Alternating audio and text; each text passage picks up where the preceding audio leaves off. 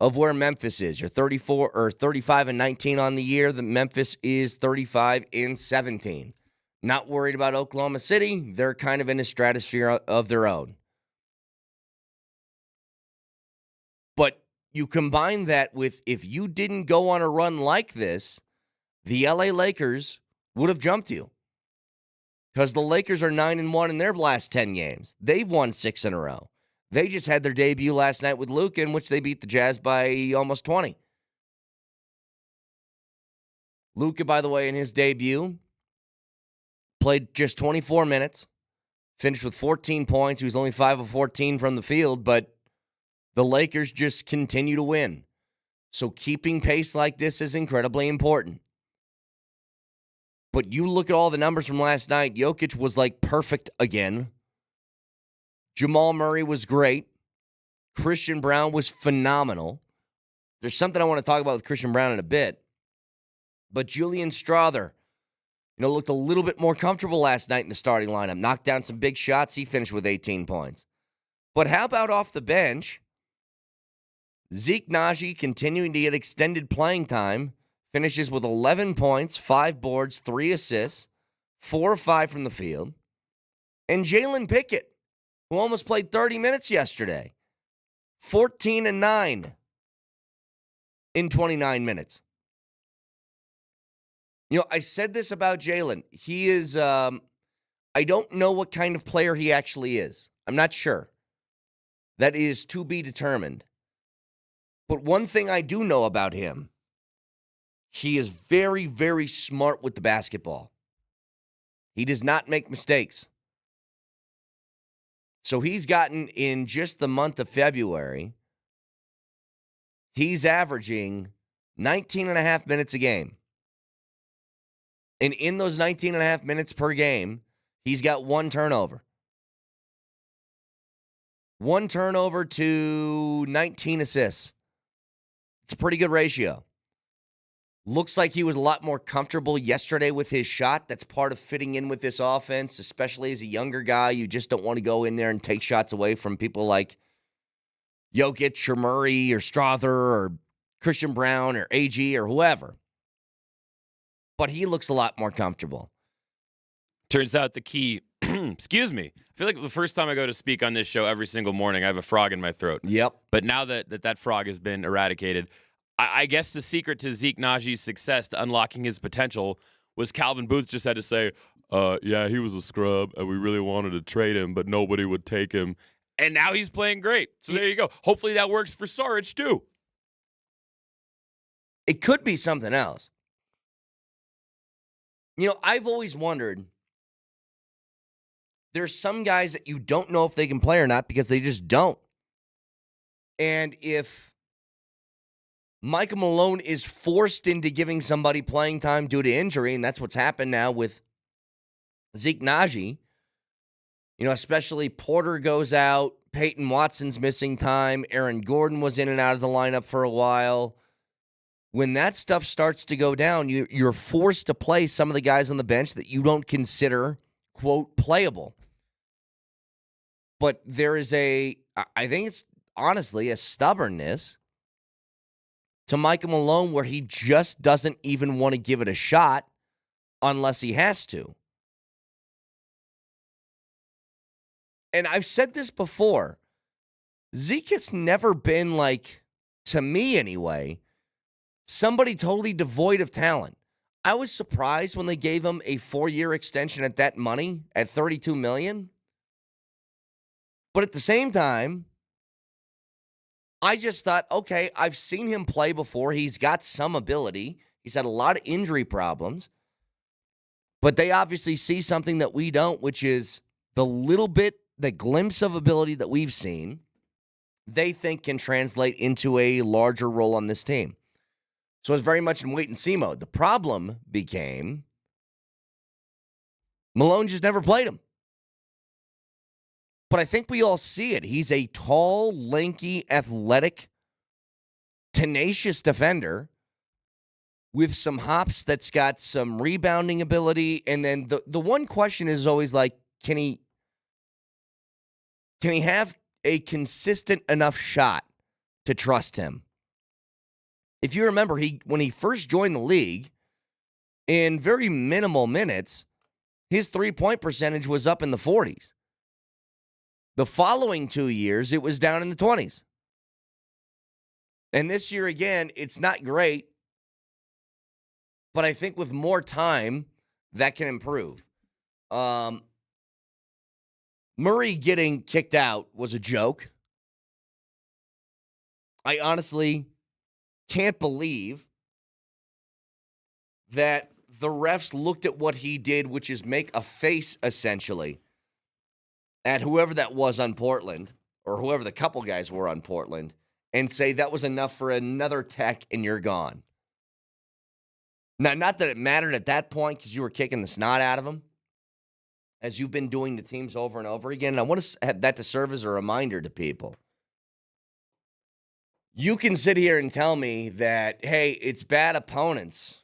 It's not a big deal. It still isn't like a huge win on the resume. But the way that you're beating them, I think, is important. You aren't scraping by the skin of your teeth against these teams. The last few that the Nuggets have had, so they started this 7-game win streak. The first couple of games did look that way. You played against a Philly team that was hurt, and you won by 3. You played a Charlotte team who was terrible, and you won by 3. But since then, it's been a dominant win over the Pelicans, a dominant win again over the Pelicans, a 22-point win against the Magic, a 17-point win against the Suns, and now almost a 30-point win against Portland, who was really hot at the time. You're doing what you're supposed to be doing as a, quote, contender. You play a bad team, you make them look bad. That's what you do. Now, I want to focus on Christian Braun for a second. For the life of me, I don't know how Christian Braun isn't in the conversation for most improved player. The jump in just numbers that he's made year over year, and I get it, it's come with like another 12 minutes per game or something like that. But he's averaging 15 on 58% from the field and 37% from 3 is incredibly impressive. Not to mention all of the sort of dirty stuff that you do. For Christian Braun specifically, he might be in the category of league's best in one thing. I don't know anybody who goes out in transition like him and finishes at that rate. Like, he is incredible in transition. You get him the ball on an outlet pass, he sprints down the floor, there's almost always a guy in front of him, and he'll finish with a layup or he'll go and dunk it over the top of you. Scott Hastings had a stat last night that I was blown away by, and I can't remember the exact number of dunks that he has in the season, but he leads all shooting guards in dunks. Second place is, you might have heard of this guy as far as dunking, Zach LaVine, and he's about 17 dunks behind him. He is a finisher at the rim. And the more you watch him, he is different than what KCP brought to the table, but it's certainly better than what KCP did last year on the offensive side. Defensive side, I don't think, look, there's just not many that are better than KCP on defense. But he makes up for that for what he can do on the offensive side. The amount of 20-point games he's had this year. I mean, just let's go since the new year. He had 1, 2, 3, 4, 5, 6, 7, 8 games since the calendar turned where he scored 20. 8. I don't think KCP had 8 all of last year. In fact, let's do a quick check. Again, it's hard to really compare because they're different types of players. KCP is way more defensive-oriented. But KCP last year on the season had 1, 2,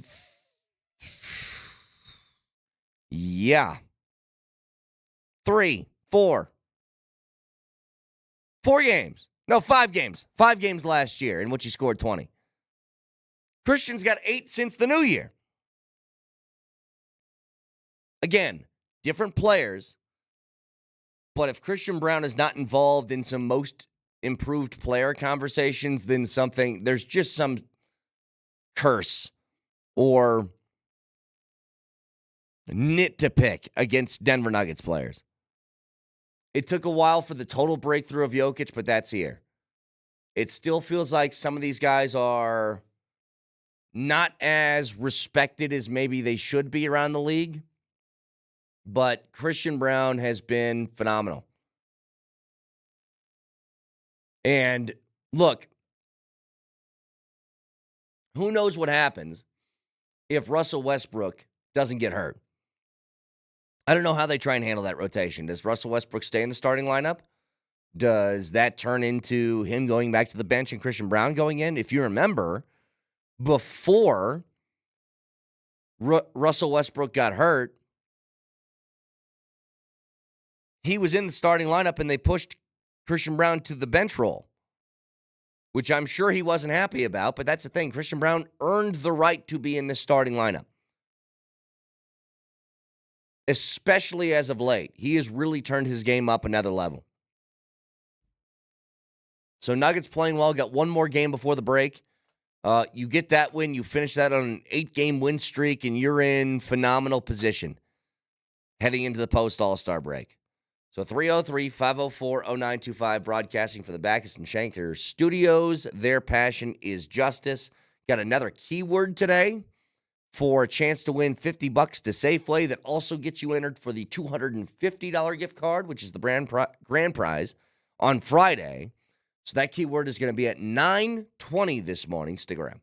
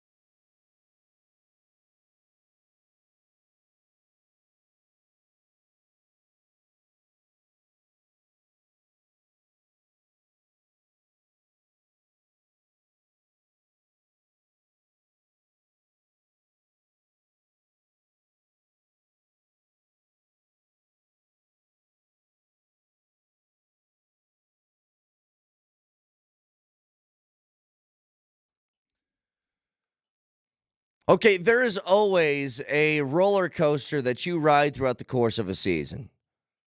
Sometimes you feel like your team sucks. You want everybody gone. You want everybody fired. You want to start from scratch. Other times you feel like you're one of the best teams in the league. You win a championship. You're on top of the world. I think both the Avs and Nuggets have done a good job at least taking themselves into a break of having you thinking, all right, a championship is at least possible. It is. You've had a lot of moments this year where you thought it wasn't. I've been chief among them. You know, the Avs, their sort of meter for me turned when they got, not when they got Blackwood, but when they got Blackwood and I saw an extended stretch of play from him. I was like, that, because what changed for them there was you needed this. It's the same thing as when they actually won the cup. You don't need great goaltending. You just need all right goaltending. As long as it's pretty good, you're going to have a shot. And pretty good setting that standard. It felt like it was top of the bar for when the old goalie room was here. Now that feels like that should be your everyday thing with the ability to get even better than that. Once that happened and I saw it kind of,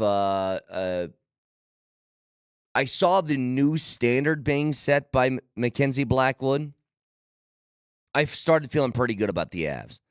Then they struggled offensively, but that's not something that super concerned me just because I know it would turn around. They're too talented. That wasn't going to be a consistent thorn in your side. It was just going to be part of that season-long roller coaster. And I think after this Four Nations break, especially with hopefully Val being back in the lineup, you can see that start to take off again. The Nuggets are interesting. They have the best player in the world, but we always say that if you want to win a championship, you need one thing, and it's actually your second, but we take the number one, which is Jokic, for granted. Because the number one is easy. Jokic needs to be healthy and on his game. Okay, well, we all know that. So the next thing becomes, if Jamal Murray plays well, then this team could very well win a championship. And then there's stuff beneath that, but those are the top two. Jamal has slowly been getting his game back into it. And there's actually something I've appreciated about Jamal over the last month or so. He looks a lot more like Jamal Murray. Basically, since he had that 45-point game against Dallas, he has been an incredibly consistent player. Because since that game, he's had a 45-point game, a 30-point game, 33, 31, 30. He's had all of those mixed in. Now, he's had a couple of games, like the Philly game in which he scored 9 points, but he scored 9 points because Porter and Jokic were scoring so much that he didn't have to. Same thing happened against New Orleans just a couple nights ago. But it's recognizing when are the games do I need to step up and take over, and when are the games that I can let some other guys cook for a little bit. And I think recognizing those moments is a big thing.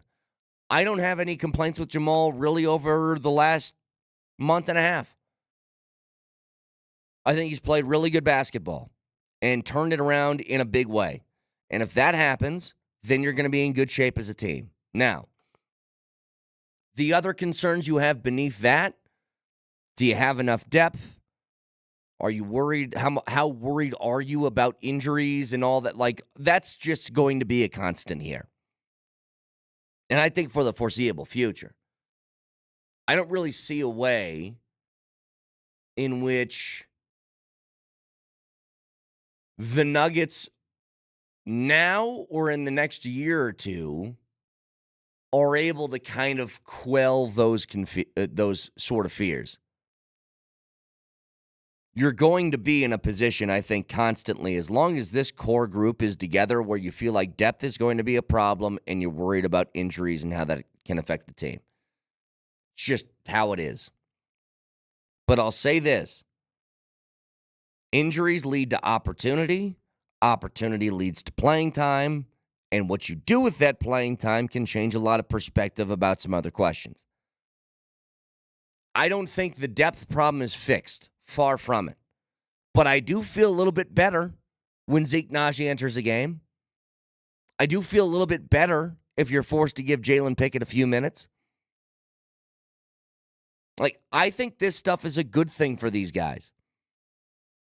That they're able to step in, play a little bit bigger roles, have a little bit more responsibility, and then, I think Vic was the one who mentioned this yesterday regarding Pickett, that he is not, scared's the wrong word, but he's not hesitant anymore when he's on the floor. He's decisive. I saw 2 or 3 times last night where he doesn't have a man directly on him, but he's near enough. He's in the contested area, but Pickett it was a catch and shoot. And I don't think he does that the first couple of games he enters in as a rotational guy off the bench. But he's feeling that sort of confidence now. It's how he finished the game, 6 of 10. He was 1 of 4 from 3, but I'm glad he shot it 4 times. And again, for a guy like him, I mentioned this about him. He's got a little bit of that Monte Morris stuff. He's got a little bit of don't make mistakes, always make the right kind of read. And a game like that, where he finished 6 of 10 from the floor, 14 points, 9 assists off the bench, that does feel like an old school Monte game.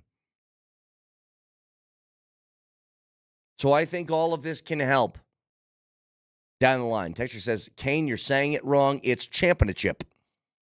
My bad. But championship windows, yes. I think for the first time all year, I'm riding sort of a high right now with both the Avs and the Nuggets. And just wait. Wait until the Nuggets finally lose one. What if it's tomorrow? Then we're all going to be saying, Nuggets did nothing at the trade deadline. This roster sucks. Fire Malone. Make Westbrook a starter. Send Calvin Booth to Mars. I would hope it's not going to be that quick. Look, you're going to lose some games here. Now, if they have another extended stretch of bad play, I'll tell you it's funny, right before this run that they went on, I was nervous. If you remember, the stretch they were on before they started this 8-game win streak, it was a blowout, don't even show up to the arena type of game against Minnesota in Minnesota, where they lost by like 30 points. They followed that up with the collapse against Chicago, where they lost to Chicago. And then they went on the road to New York, and I think put up a decent effort, but New York beat them thoroughly. Then it was the Sixers game where they were hurt, and you needed a 3-point win when scoring 137. And then you barely eked out the Hornets. You're like, what in the world is going on with this team? But since then, the last 5 games, it has been almost cruise control mode. So look, you're going to lose some games here and there. I think we all kind of understand that. But I want that stretch that I just discussed to be out now. You're going to have a bad game occasionally. That's acceptable. That's what every team does. But the extended stretch where it's like a week's worth of bad games or more, that needs to stop immediately. Can I mention one thing, by the way? One more thing about that game with Jokic. Jokic had 40 points, 7 boards, 8 assists, 3 steals, and 1 block. 15 of 22 from the field in 3 quarters. Didn't play a minute in the fourth, and he had 40 points. Had he played in the fourth, he might have gotten his career high. Because he was doing whatever he wanted against Portland yesterday. But again, you take a look around the Western Conference, and it's just things to be aware of. The Lakers are on a roll right now. They're now 4th. Spot behind you, game and a half back, 1-9 of the last 10. They're on a roll. That was their first game with Luka. Luka finishes with 14 points in 24 minutes. But they have some sort of role going on right now where they're very, very difficult to stop. And the Nuggets' next game against LA is coming up after the break. It's going to be the second game out of the break, which is going to be a 6:30 game on Saturday, the 22nd on ABC.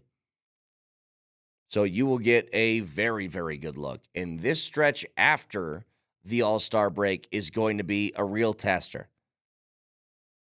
You'll have Charlotte, but then it's LA, at Indiana, at Milwaukee, at Detroit, at Boston, then Sacramento, and then it's Phoenix, a 2-game set against OKC, another game against Minnesota, another game against the Lakers. Like, you got a real proving ground for the first 2 to 3 weeks after that All-Star break. So get one more win heading in, try and create as much cushion as you can, and then we'll really get a fine look at where the Nuggets are going to be afterwards. So 303-504-0925. So saw this yesterday. I don't know how these systems go anymore. Like, I don't know how they find this information. Fox Sports has said 126 million viewers watch the Super Bowl, which would be an all-time record high for viewership. Okay. I want to know how they're calculating this now, because they said this is across Fox, Fox Deportes, Tubi, Telemundo, and NFL digital properties. So I don't know what that means. That's adding streaming and with live viewing along with all the other stuff that goes along with it. And a lot of people are using this to say, yeah, and you guys said you were bored and didn't want to watch. Don't confuse viewership of the Super Bowl specifically with interest. I think you can use those as a pretty good barometer of how interested people are into whatever event is going on, except for this one. Because our entire country stops for a few hours. We all huddle around the TV and we watch the same thing. Every single year, we all do it. Doesn't matter if you're into sports, not into sports, you will be hard-pressed to find a single person that does not have something tangentially involved with the Super Bowl being on around their presence. And as far as entertainment value, the one thing that I will say to that end about interest and people caring or not, that was the whole deal. Everybody around here is like, I can't stomach it, dude. I hate it. I'm bored. I'm uninterested. And I kind of was. Like, this was one of the first Super Bowls that, even though I'm kind of rooting against KC, now, part of it, I guess, is having a 2.5-year-old now where I'm just running around the house with her, and it's hard for me to really stay focused on the TV for more than, 5 minutes. The other thing is, I was thoroughly uninterested in the game. I didn't really care who won. But I'll tell you what, the place I was at, they cared. You should have heard the eruptions. I was in this establishment with about 40 people. And I mean, hooting, cheering, high-fiving whenever the Eagles did something good. And I was surprised because I was like, I thought everybody didn't care about this. And now all of a sudden it's turning into this giant game of how loudly can I cheer for Philly? Texture says, I'm a KC fan, and I understand the fatigue. I felt it with the Patriots, but didn't have to deal with the nonstop commercials. That's actually, you know what? Credit to you, KC fan. That's the other thing. The Chiefs stuff doesn't stop with the game. And there's even extra added in the middle of the game because it's not just the Chiefs and them being in every single big game for the last 3 years.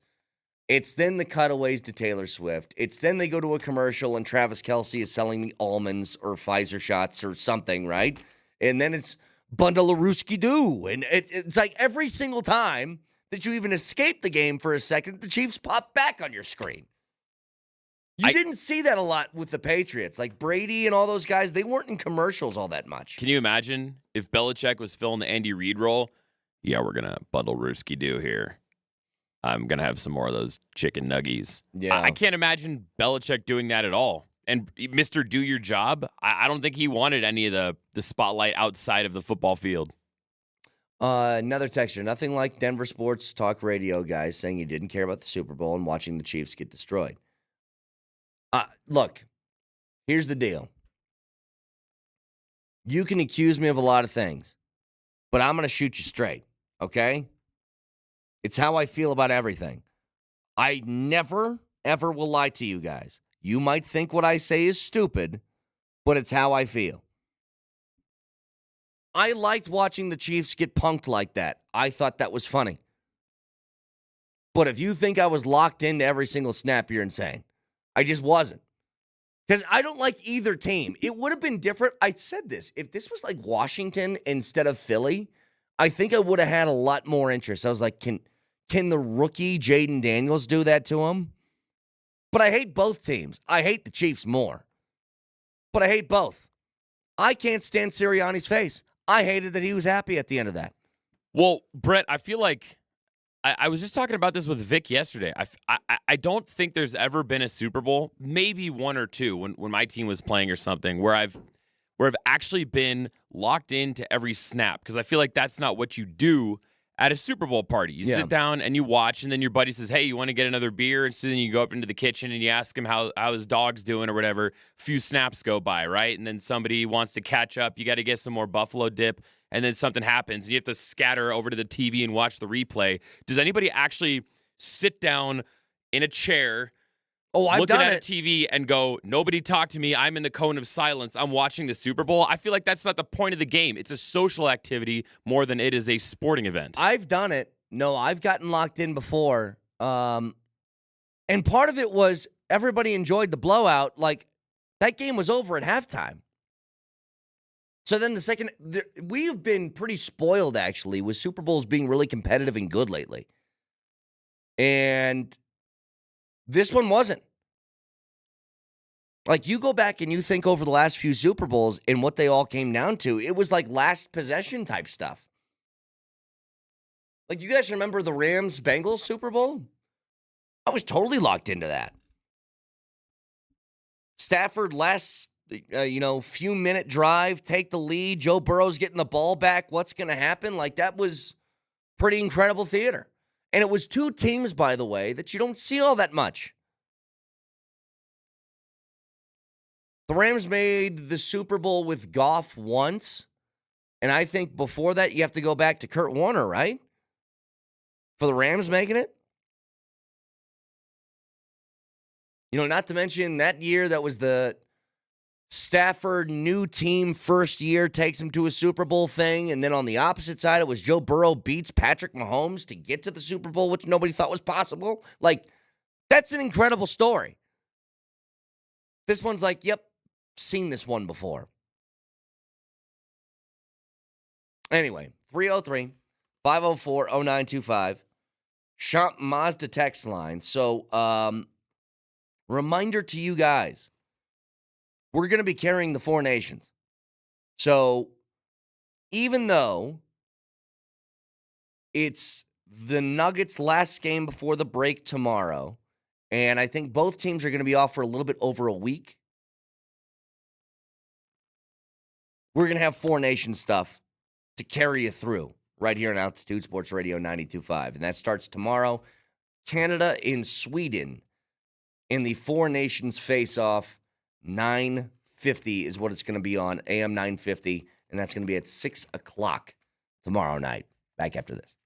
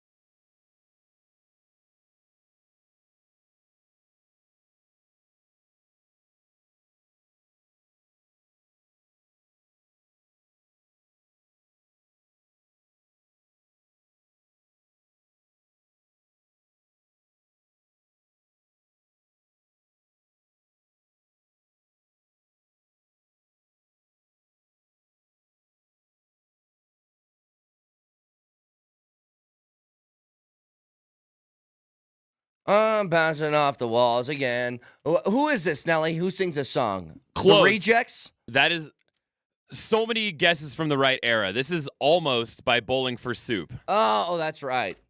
Bouncing Off the Walls is Sugar Cult. Oh, that sounds just like this. Different though. song. I do like this song. Dude, this is, okay. You know my style of music? It's a little older, a little more 60s, 70s, 80s feel, right? This era, whatever this is my wife, if I played music like this on repeat, she could listen to it the rest of her life.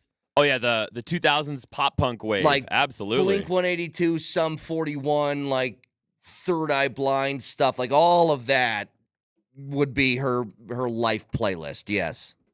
All right. I did not know your wife was a certified ball knower. That's my music right there. Oh, dude, so when we went to the Blink 182 concert, remember when they had it right after the Avs won the Cup? Oh, yeah. So we got tickets to that.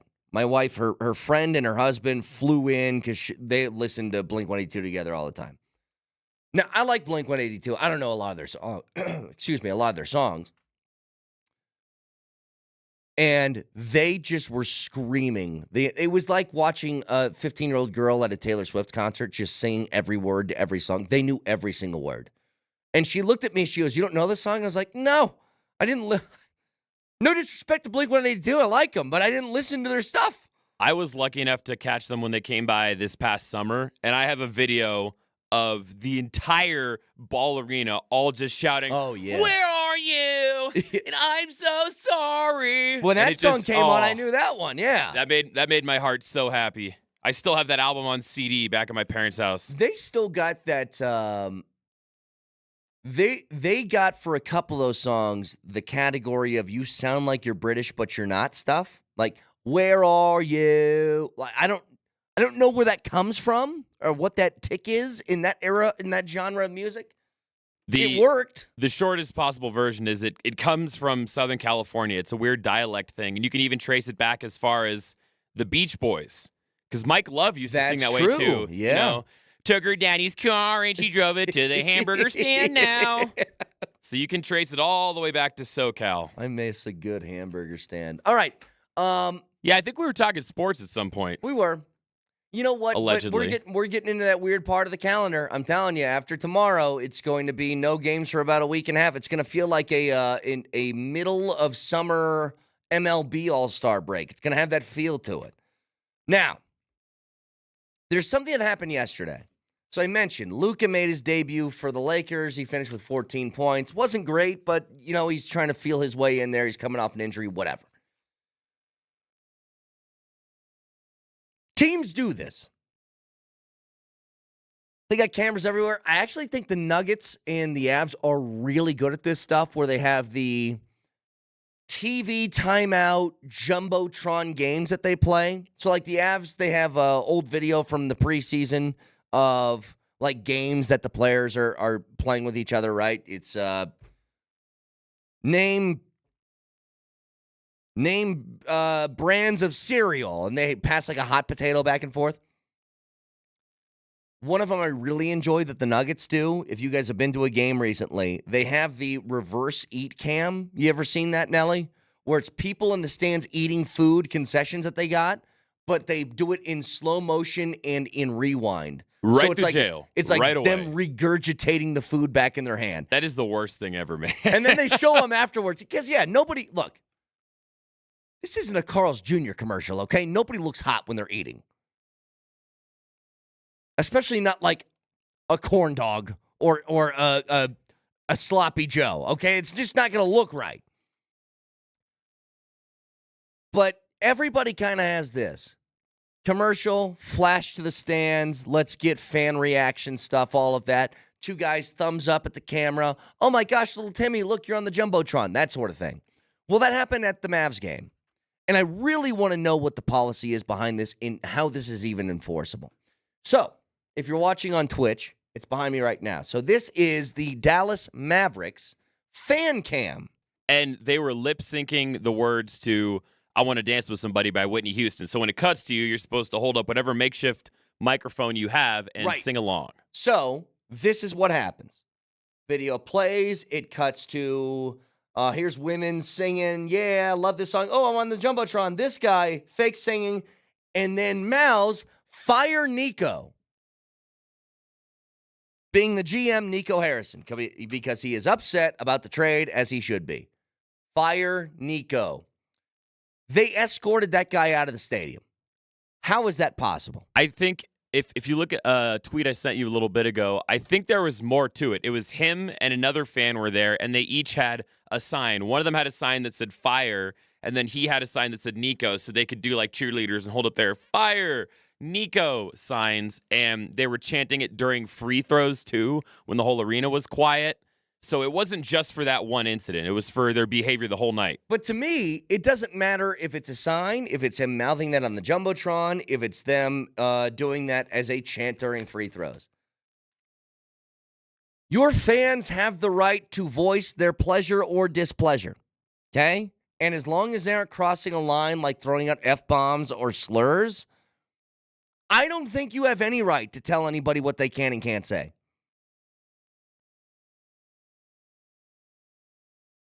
They are your consumer. They are the reason why you have money, because they pay the ticket prices. Now, I know that bulk of their money comes from TV, but the TV comes from the fans. You only sell TV for the billions of dollars you do because people want to watch your team and are interested. I think that's ridiculous. I think that thank God this has never happened because we have a good ownership group.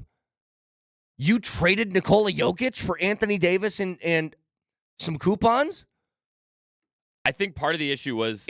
hang on, though, Nelly. If you did that and you get into the stands and there's people that are saying fire Calvin Booth or whatever, they'd be totally justified, and I would argue it's their right to voice their displeasure. And kicking them out only makes you look more weak and more like a baby. Go ahead, Nelly. So I'm looking at this ESPN article that explains the incident. And yeah, the Fire Nico signs, the Mavericks said that violated their code of conduct related to clothing, garments, or signs displaying explicit language, profanity, or derogatory characterization towards any person. I don't think that applies to any of those categories. Read them again. It was... Let's go one by one. Clothing, garments, or signs. Okay, yep. Displaying explicit language. That Fire Nico's not one. Profanity. That's not a profanity. Or derogatory characterization towards any person. That's an opinion. That's not derogatory characterization. And then I guess there were also... They didn't call him a bank robber. That's true. I don't know if this was the same two men or if it was two different men, but there also was an incident where they were chanting Fire Nico during free throws, and Mark Cuban was 20 rows in front of him. He stood up and he yelled at them, shut the bleep up and sit the bleep down, and they got escorted out. Cuban was getting into it with them. No is my answer to that. Okay, we're out of time. I want to talk so much more about that, though, because I think that's ridiculous. You make a boneheaded move that you know is going to piss people off, they voice their displeasure, and then you kick them out? No. Not on my watch. You can always watch the show live on Twitch, twitch.tv, search Altitude SR on the search bar, the Altitude TV simulcast. That is the Safeway Twitch feed, and Safeway, your one-stop shop for Valentine's Day. Don't forget that special someone, and show them you care with a beautiful flower arrangement, savory chocolates, and more. Find everything you need to make it easy with delivery or pickup. Get started at Safeway.com or in the Safeway app. Moser, Lombardi, and Kane next.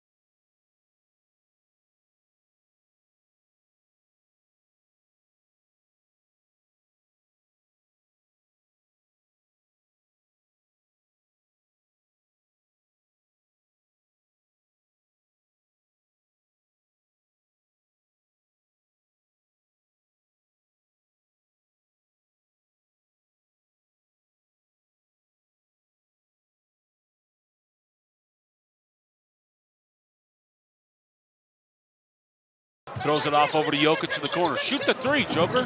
He does. Fading out of bounds. Got it! Oh, man! Right over DeAndre Ayton. He was in the corner falling out of bounds. Man, Larry Bird's somewhere smiling right now. that partially went over the backboard. Pickett gets a pick from DJ. Whips it cross-court over to Christian. He's in the paint. Little floater. Good again for Christian Brown. That's 22 for him in the game. Pickett gets a DJ pick. Gets to the nail. Jumper. Good. Denver clicking offensively on all cylinders here. Nuggets score a season-high 146 points. They blow out the Portland Trail Blazers by a final of 146 to 117.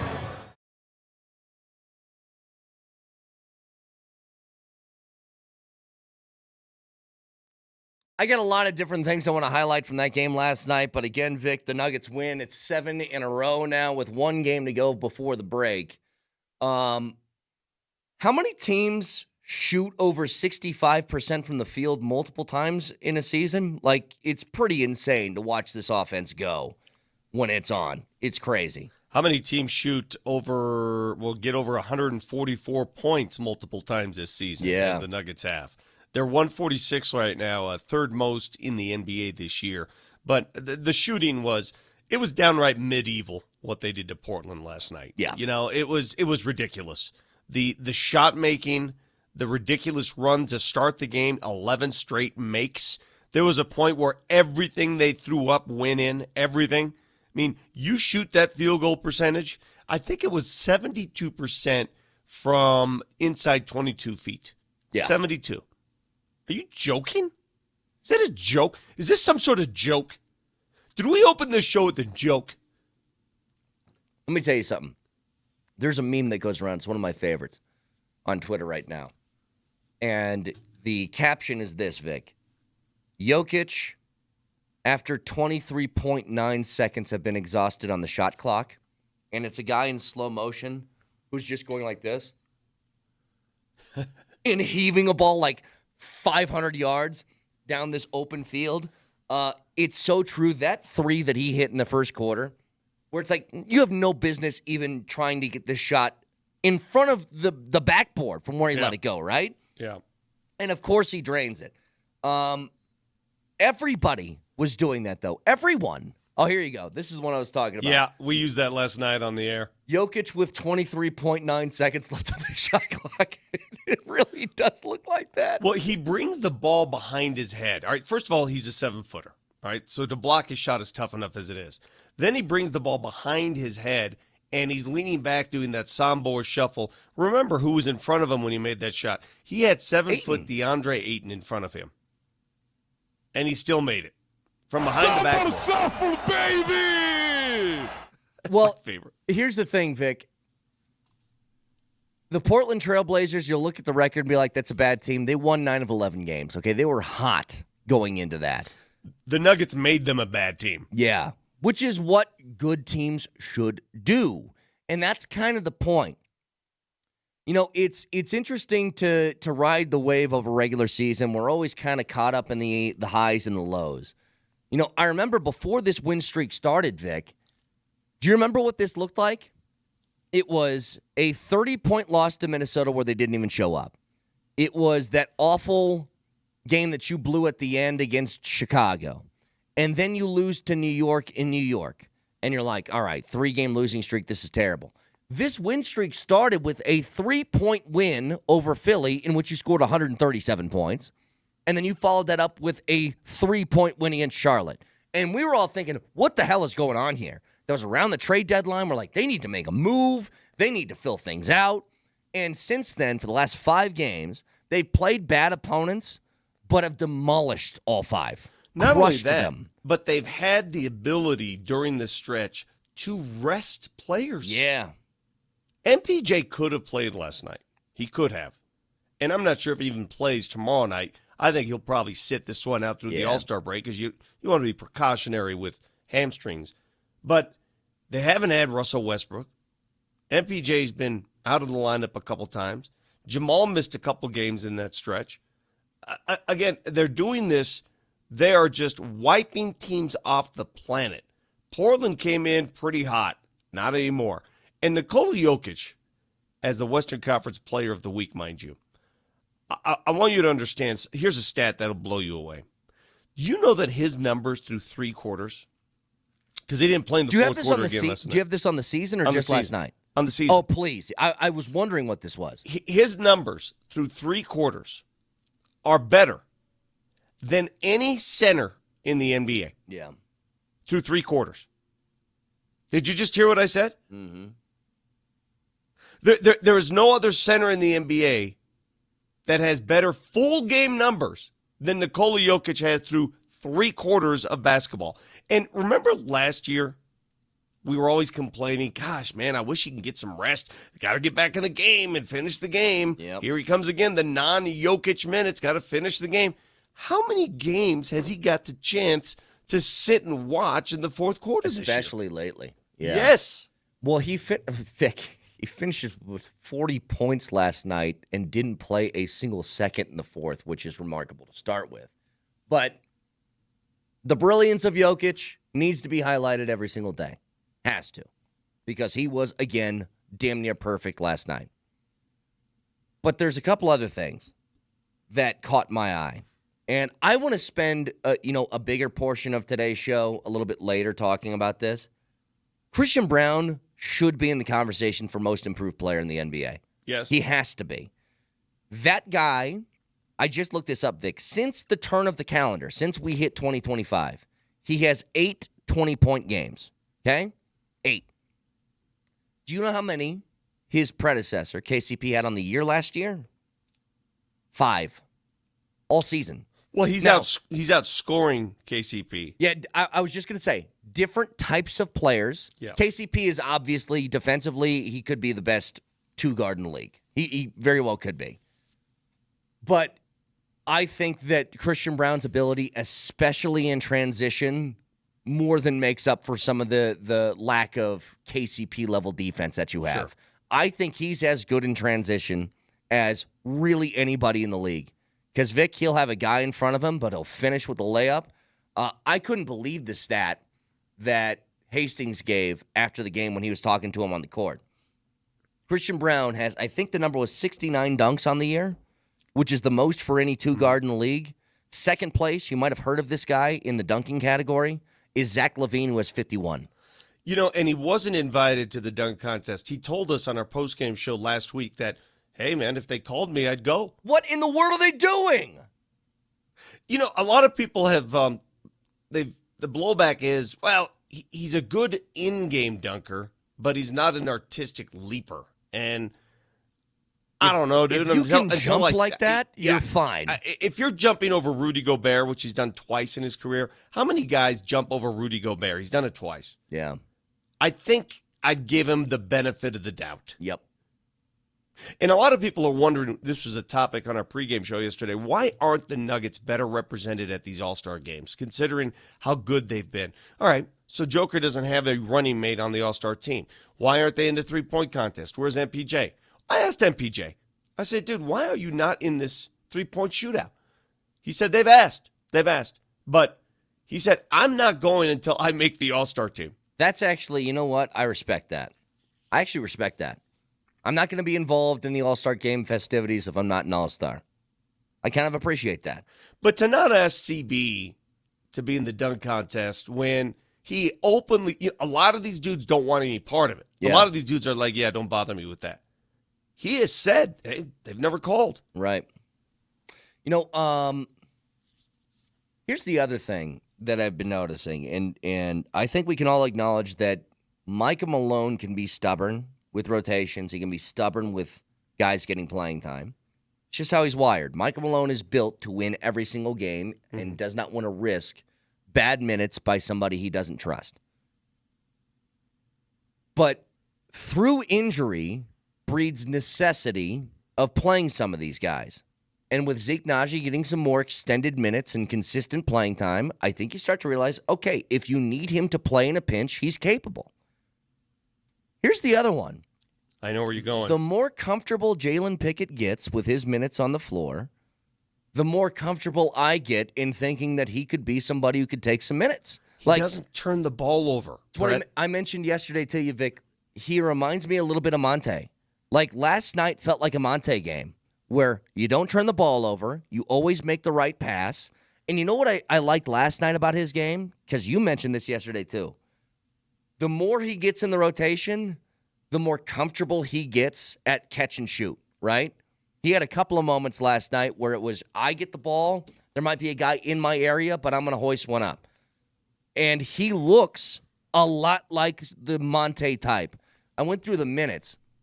So since Westbrook and Jamal have been out of the lineup, and he's gotten a little bit more extended playing time, I think he's averaging like 19 minutes a game this month. He's got 19 assists and 1 turnover. You can live with that. A guy who doesn't make mistakes, you can live with that. You know, the jump shot improving is a big factor for him because now people have to respect that jumper. They have to respect it, and they have to come out and guard him on the perimeter, so that helps his cause. The other thing about Jalen Pickett, his confidence on both ends. Last night he was on our postgame show, and I said, you remind me a lot of Andre Murray, who coached him. Andre Miller, who coached him in the G League. And he plays sort of that style, that slow it down. Did you see that move he pulled where it was the Steve Nash move, where he dribbled in a circle around the key and then finished with the left-handed layup? It was hilarious. Mm-hmm. I'm like, are we watching the Harlem Globetrotters here? I'm going to ask you guys, all our listeners who watch the game closely, in an exquisite shot-making performance by the Denver Nuggets last night, shot-making was at a premium. What do you think was the most impressive shot of the night? And I'm going to give you a couple to choose from. Was it the Jalen Pickett chase me around the circle? Was it the Nikola Jokic, let me go ahead and Sombor shuffle to the corner and hit this three over the side of the backboard over DeAndre Ayton? Or was it Jamal Murray doing a random 360 in the middle of the trees, throwing the ball high off the backboard and getting the and one? It's that one for me. They're all impressive. The only reason I don't say Joker, I think there's you know what? I guess you can't say this because he does it too much. But I was going to say there's probably a little bit of luck involved in that. You know, it's more of a heave than a shot. The Jamal, dude, I don't know, man. I know. Maybe it's come not. On. I mean, now I don't know if it's a heave when he makes it consistently. I know. So maybe I'm wrong on that. But the Jamal one, just from a pure athleticism standpoint, was crazy. 360 to have the right touch on it like that was crazy. But that's the kind of night it was, right? Everything like that was going in. Everything. I mean, even Joker, how many times, Vic, did Joker do the draw the foul, throw it up, and get it? And it was just a matter of whether they're counting the shot or not. He did it to the rookie center, Klingon, and I felt bad for that dude. You know, he's 7'2". He's like, okay, watch this. I'm going to guard Joker. He was in a state of misery for most of that game. As Joker, everybody is. Yeah. But, yeah, man, the way that the Nuggets have been playing over the last 5 games is really, really impressive. Got one more until the break. But think about it, Vic. Think about how necessary this stretch was, by the way. Because you know who's won 9 of their last 10 games is the Lakers, and they just had Luke in the lineup last night. And they're blowing teams out. Crushing them. Yeah.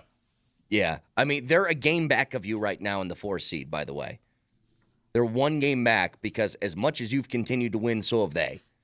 And so something to monitor, and every win is going to count here. Cool. So get one more before the break. Bring it. I can't wait after the All-Star break, and, you know, the break is this weekend. The Nuggets return home after the break. They've got Charlotte as the opener after that timeout. Charlotte is on that Thursday night after the break, next Thursday. The following game is Saturday. Saturday night, Ball Arena, against Luka, LeBron, and the Lakers. Yeah. I can't wait. Well, and that's the start of a really, really competitive stretch of games over the next 2 or 3 weeks. Yep. Yeah. Texter said Jamal's was best, but even more impressive, it wasn't off the backboard. It was a straight switch. That's what I thought. I don't think that touched glass. Oh, it didn't? I can't. Nelly, can you find that? Let's try and take a look at that highlight before the break. I think he just threw it up just perfectly to where it was. Well, that's silly. Yeah. Because I don't think it hit glass at all. That's what made it even more impressive. So as Nelly finds that, reminder to you guys, Safeway and your chance to win $50 for your special someone on Valentine's Day. We're going to be giving that away at 9:20 today. 9:20 will give you a keyword. You text in that keyword in your first and last name, and then we'll draw a winner at the end. It also gets you entered for a $250 grand prize gift card from Safeway on Friday, as long as you enter that keyword, but that's coming your way at 9:20 this morning, so stay tuned for that. Again, Nuggets rolling right now, winners of 7 consecutive games, trying to make it 8, so Nelly's pulling it up here. Yeah, I don't think this caught glass at all. Oh, it's... Yeah, I don't know. It's tough Can't to tell. see with the, I know it's the lagging skippity. that we have on here. Can you put it behind me, Nelly? No, No, you you- can't. Okay, never mind then. I don't think that touched glass though. That's what's wild. And soon after that, he got ejected for talking to a guy on a basketball court. That's Talking. insane. Yeah, crazy. So 303-504-0925. A lot to get to. Stick around.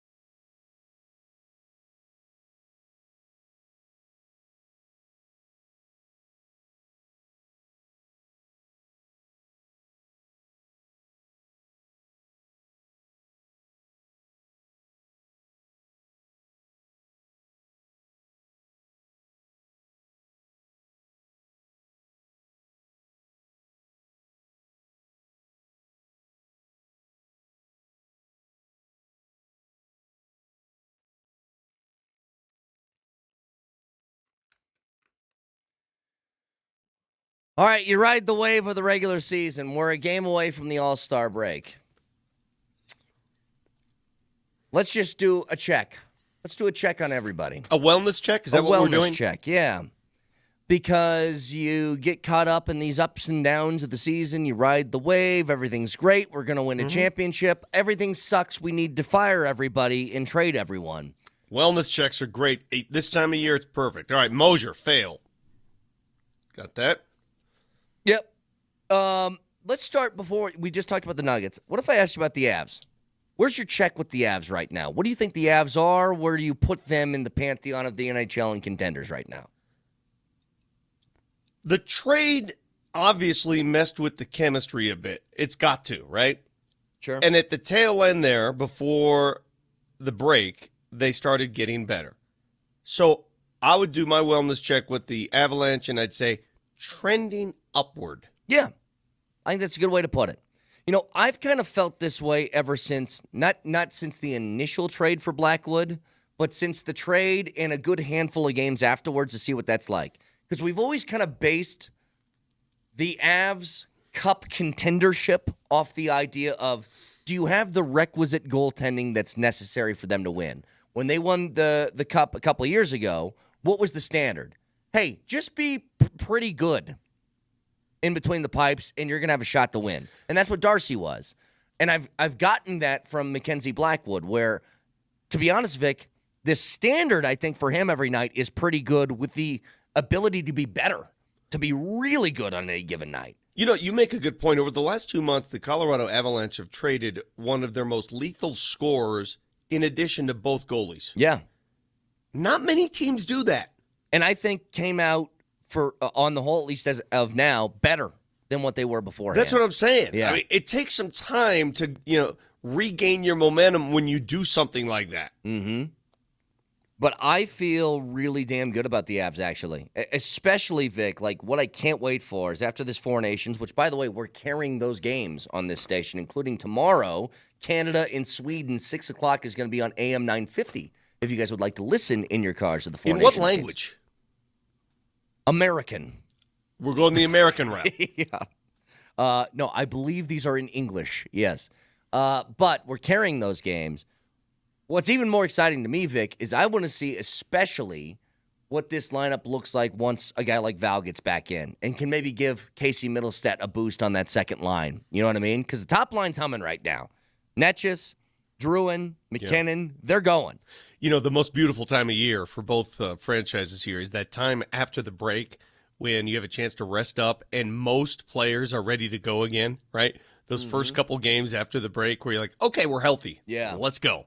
And you assume Val will be healthy by then. If he's not, we got a problem. Yeah, that 7 to 10 day injury turned into a few weeks, which turned into after the Four Nations. If he's still injured after that, then I'm concerned. Yeah, I'll be in a bit of a panic mode if he's not. Yeah. Now, for the Nuggets side of things, there's always an overarching question with the Nuggets. The number one most important question is one we don't discuss because we've never really had to. And that is Jokic healthy and playing well? And the answer is always yes. Yes, he always is. So what becomes the number one question is, well, how about Jamal? If Jamal plays well, then the Nuggets have a shot at a title. That's how we always kind of think in our heads, right? Yeah. Have you seen Jamal lately? Jamal's been playing really good basketball over like the last month and a half. And it's not just the stats. Right. Don't focus on the stats. Focus on the look. And I know that sounds silly. It's the look he gives you. No, you're right. You know, the way he moves during a game. That's what I focus on. And you could tell he's playing with more health. I'll tell you what. You know what really impressed me last night with Jamal, other than that sick 360 and 1? I saw him working through screens last night, and I mean putting in a lot of effort on the perimeter in a way that's hasn't happened consistently enough throughout the course of the year. But even if you want to look at the numbers, go and look at them. Jamal's shooting numbers have been great over the last few weeks. Like, he's putting up 30-point games. He's shooting a really efficient percentage from the field. He's picking and choosing his spots, which I think is a really smart, mature way to handle it. You know, like, wasn't it just a couple games ago when Porter had like 33 or something like that, and he only took like 7 shots in the game, but it Didn't felt need to. right. Yeah. It felt right for him to do that. Yeah. But that's the next question. And then finally, it's always with the Nuggets. Do you have the requisite depth? Do you have enough guys that you trust in case, hey, injury happens in the postseason? Can somebody step up? Still don't know, but I will say it feels better now than it did a couple of weeks ago after watching Zeke and Pickett play okay. Yeah. Feels a little bit better. All right, so as long as we're doing this wellness check, Yeah. which is smart to do. I mean, I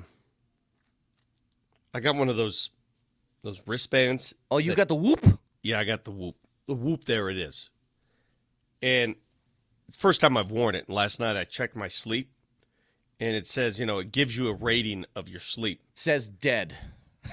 Sleep performance, 62%. Is that a good number? That's terrible. Oh, it's awful? Okay. I mean, I slept only half the night.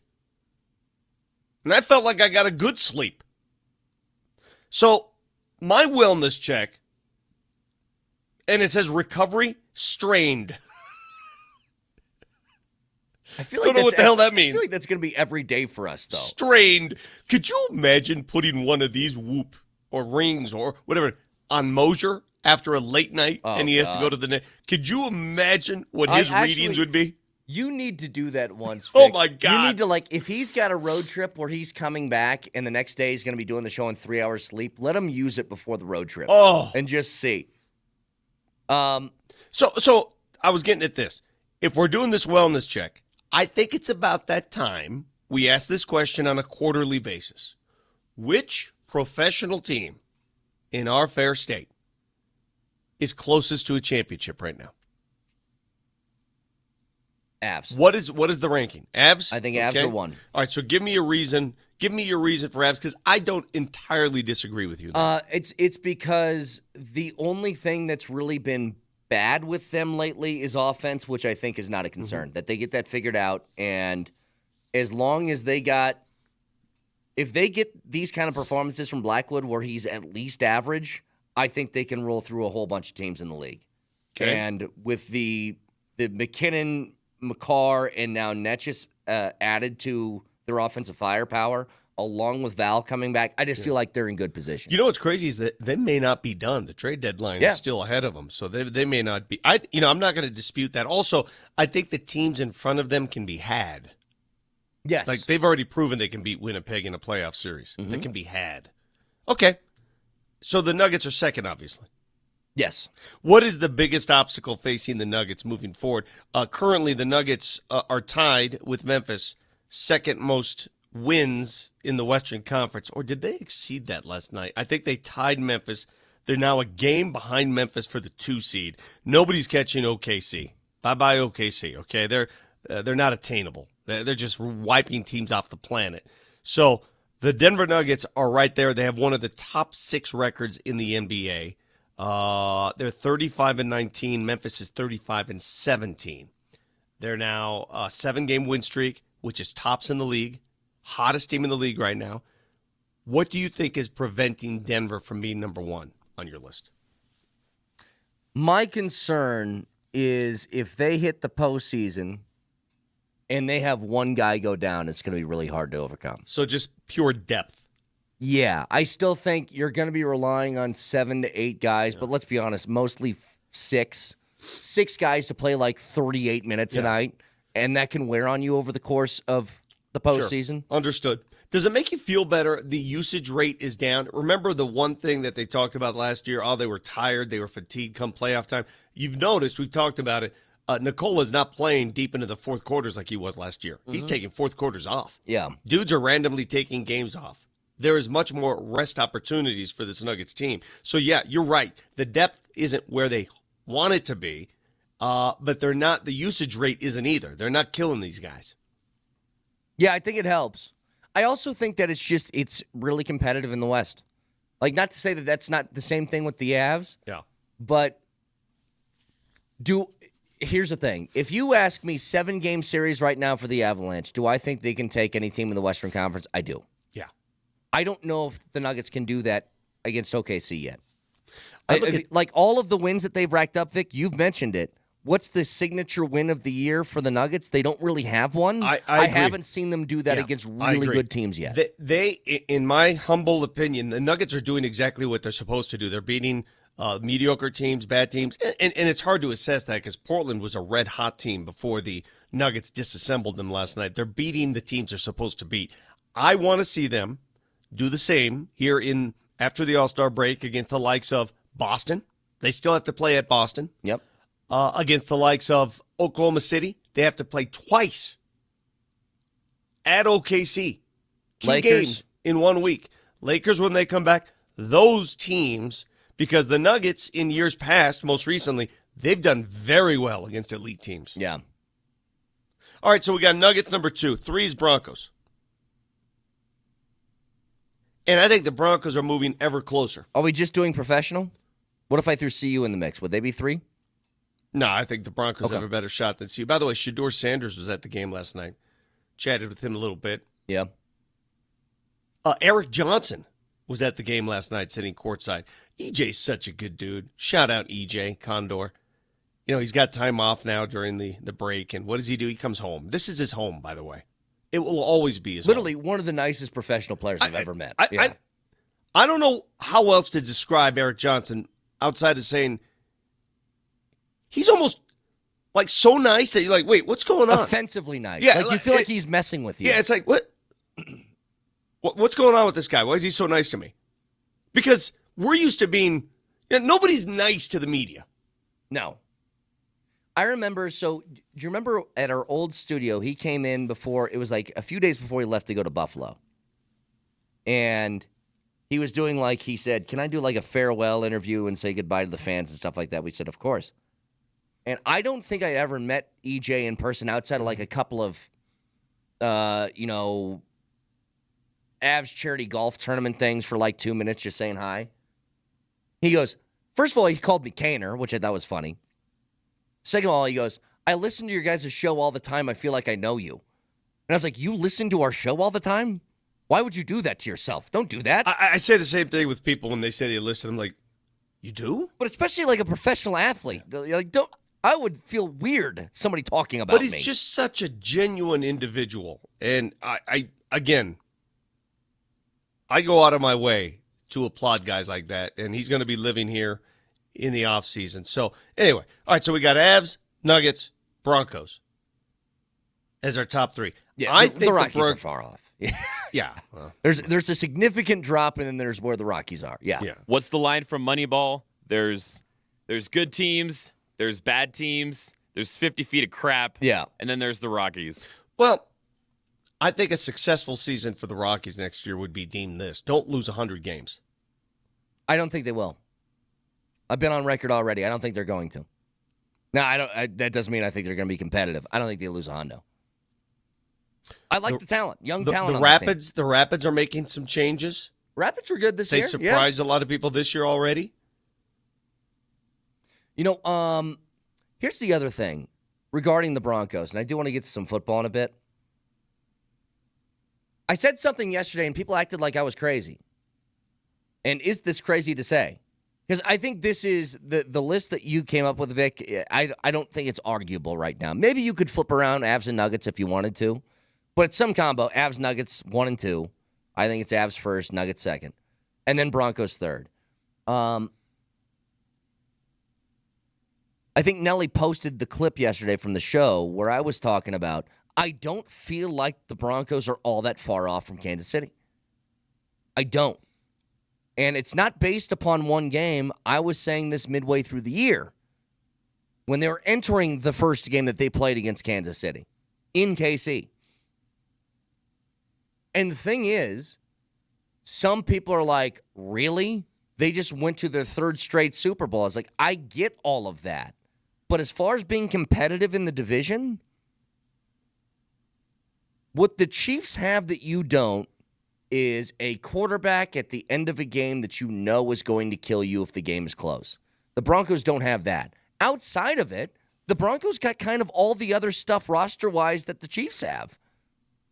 And we're talking about the Broncos need to improve skill position-wise, and they might be as good as the Chiefs right now. Did you hear Debo Samuel on that interview with Guerrilla Sports, was it? Who did he do the interview with? Guerrilla Sports. With Liv. He basically openly campaigned for Denver. He was asked about which team excites him, which team out there looks good, and he said Denver. Mm-hmm. He's targeting Denver. When's the last time somebody in the NFL, as a prospective free agent targeted Denver? Well, let's hear it. Who's a team, in your opinion, that people should kind of be like, ooh, they might be something special? I can say Denver. Bo Nix is playing really, really good ball right now. Your defense is outrageous. You got P2 out there who's, I would say, the best at the position right now. Probably been for the past 2 years. You got the other guy on the other side. I just think you need a couple more pieces, and then it'll be what it need to be, and you just have to get past Pat Mahomes every year. By the way, that was Bleacher Report, not Guerrilla Sports. Bleacher Gotcha. Report. What was that noise? Oh, that was the video, the quick cut video. Sounded like a sword. No, but he look, I'm intrigued by the Debo thing. What's his contract, by the way? Loop Digger, you caught it. In reference to Riley, did he say the other guy on the other side? Yeah. Yeah, the other guy on the other side. I don't know, by the way, it's weird. I don't know how much players in leagues actually know the names of other players. They refer to them as numbers a lot. So Debo he's set to make only a $15 million cap hit this year. It's totally doable. Totally. Of course it is. I mean, the only question for Debo, and it fits the profile that I think Sean Payton is looking for in that I'm not even going to call it a joker position because I'm so tired of hearing that name. A versatile position, put it that way. He fits the profile. The only question for him is health, and will he cause a stir? Yeah. It's appealing. Like, he would immediately fit whatever that thing is that Sean Payton talks about all the time. A guy who can do multiple things, and you can use him out of the backfield and the passing game and a whole bunch of stuff like that.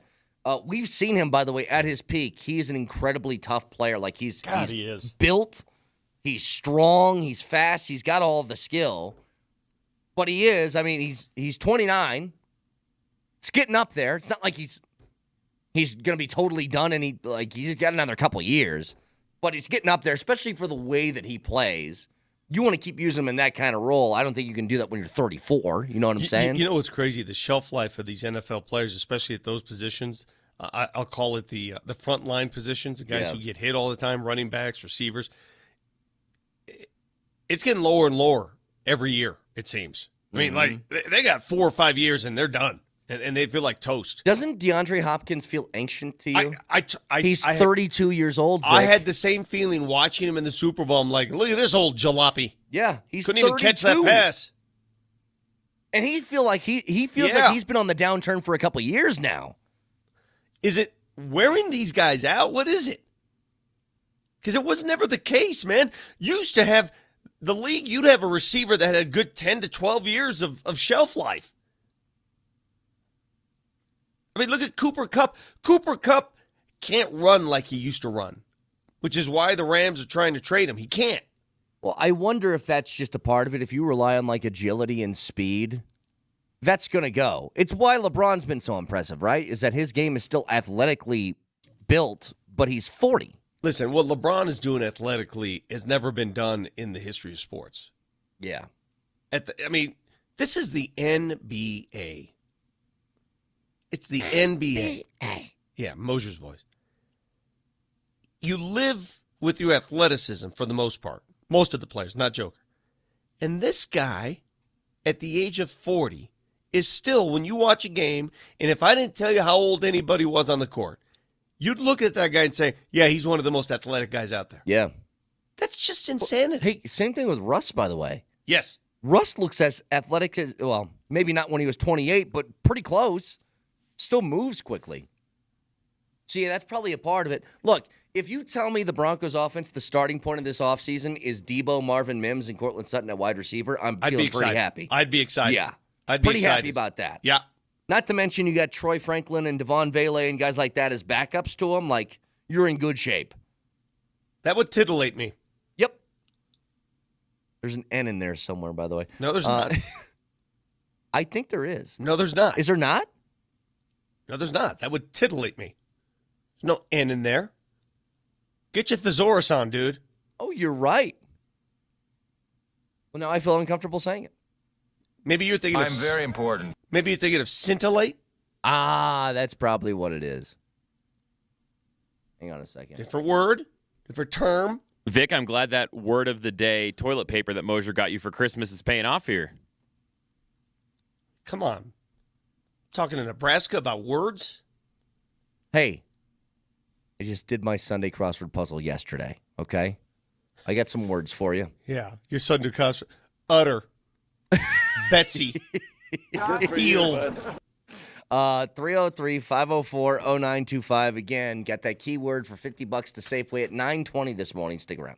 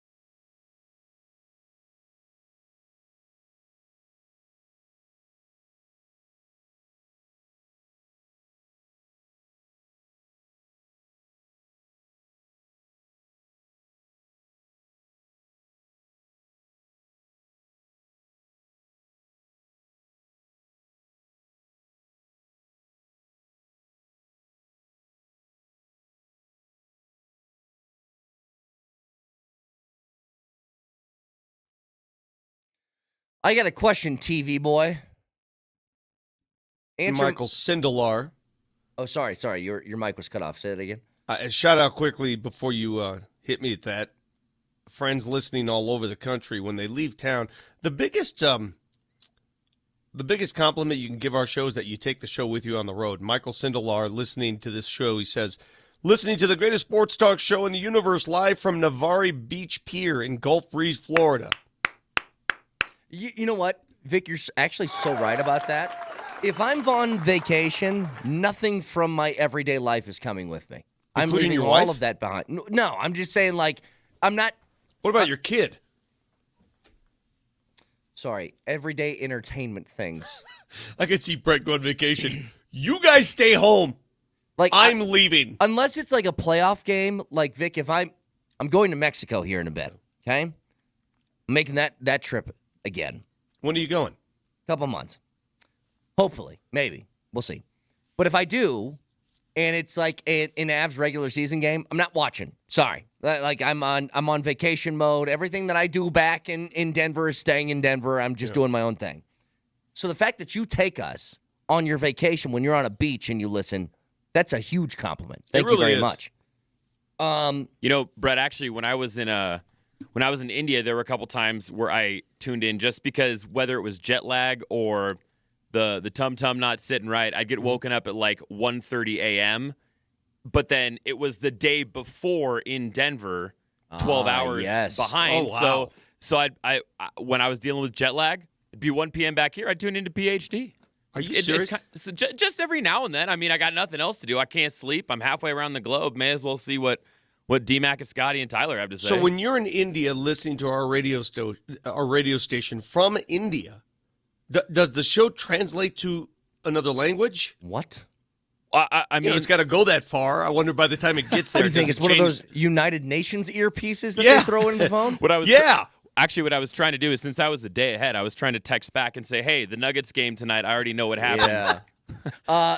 I'm going to be honest. If I am not on the show, I do not listen to you. I know what you guys have to say. I know you better than you know yourselves. I will gain nothing of interest by listening to this show if I'm not here. This guy, Kyle, writes in, when I was in Mexico for my honeymoon, I would log in and listen to you guys while my wife was sleeping. Had to hide the headphone at breakfast, too. You are crazy, Kyle. I mean, you going to start your marriage off with that? Wait. You're starting your marriage, your honeymoon, by hiding things immediately? Well, And it's you know to what? listen Your to retort, a few morons? Hey, your retort could be worse. Like, my wife used to get on me because I played too much golf. She'd say, my retort was always, what do you want me to do? Go to the strip club? You always think of the worst thing. Exactly. You want me to do you want me to be a drug dealer? Gosh, Brett, are you playing golf again? Oh, I'm sorry. I'll just go smoke crack cocaine. Yes. Always think of the worst case scenario. Hit them with that, and they always have to take a step back. What? I guess I'll go cheat on you. Sorry. Anyway, here's the question I got, TV boy. Viewership for the Super Bowl was 126 million viewers that Fox says is the most watched Super Bowl ever. Why is everything the most watched thing ever because now? there's a new way to gauge it now. It has to be, Nielsen right? has changed the way they do. The barometer that is used to gauge viewership has changed a lot. Because they get to add streaming numbers Exactly now right. and all that stuff. Everything you hear about audiences over every sport, over every event, it's all the largest audience ever. Well, yeah. Yeah, because you're changing the way you gauge it. Right. Dude, you don't want to get my opinion on Nielsen. Oh, I don't. Okay? I was just. My opinion on Nielsen has always been, what is this, a guessing game? What do we get? Is this a guessing? Is this what we're doing now? So I told you I went to Newton Middle School a few weeks back to talk to some kids that were in a media class there.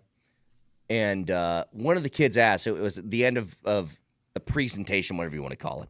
And I was like, any questions? One of the kids said, how many people listen to your show? And I literally said to him, 7. I don't know. And nobody really knows. 7, and Like, one of them has to hide the show from his wife on honeymoon. I couldn't even give you a remotely accurate answer. I have no idea. But the reason I ask that and the reason I bring it up is this. It very well could have been, like, because this is what the Super Bowl is. whether you care about sports or football or the game itself or anything, it is one of the only true traditions that every American participates in, which is you're somewhere when the game is on, okay? Whether you're actively watching or not, it's around you. Yeah. That's a great way to put it, around you, because a lot of people are not paying attention to the game. They're talking, they're doing other things. But it's around you. Yes. It's around you. And I will say this, for me, it was one of the, I can't tell you the amount of times, Vic, that I would hear something happen and then I would look at the TV. I was not like actively tuned into every single play. I was doing so many other things. And it's one of the first times I felt like that. Well, you were at a place, at a bar. Well, I've done that the last 4 years. I mean, it's the same place I've been for the last 4, but I remember when it was like Cincinnati in LA, like I was pretty locked into that game. Now, the game was good. Like this game was a blowout, which doesn't help. But it was truly what I thought I would feel, which is, yeah, I'll take a gander at the TV for a little bit. If I get distracted, I get distracted. I was never like annoyed if somebody got my attention, is the way I'd put it. Because you had no vested interest. Yeah. But I never have had a vested interest really in the last, handful of years, but there was something about that game in particular. And the game was a blowout. Yeah. And the game was a blowout. If it was a close game, you'd pay more attention to what was going on. So it lent itself to that. By halftime, everybody's just sort of doing their own thing. That's the way the game went. The ratings, these monster ratings for the Super Bowl. I mean, what did you expect? Even though we droned on about how it was a boring matchup and blah, blah, blah, of course we're going to watch. I told you that. Everybody's going to watch. Now, the relative interest is different, though. What I was surprised by was the amount of people, the overwhelming sentiment about that game was, don't care, barely going to watch. I'll be at the party, but I don't really care. And I still was kind of shocked, Vic, at how many people were hooting and hollering and high-fiving whenever the Eagles did something. Like, there were a lot of people that were locked into the game just for the beatdown, that were pumped about it. How many people do you think that watched the game were Philly fans or just anti-KC fans? Big difference there. Philly fans or I just want KC to lose fans. It also depends on market. Like, I wondered, how did Dallas people receive that? Were they KC fans? Because they hate the Eagles. Or were they so sick of the Eagles that they were like rooting for the meteor? You know what I mean? That's one, because I noticed this. God, could you imagine if this happened? Did you see Michael Strahan, who I now, he's a Fox analyst now. About this. Michael Strahan, Mr. Giant, right? Career, one team, New York Giants, multiple Super Bowls, one of the best defensive ends ever, is waving an Eagles flag and saying, "Fly, Eagles, fly." Can't do that. Imagine. I agree with Giants. Shannon Sharp waving a Chiefs flag. Can't do it. It made me sick to my stomach last year. Do you remember last year who presented the trophy to Patrick Mahomes? Do you remember? Who was it last year? It was John Elway. Yes, it was. Oh, my God, that's right. I vomited in my mouth. Now, that was an obligation. Exactly. It wasn't like he said, hey, let me be the guy. Right. But still, no. No on that. I could not imagine if it was Vic, John Elway, or I guess, you know what, let's make it Peyton Manning because he's in the media, just to try and be fair. If Peyton Manning is on TV after the Chiefs win a Super Bowl and he's waving a Chiefs flag around, like, can't do it. That's insanity. You can't do it. And I don't know where that line is drawn, but you know what the line is. And for Michael Strahan to cross that line is amazing to me. I couldn't believe it. Why would he do that? Oh, I want to be fair. No, it's sports, dude. Everybody will understand, by the way, like the biases that some former players are worried about media-wise. Like, if you're calling a game, that's one thing. If you're an analyst and you want to say, my stomach will not allow me to root for this team, everybody would get it. Everybody gets it. Calm down. You don't have to be, Joe Journalist. It's ridiculous, to be honest with you. I would be pissed if I was a Giants fan, like livid. I really would. And I know that sounds stupid, but I really would be mad about it. I mean, it's like LeBron wearing a Yankees hat and going to a Cleveland Guardians game. Yeah. God, I'm trying to think. How about this, Vic? Maybe this is the most blasphemous of all of them. Let's say it is Desmond Howard, and he's on College game day, and he starts waving around an Ohio State flag. Like, think about what Michigan would do to him. Think about that. Right to jail, right away. 303-504-0925. Now, does Strahan do that because which news source does he work for? What does he do now? He's Fox pre- and post-game. Yeah, but no, what's he do is he's got another job. Oh, it's Good Morning America or something like that. One of those morning shows that he also does. Does he think he has some sort of national obligation or something? All right, news guy. I was on the news once too, but I ain't going to do that. You look directly in the camera and you say, I'm a Giant. I'm never pulling for the Philadelphia Eagles, Now, ever. I'm genuinely mad now. I'm genuinely angry. Yeah. So did he do that as a joke? Was it a TV spot? What was it? So, hang on. Let me say, maybe it was sort of a bleep you for letting Saquon go. Like, I'm not sure. You could be mad at the Giants organization, but you can't be mad at the Giants fan base. And by waving an Eagles flag, the Giants fan base is looking at you and going, what are you doing? Okay, so Hey. Nelly, I DM'd it to you. Let's get to this in just a second because I want to come back to it. We'll talk about the game as well last night. The Nuggets with another big win back after this.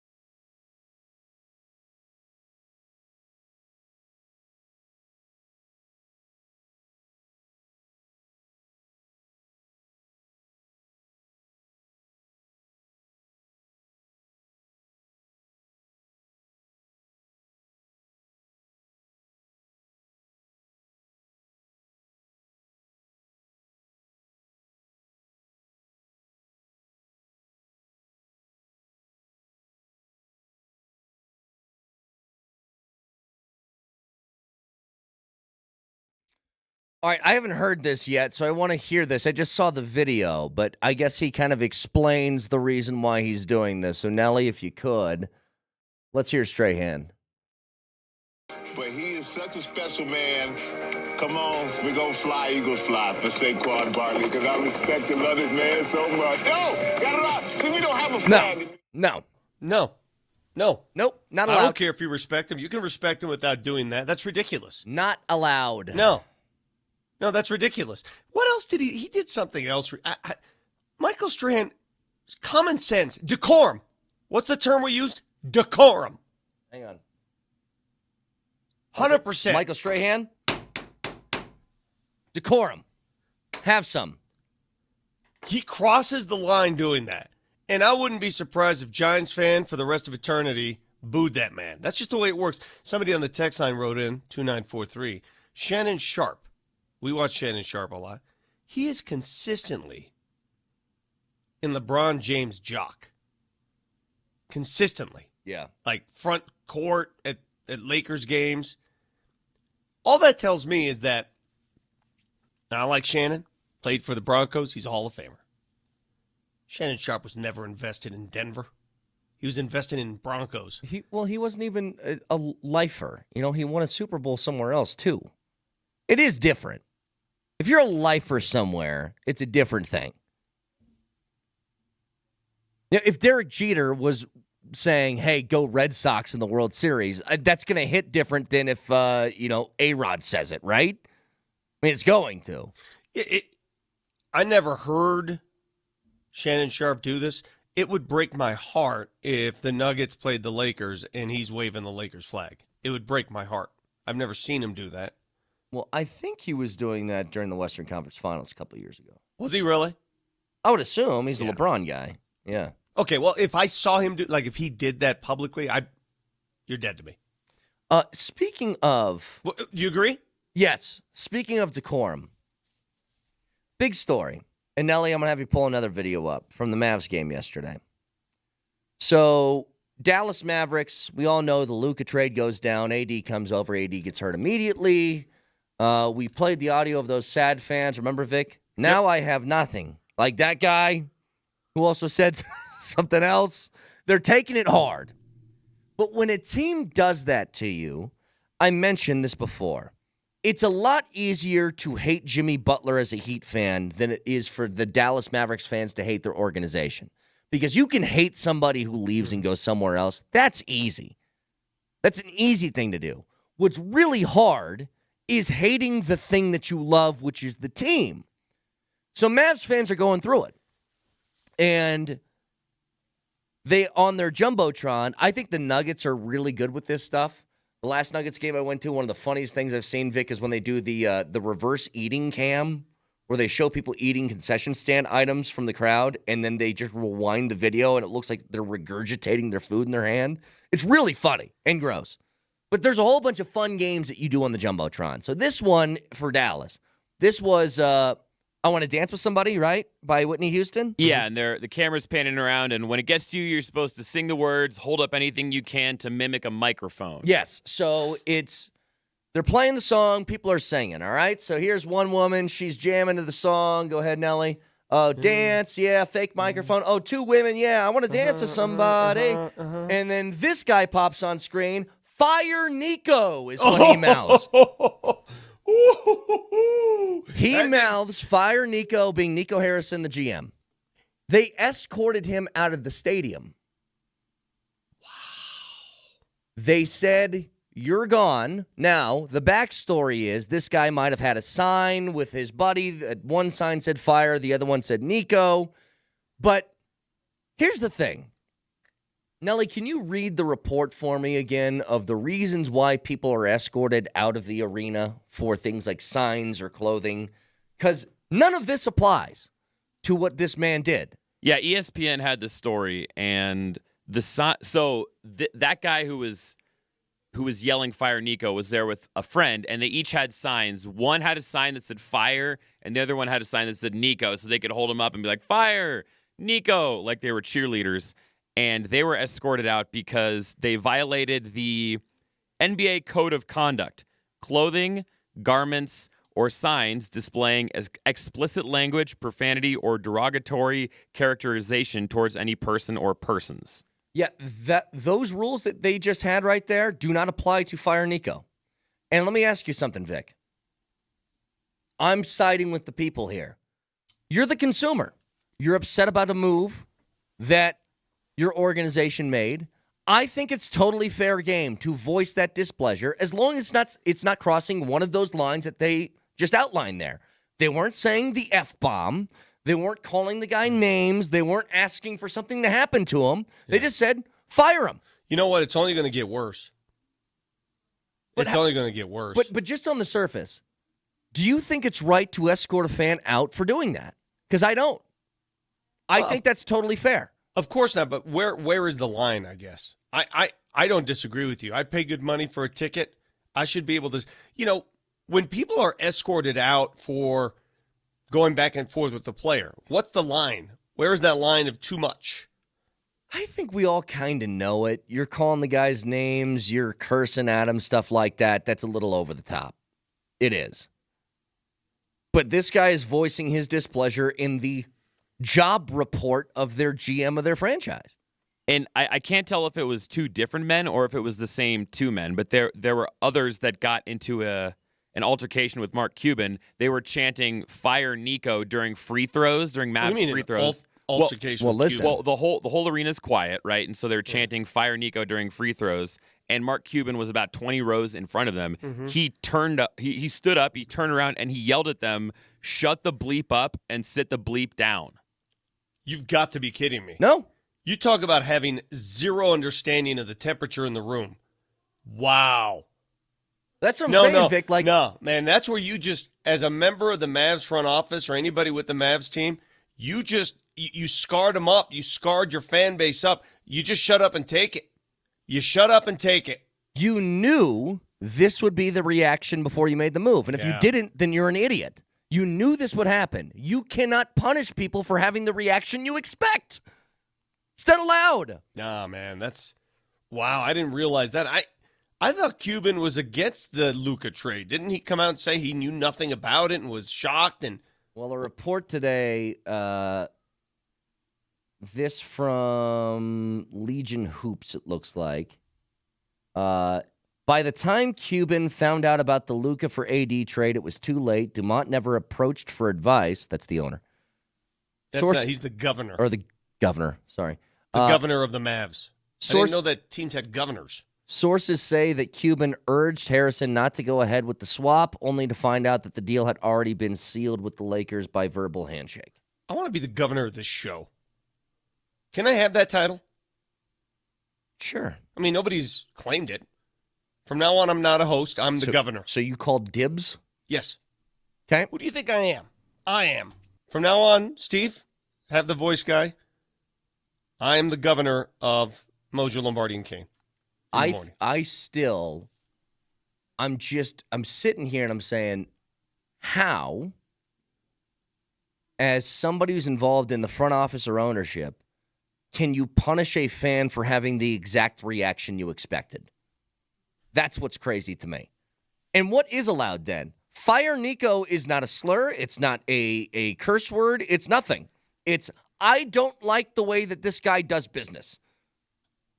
You know, how many times have we heard throughout a whole bunch of different sporting venues and franchises sell the team as a chant within the stadium? You're going to kick everybody out for that? Yeah.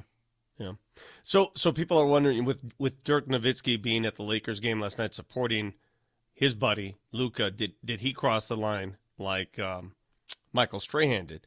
No. Dirk wasn't out there waving a Lakers flag. He's supporting his friend. He's not waving a Lakers flag. He even said it on social media. He'll always be a Maverick. If the Mavs played the Lakers, Dirk's rooting for the Mavs, not for Luka. Now, I guess you could kind of make that argument, I suppose, with Saquon and Michael Strahan, but I don't know if Luka went up to Dirk and said, here, can you wave this Lakers flag and run out of the tunnel with us? I don't think that Dirk's going to do that. Just my guess. Now, if a guy leaves a team and he has a beef with that team and then he starts waving those flags, I get it. Yeah. I get it. Somebody said here on the text line, 1002, regarding Michael Strahan, guys, lifelong Giants fan here. We were always taught to support the division after your team is eliminated. You shut up. I will never understand that. That is by the way. dumbest thing I've ever heard. Yeah, Broncos fans are all falling in line for the Chiefs. I accept that in one place, okay? You do not root for your division. God, please, Who cares what your division does after you're eliminated? It makes no difference. The one place that I think you should root for teams within your sort of rivalry area is college sports, especially football. Because the better your conference looks, the better your losses look, the better chance you got at getting a little bit of grace towards the end of the year when they go to evaluate your schedule and stuff like that. That is that notion right there. We were always taught. Is this true, Giants fans? I mean, you East Coasters are a little different to begin with, but is that true that you're taught to root for your division? That's the dumbest thing I've ever heard of. You think when the Nuggets were eliminated by the T-Wolves last year, I was sitting here with T-Wolves pom-poms? I wanted them to feel pain. Do you know where I'm coming from, though, Vic? Like college basketball, wouldn't you want other teams in the Big 12 to do well because it makes your resume better by comparison? That's stupid, too. If Ohio State, trust me, no point does Ohio State root for Michigan or vice versa. The SEC does. They root for their own You know why? conference. Because the SEC is its own little country. But the reason the SEC does it is because a 9-3 Ole Miss team can be mad online about not making it because their conference is so good. Yeah, whatever. To each his own. But ain't no chance people in Broncos country are rooting for the Chiefs, the Raiders. Well, the Chargers are sort of like Switzerland half the time. But you know what I'm saying. That's not happening. We were taught. That's almost hilarious. Professional sports, you root for the demise of everybody that's around you. You hope everyone has the worst, most awful season you could imagine. Yeah, growing up in North Denver, we are taught as Rockies fans to always root for the Dodgers and their spending habits. Yeah, not the way I feel at all. Not at all. Can listen to us anywhere on the Altitude Sports Radio app. Hell, if you're on a beach in Florida, guess what? Download the app and you can listen to us live there. It's powered by the Will Hite Law Firm. Injury lawyers, go to willheitewins.com. That's willheitewins.com.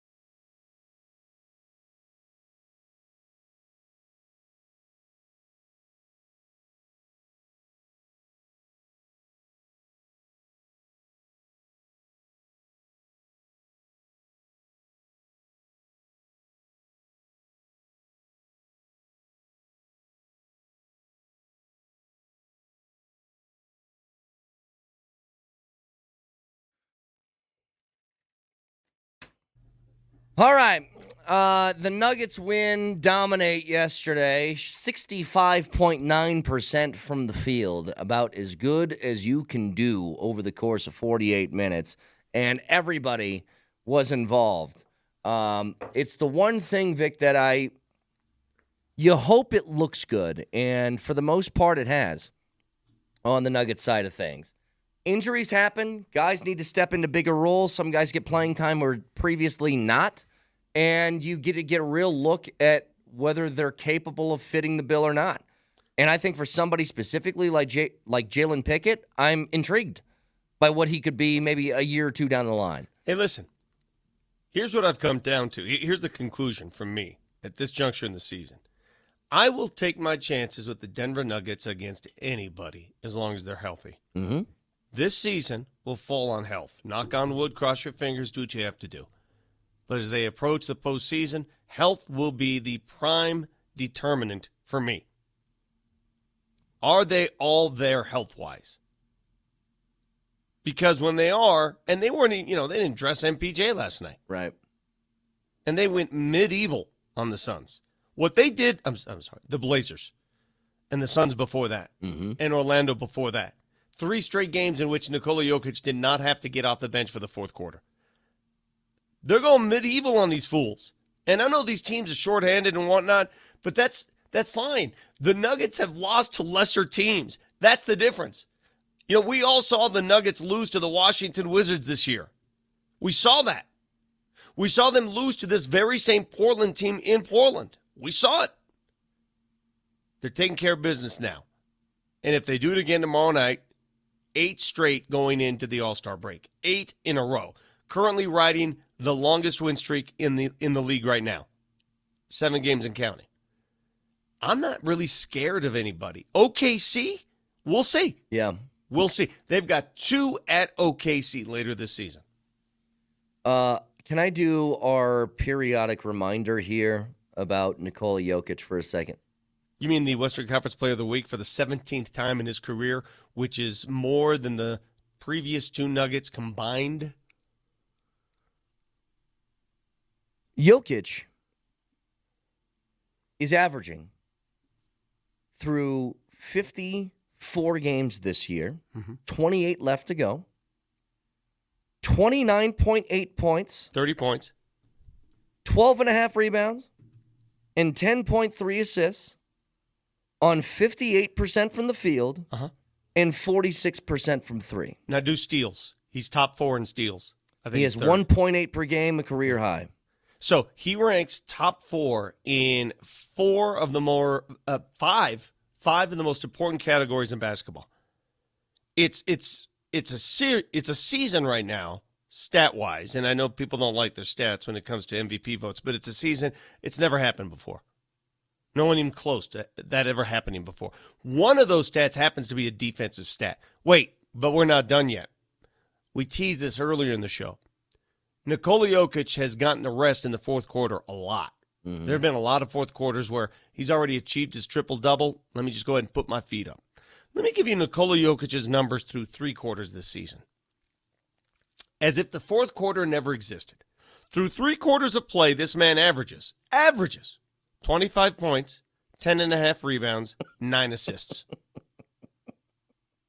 That is better than any other center in the league who's afforded the entire game. I will repeat this. Through 3 quarters. Do it again. 3 quarters of play, Nikola Jokic. 25 points, 10.5 rebounds, 8.8 assists. Are you kidding me? That's what we do. Did you know that is essentially his season averages for his first MVP year? The That's numbers you just 3 did through quarters. 3 quarters was the first year he won the MVP. That's what he averaged for the season.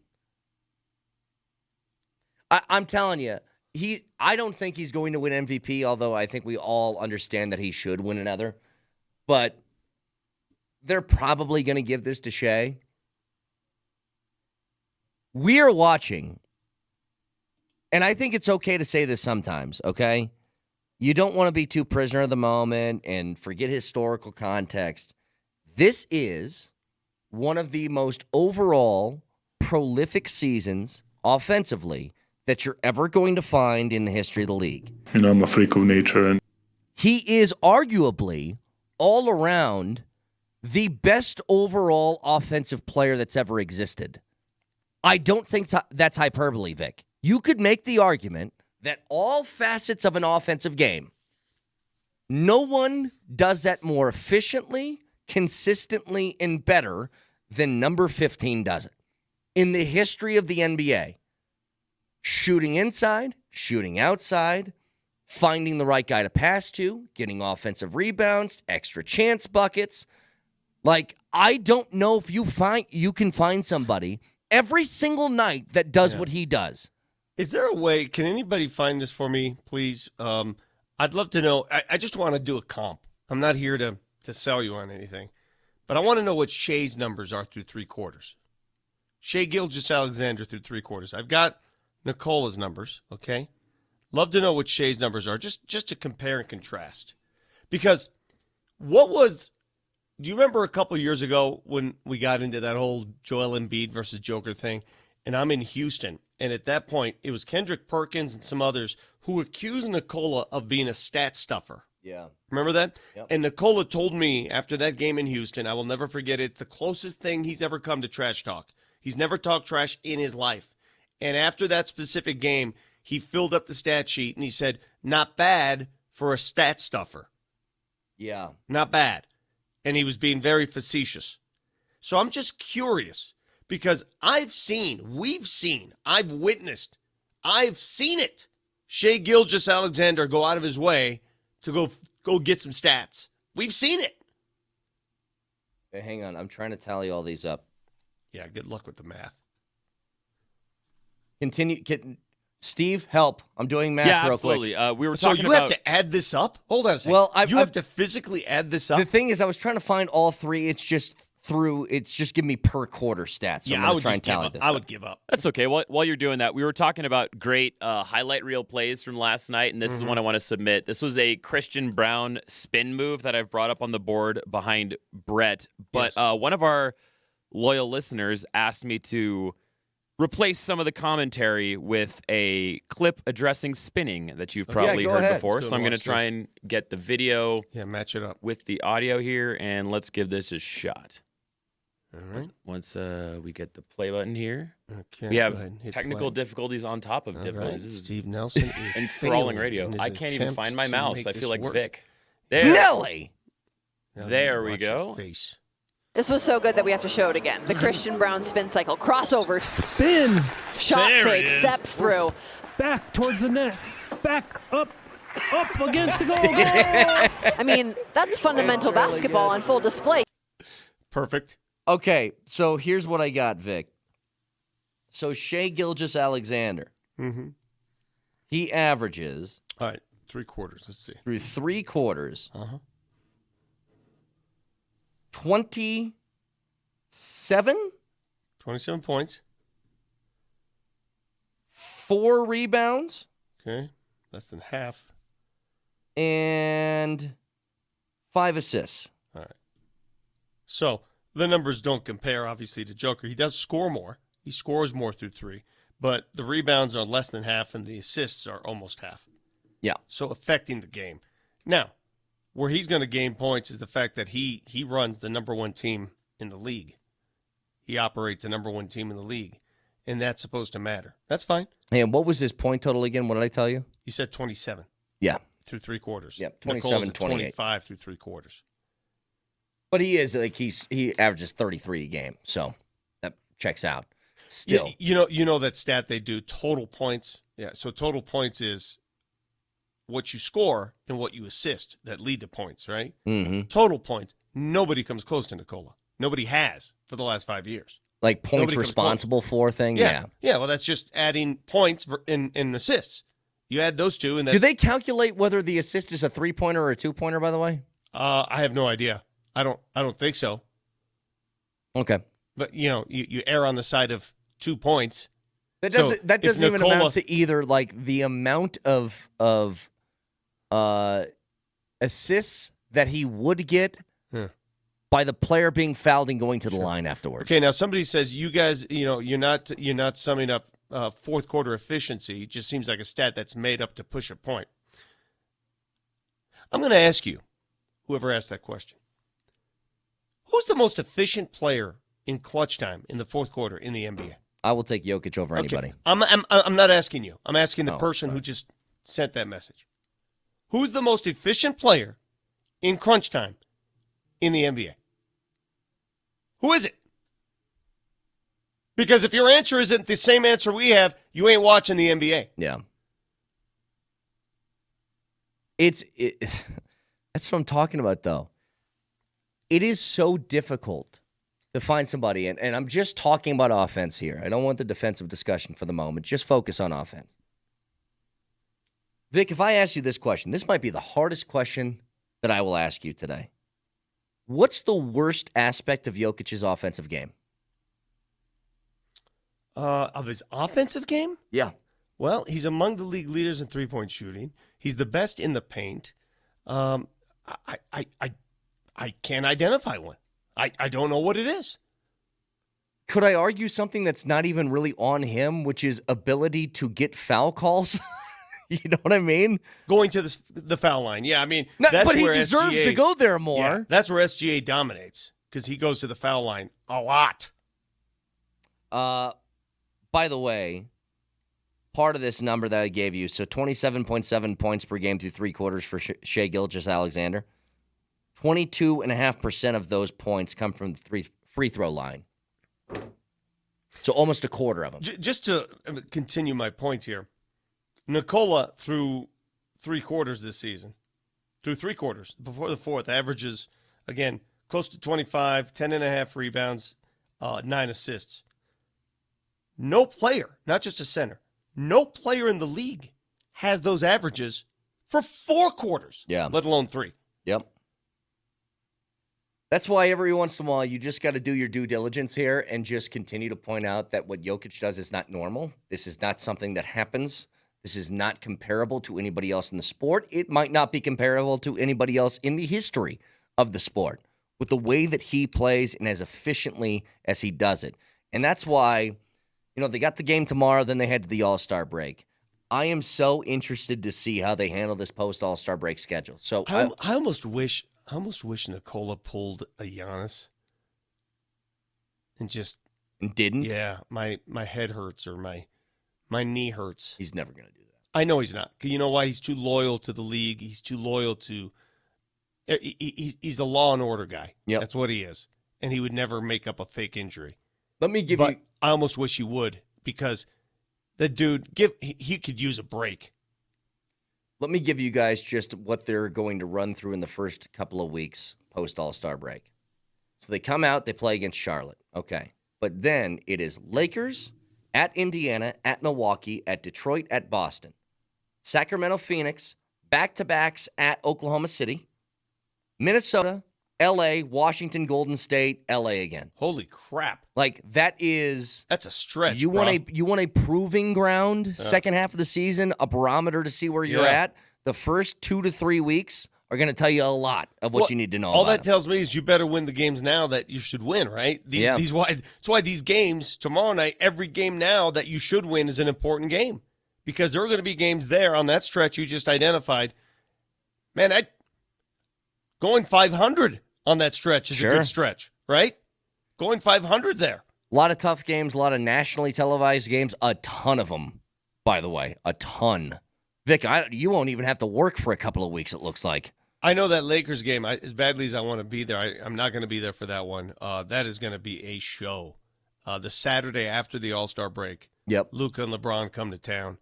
And that's ABC, right? Yes, and I don't need to tell you about our ownership of the Lakers. In fact, Jeannie Buss owns the majority of the Lakers. The rest are owned by the Nuggets. It's been 13-14, and I do Luka. He plays for the Lakers now.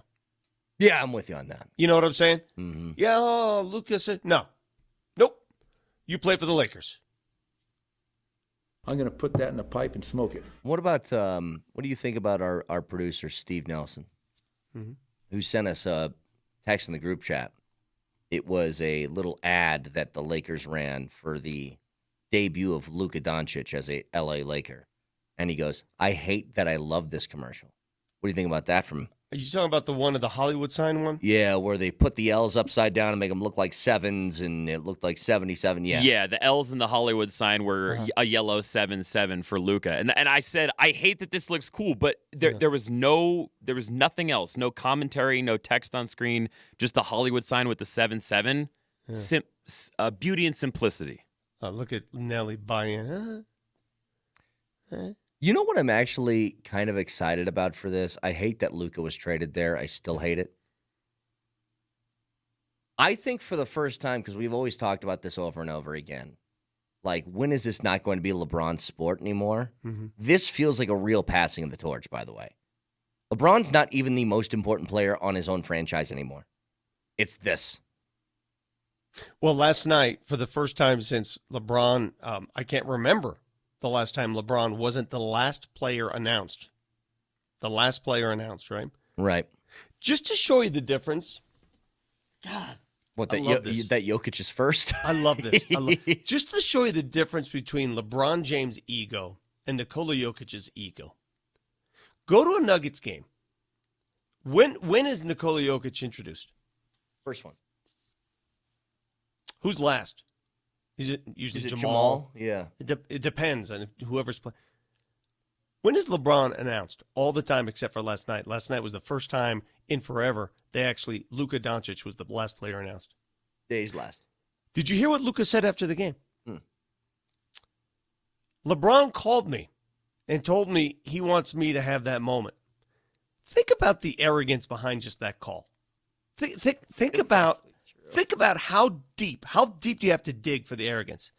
LeBron called me and allowed me to have my name introduced last because his name was always there. Just think that through for a second. Yeah. Wow, bro. That is. That is. I don't even know if arrogance is the word. What is that? I'm trying to think of a comparison for us and like who live in everyday world of what that would be. That would be like the name of our show, Moser, Lombardi, and Kane. Hey, Moj, I'm going to allow you to have your name first. Yeah, because in radio, first is usually the top billing thing. You can't even make a comp for this. You can't make a comp. Because you know LeBron is very widely aware that he's always the last to be introduced. If you don't think, if you think it's an accident, if you think it's if all of a sudden one day in Lakerland, even before the Luka trade, let's say when AD played there, if the Lakers announcer accidentally just did LeBron third and AD last, what do you think would happen? What do you honestly think would happen? Okay, can I just piggyback off this and tell you something else that I saw yesterday? I didn't want to bring it up because I'm just like, who cares? But now that we're on the subject. This is from Dave McMenamin. What is clear is that Doncic will have a say talking about roster construction. And it wasn't lost on James Camp, sources said, that Pelinka prioritized Doncic's involvement upon his arrival and immediately engaged in the Williams trade that he asked for when LeBron had for years wanted the team to trade its picks to improve his roster. We're barely a few days in, and LeBron's already like, oh, really? He gets to have what he wants on this team, and I've been asking for this and this and this? Like, already? Hey, man. I will never underestimate or take for granted the athlete that he is. One of the greatest, if not the single greatest athlete I've ever seen. And at his age, to do what he's doing is beyond reason. He's a great father. He's established that. But he is the most egotistical human being I've ever met. Yeah. And it only got worse. Only got worse. 303-504-0925. Back after this.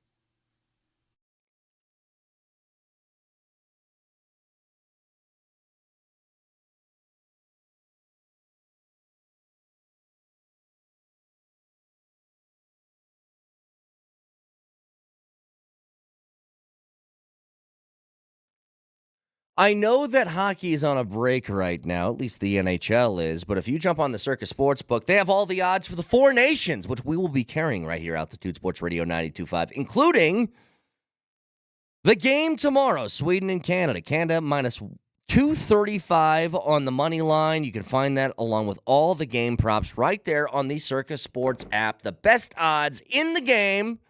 Download it right now. For their tight money line splits, low holds, and excellent customer service. Circus Sports, download the app or go to circusports.com. And always remember, any gambling problem, call or text 1-800-GAMBLER.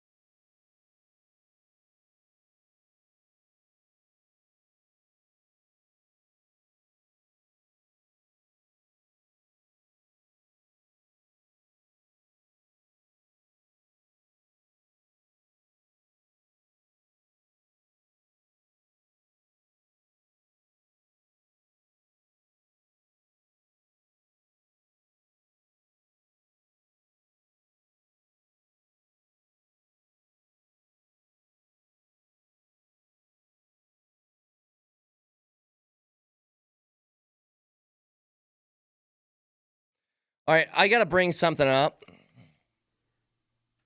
I heard Kreckman and Lindahl talking about this yesterday, and I meant to mention this. So Fox did the Super Bowl on Sunday, and their brand new #1 team features color commentator Tom Brady, who I've made it known I don't think he's very good at that yet. Maybe he gets better. Something about Tom Brady's face is freaking me out, dude. You know, my wife said the same thing during the broadcast. First of all, let's talk about the broadcast itself and analyzing the analyst. didn't bother me one bit. There's no part of me during the Super Bowl that said, "Oh my God, I can't watch this because Tom Brady's not." Who cares? You know what it is, though? Get over yourselves. The guy is the greatest quarterback of all time. I think he knows what he's talking about. Okay, hang on. Being knowledgeable of something and be able to broadcast that in a way that is entertaining to the masses are two different things. He's obviously more knowledgeable than anybody on that subject. Now, I think what I tell you all the time, I'm unbothered by play-by-play crews because I don't really care. I think they add something to the game, but it's not a big deal to me. What is weird to me is that he's got like a $375 million contract. I'm just like, are you guys getting your money's worth on that? Can't control that. So that's one thing. The other thing is this. The face, the jauntness, the I don't know, the sharpness, the sharpness, the surgeryness is bothersome. My wife said to me as we're watching, she goes, "Do you see the filler?" I go, "What the hell is that?" Oh yeah, the filler. He's using give me filler. Tom Brady's face, Nelly. I got to see this face again. It's weird, and let me tell you something. I've been seeing this. What's different between that, Tom Cruise's face, Matthew McConaughey's face, Brad Pitt's face? Put all their faces out there. I don't think. Go ahead. Hang on. You put all their faces out there. Hang on. You don't put McConaughey in that category. I don't think he's a surgery guy. Like, Vic. God, that does look weird. Vic, that is some Real Housewives. It almost looks hard for him to move his mouth. Like, not a single wrinkle up here. So you know that's got Botox like crazy, right? But everything about that, the sharp, everything just. Again, look, I got a bad face. Do you want your people ugly? Is that what you want? Ugly people? I just want you to be real. It's the same beef I've had with TV forever. I'm like, you don't need to do this, guys. Just be yourself. Okay, I don't think there's anything wrong with being 55 and looking 55. I understand. But don't you want any decorum, like up a little bit? Nelly. Look at what Nelly put side by side. Who is that? He just looks like a ventriloquist. Yeah, he does. A ventriloquist puppet. I mean, it does look like it. But Vic. So you showed up on the set of our postgame show last week wearing, I don't know, like you were going to a construction site. So you want people to dress and look like that on television? Depending on the situation. We were talking about hoops. Okay, but again. Why can I not look like that to talk about hoops? Now, each his own. If I was going to meet with Putin, yeah, I'm probably going to throw on, a collar and a tie. I disagree with you. I mean, you dress for success. So are you going to criticize that he's wearing a suit and tie? No, it's his face. Like that, I guess I kind of get it. There's a decorum about calling a game. I understand. Vic, I was sitting on a couch with a podcast microphone in front of me. Would you want me in a three-piece? You're making a bigger deal out of this than I get it. His face is funny, but it didn't take away from him calling the game. Oh, it did for me. Yeah, it did for me. Vic, that's what I'm telling you. It did do that for me. It's bothering me. What bothers you more? Be honest. Be honest. Tom Brady calling the game or Tony Romo? See, I'm in the minority. I kind of like Romo. Romo makes the sound. It's a little over the top. It's a little over the top. No. But Vic, who are you talking to? I love Gus Johnson. A lot of people hate him. He calls a game like I would if I'm on the couch. That's why I like it. College football. I love that. I've said this before on the air. I'll say it again. One of my favorite calls when he was doing March Madness games, it was double overtime. And this guy was shooting one from the parking lot to try and send it into triple overtime. This was his call in a Sweet 16 game. I know. It was, oh! He didn't say a word. He just screamed in two different tones. Lindsay! Lindsay! And you know exactly what's happening on that play when he does it. That's why I love it. Now, it's a difference, though. There's a difference between the play-by-play person and the analyst. The analyst is supposed to dress up what you just saw. Now, Vic, I will totally admit to you that a large portion of this could very well have to do with the idea that I am really tired of Tom Brady, his new role as Tony Robbins. I don't like this whole kick that he's on, that he's Mr. Self-Help guy, and if you do it What is like... that? I'm unfamiliar. Dude, anytime he does an interview now, he says, this is the way I did it, and this is the way to be successful, and I'm kind of tired of that stuff. Not to mention, you know what else I saw from him? And this was actually sad. I felt bad for him. So are you aware of the reaction videos on YouTube? No. So there's people that will watch a YouTube video that's been made, but they'll make a video of them watching the video, reacting to the video. That's the whole point. Let's stop for a second. Is this like what was back in the day when people would watch movies and react to movies? Now they're watching YouTube videos, reacting to YouTube. Yeah, think videos. about what was the something 3000? What were the robot and the guy who watched the Mystery Science Theater 3000, yes. and then that became Riff Tracks. Yes. So a offshoot of that, but in these reaction videos, for you to get clicks, you have to have these really grabby headlines, and everybody has to have a face like this. Like that. See, Nelly, you get it. I watched Tom Brady make one of those videos about the hardest hits he ever took as a quarterback, and it's a YouTube video, and I go, Tom, what are you doing here? You're worth hundreds of millions of dollars. Get off the YouTube. What are you doing? So it's beneath him? It is totally beneath it. Nelly, you know what I'm talking about. Our reaction videos from Tom Brady, hundreds of millions of dollars in the bank beneath him. I want somebody to do a reaction video of our show. I would love it, actually. Please. Because that's kind of what they do, Vic. Like, a lot of them are like political stuff. They'll watch like an interview of a president talking to somebody, and then they'll be like, pause the video. Kind of what we do with audio sometimes. They'll pause it, give their spin, continue it, that sort of thing. Isn't that life, though? We react to everything? Isn't that what the show is? We react to what we just saw. We react to videos. We react to games. Hey. Let me tell you this. I'm ashamed of myself, Vic, because I do watch them occasionally, and I'm entertained by them. And I don't like that I am, but I am sometimes entertained by those videos. Well, and with ones like that with Brady watching the largest hits he ever took, sometimes I like those videos because they give insight where he gets blown up and then Brady reacting to it says, oh, I remember when I stood up from that one, I was seeing stars. I forgot what my wife's name was. If they give some insight, I think that stuff is cool. It's a nice peek behind the curtain. Okay, but if it's just him going, Gus Johnson, whoa, Elvis Duberville got me. I don't need that. I just got an idea. Nelly, if I am aware of this, right? Like, I have this correct? Do we post our entire, 12 hours of local content every day on YouTube now?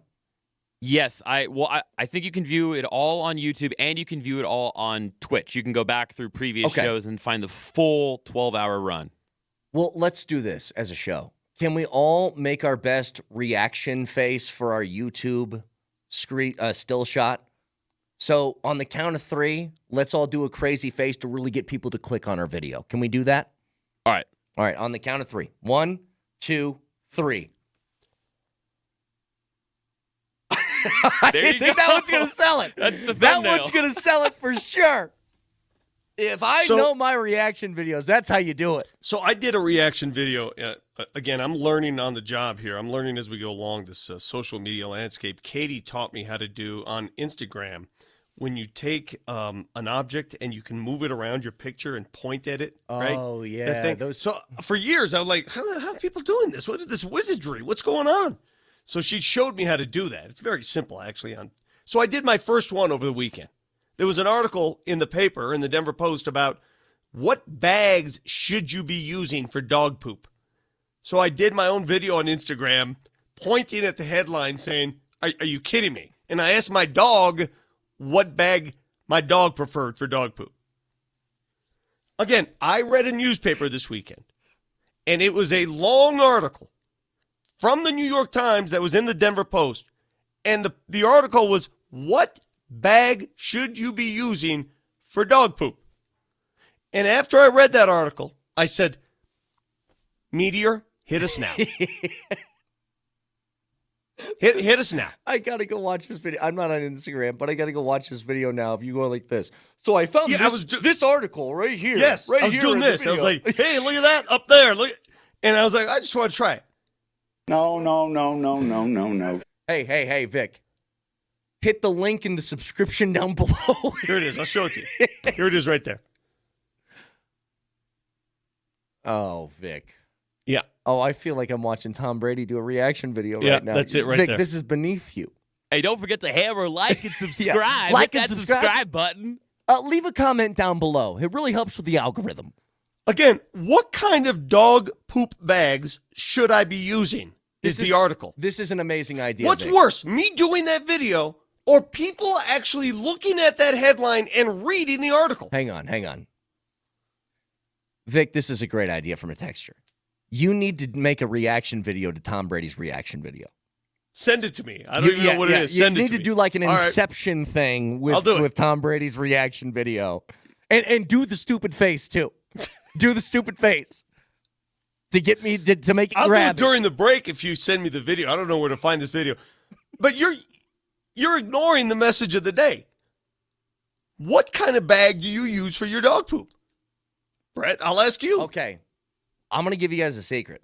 So, over in Nebraska, they don't have the plastic bag laws, okay? So when my parents come to visit, I say, give me a handful of those grocery bags. Bring them on down. And I have them in a special bag inside the house for when I pick up my dog poop because I can't stand. I'm not going out there every time my dog takes a dump to pick it up like I live in an apartment complex. I own a house, okay? So this is a once-a-week thing that I do. That's the beauty of owning a backyard. You're like, go ahead, man. Fire away. Bro, let me tell you something. So we had all that snow that finally melted, right? But it was there for weeks. That snow melted.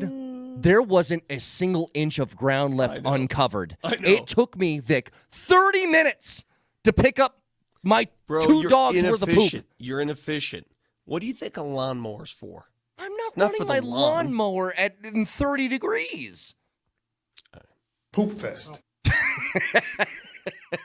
All right. I honestly didn't know there was a market for different bags. And if there is a market for different bags, what is going on? What is going on in the world where there's a market for different bags? Wait, can I get back to something else? You just mow the poop? Is that what you said? Well, in the summer.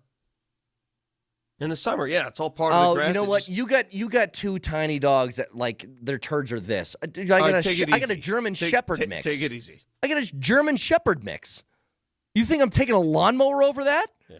I'm just going to be smearing it all over the yard. Oh, that's disgusting. All right, back up to this.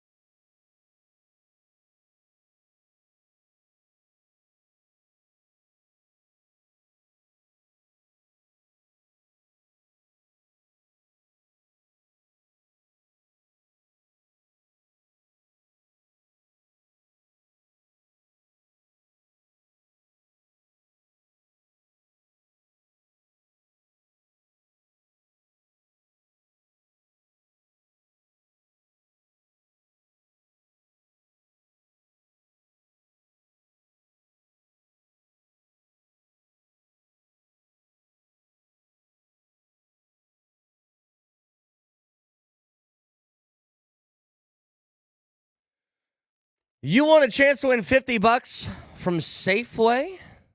2 Safeway and a gift card. Get yourself ready for Valentine's Day coming up in just a few days. Well, guess what? At 9:20, I'm going to give you a keyword. You text that with your first and last name to 303-504-0925. You got a chance for that. Not to mention you're in the running for Friday's grand prize giveaway of $250.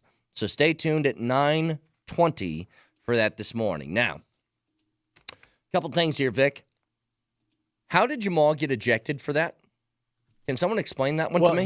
He had a previous technical. I'm aware. And they threw a double technical, and the second team means you gone. So that's what forced. But how did he even get a technical for?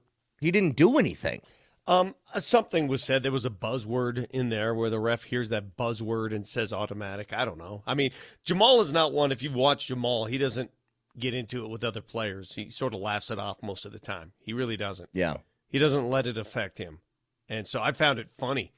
It was funny. Even he did. If you saw his reaction, it's like, what? Are you kidding me? Huh? All right, whatever. Easy night for me. Bye-bye. And he looked kind of happy to be leaving the floor. He's high-fiving people on the way out, big smile on his face. I mean, you knew the game was in the bag. And that's a nice thing. Almost every time you've hit the fourth quarter for the last 5 games of the Nuggets, you know the game's over. Like, I've stopped paying attention on multiple occasions with about 4 or 5 minutes left in the game.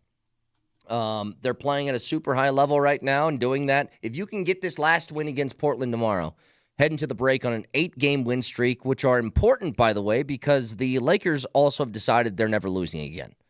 So you got 2 teams that are battling for that. Keeping pace, keeping teams in the rearview mirror is a big deal. So continue to play at this kind of level. Joker had 40 points through 3 quarters. Jamal played great last night. You got great contributions from Christian Brown. Jalen Pickett off the bench looked awesome. I like where they're heading right now, the direction the arrow is pointing heading into the break. You know, they're only, I think now 2 games off their pace from the last 2 seasons, really. So they're not as bad as it started, right? As bad as the season started, and people are like, oh my God, they're right there. It's the same team. The difference is the rest of the West is just that much better. It really is. OKC is lapping the field. They're just that much better. You're not catching them. What seed? Like, if you're looking toward the playoffs now, and it's not too early, mind you, because most of the season, here we are, we're approaching the 3-quarter mark. Yeah. What's the ideal place? Who do you want? Like, the 2 or 3 seed is ideal in my book. Sure. And I don't know if it really matters whether it's 2 or 3. Are you asking who do you fear right now? Who would you not want to play in the first round? Let me make it very easy for you. Who would you not want to play in the first round? I've got my pick. I mean, would LA qualify for this? I don't want that. Would you rather have LA or Minnesota? Minnesota. Not me. Yeah, Minnesota.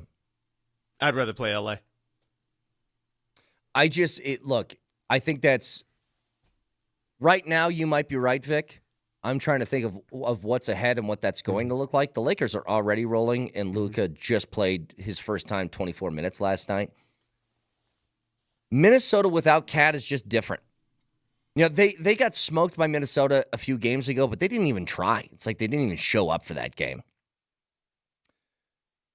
They still got Anthony Edwards and a whole bunch of guys on that team, but I think it's pretty clear, Vic, Minnesota without Karl Anthony Towns is a much different and worse basketball team than last year, correct?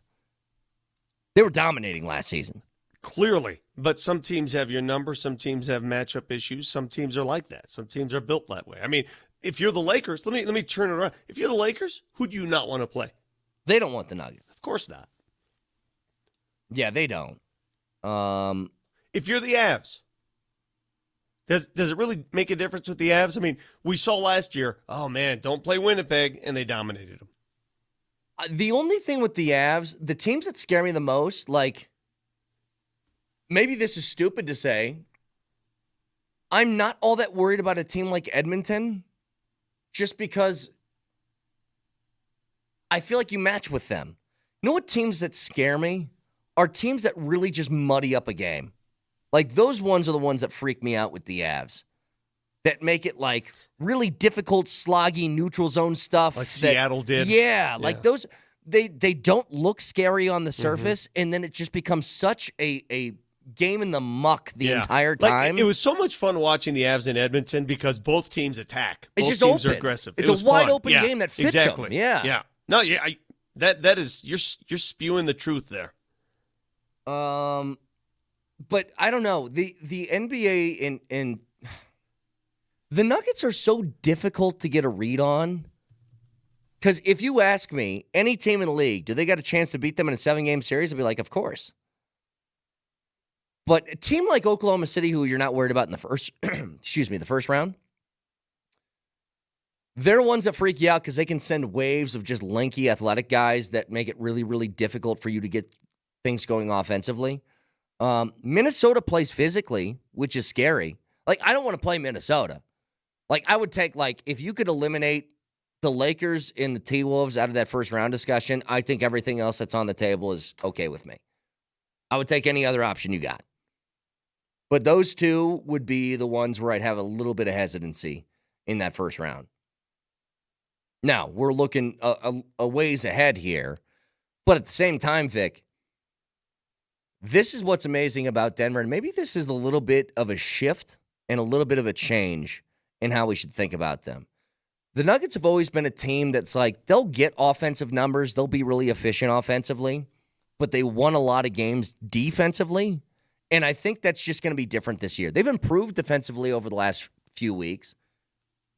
But do I think that they're going to win a lot of games in the playoffs like they did for the championship run, where it's like 105-97? No, I don't think a lot of those games are going to be on the table. I think they play too quick now.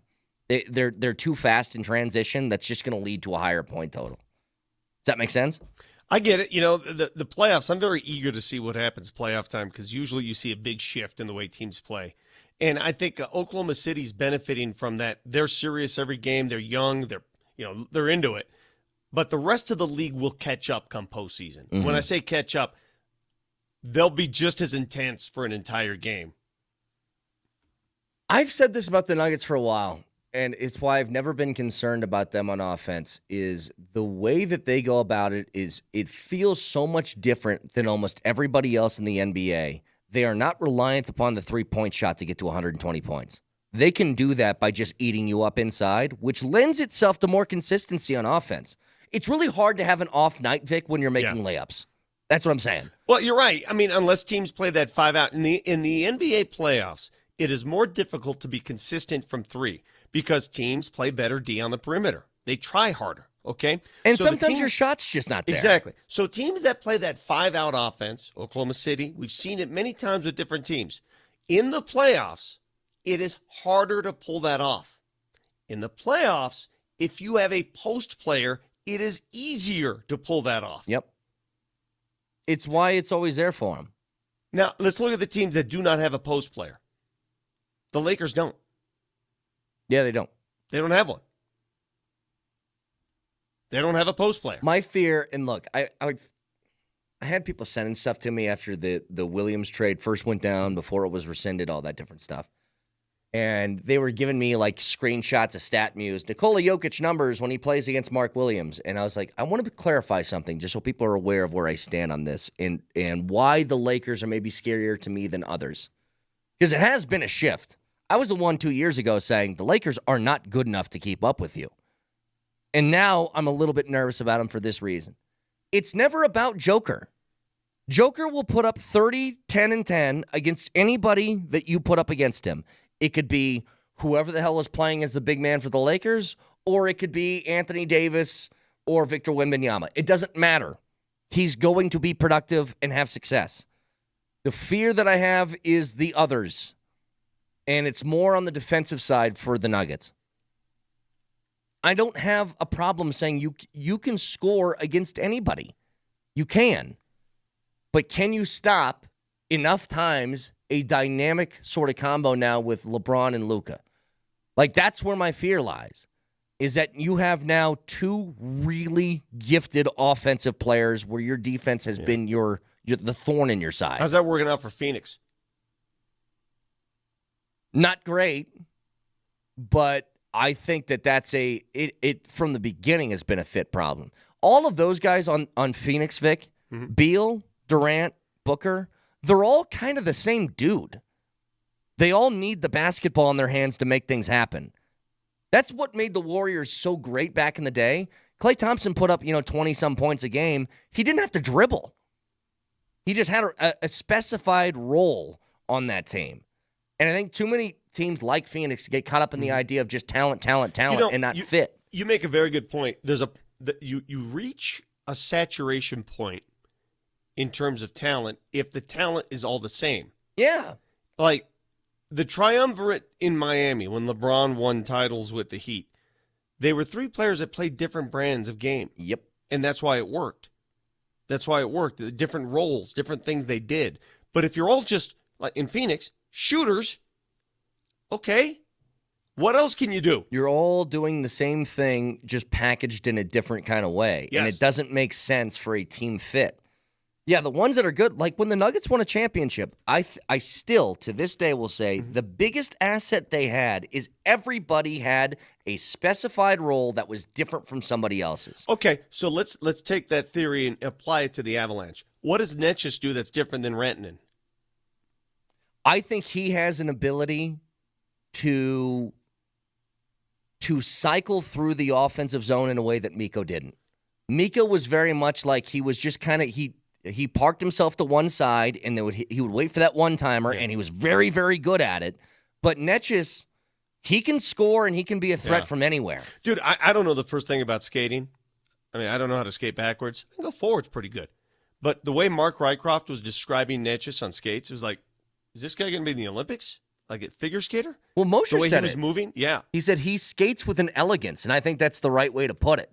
Like, he's just very, very good at finding open space. And Mikko at times had trouble handling the puck through traffic, where he could get caught up that way, or maybe he'd force a pass into traffic that wouldn't quite get there, where Netchus has a little bit of that Makar gene. He'll skate into open space and then find a way to make a play through that. And I think that's what makes it a little bit different. And now, look, there's still a lot of time to go whether you're the winners of this trade or not, but the early returns are certainly nice. I mean, we've seen it immediately. Val, and the reason why Val is so important to the Avalanche success, I was thinking about this last night as I'm watching Christian Brown just clean up again, 26 points, and half of his points are at the bucket. Again, close to 60% of his points are at the bucket. Yeah. Either dunks or layups. At the bucket for a shooting guard. Okay, this isn't a center. That's why he's shooting 58% from the field this year. This isn't Rudy Gobert. This is a shooting guard, and he's at the bucket. And I'm thinking to myself, and I don't want to use this, I'm trying to think of the proper term. But you know how Bednar always says we need to get greasy goals? Yeah. We need to get those greasy. That's what Christian Brown is. He is the Nuggets' greasy goal guy. Like Val is the Avs' greasy goal guy. They're so important. They're so important to the dynamic of a team because they're not the, oh my God, look at the elegance of the skate. It's put the ball in the bucket. Put the biscuit in the basket. Yeah, the Nuggets and what's coming together for them especially is I think they're starting to carve that out. Maybe it just took a minute, with a brand new member of your starting five playing, 30-plus minutes a game with everybody in the lineup together. Have you noticed, by the way, and maybe this is injury, maybe this is other stuff, maybe this is just kind of how the offense is going now.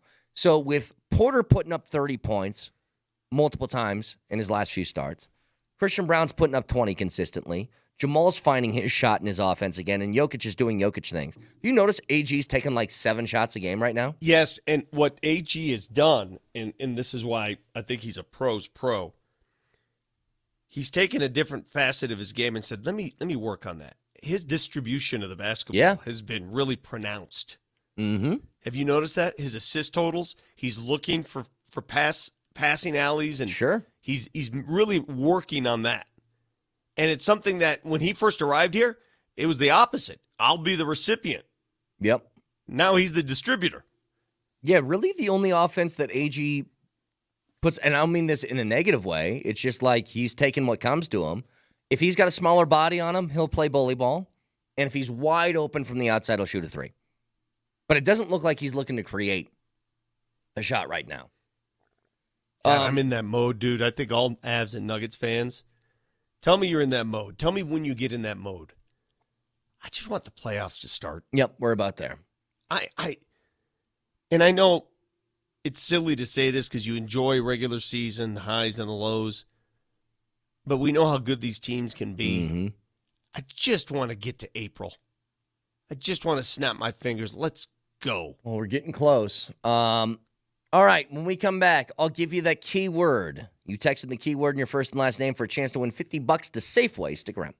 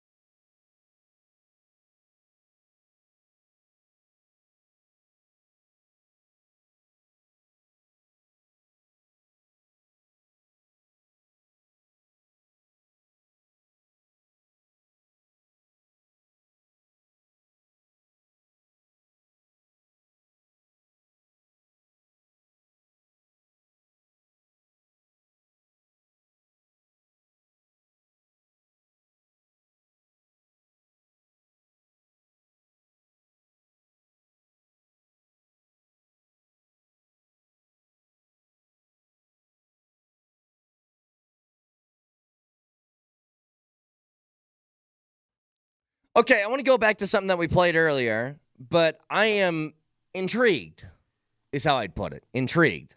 We'll get there in a second, but here's your key word. You want $50 to Safeway? You want a chance to get your hand on that cheese heading into the Valentine's Day weekend? Keyword today is love. Text love in your first and last name to 303-504-0925, and you'll have a chance to win that $50 to Safeway. Also, it enters you for the $250 grand prize at the end of the week. So love to 303-504-0925. Can I ask you a personal question? Go ahead. I hate to go. I don't want to drill too deep here. That's I don't fine. want to. We did this. I'm an open Marty book. was here and it unveiled. Remember when we got in the trust tree with Marty? Oh, yeah, and then you it became the running joke for Marty for the next, 4 years. Nelly, I don't know if you remember that, but we got in the trust tree and we said, why don't you reveal something that you're self-conscious about? Yes. And he mentioned his ears. And we turned it into just daily misery. Never made mention of his ears once before that, and because we're such nice people, Marty goes, and he said it so softly. He was like, you know what? I'm actually kind of self-conscious about my ears. I think they're a little big. And we go, jeez, yeah, they double are. Satellite dishes. And ever since that day, Marty was known as, Mr. Ears. So I sort of blew it. I can't do that with Nelly because now he knows our game. But let me ask you, speaking of love, because everybody, oh my God, our text line's a slot machine right now. Love everywhere. How often or have you ever said, I love you to your parents, your mom and dad? Do you do it all the time? Not Very all the time. rarely? I do it occasionally, though. Do you? Yeah. So my family, we're not we don't do that. And I wish we did. I wish we did. I wish the love word was thrown around, but we don't do that. And it just, I don't know if it's cultural. I don't know what it is. Okay, let me tell you this. I think this could be a factor. When I lived in Nebraska and I saw them all the time, I don't think I said it all that often. Now that I've moved away, I think I say it more when I'm on the phone with them and stuff like that. I do think that's changed. Like my daughters, especially my daughters, not a conversation goes by where they don't end the conversation by saying love you. All the time. That's nice. Right? And Yeah. I don't take it for granted. Mm-hmm. But I don't think I've ever said that to my parents. You know what? Everybody listening right now, text your mom, your dad, say, I love you guys. Just do that. Can I text Moser? Text Moser. All right. Say I love you. And actually, Brett, you nailed it, though. I think the only time I say it to my parents is on the phone. We talk for a while, we catch up, and then my mom says, all right, I love you, bye. And I say, love you, Mom. Like, that's the only time. But if it's, I'm home for Christmas or something, I'm not going to open a gift and say, I love you guys. You know what I mean? Yeah. It's just a Yeah, phone you've never greeting. looked glaringly into your parents' eyes at home and said, I love you. Did you text Moser? Yeah. See if I get anything. Everybody text your mom and dad. Tell them you love them. Be a nice gesture. My parents don't have a phone to text. What do I do in that scenario? Send them a fax. They don't have a fax machine. Send them, literally have no way to communicate to my parents outside of a phone. Send them a piece of mail. Buy a card from Walgreens and do that. Send a raven. All right. So as everybody is texting their parents, they love Justin them. says, can I give you my dad's number so I can text him? Yeah. Send me your parents' number. Yeah. I will text your parents. I love you. We'll text them. I don't even know what this is. What is it? Would that be easy if you sent them a fax? 7064 goes the Moser route. Wait, which one? 7064. Oh, yeah, of course. Yeah, hey, 5 big booms for Joe. I've heard a lot of this, by the way. Like Seth goes, if I text that to my mom, she's going to call me back in 30 seconds asking what's wrong. What's wrong with me? Exactly. That's one of those two. A random one is probably a little bit weird, but if they say, why did you do that? Just say, I was just thinking of you. It's that simple. I can't even think about that conversation with my mother. If I went to my mother's house today and said, I love you, it would turn into, what's wrong with you? Are you going to die? Yeah. It would turn into an all-out, what's going on right now? I don't want to enter that sphere. Texture says, I don't have any parents. I was abandoned as a child. Well, then text the person orphanage who took care of you. Text Daddy Warbucks. See what he's up to. You know, text Bruce Wayne. Listen, we were talking about this earlier. I'm intrigued by this, Vic. Very. Deebo Samuel was on a podcast on Bleacher Report and was asked a question.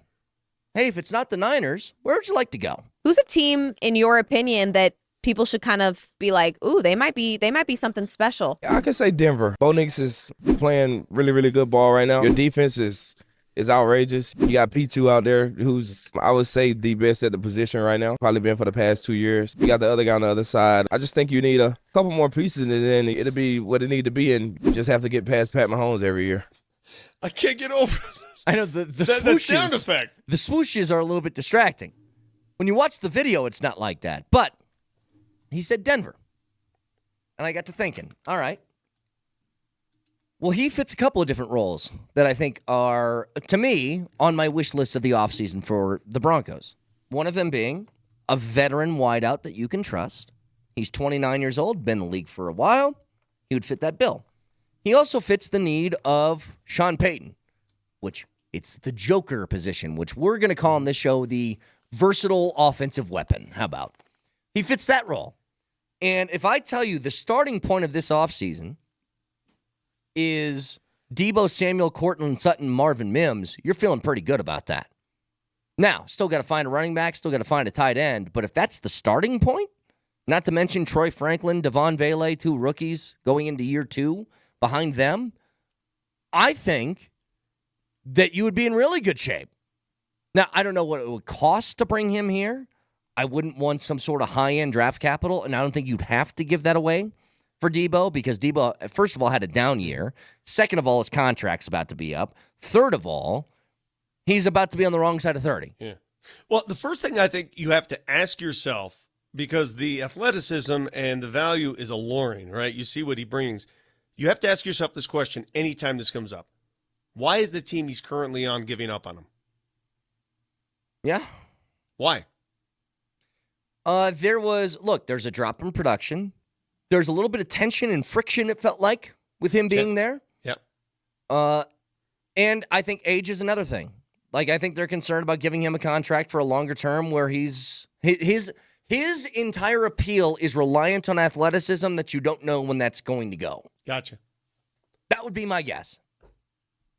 I don't know, and I love the athlete. I just don't know if he would work under the Sean Payton umbrella. What does Sean Payton dislike more than anything?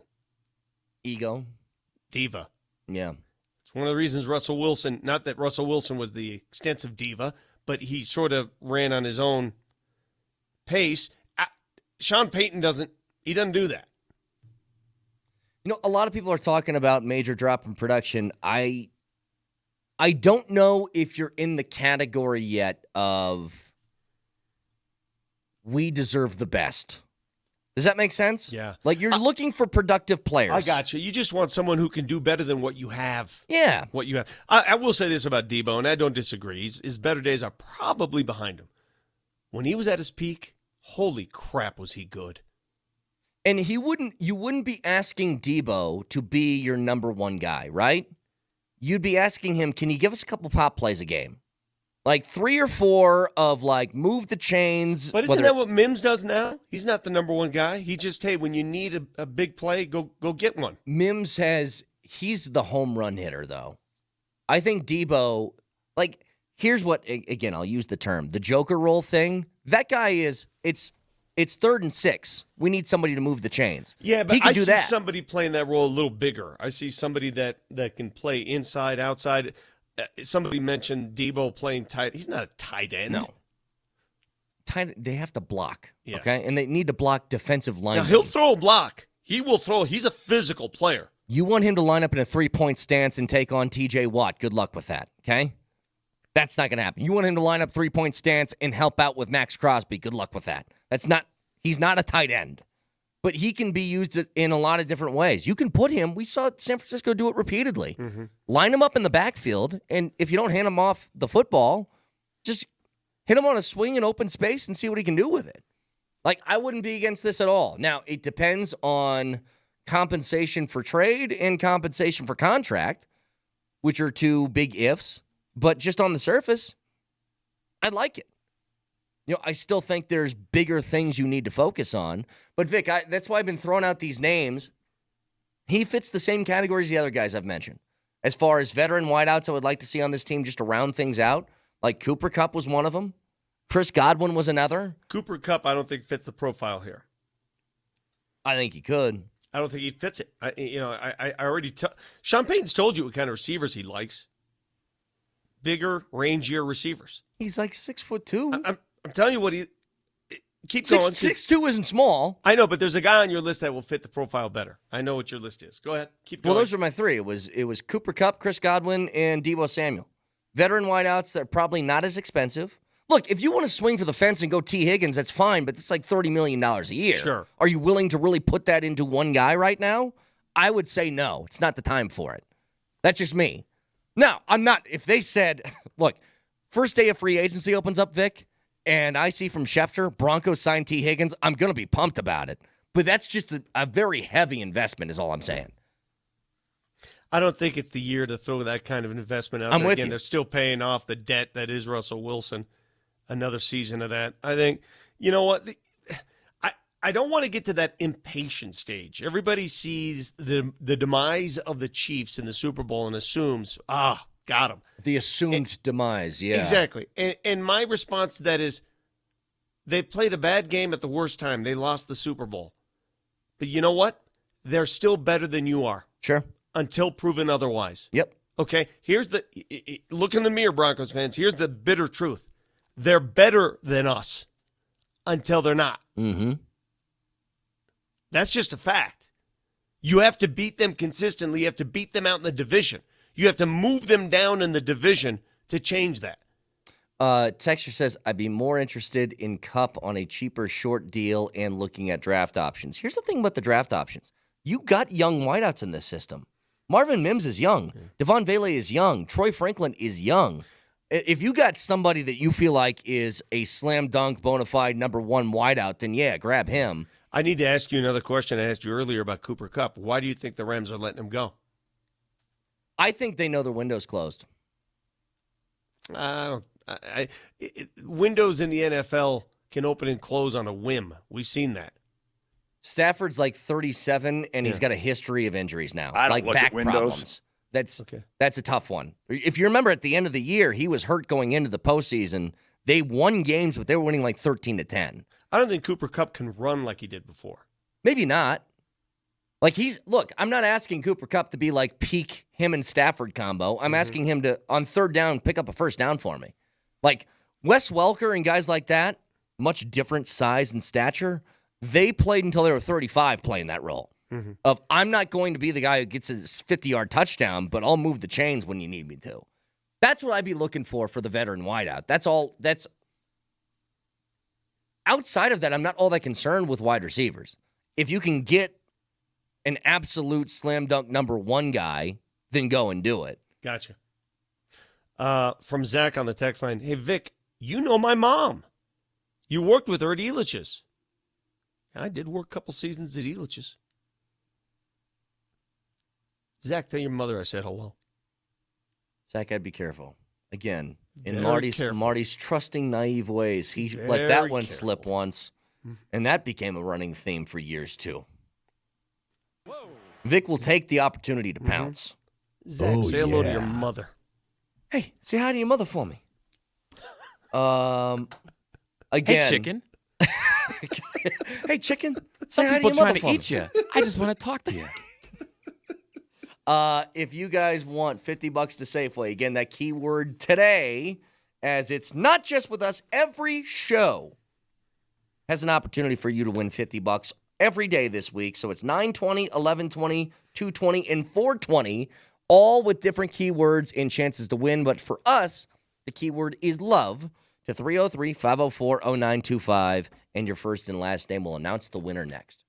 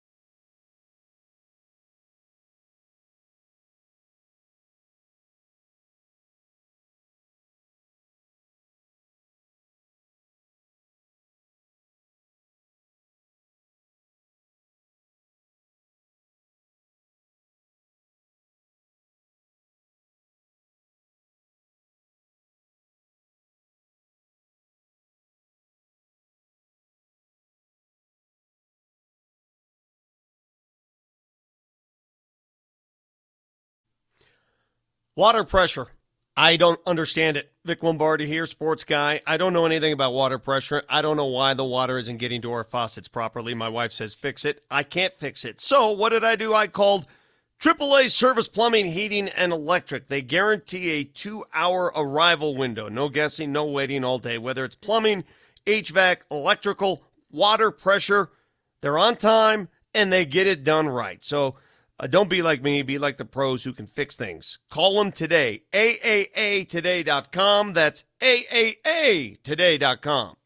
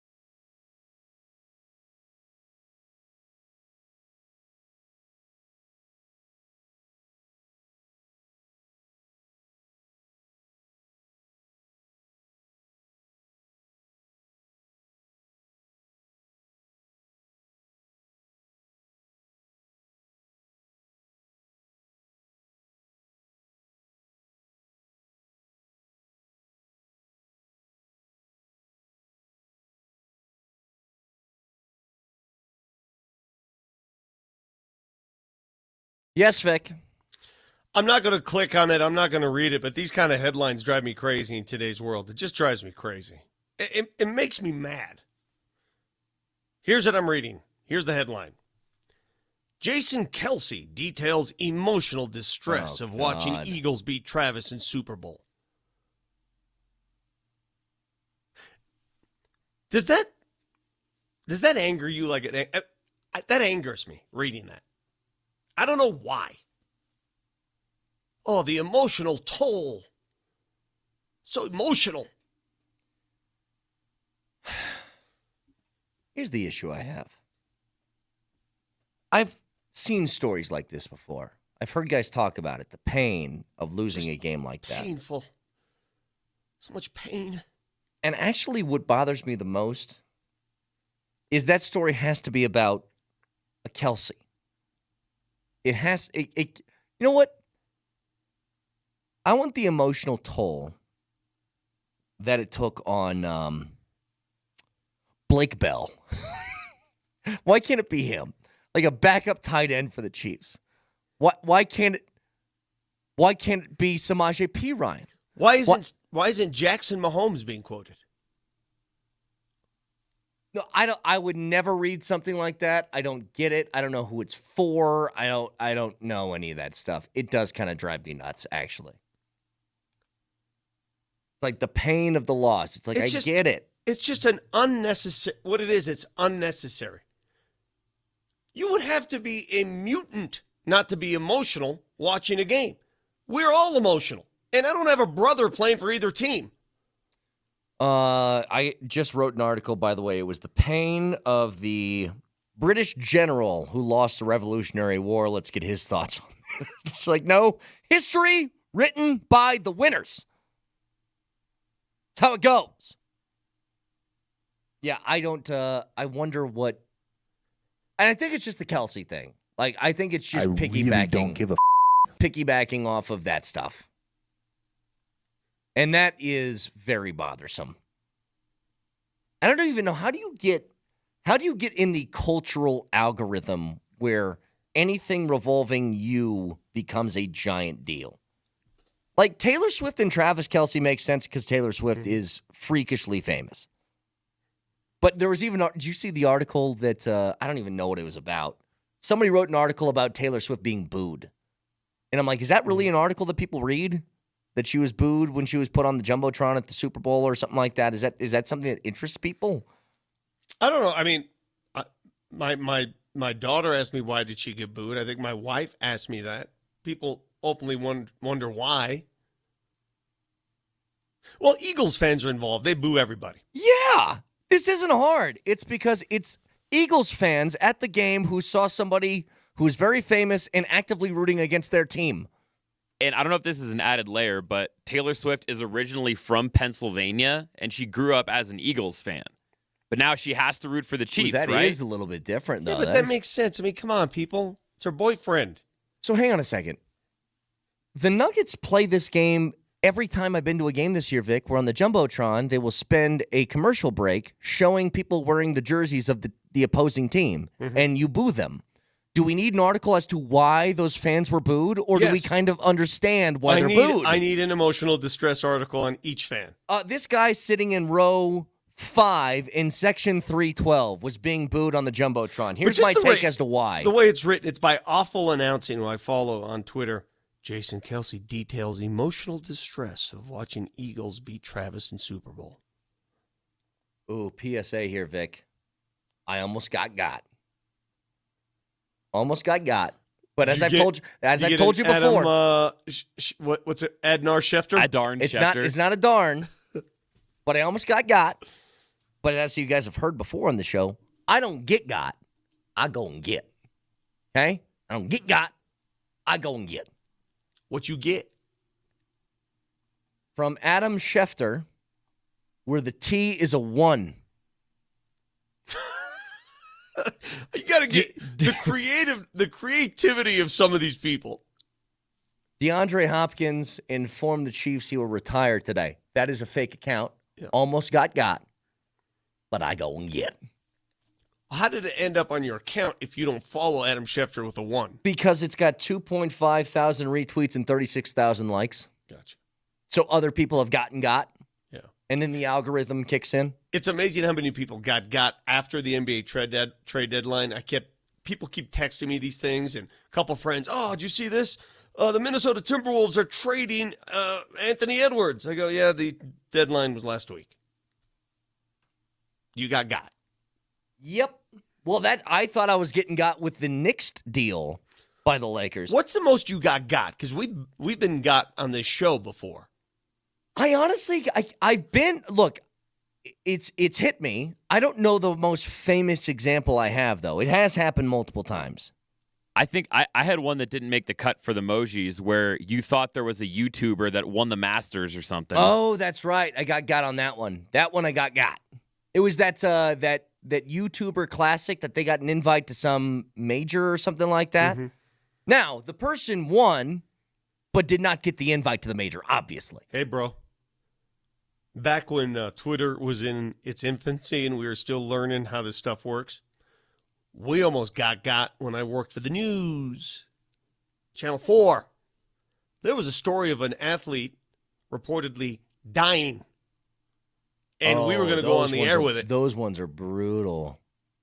And it was false. What team? A former Bronco. Okay. Yeah, that would have been a little stain on the resume there. You do think? a full report on that? Yeah. This one is not fake, by the way. This is real. This is from Jordan Schultz. The Saints are finalizing a deal to make Eagles offensive coordinator Kellen Moore their new head coach. That was a foregone conclusion. If you listened to Schefter on this show last week, he pretty much said as much that was going to happen. What a great job he did in Philly, man. And that's a big loss for the Eagles. That really is. Because whatever buttons he pushed, it worked.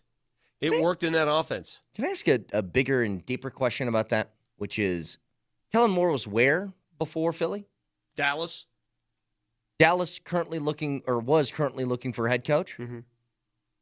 And they had that guy on their staff. Yeah. And then he left their staff, and then he got a head coaching job somewhere else. Yeah. Uh-huh.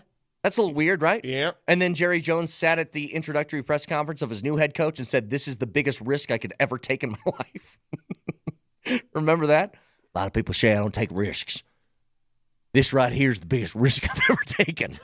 What's your point? What's your point? This guy's a certified idiot, and I hired him as head coach. You don't think I'd take a risk? Look at it. I mean, look at him. Look at him. Look at this guy. Nobody in their right mind would hire this man, and I did. No head coaching experience, just an absolute moron. And look what I did. Gave him the headshot. So Kellen Moore is going to take over in New Orleans, and that rounds out the coaching vacancies of the offseason for the NFL. If I was a Saints fan, I'd be pretty excited about this.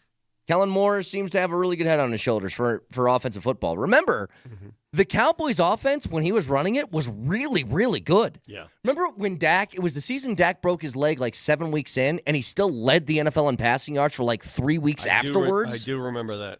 Just preposterous numbers. All right, the winner of our $50 gift card to Safeway for today, and multiple chances throughout the day and for the rest of the week on all shows, Sarah Glover. Congratulations, Huge, yeah. Sarah. $50 to Safeway, and for all of you guys who registered and did not win today, first of all, 3 more chances to win, 11, 20, 220, and 420 for the rest of the day here on Altitude Sports Radio 92.5. And you are entered just by texting that keyword to the grand prize of $250 at the end of the week as well. Moser responded to my I love you text with a couple words I can't mention. Does it start with an F? So that's how that went. Probably how my mother would react if I did the same. I really wish you could text your mom and just say, I love you. I have no way to text her. She does not own a computer or phone to receive such text. That's actually pretty wild that they didn't even graduate to the cell phone territory. My dad had a phone for a while, but I never kept it on, so it was like a waste of time. So he had a phone that he just didn't use? Never used it. It was like just didn't use it. It's sort of refreshing to live in that era where things that we are addicted to, it doesn't even come into play for them. Yeah. It's not even an option. It's not their focus is on you. Wait a minute. Bambi, you don't watch YouTube while you're in the shower? You know what's funny? I do it all the time. Sometimes I will show a video on the phone to my mother, and I have to physically show her how to scroll. Yeah. You know what's really freaky? And this is a bad sign. I'm ashamed of my own parenting. We don't let baby Jamal Kale do a lot of the iPad stuff. It's 10 minutes a night before she goes to bed. She can watch her favorite YouTube video thing. Bro, she grabs my phone. Oh, she's downloading Adobe. I'm watching her do this. Make the picture bigger and smaller thing. She's 2.5.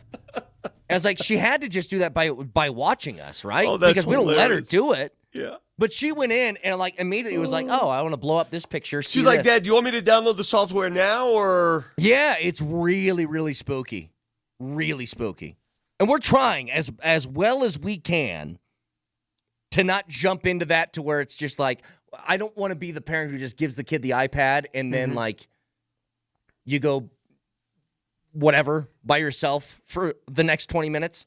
My brother just reminded me why my dad stopped using a phone. When we got him his first phone, as a practical joke, we had like a rap song playing on the ringtone. Oh, and God. after a couple times, he goes, yeah, I'm none of that. And he just turned it off. Never used it again. So you'd call him and it'd be like, they not like us. Like, it'd be like that on there? But he was like, it was flummoxed by, he's like, nope. Too much. Go ahead and turn that off. Too much stimuli. I'm over that. All right, fact checker Nelly. Nelly monitors the mistakes. Easy. Today's fact checker. Yeah, that's right. Fact checker. Go hear it Presented twice. by Rock Plumbing, Heating, and Air Conditioning. Your local home comfort specialists. RockHeating.com. Rock, bringing comfort home and simplifying your life. That's right. So nice I had to hit the intro twice because we had a new office created and filled on the show earlier today. In case you missed it, Vic has a new title. I want to be the governor of this show. Can I have that title? Sure. I mean, nobody's claimed it. From now on, I'm not a host. I'm the governor. So you called dibs? Yes. Okay. From now on, Steve, have the voice guy. I am the governor of Moser, Lombardi, and Kane. Morning, governor. Did you get the voice guy to do it or no? I don't know. You just said Steve have the voice guy. Well, What? Yeah. Okay, hang on. If it's governor, then there's only one voice guy that we need to ask. It's Vic D. Well, get him to do it. Let's Vic, go. Change if the anybody's open. going to do it, Vic D's going to have to do it. Change the open to the show. I don't want to be regarded as a host or co-host. Change it up. All right.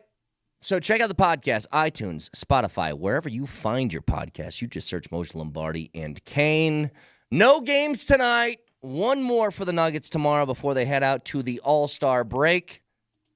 And then it's going to be just a vast wasteland of nothingness for a week. Outside of the Four Nations, which will be on this station, by the way. All the Four Nations games. So you guys have a wonderful Tuesday. We'll talk to you tomorrow. In a hurry? Because you just raised your hand. You had your keys in your hand already. Dude, if I'm not in my car by the time the morning sprint starts, I'm doing it incorrectly. Hey, Brett, I love you. I love the audience. We'll talk to you tomorrow. Bye.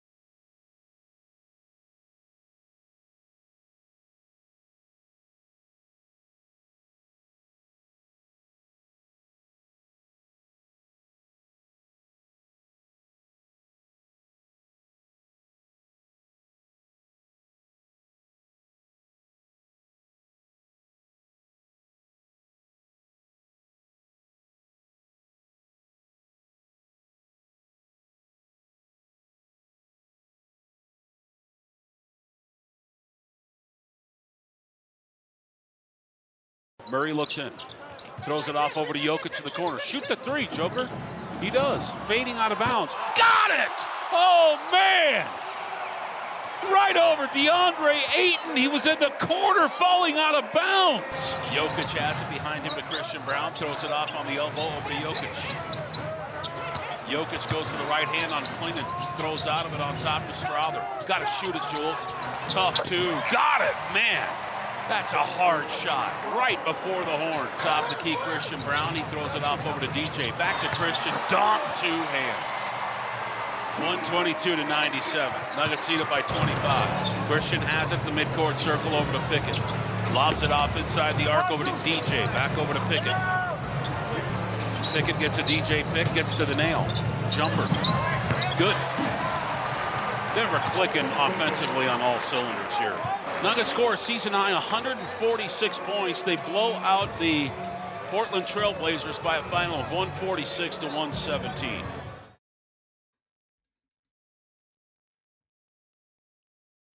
Seven straight, coach. 7 straight. Joker drops 40. Oh, and by the way, doesn't play the fourth quarter yet again.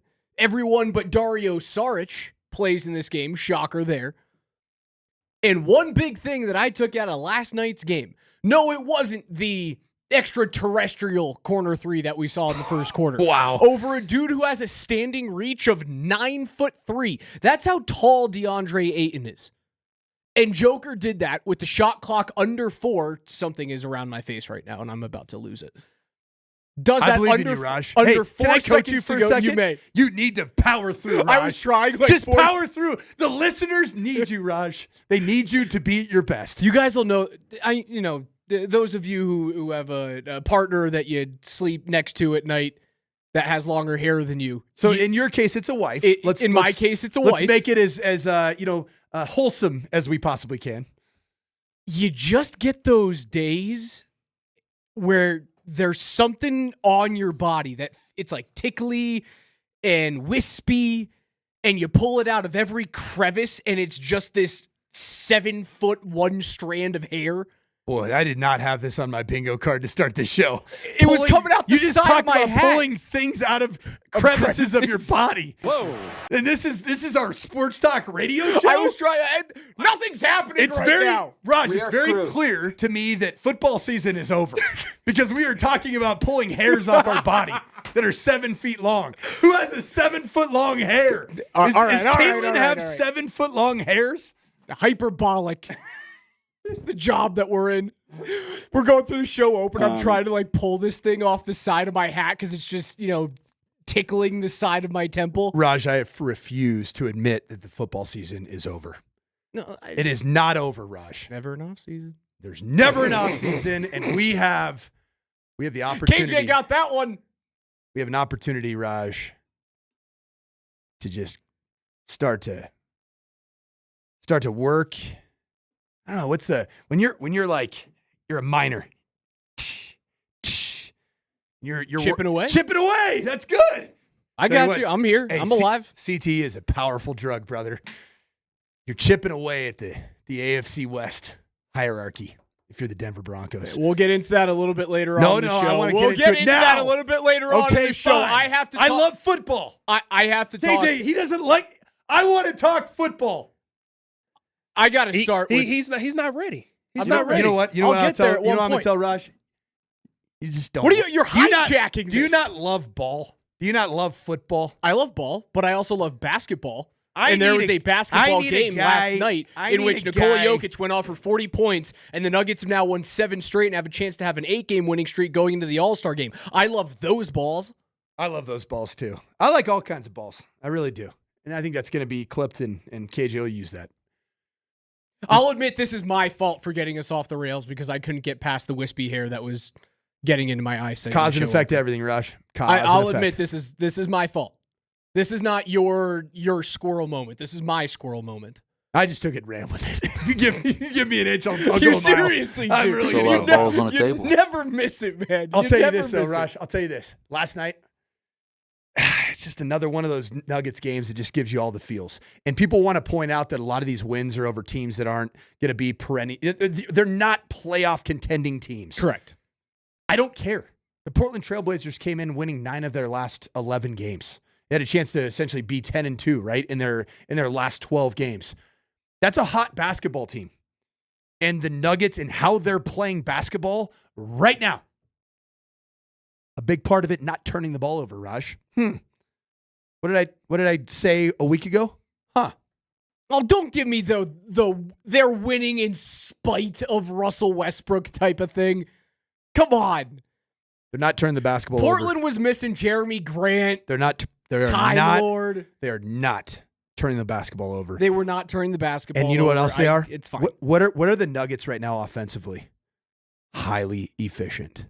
Highly efficient. Doing that last night without MPJ for the second night in a row, I think matters.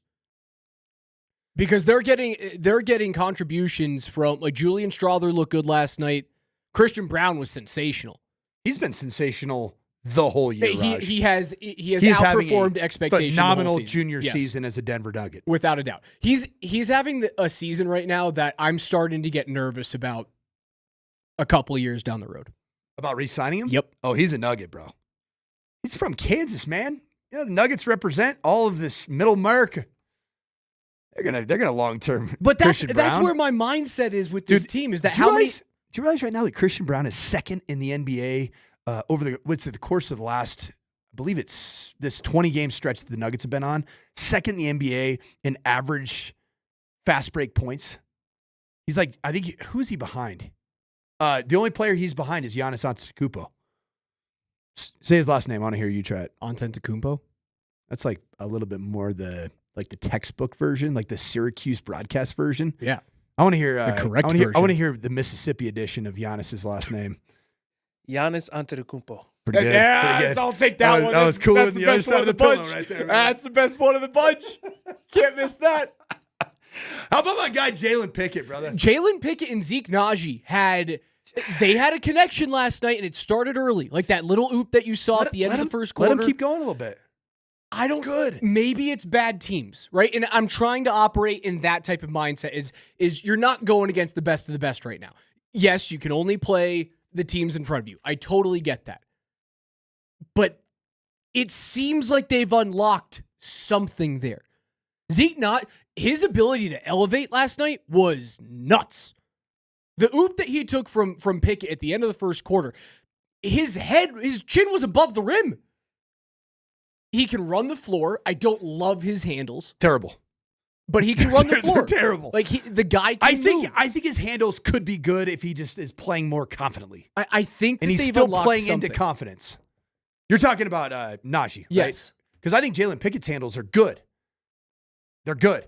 Where I think Jalen Pickett, and I pointed this out on this show, Raj, about 3 weeks ago. I don't know if you remember, my son and I went to I think it was the Sixers. It was a home game, and the Nuggets just destroyed the Sixers. Well, yeah, the Kabusela was in town. You weren't going to miss that. And I was all for the Kabusela. But you saw the Nuggets pull away, and then you saw Jalen Pickett get some of those fourth quarter minutes, the non-Joker minutes, because he already has like 40 points, 18 rebounds, and 19 assists in the third quarter. Like, it just seems as pretty standard operating procedure around these parts now. And I saw Jalen Pickett, and there was like a different level of, I'm going to get in position to shoot a three-pointer, and I'm going to knock that sucker down because I've been working on it all offseason. And then I brought it up. Do you remember when we were talking to Coach Bowen of the Denver Nuggets when we were what was that, just last week? It was on Tuesday for the Altitude TV and Comcast announcement. Yeah, and so what was Coach Bowen's first name? Ryan Bowen. Awesome dude. But I mentioned that. I was like, hey, Jalen Pickett trying to become a knockdown three-point shooter. And I know you only had, one last night? There's a confidence to what he's been doing, and I could see it 3 weeks ago. This guy's been working on something, and he wants to prove to Michael Malone that I am a capable player of coming off the bench and knocking down shots. And this is what he said to DMac last night in the postgame presser. You got that? Have you changed any of your habits? Yes. So I work out, a couple of times a day, and what I really worked on over the summer, basically after summer league is keeping my elbow close to my body on my jump shot, especially my three-point shot. It was a little out last year, and especially in like summer league, it was really out. So I'm really trying to keep it nice and tight and keep the ball straight on line. Is that something you've noticed, or coaches were helping you with? We actually, Mike Penberthy, he's the shooting coach, so me and Zeke went out there to LA, and that's really all I worked on, right in front of the rim, keeping it real tight, and then we did some drills on that, and then worked on movement and building up, so that's what I was doing. Is that hard as a pro to rework your shot? It's very hard, but it was definitely necessary. Going from the college to the three-point line, those couple steps back make a big difference. So, just working on keeping my arm close and getting that shot off faster. Malone was also asked a couple of days ago about the different versions of starting lineups and rotations that he's had to play in recent weeks. For Pickett to play nearly 30 minutes last night and pair the majority of those with Zeke, have Julian Strawther be a starter at 35 minutes and 18 points last night, I think my biggest test for Michael Malone coming up after the All-Star break is when everyone's back and healthy, right? And you've got MPJ and AG and Jamal's all, you're nearly there. When they're all healthy, down the stretch, I want to see more of these nights. More of the nights where I get 15 to 30 minutes out of any one of the three players that I just mentioned. That's my test for Michael Malone. Can you keep everyone healthy and be secure enough in the guys that you use to DNP coach's decision every damn night? Can you be secure enough to start those guys in games in March? I hope he is. I hope he can do it, because that'll allow you to have the gas in the tank to get through these playoffs this year. They look good enough right now to make a deep run, but you can't continue to rely on 35 to 40 minutes a night from Joker, and you haven't been doing that because you've been able to sit him in the fourth. Yeah. You know who looks healthy right now, Raj? Jamal Murray. Jamal Murray's got that swagger. Also, getting kicked out of last night's game I loved it. It's awesome. He looked happy. Is there not at times been maybe the question, shoot, I've done it on our show, the question of Jamal Murray's true care factor and dog, the dog in him? There's some dog in him right now. Like you said, the swagger's back. Anybody who's questioning, myself included, Jamal Murray's care factor over the course of the last, say, 18 months. I will raise my hand. Same. And I'm starting to. I had big concerns over it. And I'm starting to get some really positive feels. It could be as easy as it's an 82-game season, and Jamal Murray was coming off of an offseason where he was mired in contract controversy, and he didn't really play for Canada, and he was coming off of what felt like an injury that wasn't really disclosed to all of us. And he looked at 82 games and went, well, it's October. But it's November. I don't really want to be here right now. And then the calendar turns, and now you're starting to see a little bit more. Did you also sort of feel that at the tail end of last season, going into the postseason? It was either a lack of health or just a lack of there was a fire that was missing in Jamal Murray consistently.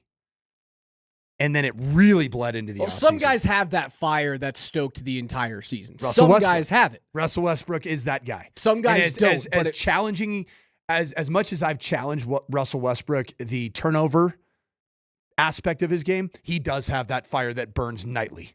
And I love that. I'm a coach. I love guys that have that fire. And now my question to you, Raj, and you questioned me about questioning Russell Westbrook. Can Russell Westbrook watch this iteration of the Denver Nuggets, self-reflect enough to know when it's time to push the envelope and when it's time to take care of the basketball? No, because he's an old dog and he's not learning new tricks, dude. We've been over this. It's what makes Russ a Hall of Famer. But when he's wearing, it's not changing. But when he's wearing like his aunt's outfits on the sideline in the game, like his great auntie, he wears her outfits on the sideline of the games at times. You're seeing some of his very strange, eccentric, glittery outfits. Oh my God! Do you think that he ever looks and be like, you know what? God, we look pretty good when we don't throw the ball to the other team constantly. This is pretty fun to watch, huh? I think he's smart enough as a basketball player to realize that, and I do have all the hopes for his return to be a more judicious passer of the basketball. And we just wait for Tigers to change their stripes here on the morning sprint, don't we? It's Coach Mike Sanford. I'm Alex Ryan.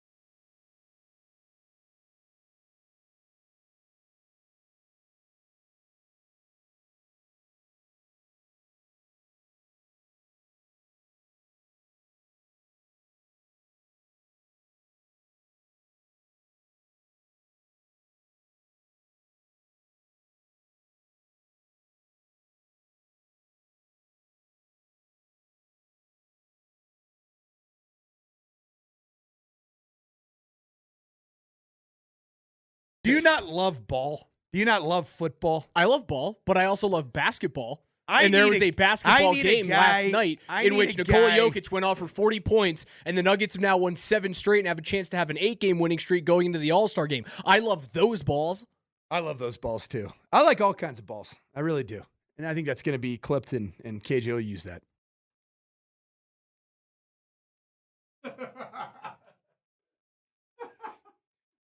Lovers of ball here on the Morning Sprint. Altitude Sports Radio 92.5, 303-504-0925 is where you can reach us in the Shop Mazda text line. One person, one price, and 1 hour. There's nothing better than loving some ball, but also we're lovers of puck here too. Love sticks, pucks. Well, I don't know if I can really get into puck right now. There's not Goalie much mask. happening. We got the Four Nations tomorrow. It starts tomorrow, which, by the way, and I'm tentative on it.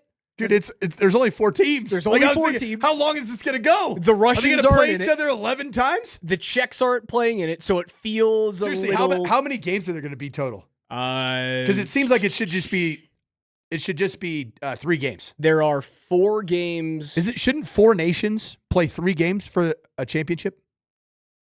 Yeah, I think everyone plays each other in round robin, and then the 2 teams with the most points move on to the title game. Why don't you just seed it 1 through 4, and then they play semifinal championship? There's no semifinal.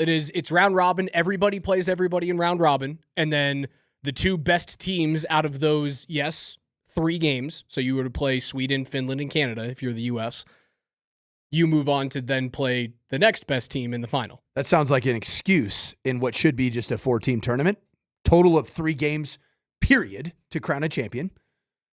Number 1 seed is Canada, clearly. Number 4 seed is you don't know that. You Sweden. don't know that? Sweden would be the 4 seed. No, it's not true at all. Who's the 4 seed? The Finns. Dude, the Finns are they are nasty. The Finns. You know what you're doing? You're playing the woe is me because you are a Finnish No, the Finns individual. the Finns are the worst team in this tournament because their I blue guarantee line you they're because better. their blue line is decimated.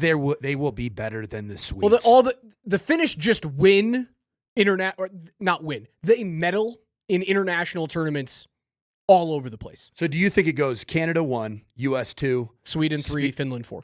I would have guessed it was. This is my horseback observation as a non, expert of stick and puck. I would have gone Canada clearly won.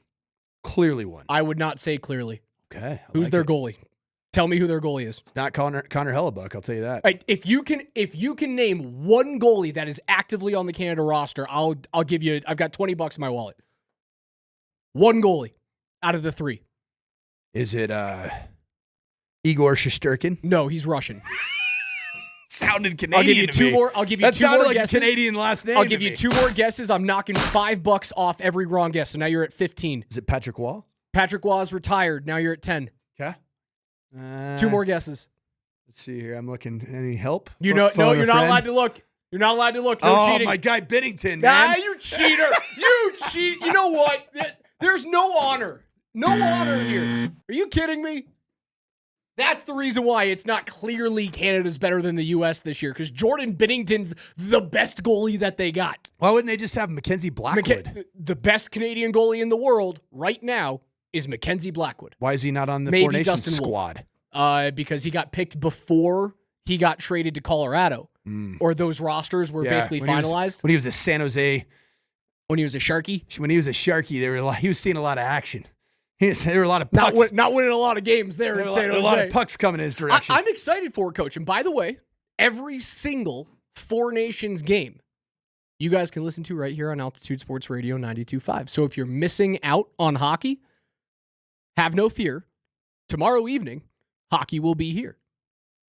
Okay, so the first power play for the Canadians. That's where when you want to talk about separation, when you want to talk about Nathaniel Canada McKinnon, being way better, Connor McPickles, some guy named Crosby, Stills the Nash, Cale McCarr, and then Reinhardt. Sam Reinhardt, who's a Stanley I don't know much Cup. about him. He's a Cup-winning Panther from last year, net front guy, clean up in front. So the Canadians are what you're telling me is don't take penalties. Is the Canadians in a comp to the NHL say, last year's Stanley Cup playoffs, the Canadian Four Nations team is the Colorado Avalanche of last season.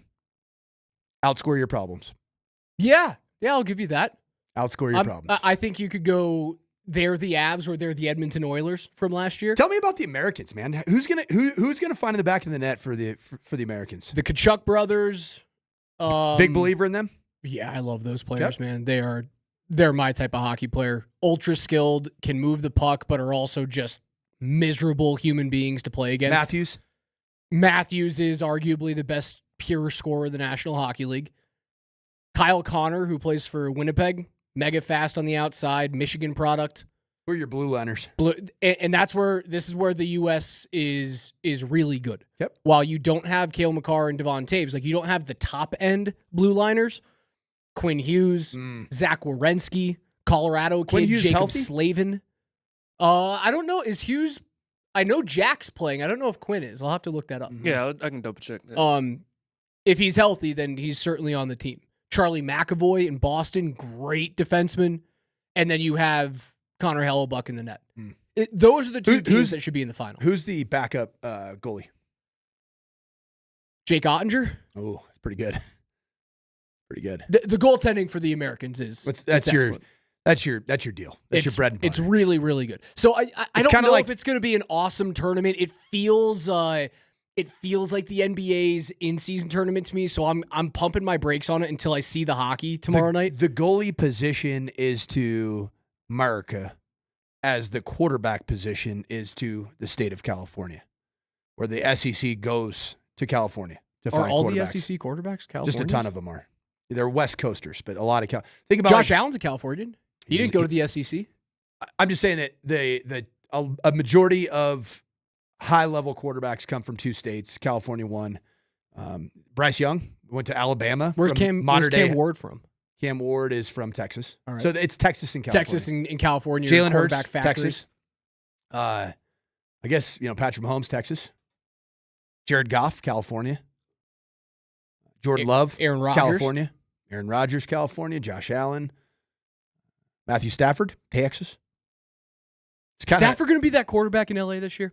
Or are they going to move on? Is McVay finally going to go, all right, we're in the middle of this retool/rebuild where we had one off season and we're within a play of getting the NFC Championship game this year, but it's very clearly on its last legs. Do you think he finally just goes, we got to move on, man? He's the quarterback of the Rams. And really? I think even more so watching the Philadelphia Eagles obliterate two teams in back-to-back games to win a Super Bowl, which was a very upstart, very confident Jaden Daniels and the Commanders. I mean, they wiped him off the face of the earth in the second half.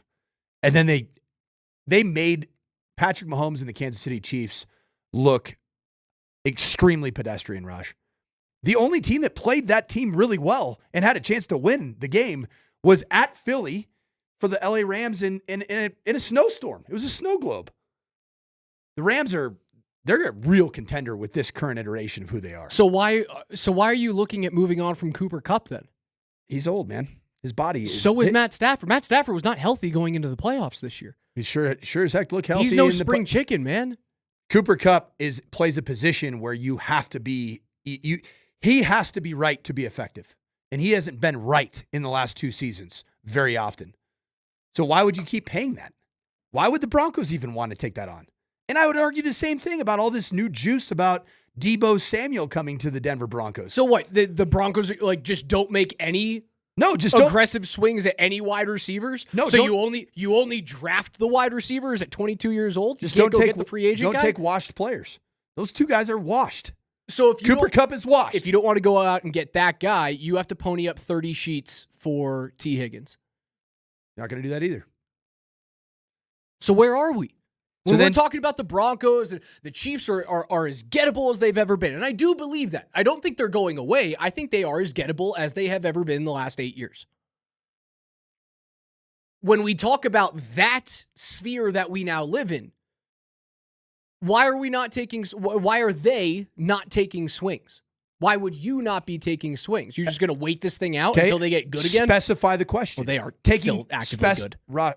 Raj, specify the question. Taking swings at Who? Skill position players, wide receivers, true number ones. Name the guys that you're talking about. I just did. Name them. I want to hear you say the three guys right now that are on the market are Deebo Samuel, who just told you, who looked into a camera and went, Bo Nix is a really good quarterback. Sounds like a guy that is trying to get acquired. I love that. I want guys who want to be here. You know why? Cooper Kupp, who's the last so guy I'm going to stop with crown, those two. I'm going to stop with those two.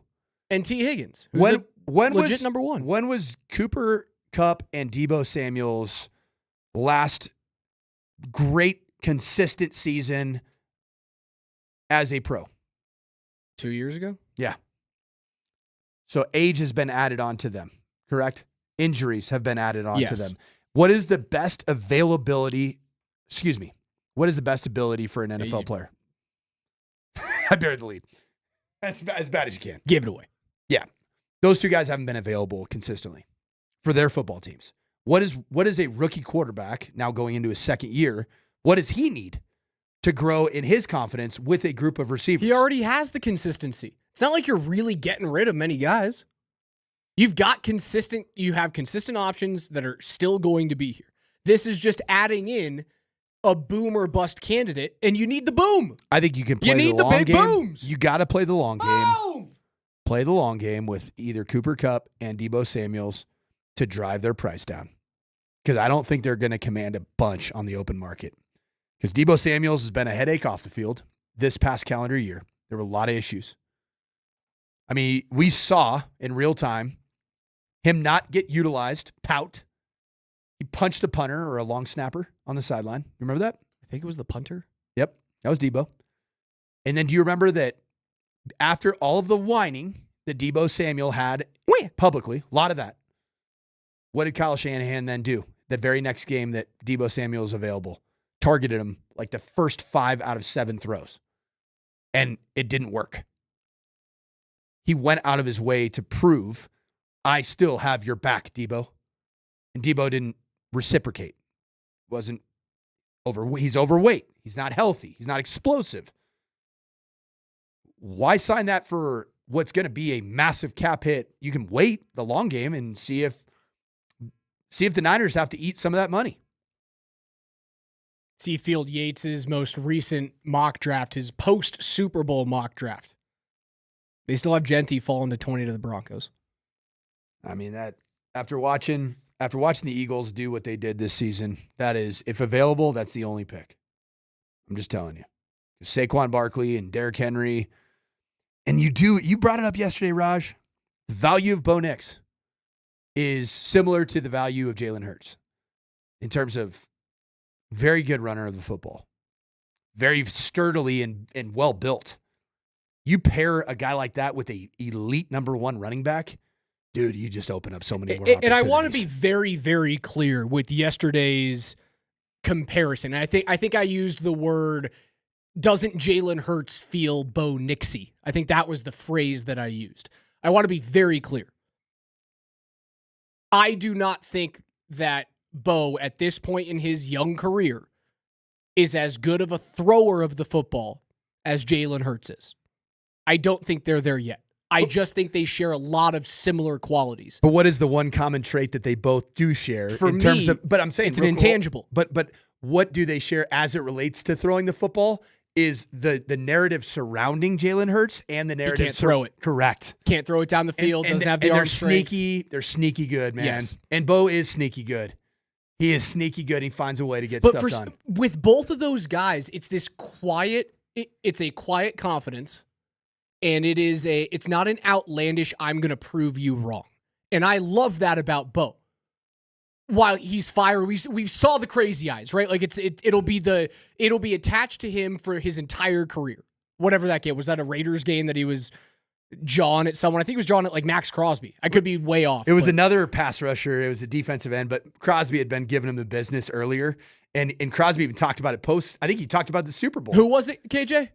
Some guy named Wilson. Was it a Raider? It was number 9. He was a defense. Right, the he was crazy an edge eyes. player. It'll be attached to him. He has that in him. But that game, or actually the home game that the Raiders and Broncos had played, Max Crosby was giving him everything from the playbook of get inside of a quarterback's head.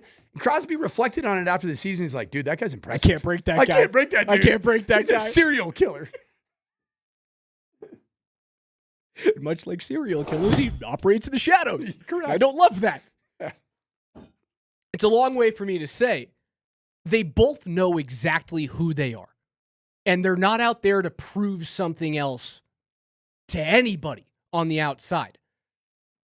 That's my biggest thing that I love about Bo. It is that singular intangible, coach. And I hope that they can find a way to pair him with an elite running back or an elite receiver that can then bring what he has physically to the table to the next level. That's what I'm waiting for. And if that means that you take a swing at T. Higgins or you take a swing at Debo to be that joker, right? I think it's going to be really enticing for Sean Payton to go look at what he did when he was healthy in San Francisco. And if I can just get a little bit of that on a 3-year deal, I'll do it. Can I burst your bubble on the Joker? Be my guest. What type of Joker does Sean Payton continue to talk about from his past? What is their home position? And what he wants them to feature as? There's two different answers. Ones. He always talks about Jimmy Graham, and which is Jeremy a what? Shockey Which is a what? at the tight end position. Correct. Pass catching tight that end. Can be a what? A real receiver. A real receiver. And then what's the second one? Alvin Kamara, Darren Sproles, a running Reggie back Bush, that can be a wide receiver. Correct. Do you think he has any desire whatsoever to have a wide receiver that can be a running back? He tried to do it a little bit this year with Marvin Mims, and it's Debo light. And it really wasn't his jam. He doesn't. It was my jam though. It was sweet. Those little tunnel screens. No, I loved it. I was into it. Jet sweeps. Well, and also remember when he started playing, like the very first game at Kansas City, first play of the game at Kansas City was that outside zone to Marvin Mims. I was like, oh, Sean, you're in your bag, brother. And then all of a sudden, very next game, you're at home, and Marvin Mims lines up in the same alignment, and you throw him a wheel route out of the backfield, lined up as a running back. Yeah, I'm in. But I think you already have a younger version of that in Marvin Mims if you commit to it. I think he wants a tight end that can do it. I think he wants a running back that can do it. I Colton just don't see it, Loveland, man. Tyler Warren, Ashton Genty. Yeah, and I will say, man, Ashton Genty just doesn't fit the bill of Joker. He fits the bill of dog, like your number one bona fide runner, bell cow.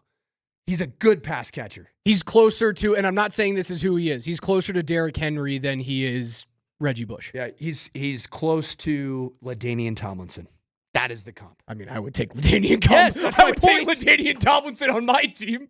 He is LaDainian Tomlinson. And I was that guy, for my money, man, in my lifetime, peak LaDainian Tomlinson might be the best running back that I've ever seen in my lifetime. Do you want to know what I witnessed? My dad was coaching at that guy was unbelievable. My dad was the wide receiver coach of the San Diego Superchargers. My dad's final year was the year that Drew Brees was drafted first overall in the second round, and LaDainian Tomlinson was drafted in the first round at 5 overall. That changed that franchise. Now, it didn't win a Super Bowl for that franchise, but it changed the trajectory of that franchise. LaDainian Tomlinson, as a runner and as a player and as a character, as a Boise State guy, I can vouch for that. I see the same exact things in Ashton Genty. You want LaDainian Tomlinson? Denver Broncos fans, you got the opportunity to get him right here in Ashton Genty. Where do I sign up? Right now? If he's available. I'll sell my soul for 1,800 yards, 28 touchdowns on the ground. Another 500 yards through the air with 3 touchdowns, so I have a total of 31 scores in 2006. If you're telling me I can get that, stop the conversation. You can get that. Print it. If you can get to him being available at 20, it's a no-brainer. Woo! Got me feeling things, Coach. A little tingly today on a Tuesday. Coach Mike Sanford, Alex Ryan-Emmy. We are giving away another $50 gift certificate to Safeway coming up at 11:20 today. If you missed your chance at 9:20 with Moser, Lombardi, and Kane, we will give out another keyword coming up at 11:20. If you hear that keyword, you'll be texting your first and your last name to 303-504-0925, and then we will give that gift card away right before we hand things off to PhD. When you text in, you will be automatically qualified to win today's $50 gift card and the $250 grand prize on Friday. Make sure you guys are listening in about 40 minutes from right now.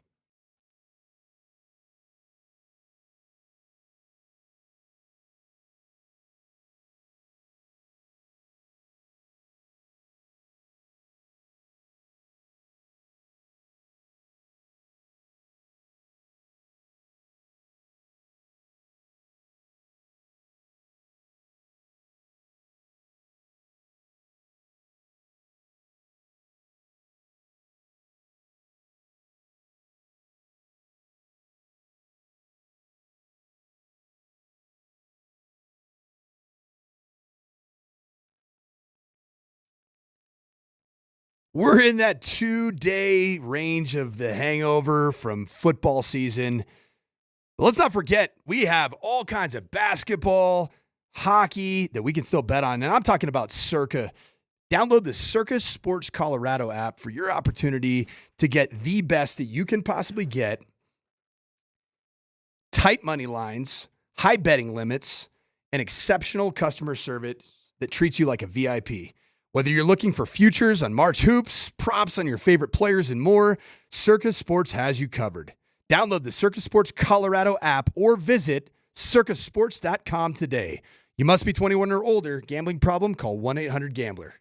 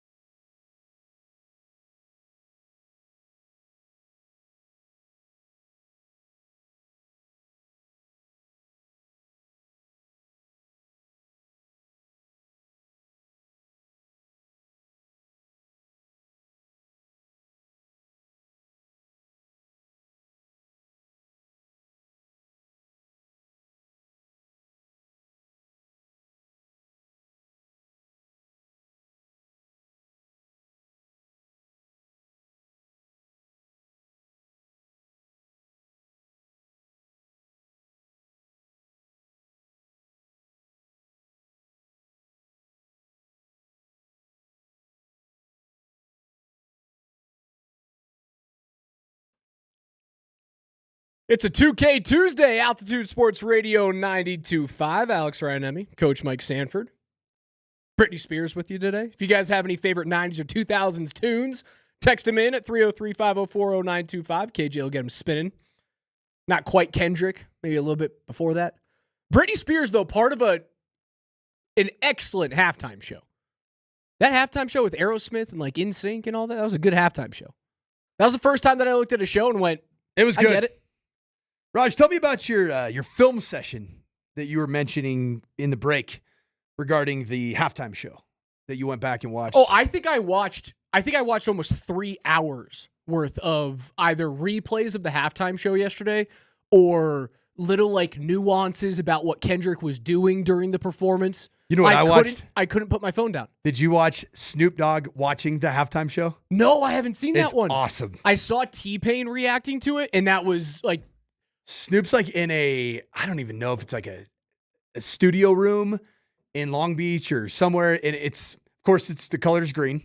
And of course, there's some consumption of things that are green going on. And he's watching with some of his OG people. And he's just very subtly giving a play-by-play about Kendrick. And he calls him Dot. That's his nickname for Kendrick. That was Dot. His first, Kendrick Lamar's first like stage name was K-Dot. Oh, I didn't know that. Thank you. That's why, yeah. But I learned that. Dot gonna. Okay. There you go. Yeah, I got you. And it was really good. It was really fun, especially when my personal favorite part of this. I grew up near Long Beach, California. I grew up 9 miles away from Compton, 1.5 miles from Long Beach. So when I see you surfer coach, yeah, all right, yeah, I love that. Yep, Seal Beach, California is where I grew up, right between Huntington Beach and Long Beach. But when I see Serena Williams, Tiger Woods, Snoop Dogg, these were household names growing up. They were coming up in the game. Either Tiger's youngsters, not playing, by the way, in the Genesis this weekend. He pulled out after his mother's passing. Oh, yeah. But the best part of the halftime show was Serena getting her sea walk on. It was outstanding. I'm telling you, I couldn't stop watching it yesterday. I can't watch it enough. It was awesome. I thought it was a great show. It was different. I was entertained. It was everything I wanted it to be. KJ, what was your favorite part of the halftime show? If you were to take it down to like a snippet.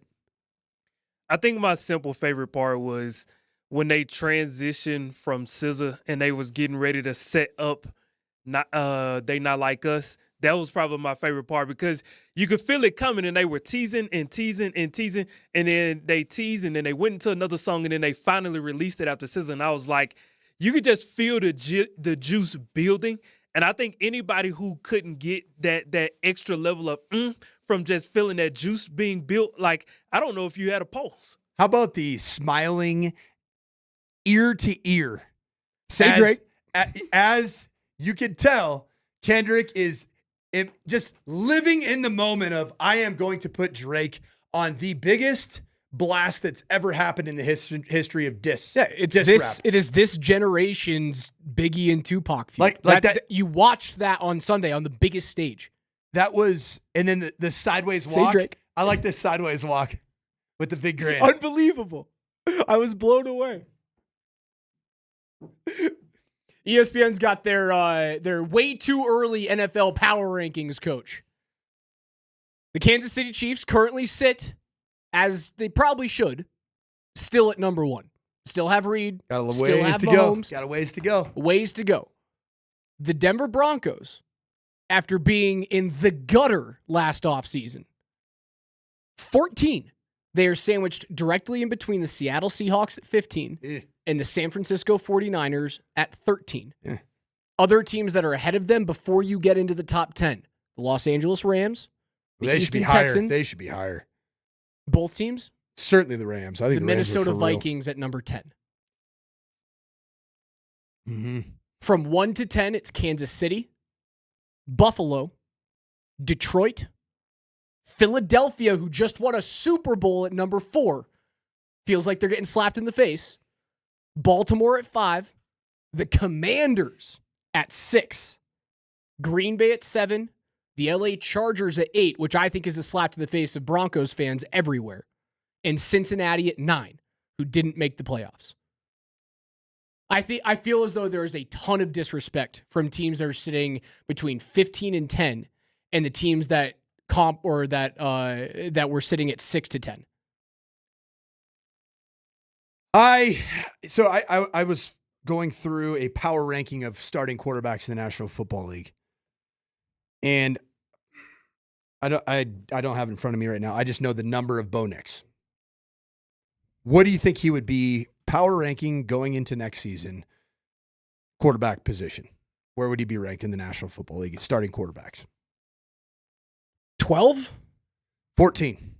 I think that's which is exactly where the Broncos find themselves right now. 14 feels a little low to me, but I can see it. Really? Yeah, it feels a little low. So if we're thinking, let's go from 1 to 14 then for quarterbacks.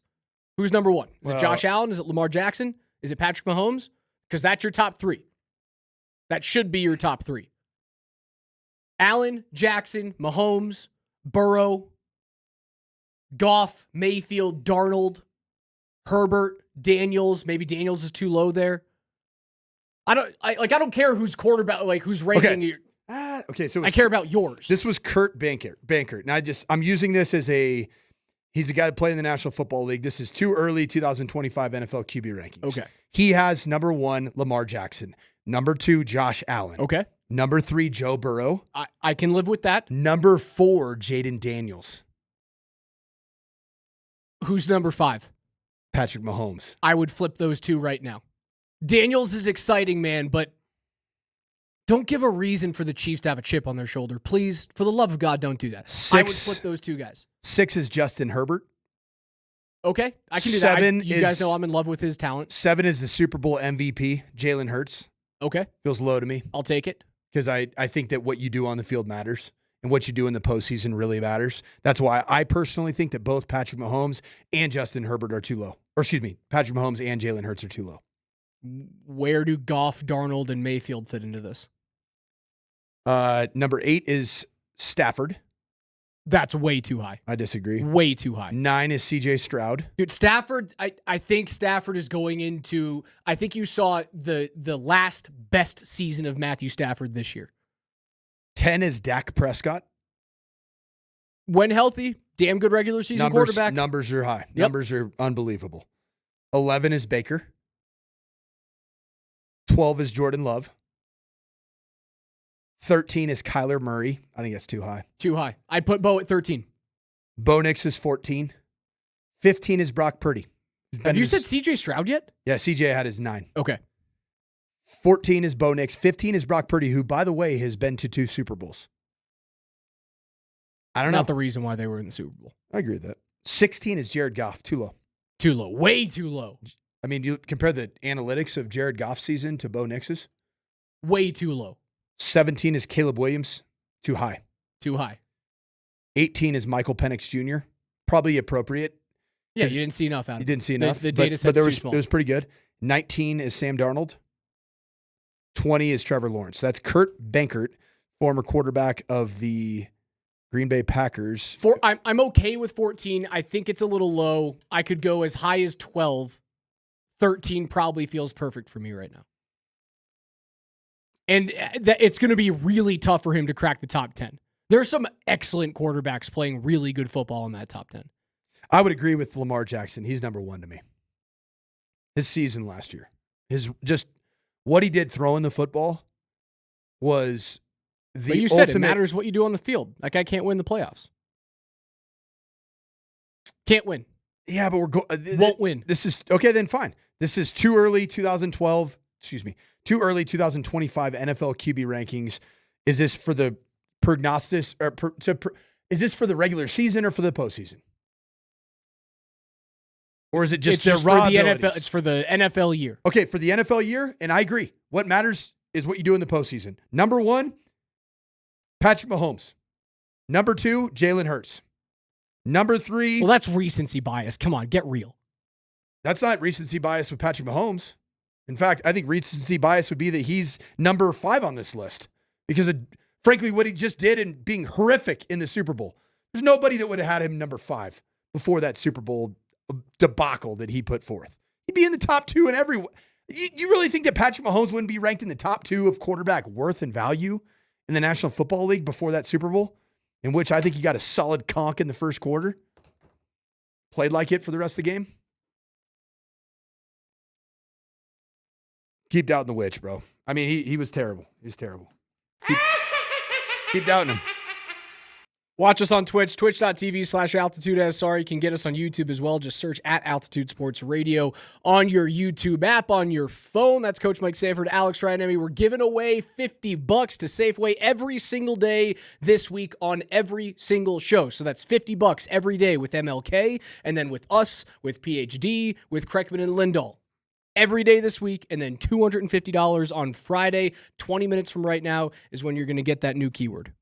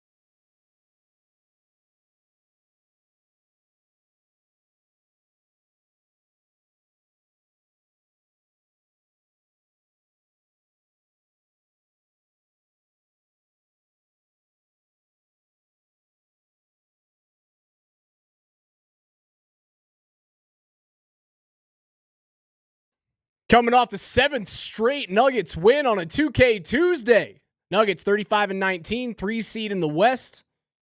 A game behind Memphis, game and a half in hand on LA and Houston. Did you see what the Lakers did last night with Luka, coach? Yeah, I saw they played the Utah Jazz. Yes, they played a bad basketball team. But I also saw that the Lakers still do not have a center on their roster. And if you're going to say it's Rui, is it Rui? Rui. I always want to say Ryu. Rui Hachimura at A&M. We've seen that experiment. Oh, is he playing center? He will if he needs to. Yes, he will. Luka started off cold. He stayed relatively cold throughout the game just because he was so bad at the beginning, but 14 points in 24 minutes, goes 1 of 7 from 3. I think that might be like the worst version of Luka Doncic in a Laker uniform that we're going to see. But they hammered Utah. You know, Utah's a 12-win team. The Lakers aren't going away despite not having a center. That's the thing. They're playing good basketball. They are. They're playing good basketball. They don't worry. Like, they might be just as hot as Denver is. They won't defend, Raj, when it counts. They won't be able to defend. The Nuggets are starting to play themselves into being an elite offense, the way that their current form is right now. LA's won 12 of 15 dating back to Monday, January 13th. Sweet. The Nuggets have won 16 of 21. Cool. Huh. You're a cute little team over there. Oh, that was cute. I'm just LeBron? saying, like, the separation isn't there. Oh, LeBron, that's so cute. You were wearing a Luka Doncic giveaway shirt when you were warming up. That's so nice of you.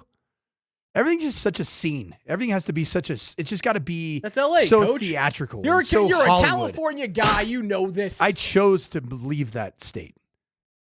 I chose Colorado. Colorado chose me, and for that we appreciate you. And so there are things I do. Like, I love the theatrical nature of Serena Williams doing the Crip Walk during the Super Bowl halftime show. I don't love LeBron James wearing Luka Doncic's T-shirt with number 77 on in his warm-up, because that's clearly a narrative controlling deal that is so typical with LA. And they will be in a feud at some point, Raj. Mark my words. There will be a Luka Doncic LeBron James feud. And one of the two of them will say something in the media, and it'll probably be LeBron James. Does Luka being on the Lakers change how you feel about a possible postseason matchup with them? Because it doesn't for me. While I think that for the future, they're set up to build around Luka, and I don't love that, because I was looking at the Lakers and going, all right, well, you got like 1 more year, maybe 2 years left of LeBron, then you're going to have to tear this thing down to the studs and rebuild through the draft eventually. Now they've got the star that you can build around, that people likely want to play with once LeBron moves on. So in the future, I go, I don't love what they're building. Him being on the team right now does not make me more scared of them in the playoffs this year. I would want to see LA in the playoffs, because I think that Denver would just mop the floor with him. You have their number. Like, I don't want to see Oklahoma City, but I would love to see the Lakers. I think it's a 5-game series at the most. I would love to see it. They're more beatable now without Anthony Davis as a rim protector. See, he's unbelievable at that. He couldn't guard Nikola Jokic, but as a rim protector in this edition... You can make the argument Anthony Davis guarded Nikola Jokic better than anyone else in the league. He did. Disagree. Bam Adebayo. Okay, I'll give you Bam for sure. I like that. But is you come in and there? you let Raj know. Is AD up there? He's definitely up there. I will say he's top 3. Okay. Him is... I don't know. It feels like he eats on Rudy, but is Rudy up there? No. To me, I'm going to say Domantas Sabonis, because he knows all his moves. They played against each other since they were younger. And Domantas isn't a dominant defensive force. By no stretch of the imagination, but he knows Jokic's moves. Man, Bam would look really cool. What do you think about KP on him? Kristaps Porzingis. Kristaps is smooth, but so me and Dan were having this argument on In the Paint. When Jokic is challenged with taller defenders, he embraces that challenge because he knows that everybody expects him to cower down. So he actually would look forward to someone like Kristaps or Victor Wembanyama or Chet Holmgren, because they are skinnier bodies and he can just bully them in the paint. The one thing I always thought about Anthony Davis against the Nuggets is, especially this iteration of the Nuggets with Christian Brown as the really, really elite penetrator of the basketball, taking the ball to the cup. is that his sag help defense as a rim protector is second to none in the NBA. Second to none. So that's a huge piece that's missing right now from the Lakers. And what happened between the Lakers and the Charlotte Hornets regarding this trade that never happened with their center that has 9 feet 9 inches of reach, that's a big loss for the Lakers. They don't even have a body now that can play as a true traditional 5. No, I think you can remove them from the championship conversation this year. What was the name of that center? They're right on your heels, but you can remove them from Mark Williams. Mark Williams. So his physical didn't come back great. So the Lakers still have Dalton Connect, correct? They didn't lose. Yeah, they do. Yep. Yeah, they're a game and a half behind you, but do I think that they're a real threat in the West? No, I think there's 2 teams that are legit threats. Oklahoma City and Denver. And can you get through them? What do you believe, and this is a question for our listeners as well, diehard Nugget fans, what do you believe is mandatory for the Nuggets to achieve in the regular season in terms of seeding? You have to be seeded at this year. No lower than 3. Agreed. No lower than 3. And I think you can do that. Yeah, you're in position. Houston's a good young team. You are way better than the Clippers, who have like 5. I think you're up 5 games. The Clippers in the rearview mirror, man. At this point, right? How many games have you played? You've played 55 games. There's 27 games remaining in the season. LA, you can forget about. I think you can forget about the Lakers, despite them winning a bunch of games. I will agree with you. The fact that they do not have a legit center kills their title chances. Do you have to go and get the 2 seed? No. Would I like it? Yes. That is certainly not out of the question. You're just 1 game behind Memphis. That's what you have to achieve during the regular season. What has to happen for the Nuggets going into the postseason for them to win? You must be completely and totally healthy. Have you looked at the Eastern Conference standings and the amount of bad teams that are going to make the postseason? Yeah, Chicago's like 9 games under 500 and are currently sitting in the 10 seed. The Detroit freaking Pistons are not in the they're in the 6th above seed. the line. They're above the line. Above the line and under 1 game over 500. Dude, the Nuggets have played a bunch of these teams in games that you're like, the Nuggets have to win. This is a must win. Well, you look it's right. The Detroit Pistons, Miami Heat, Atlanta Hawks, Orlando Magic, and Chicago Bulls are all above the line to be postseason teams. And then you look at the dang Western Conference, and the Golden State Warriors are number 10.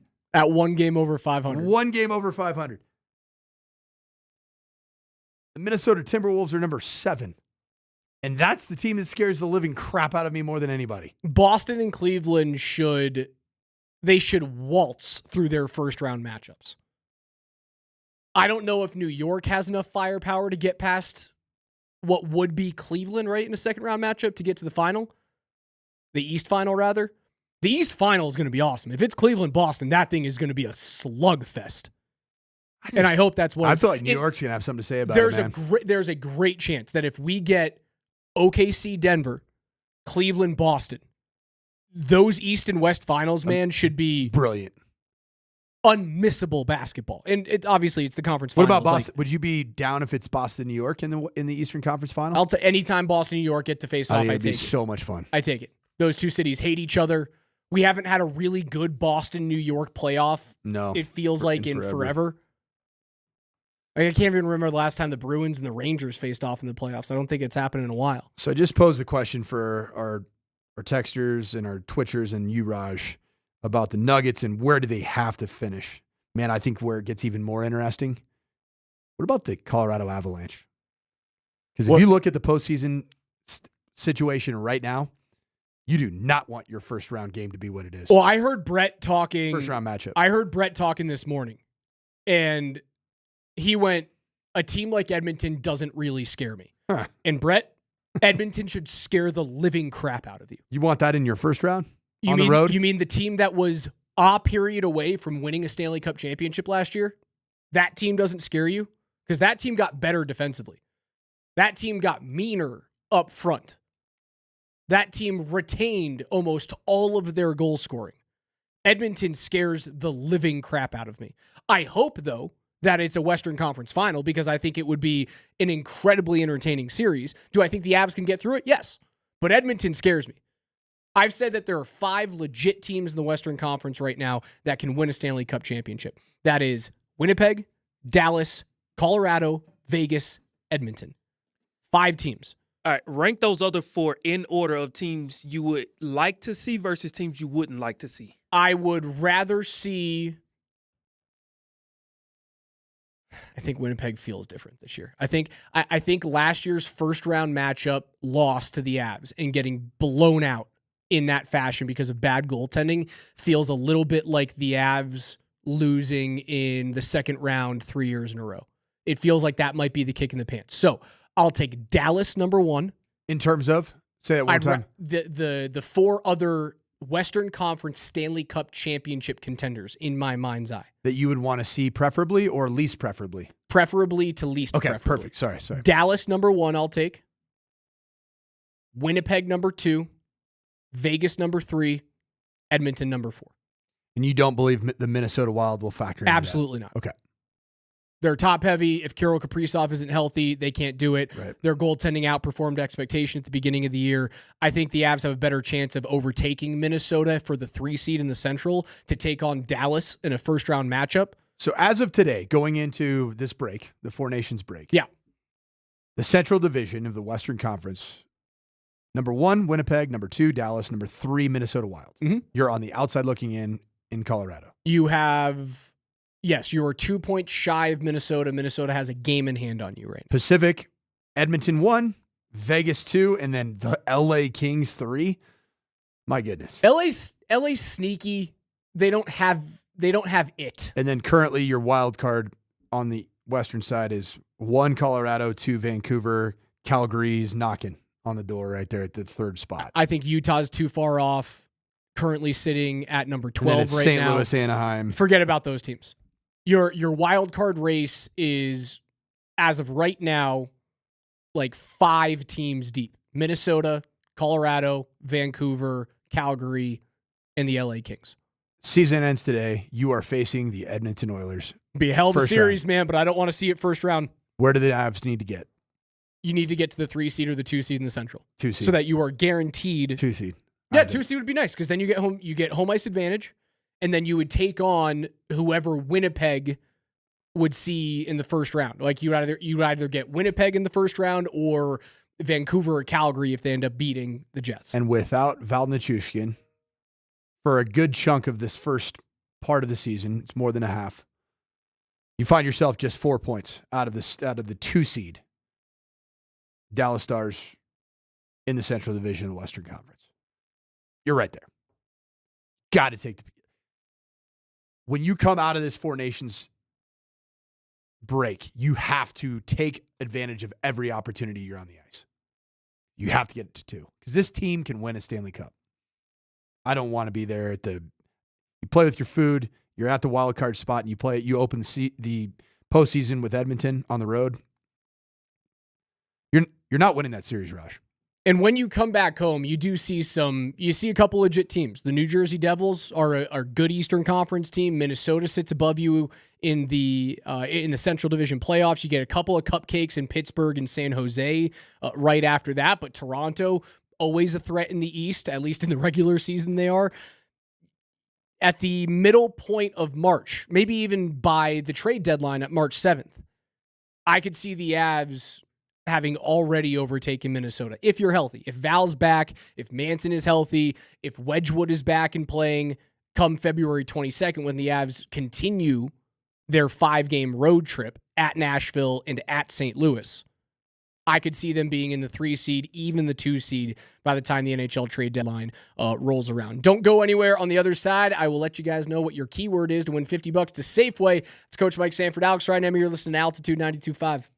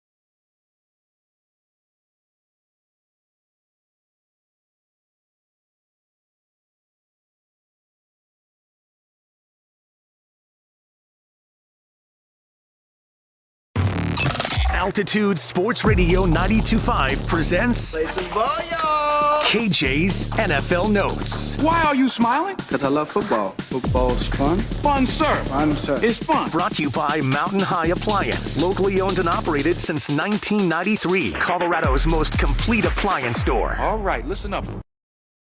Before we get into KJ's NFL notes for the day, it's 11:20, and all week at this time here on the Morning Sprint, and all week at 9:20, 11:20, 2:20, and 4:20, we're going to be giving away $50 to Safeway. We gave it away yesterday, and all you have to do is listen for the keyword. Your keyword today on the Morning Sprint is adore, A-D-O-R-E. Text the word adore with your first name and last name to 303-504-0925. That's adore with your first and last name. Once you do that, you will be entered for today's $50 gift card prize, as well as Friday's $250 gift card, thanks to our friends at Safeway, your one-stop shop for Valentine's Day. That's the cutest keyword I've ever It's very cuddly. heard. Very cuddly. And it's so appropriate in a day where you can look outside and see that you just need somebody to cuddle with that just adores you. Don't forget that special someone and show them that you care with beautiful flower arrangements, savory chocolates, and more. Find everything you need and make it an easy trip with delivery or pickup. Get started at Safeway.com or download the Safeway app today. Again, adore with your first and last name to 303-504-0925. Speaking of cuddly keywords, Raj, you are the type that enjoys a double-handed, two-handed grasp on your coffee mug on very cold outside days. Yes, I am. Let's get to NFL notes. Why don't, on that note. What's wrong? Let's get to NFL. What is wrong with double hand cupping a mug of tea or coffee? I mean, are you just to sit and watch Hallmark movies all day? I don't know. Sometimes Hallmark movies are good. Are you gonna just? Are you gonna have Gretchen Wieners is in Hallmark movies all the time. You just said wieners. NFL notes, please. Deebo Samuel was recently on the Bleacher Report podcast, and they got into a conversation about teams that could catch others by surprise or make you say, little did we know the Broncos are on Deebo's radar. And he'll explain why in just a second. But according to DraftKings, here are the teams that potentially could land Deebo Samuel. Number one is San Francisco at plus 250 to stay in San Fran. Pittsburgh at plus 550. And the Broncos and Panthers at plus 650. And those are the teams tied for third. Here's Deebo kind of, trying to boost up his end, trying to let the Broncos in. Come get me, please. Who's a team, in your opinion, that people should kind of be like, ooh, they might be something special? I could say Denver. Bo Nix is playing really, really good ball right now. Your defense is outrageous. You got P2 out there who's, I would say, the best at the position right now. Probably been for the past 2 years. You got the other guy on the other side. I just think you need a couple more pieces, and then it'll be what it need to be, and you just have to get past Pat Mahomes every year. Deebo Samuel's 2021 campaign where he had 77 catches for 1,400 plus yards, 1,405 yards, 6 touchdowns, and then on ground had 365 rushing yards, 8 touchdowns. That is in the long rearview mirror, Raj. When you look at the last 3 years, 630 yards receiving, 892 yards receiving, decent year, 670 yards receiving, and then this past year, the rushing totals went all the way down to 136. Is he really, in his current form, the Joker that everybody thinks he is in his current form? I don't know. 670 receiving yards and 136 rushing yards. That sounds like a B-level version of Cortland Sutton as a receiver and a B-level running back version of Marvin Mims. Is it worth $15 million of a cap? Gosh, no. Not if you look at the trends. Dude, 2021 there's 3 full seasons in between now and that year where this value has been created. You can't ignore the signs here from a numbers standpoint. He had one amazing season, and then the numbers outside of that are fairly pedestrian. They really are. I think that everybody fell in love with the Deebo Samuel edition of 2021. Yeah, that was a cool version of Deebo. It's a long time ago, dude. I was cool in 2021. I was a Big Ten offensive coordinator in 2021. You're stuck with me. Now I hang out with you, Raj, and talk about the keyword adore and double cupping. How much we love balls and at 10 o'clock in the morning. And double cupping my coffee on a cold day with my favorite blankie on watching a Hallmark movie. That's what I do now. Don't act like you don't want to be here. What? What's next? I'm just speaking into existence what 2021 is compared to what 2025 is, brother. Keep it rolling. I love those balls. All right, okay, all right. There you go. After conflicting reports on Monday, it has been officially reported that Kellen Moore is the next head coach of the New Orleans Saints. This will be the second time in 3 seasons that Nick Sirianni will lose a coordinator to a head coaching job. It was Shane Steichen to Indy, Jonathan Gannon to Arizona, now Kellen Moore to the Saints. Are we seeing a Nick Sirianni tree slowly but surely starting to be built in the NFL? You are. And I also saw that Jalen Hurts has gone like 8 of his last 9 years with a new coach or coordinator. That's even more impressive for what he's been able to accomplish. And I did yesterday, just because I'm a big fan of accountability in media, I wrongly spoke about Jalen Hurts as a Heisman Trophy winner in 2019 because clearly he had a monumental year in his comeback at Oklahoma, but it was Joe Burrow winning the Heisman in 2019. That was a good year. That was arguably the best year. Really, really good Heisman Trophy candidates. Yeah, I mean, Kellen Moore, man, he's a guy that he was my neighbor, lived right down the street from him in Boise, Idaho. He's a Boise State quarterback. His tax return is going to be looking a little bit different than mine here in the coming years as a head coach in the National Football League. Shane Steichen's another guy that came from that same tree, the Nick Sirianni tree. It hasn't gone great in Indianapolis.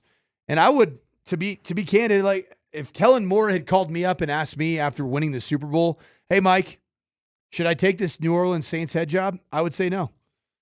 I'd say you have Jalen Hurts in an incredible build of a roster. Be more choosy. Yeah, but find something that is a great fit for you because Shane Steichen, dude, he is on the hot freaking seat going into year 3 in Indianapolis. But it's not like Moore has had a head coaching job. Still a youngster, that's man. The thing. Still a young guy. You got to get into that circle. I don't blame him for taking it. If it doesn't go well the first time, you don't get an opportunity. That's not true. I mean, Vance Joseph didn't get another crack at it. That's not true. He's gotten cracks at it. No, I'm saying that he's interviewed. Offered the job. It's a very different thing, man. If the defense is good again next year, Vance Joseph gets another head coaching job. I hate to say this, but there is a reality to this, and I despise this about the National Football League. The Rooney Rule has propped up a ton of African-American head coaches to continually get interview after interview every single year. They don't really have a chance at getting jobs. And I think it's unfair. I do. I think it's ridiculous. I think that Vance Joseph is more than deserving of getting another opportunity to be a head coach. He didn't really get an opportunity. He's just thrown into the pool. Yes. And I think it's stupid. I think it's great to give guys an opportunity to do that, but don't do it under the guise of this Rooney Rule situation. Sorry. Jalen Hurts, his 8 offensive coordinators in his last 9 seasons. Kellen Moore, Brian Johnson, Shane Steichen is the only guy that he had for more than 1 year. He had Steichen for 2 seasons. Lincoln Riley, Mike Locksley, Steve Sarkisian, and Lane Kiffin. Boy, has he had a who's who in coordinators. My goodness. Oh, he's had the entire Nick Saban offensive tree. The whole thing. The whole kit and caboodle. KJ, what's next? I love those balls. I love those balls too. ESPN's Phil Yates put out his latest version of the post-Super Bowl mock draft this morning. He has Travis Hunter and Abdul Carter projected to go 1 and 2 in the draft in April.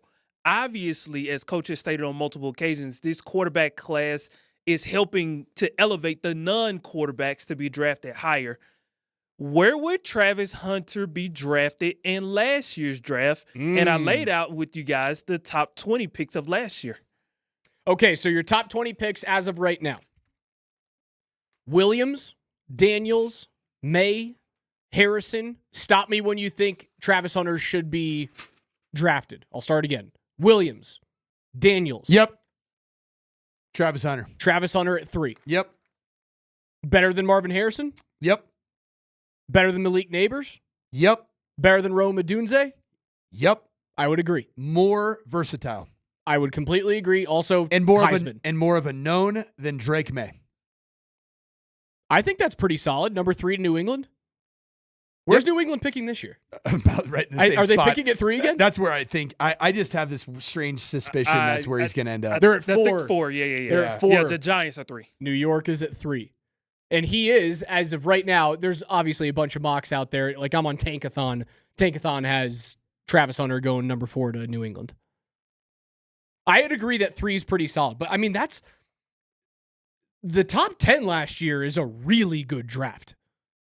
Even though you're saying he should slot in right before Drake May, it's not like May was worthless this year. Like, there's a lot to be excited about Drake May in New England. A lot of positive juju. Although, did you notice when we read through in our previous segment the quarterback rankings, power rankings, Drake May was not in the top 18. And I think that's probably fair. Still an unknown. Caleb shouldn't have been there either. He didn't turn the ball over this year. I mean, I don't know. Yeah, he took a copious amount of sacks. I agree. I would have taken him. I agree. I would have taken him as the wide receiver first off the board over Harrison, over Neighbors, over Adunze. I just love the player, and I love the versatility of the player. I mean, heck, the Denver freaking Broncos are trying to find a extremely versatile player. Who was the first defensive back off the board last year? Last year, was it the kid out of Toledo? It was. Yeah, Quinyon Mitchell. At number 22 overall to Okay. Cooper, dude, how about how G well in the second round? Yeah, how well did the Eagles draft, man? My gosh. Kind of feels like what the Broncos did, man. Yeah, they did a good job. They're putting that together. Yep, they are. Is it just because it's like they got a white cornerback and so the Broncos? Is that the reason why I think that they are similar? No. Nah, just the Broncos, they nailed it with Bo Nix, who a lot of people didn't think was going to be a worthy pick at 12. Keep it rolling, KJ. I love those balls. I love those balls, goodness. too. Fox Sports is projecting a Super Bowl record average audience of 126 million U.S. viewers across television and streaming platforms for Philly's 40-22 win over Kansas City. They also have peaked. They say that they have peaked at 135.7 million in the second quarter, which was the highest peak point of the game. If the audiences on streaming platforms continue to grow at a rapid rate, could we see a day where the Super Bowl is behind a paywall? And if so, how soon? No, can't happen. No can way. It? No way. Could you imagine? They couldn't do it. You'd lose the net that you can broadcast to would be so tightened that you would lose so much money in advertising revenue. So you could not do it. I don't think there's a world. No. Do I think there's a world that the first 2 rounds could certainly be streaming only? Yes. AFC and NFC championship games, no. Super Bowl, absolutely not. Hey, what is Tubi, by the way?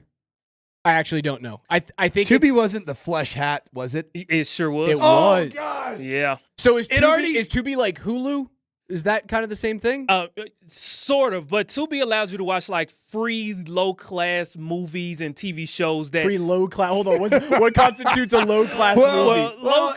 Are we talking about like morally low-class? Because it sounds a little bit like something that I wouldn't want to go to at work. When I say low-class, it covers all of the bases. So you have We Got Time Today on, Coach Prime. His show is low-class. Right? No. So you got. Have you seen Roxy Diaz? I mean, that's a good show, man. It is good. And then you got the movies on there that, I would advise to wait until the kids go to bed. So Tubi covers a multitude of things on their platform. KJ's He's an expert. He's tuned into the Tubi. Well, let's just say that Tubi knows what's going on. Yeah, KJ likes the Tubi.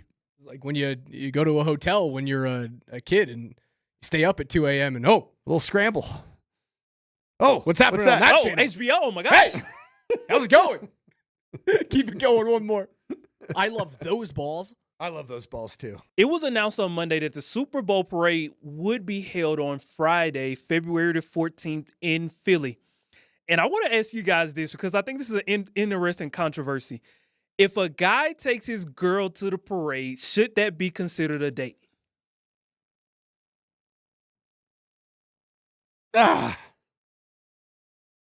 No. That's not a date. My wife hates parades. Not a date.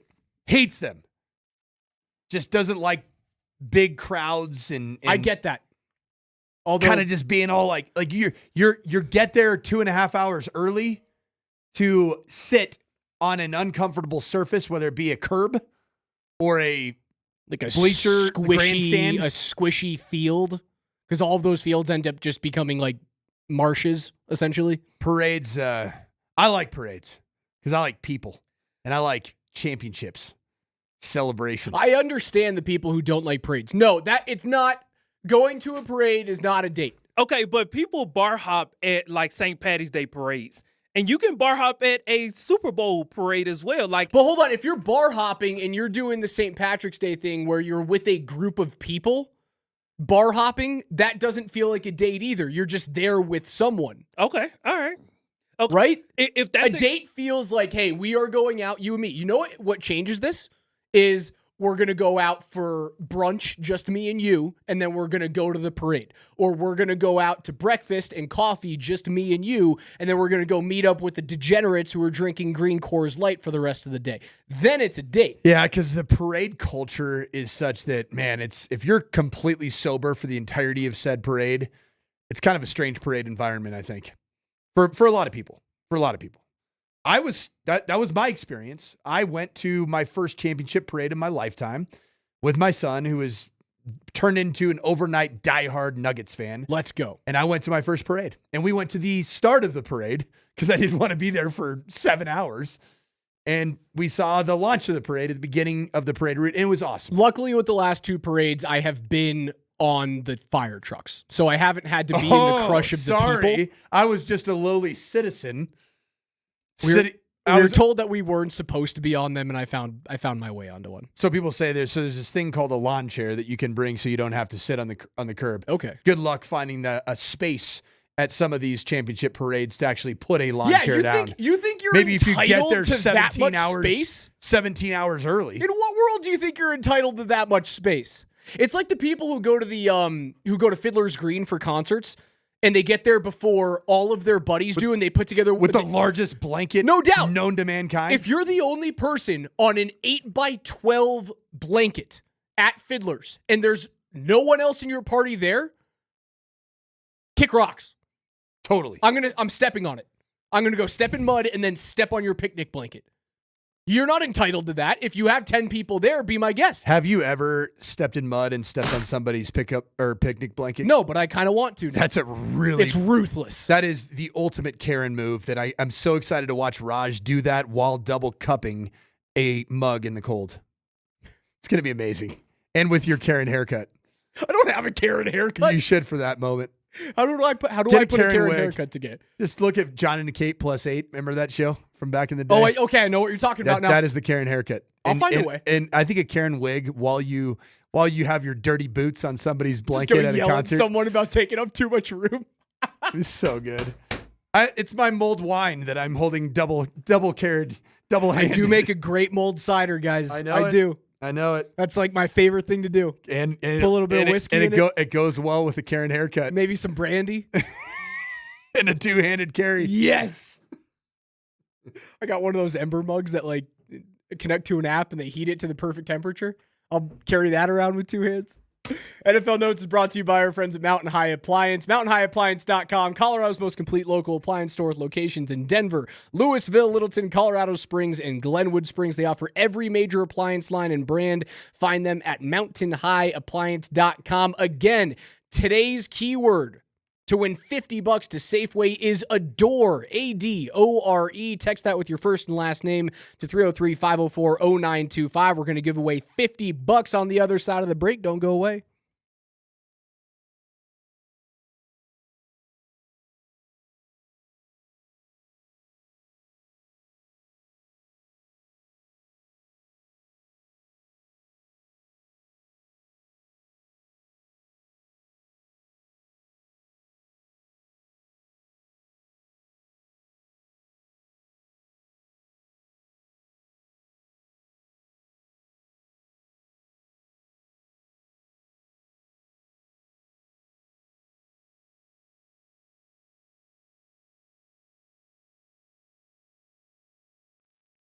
Denver, Colorado. I don't know if you've looked outside your window yet today, but it is snowing, and it's going to be snowing a lot over the next 48 hours.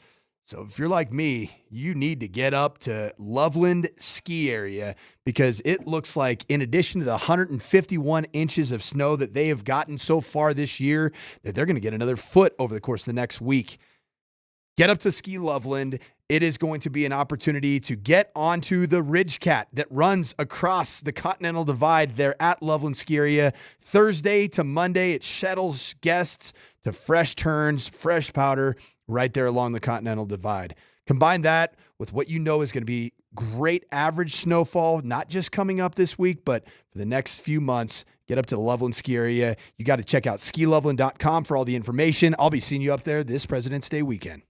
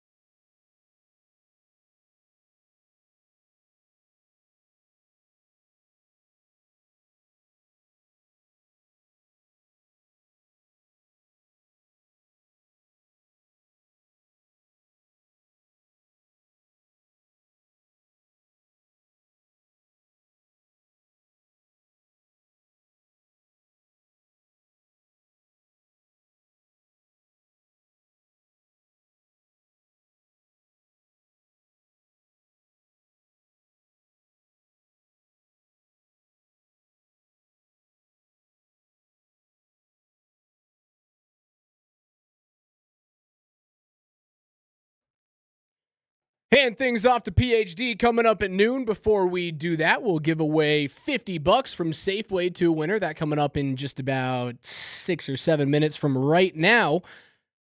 Kreckman and Lindahl, by the way, later on this afternoon are giving away 2 pairs of Nuggets Blazers tickets for tomorrow night's game, the last game before the All-Star break, which is also Nikola Jokic MV3 bobblehead night. Whoa. So, I've seen a preview of them. They're pretty cool. You want to get there early? I'm a freak of nature. And we have a handful of bobbleheads about 40 feet to our left right now. Should we have a heist? I would love to have a heist. Let's do I'm it. a big heist movie guy. So am I, man. I love you and a I heist. need to perform a bobblehead heist in Kevin Shockey's office. How would we go about the heist? We're going, man. I feel like because he has a radio in his office, we're the evil masterminds that are explaining our plan ahead of time. Yeah, but he if we doesn't really do pay that, attention to you and me.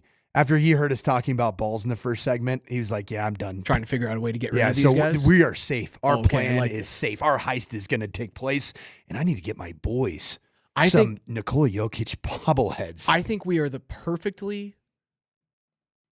most perfectly assembled show on the station to actually pull off an MV3 bobblehead heist because we've got the size and the muscle with you. And reach, potentially, if I need to reach high areas. Okay. And you're always in people's offices. You're Mr. Gabby. You like talking to people. It makes sense. I have a good cover. You can walk in. We could be like two kids in a trench coat because I'm not that big. And you can just distract Kevin Shockey, and I can sneak in the other door. Or we can shove me in a box, much like I'm the Chinese dude from Ocean's 11. As long as you don't shatter my hands by closing the top to this thing, we can deliver a package to Kevin Shockey. I can pop out, steal the bobbleheads, and Bob's your uncle. And we have the perfect guy in the getaway car, KJ Granderson. Leadfoot KJ.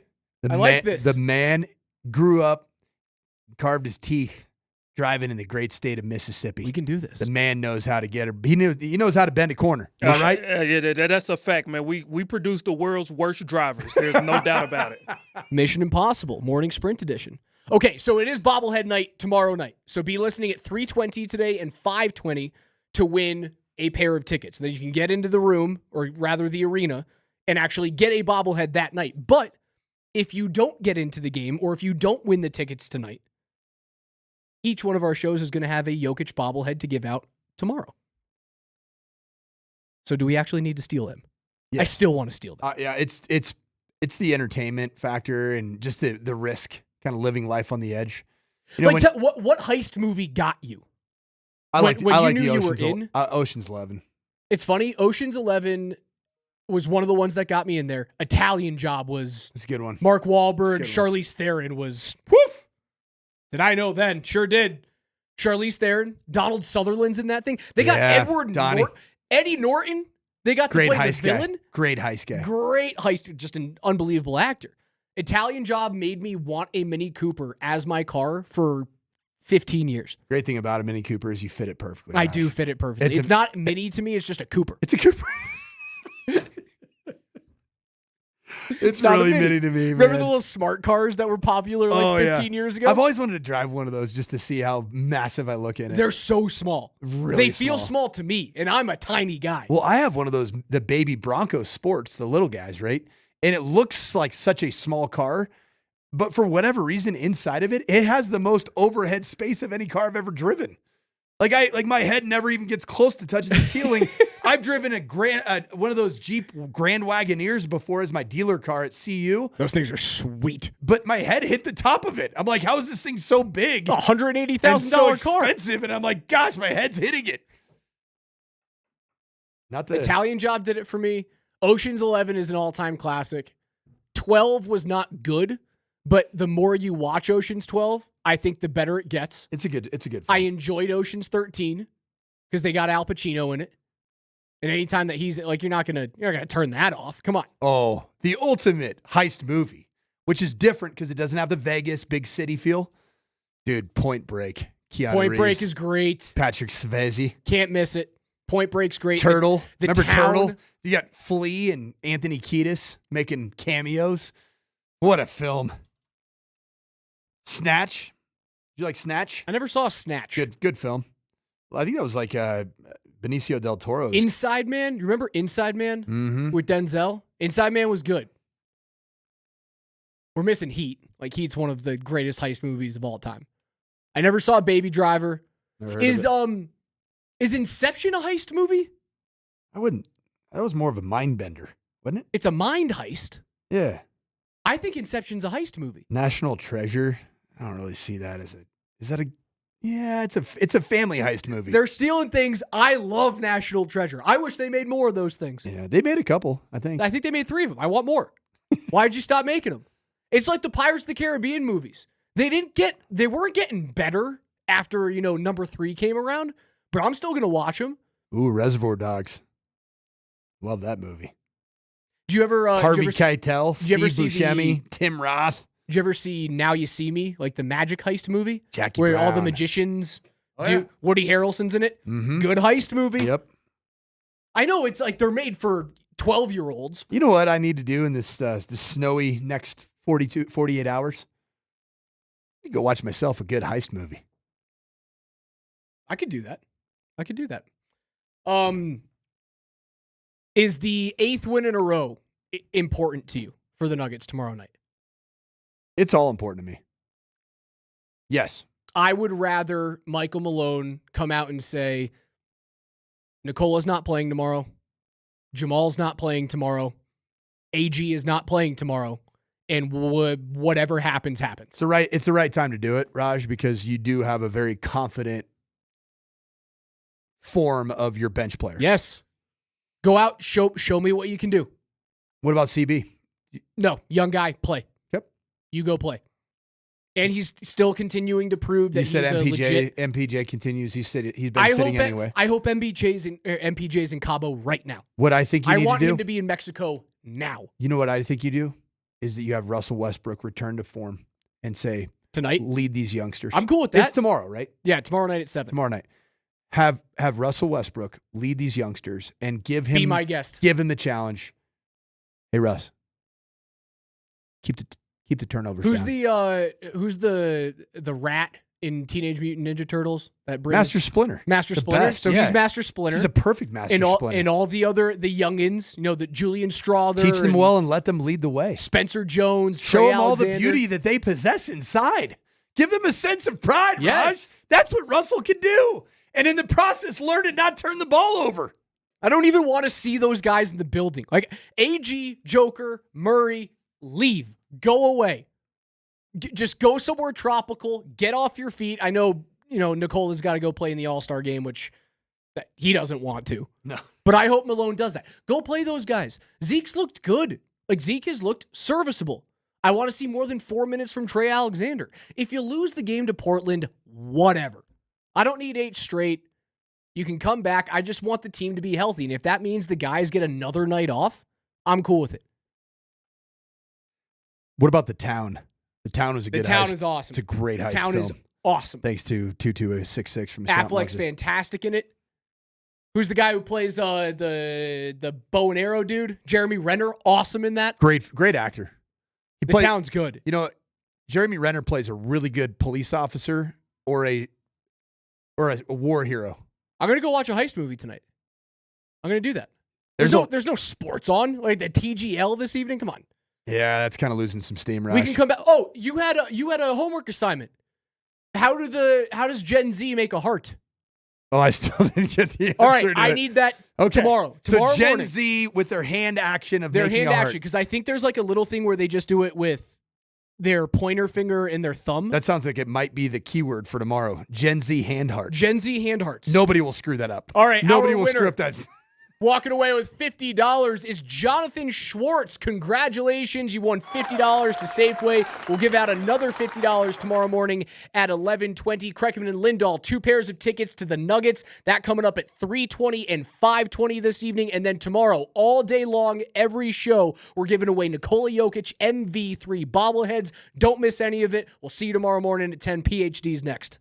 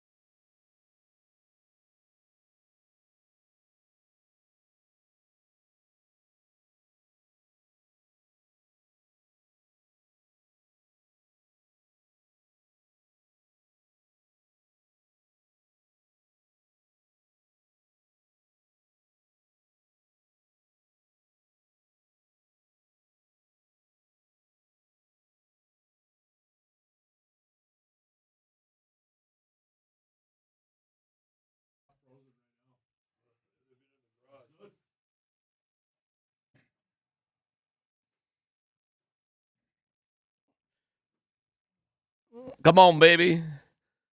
Man, you might need a dump truck. You might need to salt the. We don't really salt the roads, do we? What do we do? We do something else. It's not salt. We used to do salt back east. Salt, but salt ruins the undercarriage of the car. So we just do the chemicals that get into the side and the field and the grass and stuff and kills everything. Well, thank God we do it the right way. We'll get into the Nuggets game here in a second.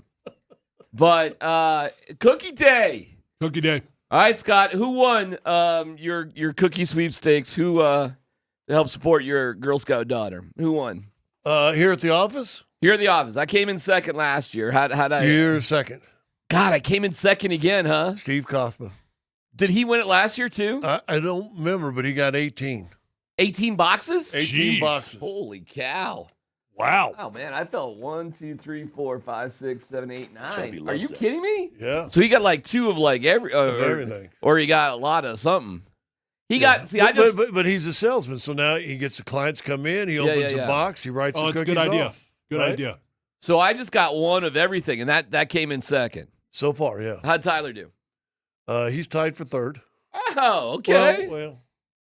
I did more of the bare minimum type of deal. I got 3 boxes. 3 boxes? I got 2 Samoas, 1 Thin Mints. All right. He tied with Fleck. Fleck got 3 boxes. Yeah, got his bag right here. That's a little cheap. Dave finally shot and it wasn't me. I mean, come on, man. 3 boxes. Yeah, but here's what you don't understand. What don't I understand? You're doing it for the graciousness and the kindness and help support Ellie and blah, blah, blah. Yeah, I'm probably not going to eat any of these. Yeah, and I don't believe you, actually. Fleck and Tyler's. Yeah. Guys that just get 3 or 4. Yeah. That ain't sharing with nobody. These no, are that's all mine. That's right. them. Exactly. No, I'm going to do with these. But here's what you guys don't understand. I understand. No. There are multiple people in my life that come to me asking me to buy these things. Yeah. Right?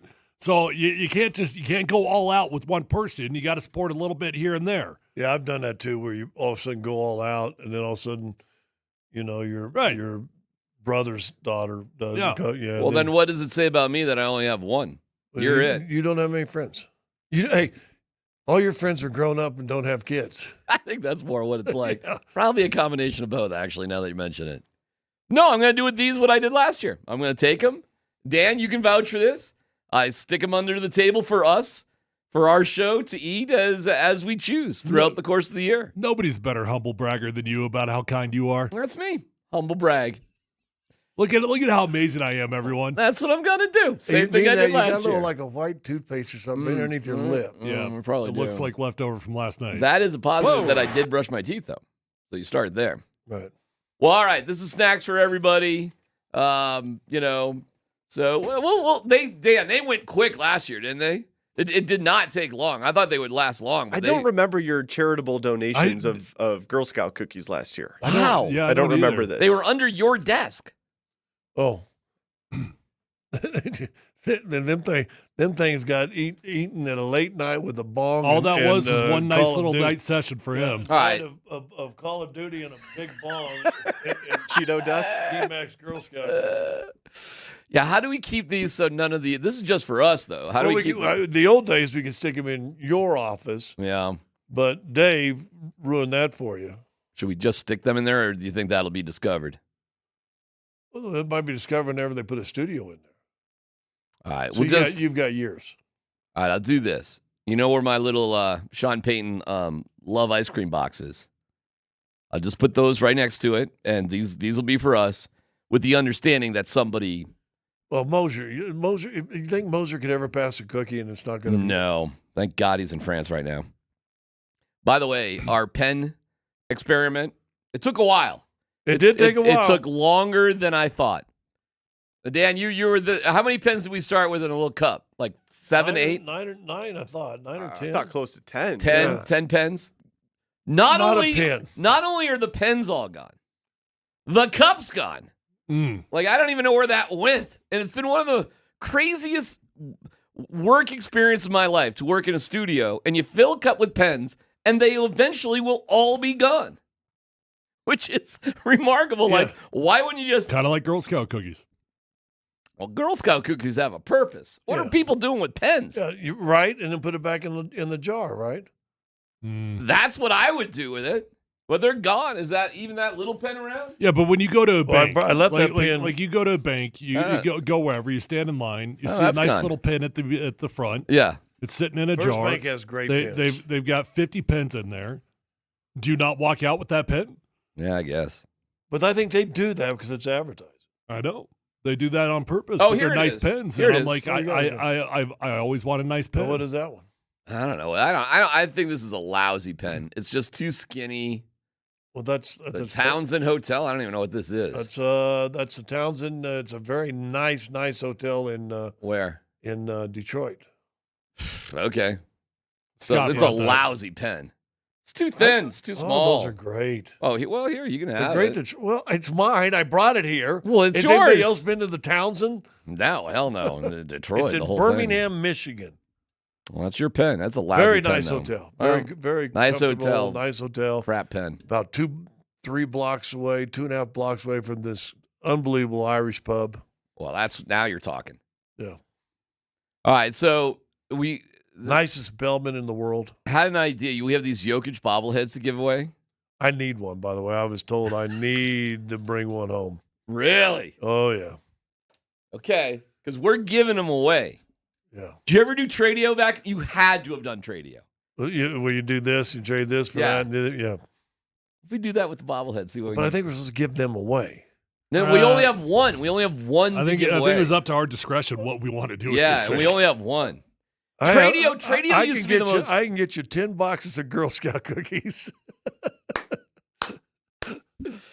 Oh, you're that desperate for it?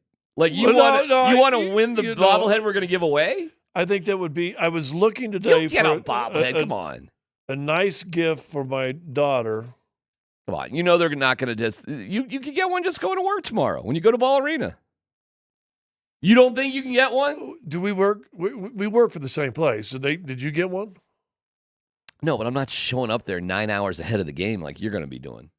Yeah, but I mean, you're here. I mean, They'll you know, the guy just walked by. I thought Yeah. maybe he would top the orders. Wow. Wow. Sometimes our jokes are just for us. Right? You know, we could take these down to L.A. for Luca. He'd probably Yeah. demolish this. He'd Where's take care Rob? of that. I didn't see Rob's order. Just go through the list, man. Anybody else? Anybody else you want to? There's one more. There is. You want to just No, get actually, there's two more. Brandon? There's two more. Brandon? Wow, okay, See that's a stray. I wasn't expecting that one. No, Brandon's on that medical weight loss. He's doing all right. Yeah. Well, it's just an idea that Tradio is kind of a fun old. It's a really old school radio. I'd take a hot pizza. You know. Okay, so that's what you do. You say, "Oh, okay, so now we got a pizza for a Jokic bobblehead. Can we top that?"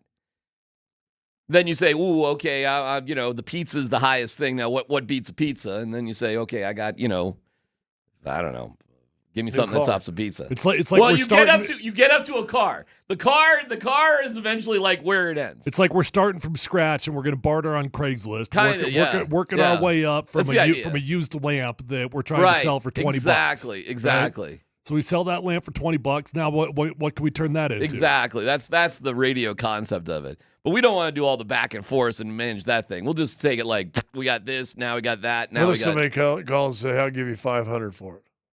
Then we got top 500 cash. Would a car top 500 cash? Well, it depends on the car. Yeah, exactly.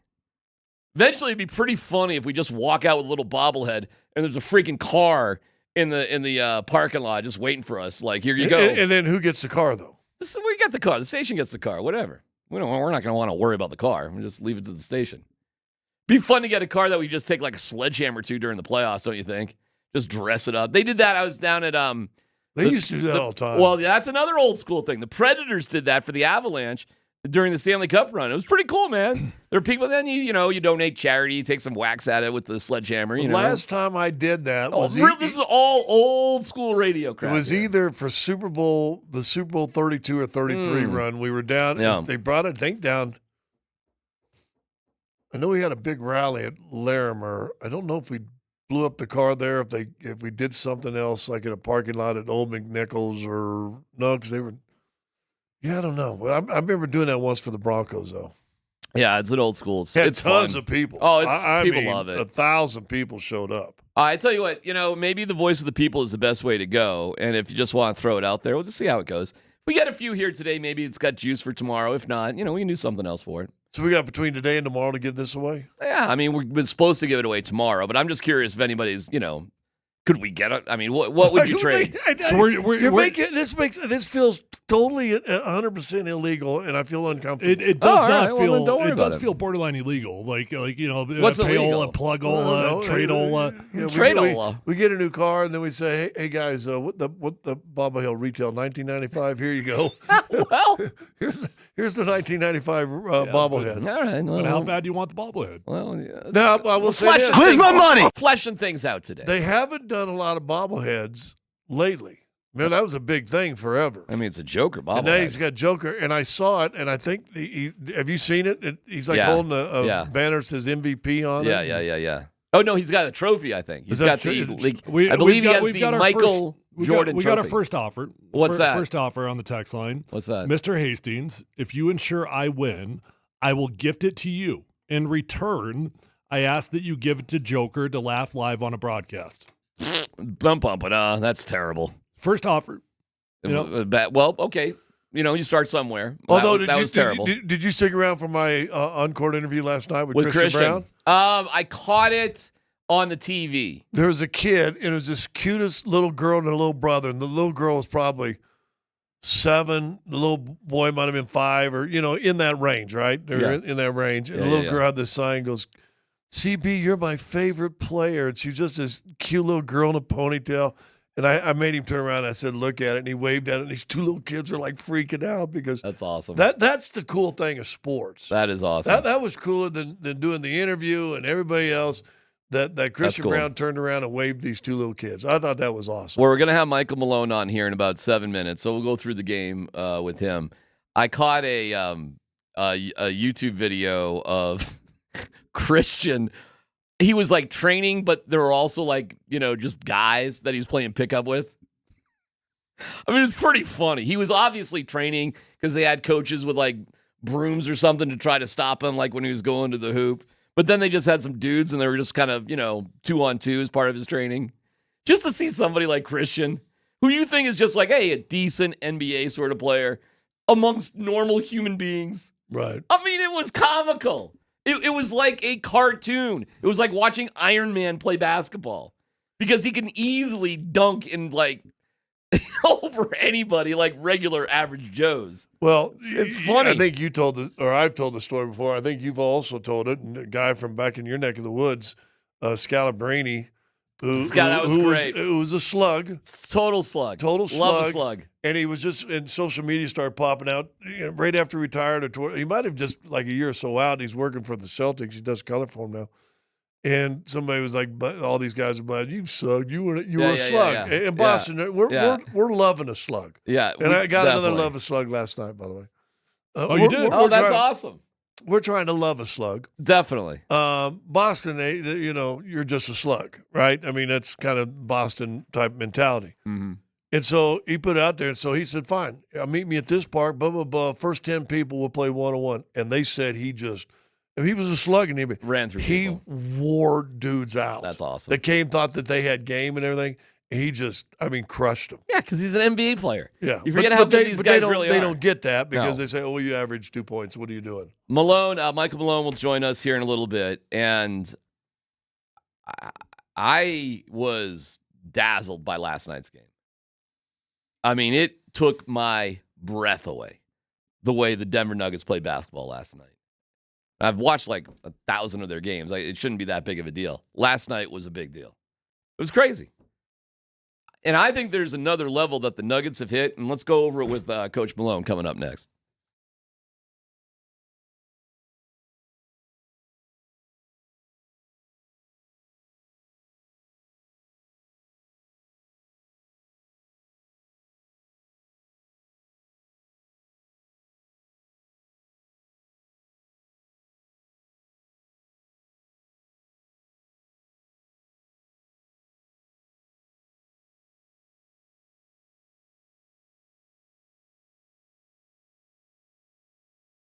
Hey guys, if you're out there struggling with hair loss, I know that you might feel like you're alone. You're not. It happens to the best of us, and there are things that you can do about it, specifically if you call my friends over at Advanced Hair Restoration and ask about the Advanced FUE. If you're anything like me, you might have already gone online and you've been looking for solutions. You bought the lotions, the pills, the creams, the potions, and you're frustrated because it's not working. At least it's not working the way that you want it to. I'm telling you, if you call Advanced Hair Restoration, you ask about their Advanced FUE, you can make a commitment to yourself to get your hair back. It's a commitment that's going to work because nobody can offer anything like the Advanced FUE found at Advanced Hair. They've already changed tens of thousands of lives, and guys, you deserve to be the next one. So pick up the phone and call today, 720-459-HAIR. You're going to be in a calm, relaxed environment with the most experienced professionals. Dr. Tanya Pauls is amazing. The entire staff at Advanced Hair Restoration, the best of the best at what they do. So don't waste time. Guys, when you go to Advanced Hair Restoration, they guarantee your hair is going to grow for life. That's a lifetime guarantee, folks. Matter of fact, your own natural hair, it's going to start regrowing the very next day. So you got no time to waste. Pick up the phone, call Advanced Hair Restoration today. You'll be grateful that you did it. 720-459-HAIR. You're going to get $250 off and $250 free hair grafts, but that is a limited time offer. So call 720-459-HAIR or check them out online at advancedhair.com.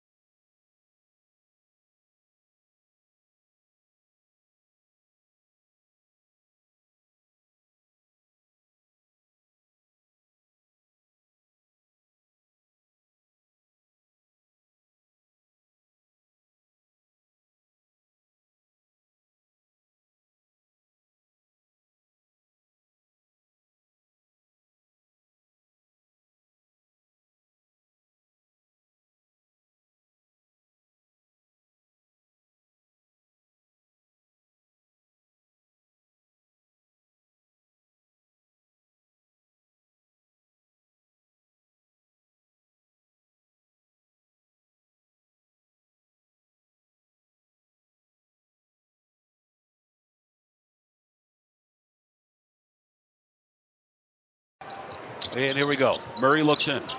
Throws it off over to Jokic in the corner. Shoot the three, Joker. He does. Fading out of bounds. Got it! Oh, man! Right over DeAndre Ayton. He was in the corner falling out of bounds. Man, Larry Bird's somewhere smiling right now. that partially went over the backboard. That was a crazy shot. Every shot was crazy last night.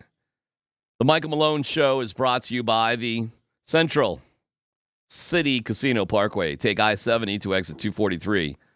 The Central City Parkway, your 4 lanes to fun. Coach of the Denver Nuggets, Michael Malone, joins us now.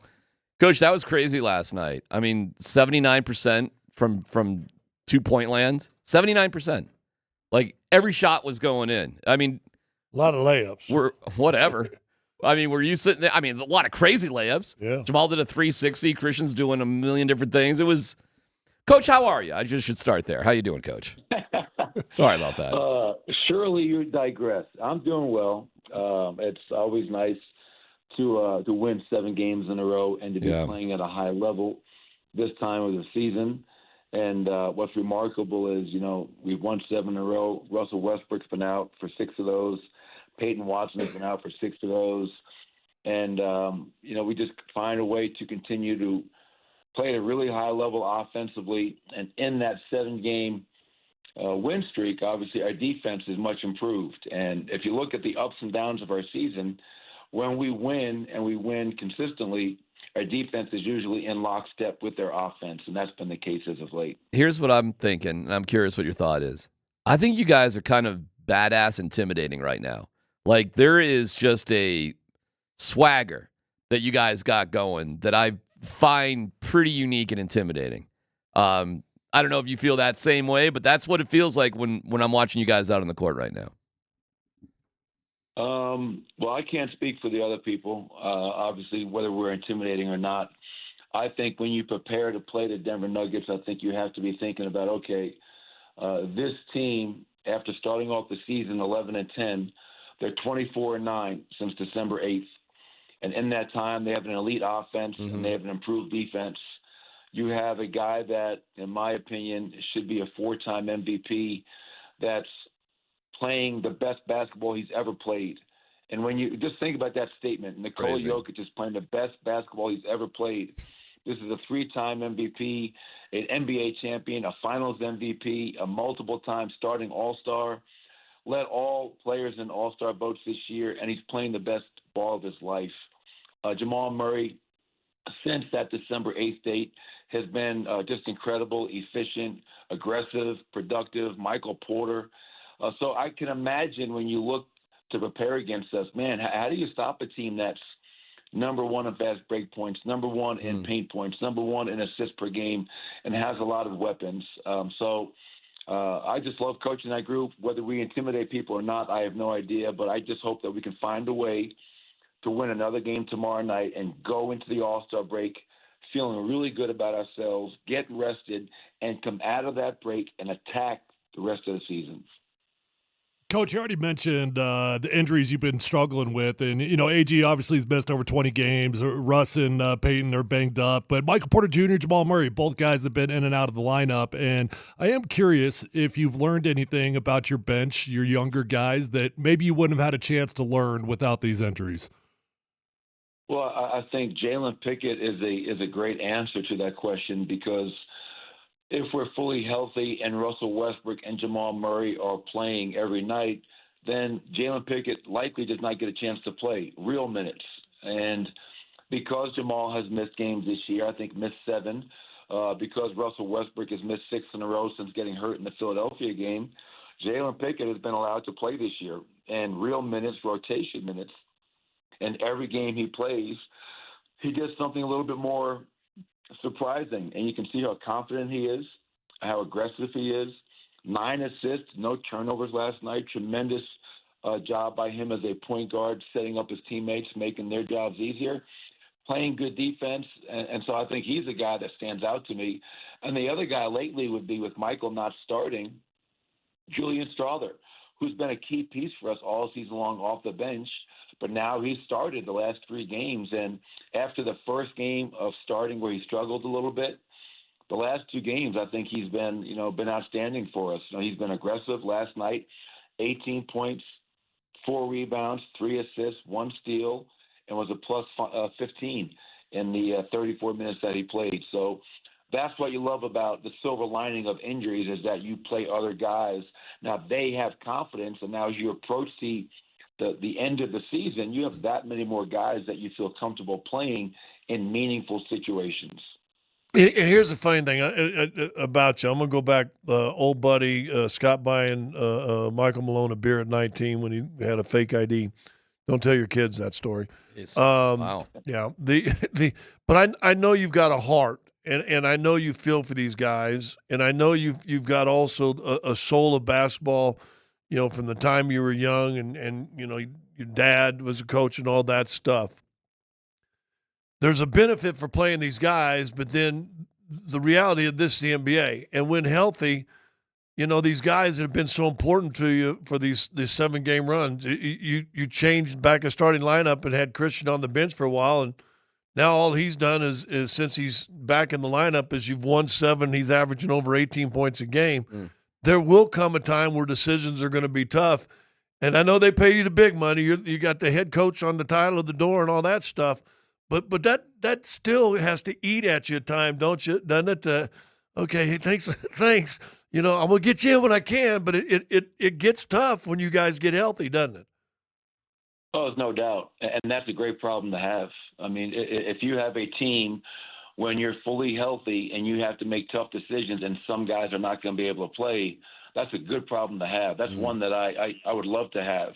It beats the alternative, doesn't it? Yeah. And when that time comes, when we are fully healthy, to your point, it is my job to make those decisions and to have those conversations. But underneath all that, it does give me great comfort, because there's no way in hell we're going to go from tomorrow night's game on February 12th all the way through the end of the regular season and not have any more injuries. And knock on wood, hopefully when you get to the postseason, you can stay healthy. But what I now know is that if we have injuries, we have some guys on the bench that are willing and able and have shown that they can go out there and get the job done. And that gives me great confidence in our entire group, not just maybe the starting 5 and a couple of other guys, because you always shorten your rotation in the postseason. Well, you know what? We've seen that we have some guys that can go out there and get the job done. And that's comforting and gives me great confidence at the same time. And you guys have never done this, but doesn't that also make it easier to say, hey, Jamal, or hey, Michael, or hey, Russ, take an extra day? Because let's be honest, there's been teams when you need wins, and guys will come back maybe sooner, and then there's that nagging calf or that nagging hamstring that just stays with you. The comfort of knowing that these guys have come in and have been solid, it allows you guys then a little cushion to say, hey, let's be cautious with this injury and not rush anything. Not that you guys ever have really rushed anything and bringing people back. No, I think it's a very valid point, though, because all right, we've won 7 in a row. And, Peyton Watson's not a part of this conversation because his injury, he's going to be out for a considerable amount more time. But let's just say instead of winning 7 in a row, we've lost 7 in a row. And now you're looking at Russell Westbrook and Michael Porter, and I'm having conversations like, hey, man, if you think you can go, we could really use your help. Right. And doing so, but while also being, let's not be foolhardy here, because you have to have eyes on the prize and a much bigger picture. But obviously right now, having won 7 in a row and you have one game going into the break, it would be great if Russell Westbrook and Michael Porter could continue to rehab and get treatment and use this time to get healthy. And so now, as I mentioned earlier, if you're fully healthy coming out of the break, and we've been talking a lot about Hubie Brown lately, rightfully so. One thing Hubie Brown told my father, who told me, at the All-Star break, going in and coming out is a great time of year to steal games. And for us to go 7 in a row, see what we can do tomorrow night, and we got to have the same mindset coming out of the break to steal as many games and to keep our rhythm going in the right direction. Should I mention a stat that would jinx everything, or should I just leave it alone? Do you believe in jinxes and stuff there, Coach? Yeah, we're athletes, all believe. You should Probably leave it alone. Leave it alone. All right, because I'll just leave it alone. What I've heard, what I've come to realize in life, DMac, is this: if you have to ask that question, you probably shouldn't ask it. Exactly. All right, I'll leave it alone. But it's cool. I'll just leave it alone. It's like back in my neighborhood, people say, "Hey, no disrespect, but Yeah, you're about right. to get disrespected." Right. You're about to get disrespected. He just doesn't want to get punched when he disrespects I'm not you. going to say a damn word then. All right. Why did Jamal get thrown out of that game last night? What was going on there? That was stupid. You know, it was an emotional game. It always is. And Jamal, I thought, was having a great game. Yeah. And he felt he was being held and grabbed and pushed. And he got the first tech right after I got my tech. And then after that, he had an unbelievable finish at the rim. He gets fouled. And there's a lot of stuff being talked. And then Jamal went to the free throw line to shoot his free throw. Yeah. And, you know, I felt they kind of baited him into it. He did his job. He tried to disengage, and the other player kind of engaged him, and he took the bait. And, you know, it was unfortunate to see him go. And I haven't seen that happen with Jamal very often. So it was just trash. It was just trash talk. That was it. It was. That was it. Oh yeah. It was. It was. Man. And listen, I'll say it, and this is me and not coach. Is made by official who you will not see once the playoff comes because he's not that good. Okay. That is definitely Scott saying that. And I just want to make sure everybody knows that was Scott. That was me. Scott Hayes. Hey. That was Scott Hayes Not saying Michael that. Malone. No. But hey. I'm just saying. Hey, man. just wink at me at the press conference tomorrow, so I know that you know. Yeah, I mean, listen, you got to have some thicker skin. This is how the fellas actually play. This is part of the game. This is the way it goes. You can't be throwing superstars out of NBA games. Yeah, absolutely. For but stuff I like will that. say this, and I was thinking this. I was doing sidelines last night, and it gives you a whole nother perspective because you can see stuff and you can watch more and you can look at different things and you watch some other. You just get to watch more. And right when all this is going down, because it's getting chippy. I mean, Nicola's getting blasted about 5 times and getting no calls either. And I'm watching. I'm going. These are the kind of games is why you don't play back-to-back playoff-style games in the regular season because I promise you, and I'm not. This is not braggadocio or anything else. I promise you, if this was 1990, there would be a fight in the first 5 minutes of this game come Wednesday night. And maybe we've moved past that, and hopefully we have, and all that. But I don't like playing teams the same in the regular season because of just what we saw last night. It got chippy last night for today's NBA. Oh, it definitely did. And as you mentioned, the league has changed. Back when you were, in the league, and the Pistons were the bad boys. There was a lot of, physicality, a lot of hate, a lot of emotion. A lot of hate. I don't think we'll see that tomorrow night. The league has just changed. The players are wired a little bit differently. So I think we'll both go out there and try to do our jobs and let the game speak for itself. But, it's part of it, man. Like, as you approach an all-star break, people think it's a halfway point. It's not the halfway point. Oh, yeah. We played a lot of basketball, and guys are tired mentally, physically, emotionally, and that's why I really applaud our group for winning 7 games in a row. We played a Phoenix team that had a lot of guys out. We handled our business. We played Portland last night. They had some key guys out. We handled our business. Mm-hmm. We're worrying about ourselves right now. And if we can continue to do that, just worry about ourselves, be the best version of ourselves every night, then we're going to give ourselves a chance. You think about some of the numbers last night. 44 assists, only 10 turnovers. Crazy. 88 paint points. I know, and Scott, like you said, a lot of layups. You're right.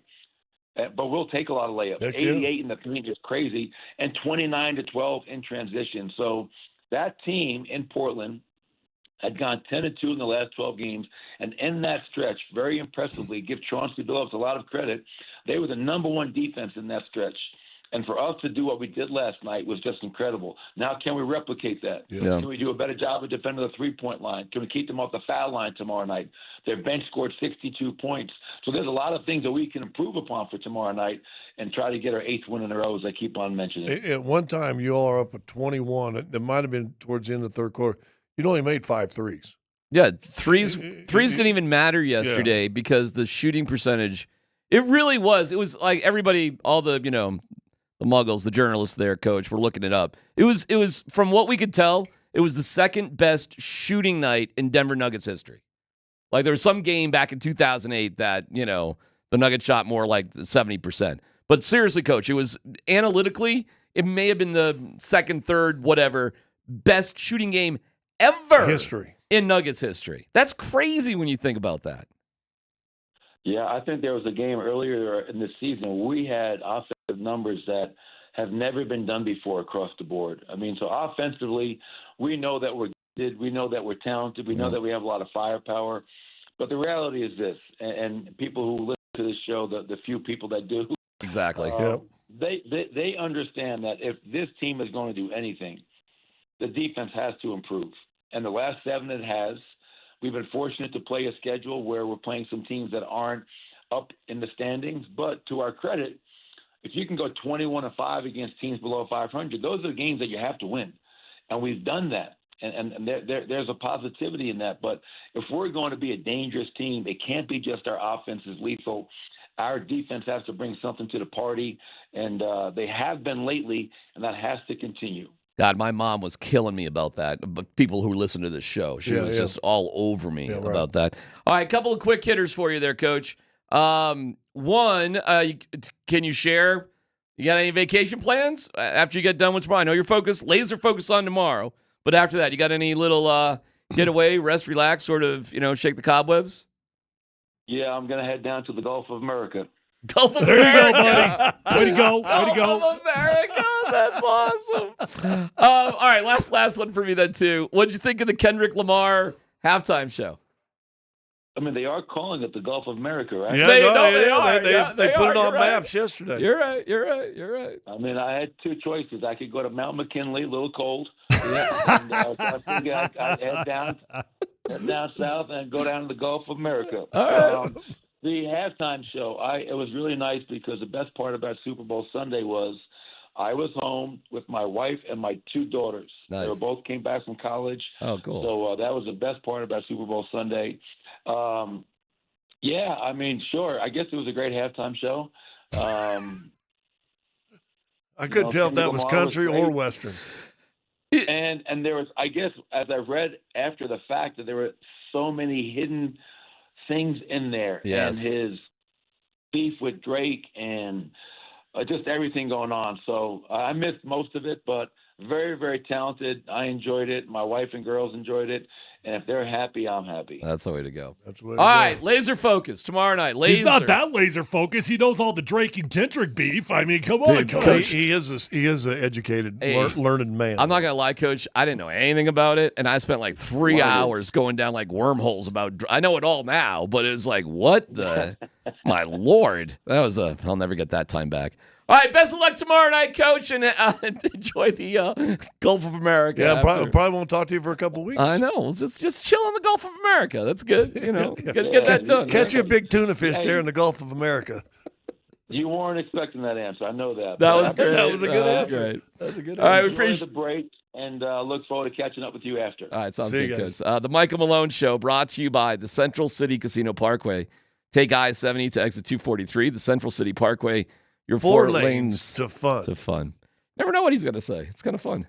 I got one question real fast, just see what you guys thought. Yeah.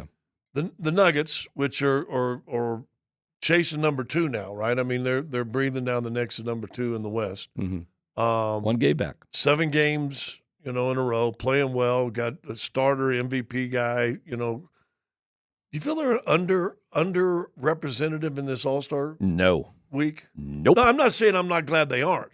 The only thing that they probably could have had is Christian in the slam dunk contest. They could have had Strother in the Rising Star games. You could have had Christian in the dunk contest. You could have had Michael Porter Jr. in the 3-point contest. Okay. You could have that. Christian Brown. You could have that. Yeah, you're right about MPJ. Christian Brown has 68 dunks on the year and leads all two guards, the entire NBA. The next closest is what's the guy that just got traded that was with Chicago, the one that dunked LaVine. Zach LaVine. He leads Zach LaVine by 17 dunks. Wow. I wonder how many of those are off fast break. Far majority. Oh, I bet a ton of them. Handful, but he got 2 or 3 last night on back cuts. Hey, are you with me? Are you guys with me? Like, the Nuggets are a little intimidating right now. Like, They're kind of rolling. Well, I think a lot of teams got to be looking at it a little bit spooky. Like, Look at the dudes that are in there and what they're doing. Exactly. It's impressive. No, the guys won't see it. They'll just go, "Oh, look at Joker. He's doing this." He had 40 and 3/4 last night. It was sick. Blah blah blah. But coaches will be looking at it and going, "Dude, they're doing this with their seventh man out. Their sixth man out. Yep. Their starting small forward out. Right? Isn't that a little intimidating? I mean, so they're 3, 6, and 7 are out of the game, and dude, the Nuggets are playing games right now in the NBA like they're pickup games on the weekend or something. Like it's a rec game at noon or what. I mean, this is like the coach is all about is right. It is about them because when they come out in the right mindset, they're pretty tough. Well, I think it's contagious too. I think confidence is contagious, and I think they're filled with it, man. And you can feel it in the arena too. It's pretty awesome. Crowds have been unbelievable. Unbelievable. Got an LAS, huh? Got an LAS. We'll get to that. And you know what? It surprises me. It always because I'm walking away. It's a dude. I don't know, probably mid-late 40s. Scott, love you, man. And so I'm thinking this is a little weird. I'm like, hey, what's hey? And he goes, LAS. LAS. Oh, yeah, LAS. Okay. It's LAS. It's PHC on 92.5.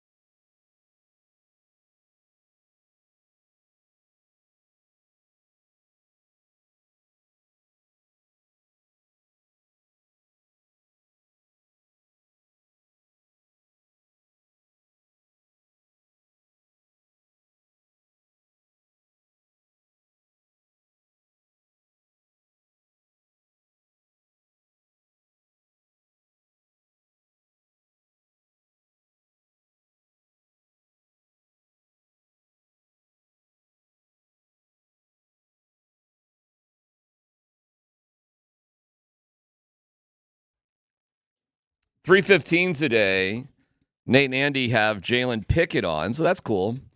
Pickett told an interesting story after the game yesterday, and this has to be brutal as a pro.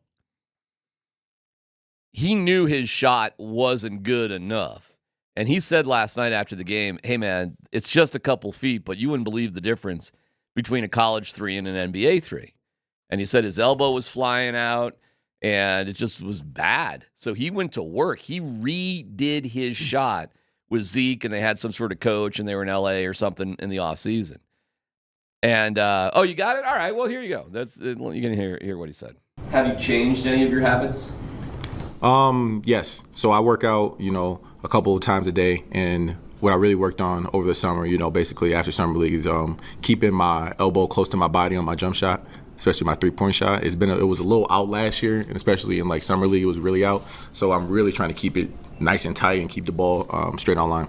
Is that something you noticed, or the coaches were helping you with? We actually, Mike Pemberthy, he's the shooting coach. So me and Zeke went out there to LA, and that's really what I worked on. Right in front of the rim, keeping it real tight, and then we did some drills on that, and then worked on movement and building up. So that's what I was doing. Is that hard as a pro to rework your shot? It's very hard, but it was definitely necessary. Going from the college to the three-point line, those couple steps back make a big difference. So, just working on keeping my arm close and getting that shot off faster. You guys ever have to do that as a pro, relearn something that you were already pretty damn good at, and you had to kind of start from scratch as a pro?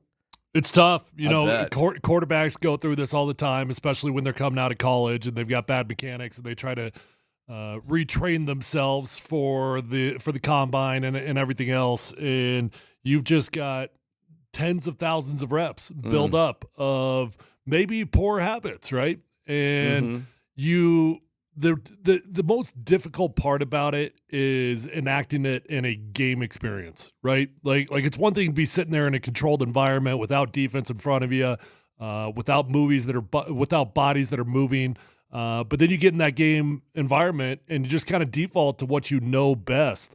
I mean, as a young player, for me, the hardest job I ever had in the NFL was being a swing tackle. That was freaking brutal, man. Having to be pretty dang good at both right tackle and left tackle, but not having the reps or the opportunity to really become an expert at either one of those. That was really, really challenging. I bet. And then when you get a chance to settle in over the offseason, like I always say, when you move tackles from the right side to the left side, it's damn near impossible in the middle of the season. But if you give a guy an entire offseason to work on it, there's no reason why he wouldn't be able to pull it off. But it takes a lot of time to change habits. I was watching dogs catch frisbees. That is pretty fascinating, by the way. It is, right? I was fortunate, shooting-wise, and I was always a pretty good shooter, that what he just described there, I had a coach. I went to the KU basketball camp, and I believe it was Coach Faulkner, and he was at the time, I think, coaching Leavenworth or someplace like that. Sat with me, and he pulled me out. And we did those little short drills, arm under, one hand, reach over, boom, and sat there in the morning sessions. He would grab me, and he'd pull me out of all the rest of the people, and we would work on that for 10, 15, 20 minutes before the camp even started. When you were a pro? No, this was when I was in high school. Oh, okay. So you got it down. And so I got it. But it's what he just described, and when I was coaching, what I would try to teach kids to do also. There's so many more drills. In fact, I found some. I keep meaning to send them to Tyler.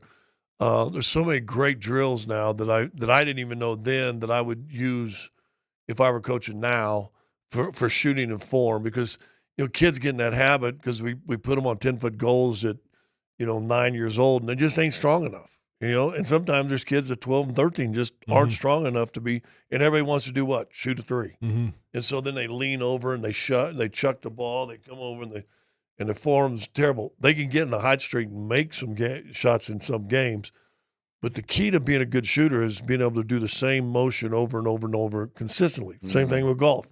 Being able to repeat the same swing consistently, and that's what great golfers do. And that's what great shooters do also. Well, good for Jalen Pickett, man. He'll be on with Nate and Andy at 3:15. So Hey, Dude, good game. But playing well. And not many times has he gotten to come in the post game and do the interview. Dude's brilliant. Yeah. I've had a chance to talk to him 2 or 3 times. Yeah, good dude, obviously. He's a good dude and just brilliant. And I'm going to tell you what, it doesn't hurt that he spent a little time in the G League his rookie year under Andre Miller, who he probably could fashion a game sort of like him. And I think he's already probably a better outside shooter now than Andre was. Listen, Andre played 17 years in the NBA with kind of we used to call it a YMCA game. That's what Pickett could do. We have some new football stuff with the Broncos and Deebo Samuel and a mock draft. That's all coming up after 1 o'clock. Reminder at 2:20, Safeway saves the day. Your next keyword at 2:20, your chance to win $50 at Safeway. Your one-stop shop for Valentine's Day. I heard the morning show this morning talking about the Nuggets. Like, who are you afraid of in the playoffs? Because the Nuggets sit at 3rd right now.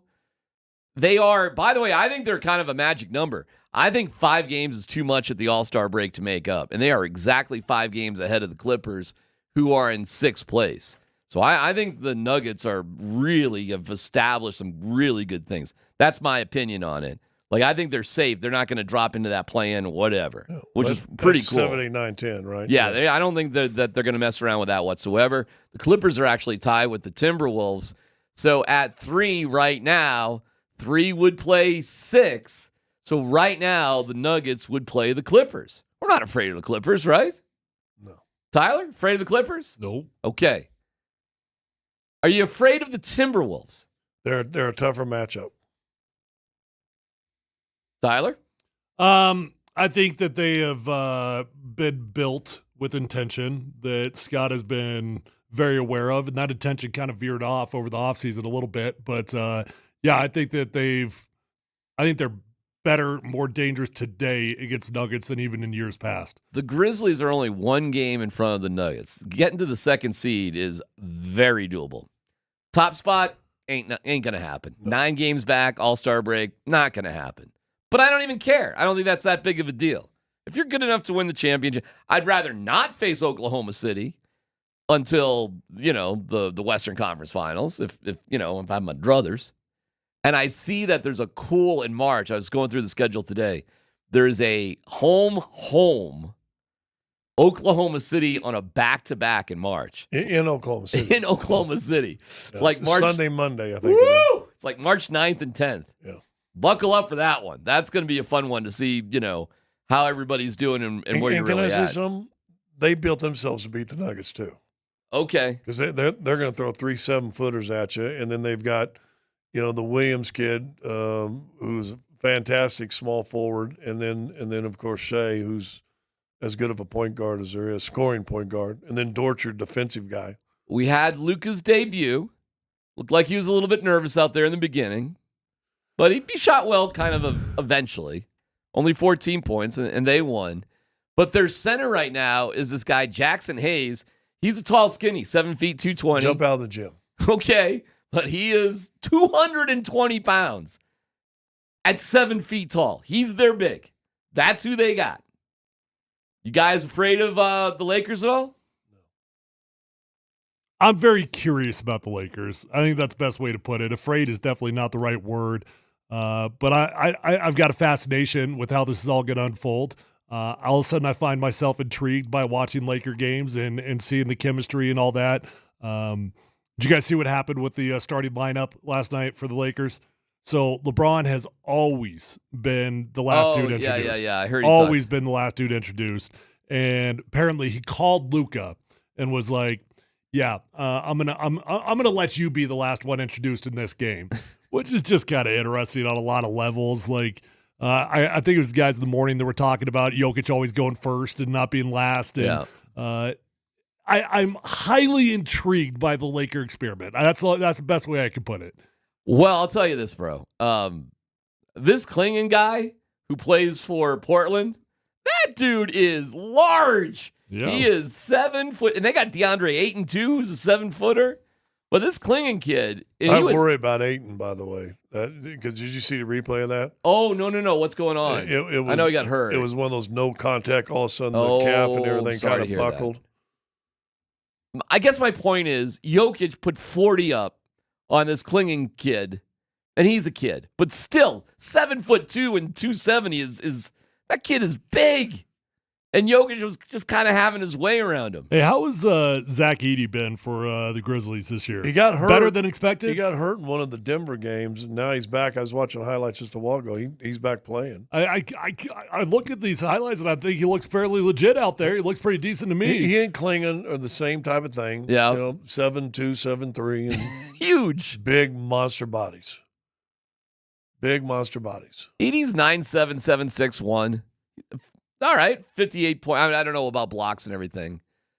He's good. He probably has the same game as Klingon. They're probably doing the same exact thing, basically, in the pros. Kind of when they played against each other in the NCAAs last year. Yeah, but my point is, these kids are big kids, and this Jackson, Hayes guy, whatever he is, he's a toothpick. But don't also think that Memphis and Portland weren't thinking, still got jokers playing. I mean, everybody's thinking that. Don't think everybody's not thinking that. I can't wait. I can't wait for the playoffs. I'm as excited about the Nuggets right now. Do you know they're one game away from their same record at this time last year? If they win, one win away, they will have the same exact record as they had last year at this time. When they won 57 games. Correct. That's interesting.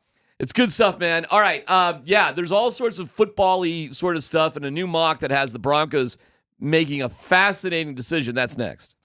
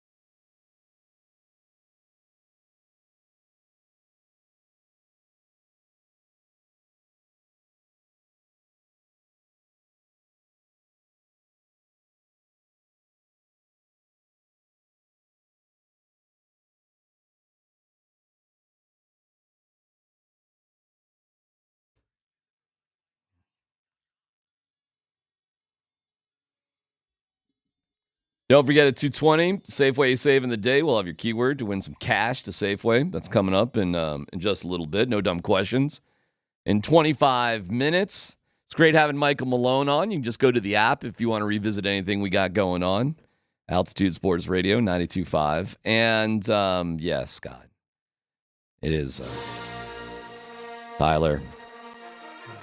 This is Field Yates from ESPN. This is not... it's not as good as OrangeStickyFingers.com, but it's one of them. You're seeing some of the same trends here, Tyler, but this one has... Well, we've officially hit the stage that everything is groupthink, and I actually hate this stage. Yeah. I hate this because people are afraid to have their own opinion, yeah, and they just follow the current trends that people that are in front of them, and it's actually highly annoying at this point. Well, this one flips the script just a pinch, but the trend right now is Travis Hunter and Abdul Carter. This one just has Travis Hunter going first and Abdul Carter going second to the Browns. But, I'm telling you, almost every one of these mocks is like those two now. guys are 1-2. That's what's happening right now. What's bothering me about all this is that everything flipped. It was Shedeur Sanders, guaranteed number 1 overall pick, and if it wasn't Shedeur, it was Cam Ward, right? So fine, if you want to flip that to Cam Ward, to a different quarterback, makes sense. Everybody and their mother have just bought in that the Titans are just being 100% true to their word. As if every organization just completely puts out nothing but honesty at this point of the season. That when the Titans came out and said that they're interested in getting a generational player, even if that means they have to bypass on a quarterback, now everybody's terrified of predicting it. And I'm like, hold on, can we just take a little bit of logic here for a second? Can we just really think about this? We're sure that the Tennessee Titans are good with Will Levis. Hey, man. We're I'm confident that the Titans are going to pass on a quarterback. I got you. Because they love Mr. Mayonnaise himself. I'm right there with you.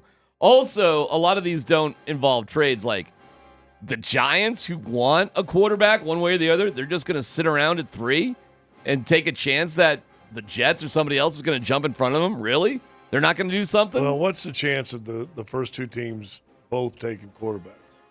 If you read the mocks, it's like 0 right now. Okay, it is. I agree. But with logic, the same thing I just said about the Titans.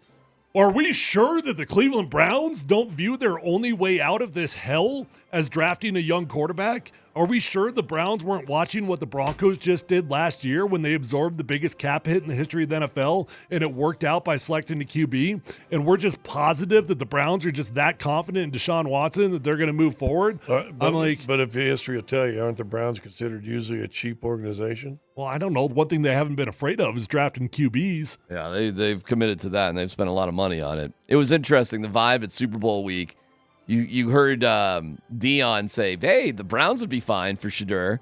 And I think one of those reasons is Shedeur is not being mentioned at the very top, and I don't know if it really matters, but yeah, I mean, you want to be as valued as possible. By the way, Shedeur was at the Nuggets game last night. Did you catch that, Scott? He wasn't sitting far away from you. Yeah, he was front row. He getting that front row treatment, though, isn't he? Front row treatment. I couldn't tell who he was sitting with. He definitely wasn't. Looked like a bunch of 50-year-old CEOs. It didn't look like anybody he'd be in college with. But I've achieved a lot of bucket list items in my life, but I've never achieved the front row basketball bucket list item. Well, let me tell you about these front row tickets too, because it's interesting how they do it on the Nuggets and visitor home side. There's only 5 seats. Then there's another table, like a scorer's table, another 5 seats, and then it's the announcer table. Scott and Marlowe are not at midcourt. You're not. You're actually kind of at the 20-yard line or something, which must make looking down the other end of the court a little tricky. Hard. Yeah, because the national guys come, Tyler. They're center court on the other side. On the other side. On the other side, they take seats out for those guys. But so there's front row court side seats, but then there's kind of the boutique front row court seats. And Shedeur was in the boutique front row court seats. You paying for them things? Bro, I don't know how all that works, man. I have never been asked to. I've not had that privilege. Nobody's ever said, hey, how about this one, DMac, and you want to sit here? And I've never done it. The only time I ever sat courtside is when I covered the Syracuse Orange, and that was back in the day when they used to put the media on the court. Can you believe they used to do that? That would, Oh, yeah. I remember those days. Just yeah. like the general media, just the slugs got to sit on the court. They would never do that now. Those are prime time seats. It's crazy. I'm sure they don't do it anymore. I don't know how you get there. He was generous. He signed a ball. By the way, the new Rocky's killing it. The new Rocky is really athletic. He's doing it all. They're not doing the half-court shot every game. They're spreading it out. But whatever they're doing, whoever is in that costume now is a real athlete. This cat can hoop. He can climb. Rocky's back a little bit. I'm happy to announce. The rest of the mock has Cam Ward going 3 to the Giants, Will Campbell to the Patriots, Mason Graham defensive tackle to the Jags, and Shadur to the Raiders, which we've seen a million times. But here's what I wanted to bring up. And they do have Tyler Warren gone 14, which we've seen repeatedly to the Colts. You have at 20 for the Broncos, Ashton Genty, Colson Loveland, Egbuka, Burden, receivers. If you no brainer, who?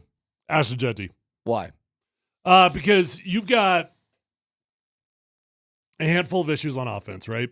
One of those issues, you are not satisfied with your running game, okay? There is only one way to address your running game this offseason. You're starting 5 offensive linemen. That's what you got, buddy.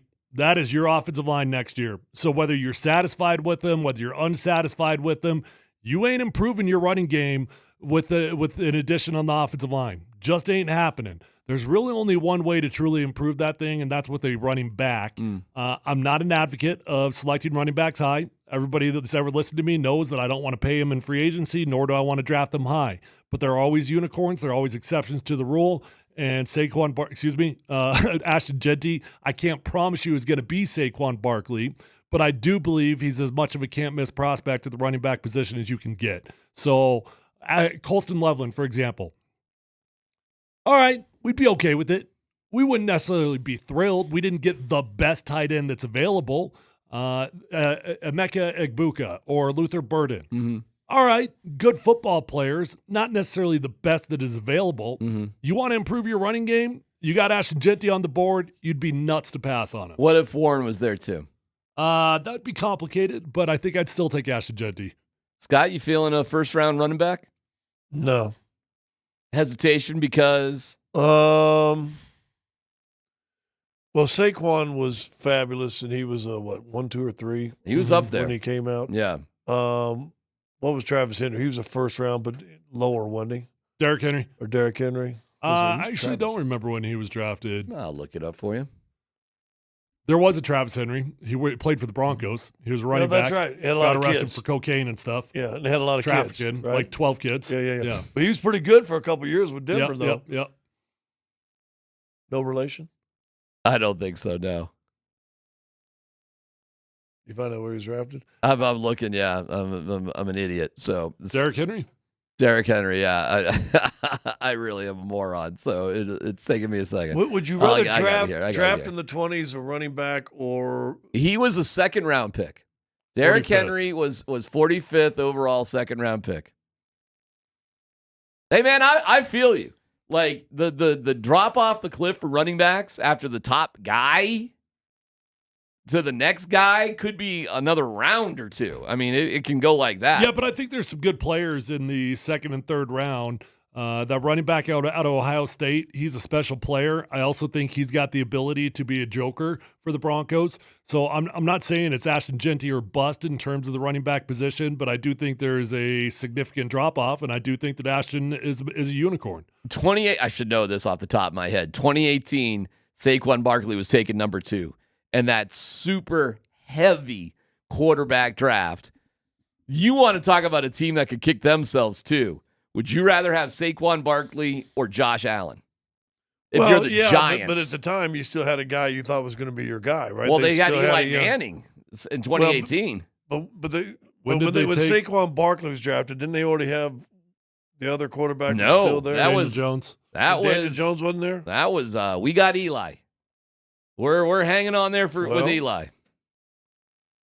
Daniel Jones was 2019. Yeah, well, that's when they realized we got to move on from Eli. But in 2018, it was I'll never. It's very memorable. But you still got a quarterback, so that's why. Yeah, but you had Eli Manning. Yeah, and you were trying to win. You had Eli Manning on the. They need to make some tough decisions. I don't blame that because I think we've all actually come around on that, including yourself. That if you got a guy, you got a Peyton Manning, you got Eli Manning, you ride that baby out until you got no choice. Normally I would, but that draft class is comparable to 1983. It was crazy good. Insanely good. Yeah, but where did Josh Allen end up going? 11, 12? 7. Something like that to the Bills. I have to look that up. It's something along those lines. Then Lamar went 31. Rosen, I'm forgetting exactly. Who did you never said who they had the Broncos picking? They have the Broncos picking Genty. Okay. Yep. You know what? I think I'd go with Genty too in that situation. I don't know how good Colson Loveland is going to be, but if Genty, you really do see if he's really that special, and boy, you got to be special if you're going to go in that spot. You saw what Saquon Barkley could do. Well, there's 20 other teams that think you wasn't that special. Or 19 other teams. Hey, it's a fair point. And there were many years Saquon Barkley did nothing with the Giants and was hurt and the whole thing. No, it's a deep breath taking a running back in the first round because you get so many other good guys later on. There's no doubt about it. It's a deep breath. No, you could probably convince me to take a tight end. You probably could. You know what's interesting in this mock? At 21, it's the Pittsburgh Steelers, and they got the Steelers taking Jackson Dart, the quarterback.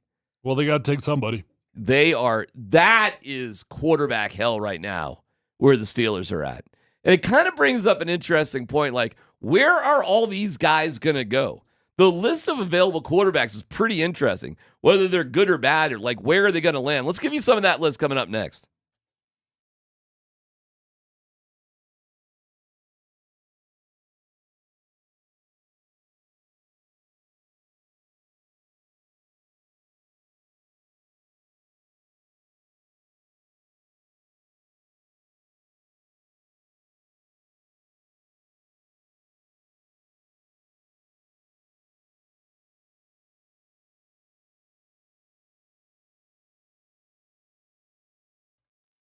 What's going on at CMAC for the Rocky Mountain Men's Clinic? All right, guys, we talk about medicine and effective treatments for erectile dysfunction all the time. It's about the intimacy and the specialness in your relationship with your partner that probably is the most important thing. And if you're like a lot of men suffering from ED, that part of your life may be missing. Well, this is what the Rocky Mountain Men's Clinic does that's so special. They bring couples back together with success rates well over 90%. They've been in the Front Range of Colorado for nearly a decade, successfully treating tens of thousands of men. So if something is missing from your life, schedule a consult with the Rocky Mountain Men's Clinic. That visit's $99, medical consult with a licensed medical provider, a TNPSA test, and if advised, a test dose. And if that doesn't work, the visit is free. With 5 locations, there's one near you. Fort Collins, North Denver, Central Denver, Castle Rock, Colorado Springs, wherever you're at. Simply give them a holler at 720-440-7900, RockyMountainMen'sClinic.com. That's RockyMountainMen'sClinic.com.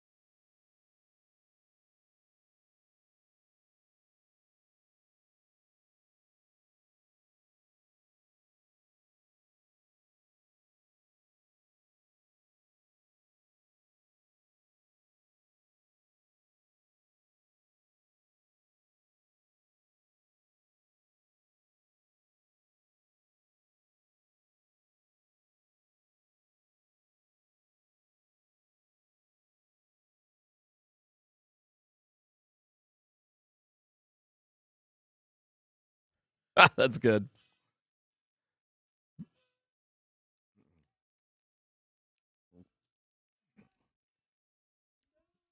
You know, the future for some quarterbacks is bright and exciting and filled with cash. And for every single guy you're going to mention, now you got to, I guess, qualify cash. Each one of them guys is going to be making 7 figures. Let's go through the list, because unemployed is also an option. Not everybody's going to get a gig. Although, I'll bet you every guy you mentioned gets a gig. Okay. All right. Sam Darnold, where's he going? Raiders make the most sense for now. Okay. Tennessee. Okay, Raiders, Tennessee. Okay. Aaron Rodgers, where's he end up? I don't know. I really don't know how to call that one. It kind of feels like there shouldn't be any spots left, but dang, dude. I mean, almost before we do this, we should go through the quarterback needy teams, right? Yeah, okay. Saints could be a last-second option for him. What's Carr's The Raiders status? could be a last-second option for him. Wherever Aaron Rodgers goes, he will be a last-second option. I'll put it that way. Betting odds have him going to the Steelers, and I get it. That makes a lot of sense. Steelers are at 21, and they're projecting Jackson Dart. They've got a defense that's pretty good, playoff-worthy. This is the purgatory you end up in, man. If you're at drafted 20, 22, 23, it is where bad. Denver's going to live for the next 5 years. And Mike Tomlin has been no stranger to taking on players with large off-the-field personalities. Did you see, too, I saw a report today, and Rex Ryan kind of gave it away, that Rodgers was asked specifically, are you going to keep doing the Pat McAfee show? And when he said yes, that was a strike against keeping him. Like, the Jets were just not interested in having some sort of sideshow. I think if Aaron Rodgers wants to play another year of football, it's for the Pittsburgh Steelers. I do. I just don't know another team that would make sense for him. 49ers? Well, are they into Brock Purdy or not? Yeah, they are. At least enough that they're confused. They're into Brock Purdy to the degree that they probably cannot walk away. Right? Do the 49ers at least have a conversation with him? I don't think so, man. Does John Lynch and Shanahan meet with him and say, where's your head? If you remember back after Brock Purdy's first season that he played, and he played really good football, Tom Brady was a free agent, and Kyle Shanahan was upfront with Brock Purdy about it. We are pursuing Tom Brady, but it's Tom Brady or bust. And if we don't get Tom, you're the guy. But if we do get Tom, sorry, bud, but you're going to sit another year and learn from him. Zach Wilson. I don't think Zach Wilson is going to – I don't think he's going to walk into a legitimate starting job opportunity. Well, he's already accepted being a third-string quarterback. So, but my point is, like, I don't think he's going to end up on a Steelers. I don't think he's going to end up on a New Orleans Saints. Mm-hmm. It's not going to be one of those where they're looking for a bridge guy that is going to be the starter. Zach's probably looking for a very legitimate, true backup quarterback job, maybe the Rams. Okay, not the Denver Broncos? I think we all agree that Stidham is the favorite in the clubhouse for Sean Payton. If you're going to keep just one of those two guys, I would keep Zach Wilson. He's a better player than Stidham. And eventually you got to go with better players over dummies who he's confident or feels comfortable with. Stidham is a crazy glue guy. Have you noticed that? Yeah. Like, he's the guy that everybody rallies around, kind of organize things. You ever put a table together, and you glue it? But what else do you always do? Put screws in it, too.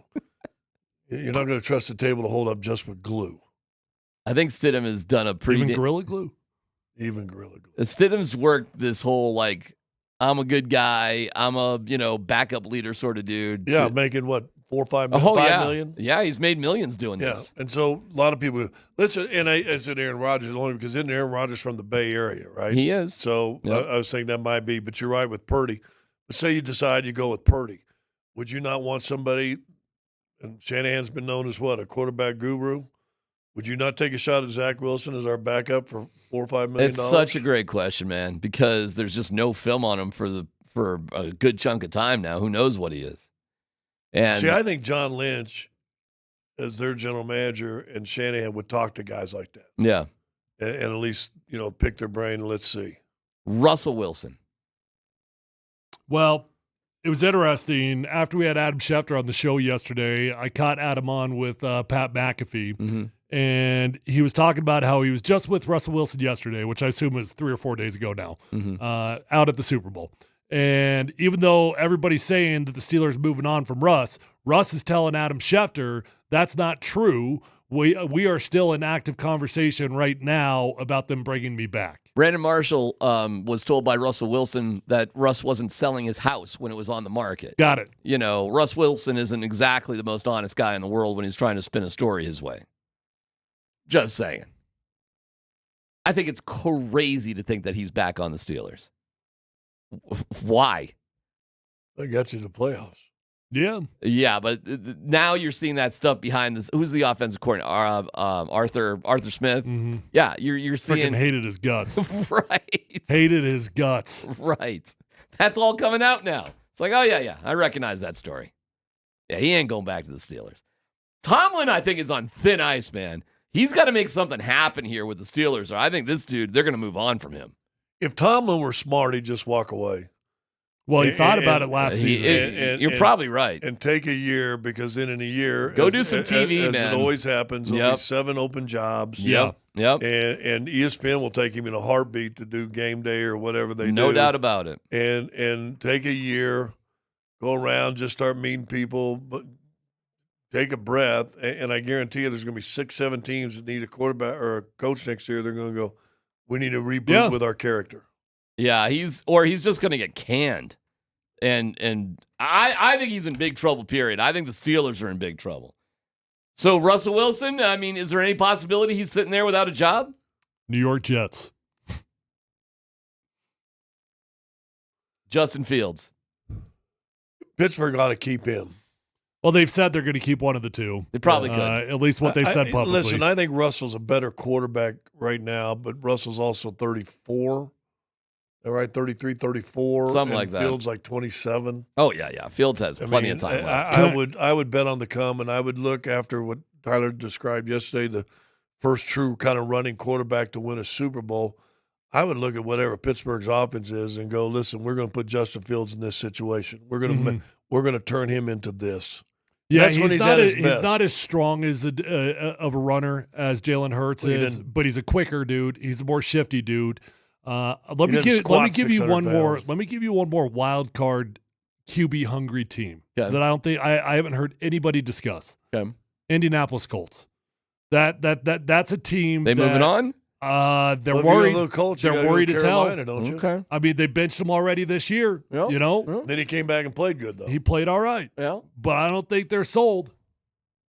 So could that be a team for Russell Wilson? Could that be a team for one of these guys we're talking about? Boy, you really see the problem you got when you don't got a guy. Oh, my God. So Russell Wilson, think about this. Say he goes to Indy. Yeah.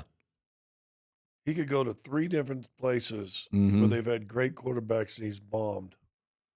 You know, he comes to Denver where they still got the memory of Manning. Now, he ain't the only one. There's a whole bunch of guys, you know, that fell under the shadow of Manning. Then he goes to Pittsburgh. I think everybody there is still under the shadow of Roethlisberger. You know, retired, what now, 3 seasons going into this year, something like that? More than that, but yeah. 3 or 4. And you know what? They've been still Andrew Luck and Peyton Manning in Indy. They've been overshadowing people for however many years since Luck's been gone. Did you guys enjoy the whole Jameis Winston, like, man on the street during the Super Bowl stuff? Saw some of it. Yeah, he's pretty funny. He's phenomenal. The Warden is all bought in on Jameis Winston now. Well, you know, a big whole part of the joke was, I'm unemployed, I need a job. It's just, I thought it was hysterical. Because he's going around to, like, the Super Bowl, media day, he's saying it. He's found some huge yacht on the Mississippi River. He's yelling at him, I need a job. Who's Shad Khan, do you own this boat? Let me ask you this. Like, it was pretty funny, but the theme was, I need a job. But you have to say this. He's a personality. Yep. Oh, and would you rather have Richard Sherman on that Amazon show or Jameis Winston? Oh, my gosh. Oh, he's fine in that. If I'm Amazon, I would say, hey, if you don't got a job, we'll pay you $2.5. Come over here and work once a week. Yeah, he'd crush it. Right? Yeah. I don't think there's any doubts about his future being pretty bright.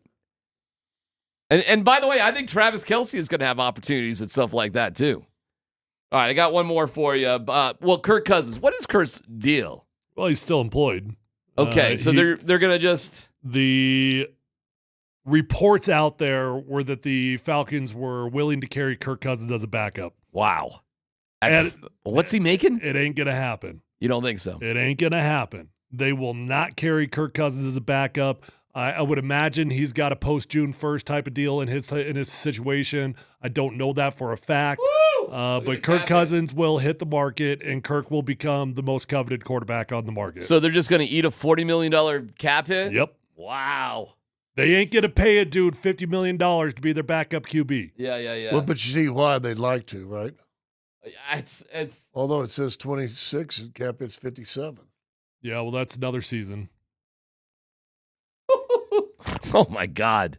Next season, they got a $65 million dead cap on him, which is why people are saying they'll keep him, because why would they get rid of him? They ain't going to do it. They will not have that kind of temptation behind Michael Penix if they're trying to move forward. Okay. I read an interesting article from about him, and he kind of fessed up all the injuries he was going through this year and was really not right almost all the year. And he was trying to come back from Achilles, from the Achilles also. Mm-hmm. He said, this all of a sudden affected my shoulder. That's why you don't rush these guys back. I mean, Achilles, and I know I was an old dude when I tore mine, and that messes a lot of stuff up. I just do not understand why the Falcons did what they did. When they coveted Michael Penix Jr., you could have brought in all sorts of veteran quarterbacks to just sort of get him up to speed. You didn't have to spend that kind of money with Kirk Cousins. I guess I just don't understand what they were trying to do. Well, they got Cousins before that. No, I understand. Like, how do they not understand before free agency or what they're doing, what their overall plan is? I mean, I didn't understand what they were doing with Fields and Russell Wilson either. That didn't make a whole heck of a lot of sense. That one to me was a no-brainer. You brought two guys in for dirt cheap. You didn't owe either one of them like a single buck. That was very low risk, high reward. Kirk Cousins is different. I thought they were both insane decisions, but the Kirk Cousins one really is kind of staggeringly stupid if you're going to be aggressive all along and move up to get Penix. And if you didn't know that already before free agency, you're not a smart organization. Did you see Belichick's chick trolling the Falcons? Did you catch that stat? Belichick needs to shut up, and he needs to stop letting his 24-year-old make decisions for him. It was a hell of a troll. Yeah, it was a hell of a troll. But Did guess you see what? it? Belichick ain't done with the NFL. NFL's going to be done with him if they weren't already. So the story is he was very close. Like, he thought he had the Falcons job.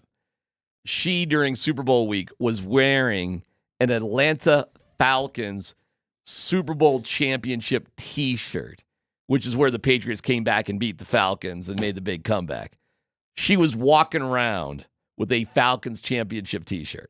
You think that's an accident? Was she trolling Bill or trolling the Falcons? You want to know why? The Falcons, you want to know why the Falcons hand in deal hand. fell apart? The Falcons deal. He had that thing in the bag. Had it in the bag, and he's sitting there with Terry Fontenot, who's the GM of the organization at the time, and he's telling Terry, "You're an idiot. You're an idiot. I don't like what you're doing. I'm going to bring in my old crew. We're going to replace you." The guy that he is interviewing with, he's flat out calling the guy an idiot at his job, telling him all the things he sucks at, and telling this dude, if you hire me, I'm going to fire you. Belichick's just living it, man. Are you still giving him a standing ovation? Oh, yeah. Let's get to No Dumb Questions. Polumbus, Hastings, and DMac present Dumb, dumb, dumb, dumb, dumb. No Dumb Questions. This is your safe space. I like to use No Dumb Questions as parenting advice for myself. You're a smart guy. Send us your not dumb question now. Tweet it, text it, or Twitch it. It's No Dumb Questions on Altitude Sports Radio 92.5. All right, super cold, right, today. It's going to be colder, I think, tomorrow. It is. It's supposed to be single digits, yeah. Are you more of a layer guy, medium jacket, or a big, heavy, give me the heaviest jacket I got guy? I am always the lightest jacket possible. I found a big jacket today. You did have a bigger jacket today. I was freezing. But how many times have you ever seen me wear a big jacket? Well, verse. You've got the Insano jacket, though. I do You're have not the wearing Insano that. jacket. I don't really like that jacket. It's a little too. That was a spur of the moment purchase at the What was that? The Sportsman Expo. The Sportsman Expo. Yeah. And it definitely is good for an apocalypse of cold weather. Yeah. But it's which we're going through right now. Dude, if you're not wearing the Insano jacket today and tomorrow, you're never going to wear it. Yeah, you're right. You're right. Oh, so that one's done, huh? Well, it doesn't fit. The sleeves are just a little short on the whole thing is a little short. It's just not perfect. Yeah, you're a little too long for it. Yeah. But I got a good. But it is a great sit in a hunting blind and be warm. Yeah. I'm a layer guy. Like I put on a big shell jacket today to go over, other sort of things. I got a T-shirt and I got a hoodie.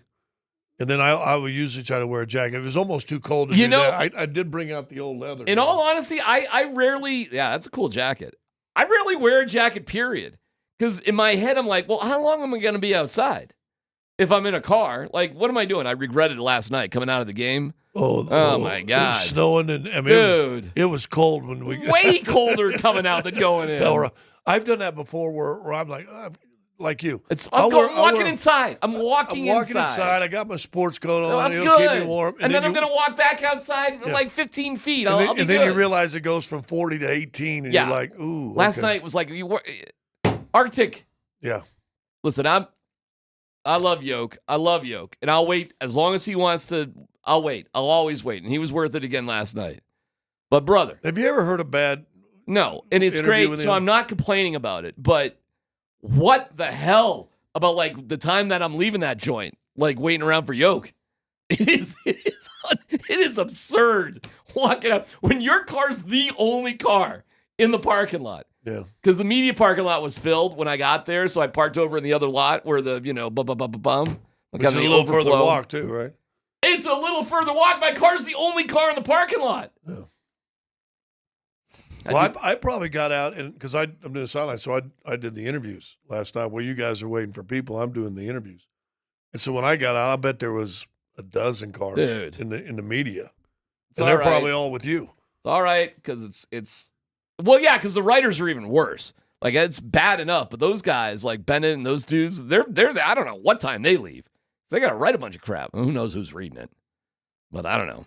Who knows when they're there? Hold on, Dan. I'm sending you a photo that I need you to put up on the big screen here, like ASAP. All right? Oh, all right. Oh my gosh, I got a little emergency photo. Yeah. All right. Remember our conversation last night about authority? What's the topic? You. Scott doesn't like authority. Me? You are the topic. This is a rip on me? This is coming from a mutual good friend of ours, Scott Matthew from Matthew's Fine Watches. Okay. I'll wait till the photo's up on the board. Photos that involve me are maybe my least favorite thing in the world. A Southwest Airlines commercial. That's not me. That involves Shut Darren up. McKee. That's not me. In his 20s. I hate that comparison. I really. So you've seen his picture. No, I know, because other people have brought it up. You can pound sand that's me. No. This actually. No, it's not. No, this and actually it's an insult. is you. It's not me, and it's an insult. What do you mean? It's like it's you're not kinda, me, you're kind and of it's skinny. an insult. You're kind of. It's not me, and it's an insult. Definitely not. You got the pucker red lips. You got. Yep. You can pound sand on all that, Scott Matthew, who I generally love, but you can go pound sand on that. Is Scott still in the same place? Hey, Scott, I'm about to go buy a Timex at Walmart. Okay. I got about 4 watches I need to. You don't even have to put it up. I already know what it is. We got to put I it don't know up. what he's talking about. Yeah, we got to put it You up. don't know? It's a Southwest commercial that's aired like 5,000 times. Has the dude coming off. I think you actually own this shirt. No, I don't own any of it. It's not me. Yeah. It's not even close to me. I thought you were that Elitch Gardens guy. No, I'm not that guy either. Yeah, I'm not that guy either. Tyler's just bringing up a photo to try to embarrass me. That's what this is. Listen, I didn't find it's not this a photo. compliment. I'm just being respectful to Scott, who found a very good photo of you when you were younger. I'm about to use a sundial rather than a watch, Scott.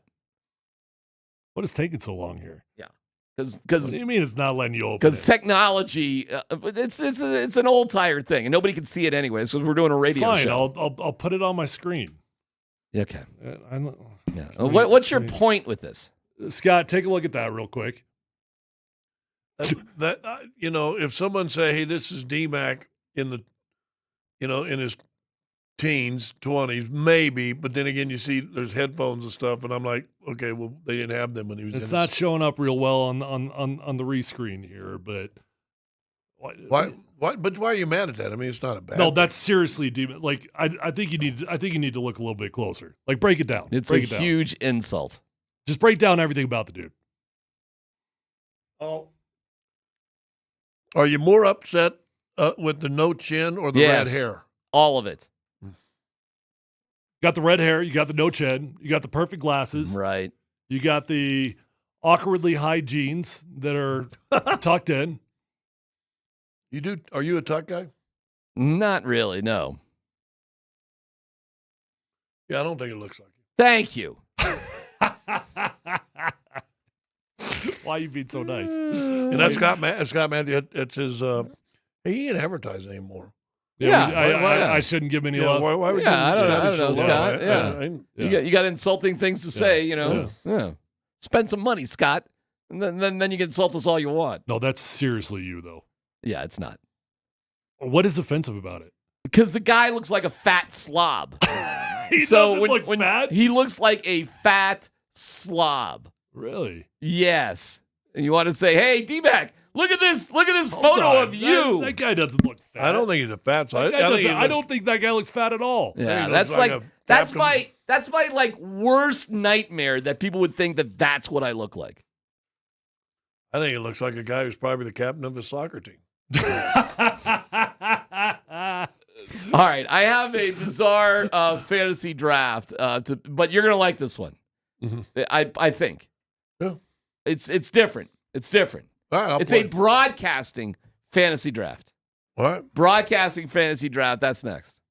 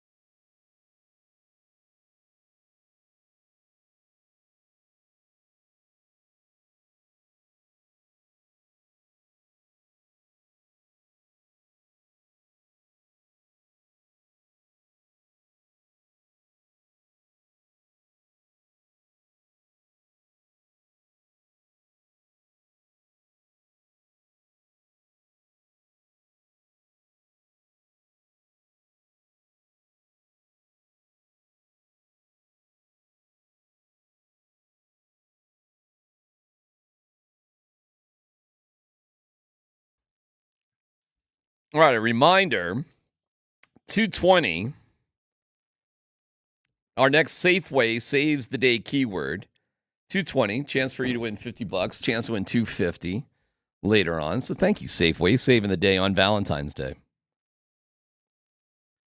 Some leftovers for the Super Bowl. And this is pretty funny, Dan. Tyler and Scott are just both like...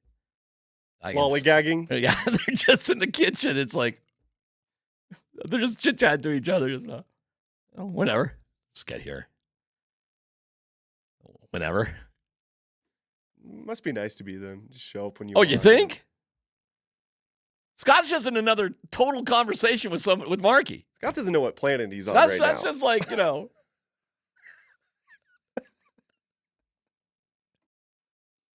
all right. It's cool. We can move on. No big deal. You good? Got everything you need? Yeah, you took forever to fill up the coffee, and then you did something rude. Oh, it's my fault. You did something rude. What did I do that was rude? I filled up the water. No, I sure did. No, sir. I 1,000% I did. thought you did, but you know what you did? I filled the water up. You filled it up just enough for your cup. I don't know how much one cup's going to take. I filled the sucker up. When you take the water container, who doesn't take the water container and fill it up to the top? So you're giving me a hard time for filling up with not enough water. Yes, you filled it up enough for yourself. Okay. You think I strategically was like, I'll show everybody. I've never once take that container. What is Scott? What is Scott doing? Well, he had to refill it all. He had to refill it. Okay. Who takes the water container and only puts a little splash in it? I guess the guy who's in the Southwest commercial. I guess the selfish dude that is always guilty. The selfish guy. The dude that we have found many, many times has not refilled that thing. I saw you refilling it. And I was like, oh, I'm really proud of him. That's really nice of him. This would be an amazing time for me to remind everybody that I bought Girl Scout cookies for all of us. Right. You have redemptive qualities. I'm not going to take that away from you. You do have redemptive qualities. What'd you think of the commercial that he's got ready? The broadcasters on the Super Bowl. By the way, the Super Bowl record ratings, but it's weird now. It's not traditional ratings because they add in all the streaming stuff. So it's like the most viewers of all time. So whatever our criticisms were with the Super Bowl, it doesn't have as much hype. People aren't as interested. The NFL is telling people like us to just pound sand. We're wrong. It's as popular. Well, you were as wrong. It wasn't. You just were the me. only one that was fighting that. I think Lombardi would talk about it incessantly. Well, on our show, I should say. The Super Bowl is as big as it's ever been. Yeah, of course. The end. End of story. It literally does not matter who's in the Super Bowl. It is not. Never going to change. I still think it would have been more interesting if it was the Bills-Lions, but it doesn't matter. Oh, and I never really fought you on that. I think that would have been a more compelling Super Bowl as well. But I knew it wasn't going to take away from the interest in the game. Yeah, but by eyeballs, revenue, by every metric you can imagine, the Super Bowl is just as popular as it's ever been. Yeah. About the broadcasters, I just have never been the type of dude that gets overly concerned about who's calling a game. I watch a football game because I watch a football game. Whoever happens to be on. And if I'm being honest, I'm even in the industry. Half the time I'll be halfway through the game and I don't even realize who's calling the game. Right. So Tom Brady, I do not think was good when he started. I would not call him great now, but he doesn't bother me. I don't think he's like an ineffective broadcaster. If I was paying him $375 million, I might have a different opinion about it. But that's not my money. I'm not the one that's paying the dude. I think Tom Brady is good at all the other stuff. He is so below where he needs to be to do that job for a Super Bowl. I think it's comical. But he's pretty good at all the other garbage that's associated with it, like pregame interviews and all that sort of stuff. And he's really good at being Tom Brady. But as an announcer, I think Tom Brady is terrible. I wouldn't go terrible. But I did think, and I said, is Tom Brady amped up?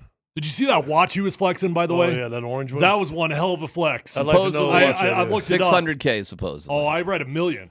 Okay, all right. I don't know. I have no idea if you're right or if I'm right. I just read 1 million. That's all I read. It's something like that. Yeah, it's probably like all them commercials he did during the thing he got it paid for. I thought he was amped because we've all that are broadcasted live games. There are games, and you talked about last week. There are some games that just feel bigger. When you covered a game in the Boston Garden, whatever your record was, it just felt like a bigger game. Madison Square Garden that we did just a couple weeks ago feels bigger. Super Bowl, how big? Nothing bigger. It's the biggest. It's the biggest. The moment was a little too bright for good old Tom Brady. And I thought he was too amped up because you could tell when a guy goes, and there's a handful of times more early than late, where he would go all the way into the play, trying to tell a story, and you always feel like you got to add more and more and more and more. I thought that was my only problem with it. His information. If you listen to the information is outstanding. Correct. His knowledge of the game is undebatable. Yeah. It's undebatable. There is and he's got good knowledge that he does pass along. The problem is he doesn't necessarily know how to pass it along in an informative, entertaining way. Yeah. And there's a huge difference between knowing how to be entertaining and being knowledgeable of the game. There are two other broadcasters that are not, in my opinion, aging very gracefully right now. And I hate to be mean, but I am feeling borderline sorry for Terry Bradshaw. He is out. He's had some bad health issues the last 2 years. He cannot get a word out. They're not letting him get a word out. Did you see at one time during the break, he got mad at halftime. Everybody talking. They wouldn't go to him. And he was trying to say something and didn't. He just stared off the camera, and I guarantee he was looking at a producer or something. Well, somebody's in his ear like, no, Terry, we got to go to break or whatever. It's something like that. And he was staring off camera looking at somebody. I'm like, oh, the floor director's getting some heat. Not good. Because if you notice when they came back from break, first guy that talked was him. Terry's not in good shape on that broadcast anymore. And frankly, Jimmy. But I think it's more his health. Whatever. And Jimmy Johnson's a little bit long in the tooth. That whole show is. It needs to be blown up. Howie's fine. Strahan's fine. Howie's okay, but it's so dated. Who relates to Howie these days? Great question. Like past my generation, but see, I disagree. Who the hell even knows who he is? But I disagree. I think you can relate if your content's good enough. Okay. And I have no problem with Howie. I think Howie and Strahan's fine. Jimmy Johnson, goodbye. I hate to say it because he was one of my heroes, but Terry's got to go, man. Yeah. It just ain't what it used to be. And I'll tell you this, too, and this kind of breaks my heart because I do have a lot of respect for him. Chris Berman, man, oh, my God. It's been the struggle bus for him for a few years now. Well, he's retired, and they brought him back. He's doing he's on with Booger doing NFL primetime, but he was their primary interview guy. It was fantastic, though. Not after that game, he wasn't fantastic. Well, before he retired, I thought he was fantastic. When he'd do the post-game show with him and Jackson, Jackson. I forgot he was even doing anything because they benched him so much, but they brought him out for the post-game at the Super Bowl. And dude, well, see, I would say this. He retired. He was done. And their numbers were slipping so badly, and I think ESPN does a poor job of putting people, getting the right people to do their stuff. That they had to bring him back, thinking let's try to revive something. Did you like He was retired though. Did you like the new graphic bug they did? That looked different with the score. Did look different, didn't it? It was simple. It was overly simplistic. Very simple. It didn't bother me. By the way, the warden did chime in on the watch. According to the warden, $740K. She's got it nailed. She's looking at money. It shouldn't be concerning for you at all. Yeah. Grade the overall broadcast. What'd you think? We haven't really talked about the broadcast. So what'd you think? It didn't distract me from the game. In fact, it's kind of like Hubie Brown had his last game this past weekend, right? I saw that. Bucks Sixers. Hubie's been doing it forever, and I read a great article. Why is his last game in the middle of the season? Because he started in Milwaukee. His first job in pro basketball was with the Bucks, and they just wanted to correlate it. And okay, I don't know. He hadn't done much in his health. He lost his wife and his son this past year. So they just thought it doesn't matter how many games are left. This is just a good time. Yeah, I guess is in the middle of the year, whatever. And when you put it on paper, Milwaukee, Philly, that's two pretty big. Should have been two pretty big, teams. But he talked about it. And he and he's as analytic for an old school guy as I've ever seen. He was into analytics before the word analytic was even invented. Mm-hmm. I was fortunate to work at Turner and got to do a handful of games as a sideline. And we would have, and it didn't care. You get in from a flight, whatever. I remember one time I got in from the flights were delayed. Anyway, I got in to Utah. I think we were in Utah or Milwaukee, well, in some town. I got in bed about 2:30. 8 o'clock production meeting. Now I'm still kind of going on pro player time. I'm like, what do you mean? Get in at 2:30, 8 o'clock. So I go there. It's my first time getting to do it with Hubie, so I ain't going to skip it. So I get down there, and I mean, it's the director, the producer, Dick Stockton might have been doing the play-by-play. It was like 5 or 6 other dudes. I mean, the graphics guy, the stat guys. I mean, it was a packed house in this little diner in the hotel we were at. And so I go in there, we sit down, and dude, Hubie runs the meeting. And Hubie is, and this is mid-90s, and this dude is throwing out stats. This might have been 96, 97. So are you feeling bad for him that they're pushing him out the door at this point? No, but he's 91. His health he's 91 his as a health broadcaster. isn't what he is. But my point telling you that I got to work with him in 95, 97. Yeah. And he was then nice. I mean, and he was boom, boom. He knew everybody's stats and tendencies. And I read an article this past weekend about him. He said, I was never that guy. As a color analyst, it's not about being, it to me, was not about being entertaining. I needed to bring the facts, and I needed to do it quick and concise. I read that article, and I thought, Tom Brady should read that. Let me give you the facts. Yeah, because he's probably never going to be the humor guy. He's never going to be the entertaining guy. No, he's not funny. But he can be good at his role. Well, I tell you what, you learned when he was in the middle of doing it. You learned when you watched the game. If you didn't know anything about basketball, you were going to learn something. I guess my takeaway with Tom Brady in the Super Bowl, it didn't take away from the game for me at all. I don't think he's the best broadcaster in the world. But I thought that there was value in Tom Brady being on a Super Bowl. I'll tell you this, man. I gave him a C-, and I'd rather see that than Tony Romo any day of the week. I am over Tony Romo, man. I thought Tony Romo was brilliant when he first started. Yeah, when he would say something that most analysts wouldn't do, and he gave you that quarterback perspective, and he telling you, hey, here's what to do, and cover deep, watch the slot, watch down the slot, blah, blah, blah, blah, blah. And it was always happening. It seemed like he was always on it. I think at times it's refreshing to hear a broadcaster call a game like you would from your house. And that's basically what Tony Romo does. His shtick still doesn't bother me. What bothers me with Tony these days is I do feel like there's some games that he seems woefully unprepared for. Yeah. All right. Putting a bow on everything Super Bowl. We had Coach Malone on with us. What a run the Nuggets have been on. You'll hear from him next.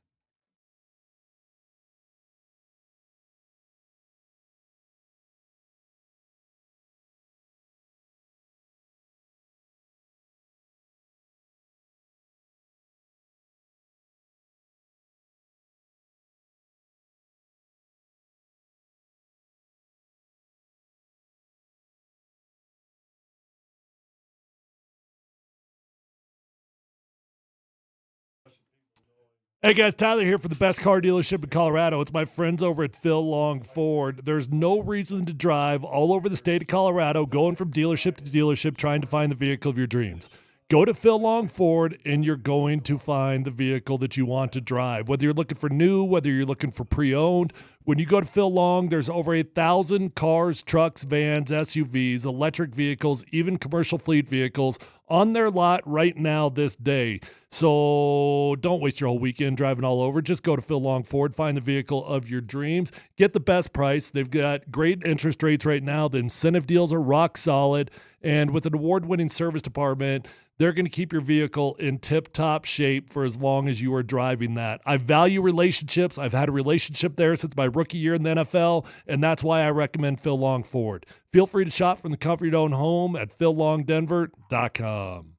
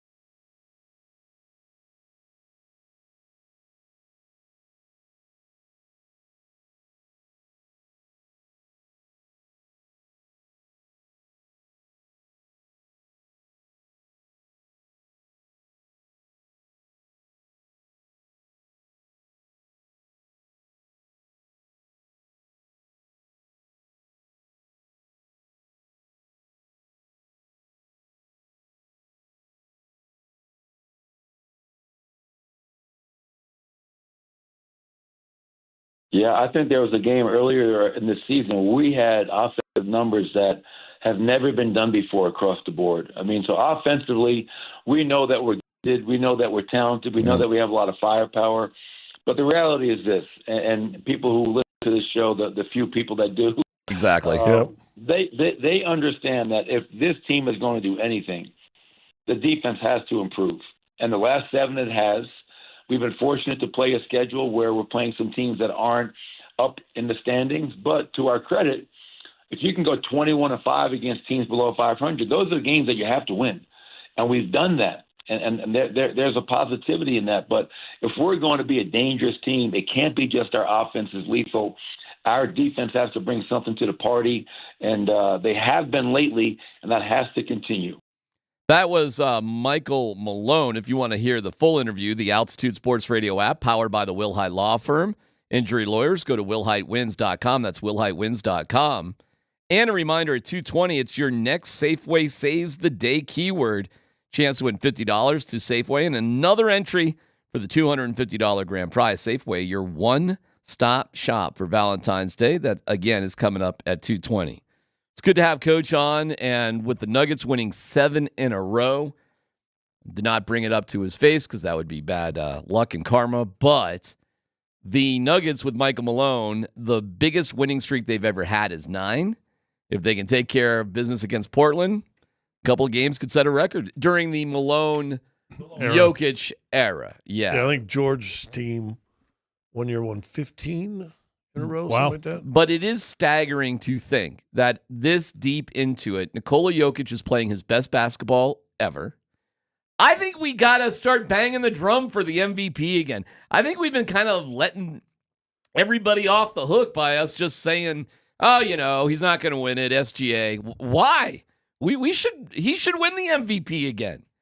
We should be banging the drum for him again. I mean, I know we all just sort of said, hey, no need to be greedy. It's okay. The year they won the championship, he didn't win it anyways, blah, blah, blah. I kind of feel like forget that now. Look what this dude is doing. 40 points last night in 3 quarters. How many games, Scott, are you broadcasting that he doesn't even play in the fourth quarter? And that's 40 points taking a 3-pointer he made when he got fouled and they didn't count it, which I've never heard in my life. Listen, he's got MVP numbers. I'm just trying. I guess I'm in his head that much. It doesn't matter. And again, I said this here. He wants to be MVP of the finals. I don't even know if he wants that. He wants to be in the finals to win a championship. And to me, and I'll ask you guys, what's more important, the league MVP for the season or winning the championship MVP? Yeah, I got you. But you know what? It matters to fans, and it's a big deal to the fan base every time he can win one of these things. So I hope that he's in the conversation. Well, he is in the conversation, but I hope he wins the damn thing. I think it's really, really cool thing for the fans to be able to celebrate year in and year out. But what's amazing about it is that over the last 7 games, even with Jokic going for 40 in 3 quarters, the storyline is Julian Strawther putting up 18, Pickett putting up 14, Zeke continuing to just have good defensive performances and putting up enough points offensively, 11 points, that you're like, all right, we can deal with that every single night, right? So even with Jokic doing his deal, to me, the story of the 7 games is the way they're winning with the guys that they are winning. And I'll tell you a quiet story no one talks about. DJ's been admirable backup to Joker. Playing way more than we thought he would. Yeah, and he's a presence. Talking about defense, he's a presence in there. I don't know how many shots he blocks, but how many shots that he blocks. But he changes shots. Yeah, I mean, he makes extra passes, and all of a sudden you get a hand in there and you get a deflection. I think he's been solid. Pickett, who we didn't think could play a year ago, to his own admission, went out and changed his entire game. And he had a terrible summer league too. Remember? I mean, it was not a good summer league. Malone even said that last night. Yeah. So listen, they're not completely healthy, and I tried to delicately bring this question up to Coach, and he said, "Hey, it's a good problem to have, but when you talk about other guys that are stellar right now, Christian Brown, since you inserted him back into the lineup because of injury, all you've done is won 17 or 7 in a row, and he's averaging 18 point something points a game. Crazy. How do you take him out now? You don't. I know. So, I mean, he's good. Are you talking about the starting rotation? Yeah. They put him back in the starting rotation when this streak started. You put Westbrook back on the bench. But it doesn't. I don't know if it even matters because the minutes are all going to sort of, work themselves out. Well, I'm just wondering if these young guys have actually earned a role when everybody's healthy. I don't know how that all unfolds. It's probably it may be so for the next 30, or not even that many. Not even that many. Well, what do we got here? Or 52 or 53. Something like that. I'll figure it out. Go ahead. So however many's left, yeah. But once the playoffs start. Oh, sure. Yeah. I mean, he plays 7-8 guys in the playoffs. Yeah. That's it. We got 20. So we got, we're in 54 games. So 28 games left. I mean, think about that. They're in great shape. But I'll tell you this, it gives you the most healthy way to have load management where you can actually restrict minutes for guys that are not going to waste time when they're out there on the court. Yeah, I don't know if they're mentally burned out, but this team ain't physically burned out. I understand there's some injuries they're dealing with, but this isn't. Listen, but earlier in the year, every game was life or death. Every game was like some sort of insane sort of game. The Nuggets have gotten better. Jokic is playing better. They've had more injuries and more. Malone said last night, I can't believe how many different combinations. It feels like right now you can pick names out of the hat, and this team is going to destroy other teams. You had at one time, and I don't know if it was late second or late first, you had Joker and Christian, Zeke, Pickett, Strother.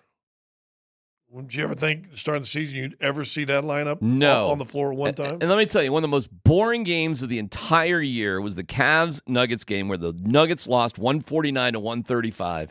It was a 3-pointer a Palooza, and it was freaking boring. The Nuggets, with their style of basketball, are the most exciting team in basketball right now because it's in the paint and it's fast break, and that's it. And they're making no apologies. And they aren't going to try to make an extraordinary amount of three-pointers. They're going to be fine, like 28 to 35 three-pointers a game, and that's it. That is what they're going to do. They can't change anyway, so it doesn't matter. So they're not going to overcorrect, and you're going to have teams in the East that are just going to bomb away from three. Knicks, Celtics, Cavs, that's their game, and whatever. If you have to face that in the championship series, then so be it. Then deal with it then. You're going to deal with it then. Other than that, forget it. And I'm not really afraid of teams. I'd rather have the game the Nuggets have in the playoffs, okay? Because it's a lot easier to make baskets from like 2 feet away than 30 feet away or wherever you're shooting from. And nobody is keeping up with this team playing this style of basketball. Nobody is keeping up. You can see these teams, Scott, they're just getting burned out halfway through the third. They're exhausted.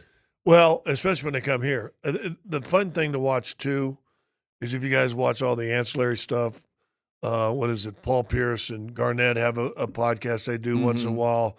I've seen stuff with Isaiah. I've seen a thing with Larry Bird. Now, and remember all the pushback when Joker started, a handful of years ago, starting becoming that MVP argument. It was, he's not athletic. Oh, he can't do this. Oh, their team's not good enough. And if you go back now and list all those old heads, even Kendrick Perkins is changing a little bit. How do you have what is your choice? But now all of a sudden you listen to these cats, and all of them are going, oh, dude, this is legit. This Kevin Garnett may be Joker's best cheerleader that I've seen on a podcast that gets he loves recognized. Him, no doubt. Listen, I'm not trying to put down SGA. The guy's obviously ridiculous. And Oklahoma City's great. 32-5, actually closer to 33. I mean, you're scoring 33 points a game, 5 rebounds, 6 assists. You're doing everything, and your team is killing it. So, I mean, listen, I'm not going to have any bad feelings about it, but it's clearly a 2-man race. Yeah, it's not even close. How about Joel Embiid's career is over? Maybe. I'm not wishing that. Did you see he came out yesterday? He said they think they need another knee surgery. Yeah. It's going to be extensive. Yeah. By the way, seeing Luka out there. The MVP run killed him. Maybe. Luka is a little portly. He definitely I don't think Luka's fat. Is it? He's NBA fat. He's definitely not real world fat.